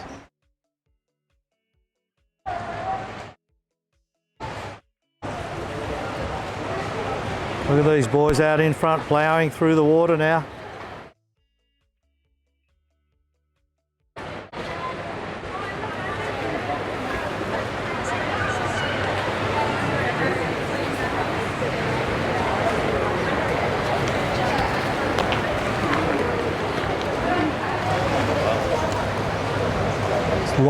Lachlan Jones making a break for it, just trying to get a little bit of a lead.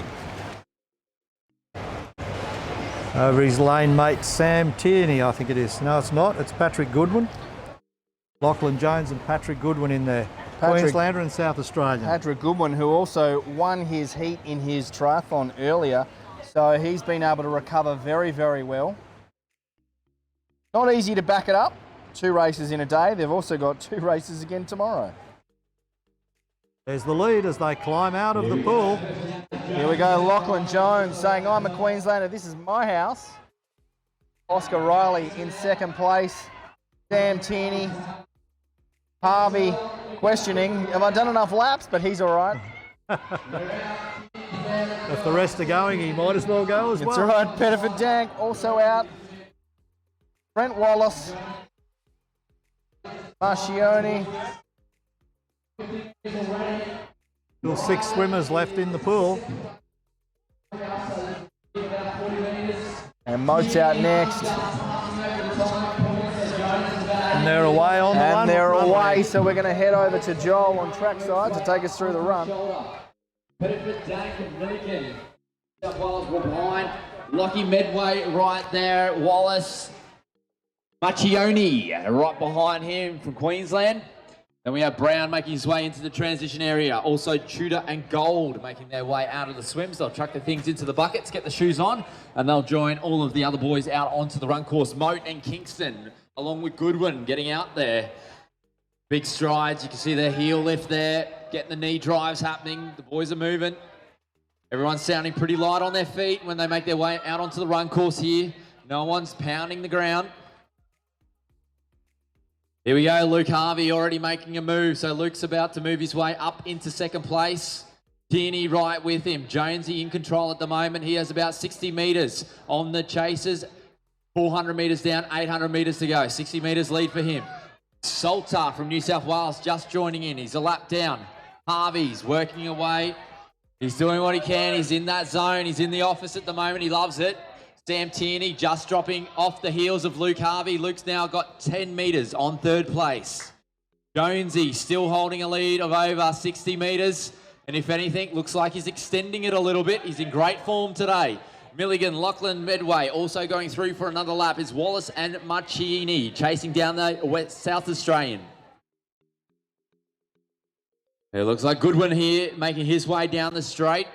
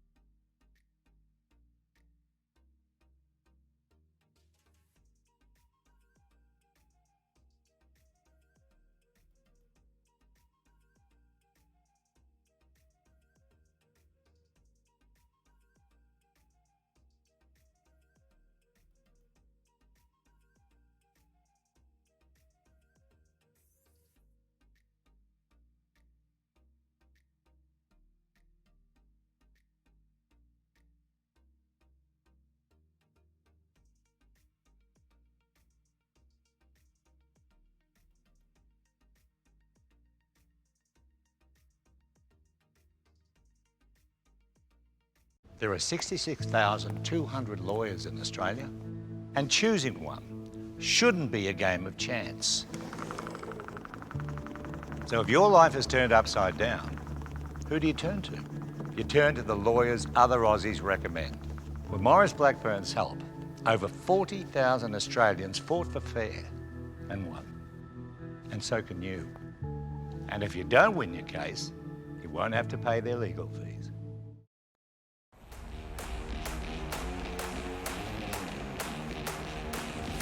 We can do anything we want to do.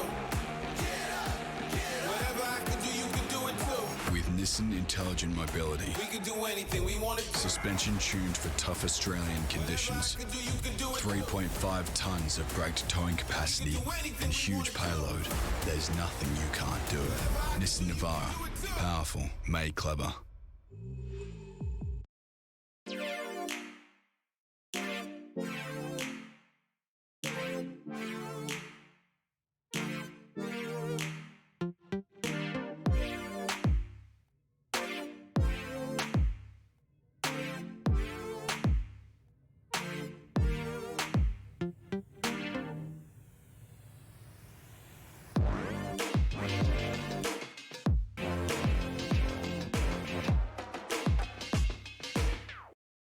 Everyone knows Australia has 4 big banks, but the 5th biggest retail bank is snapping at their heels. It's a bank that's been around for over 160 years, has over 500 branches Australia-wide, looks after over 1.6 million customers, is regularly voted one of the most trusted brands out of all the thousands of brands in Australia, and voted the most trusted bank in 2018. Who is this fantastic number 5? Yep, it's Bendigo Bank, the better big bank.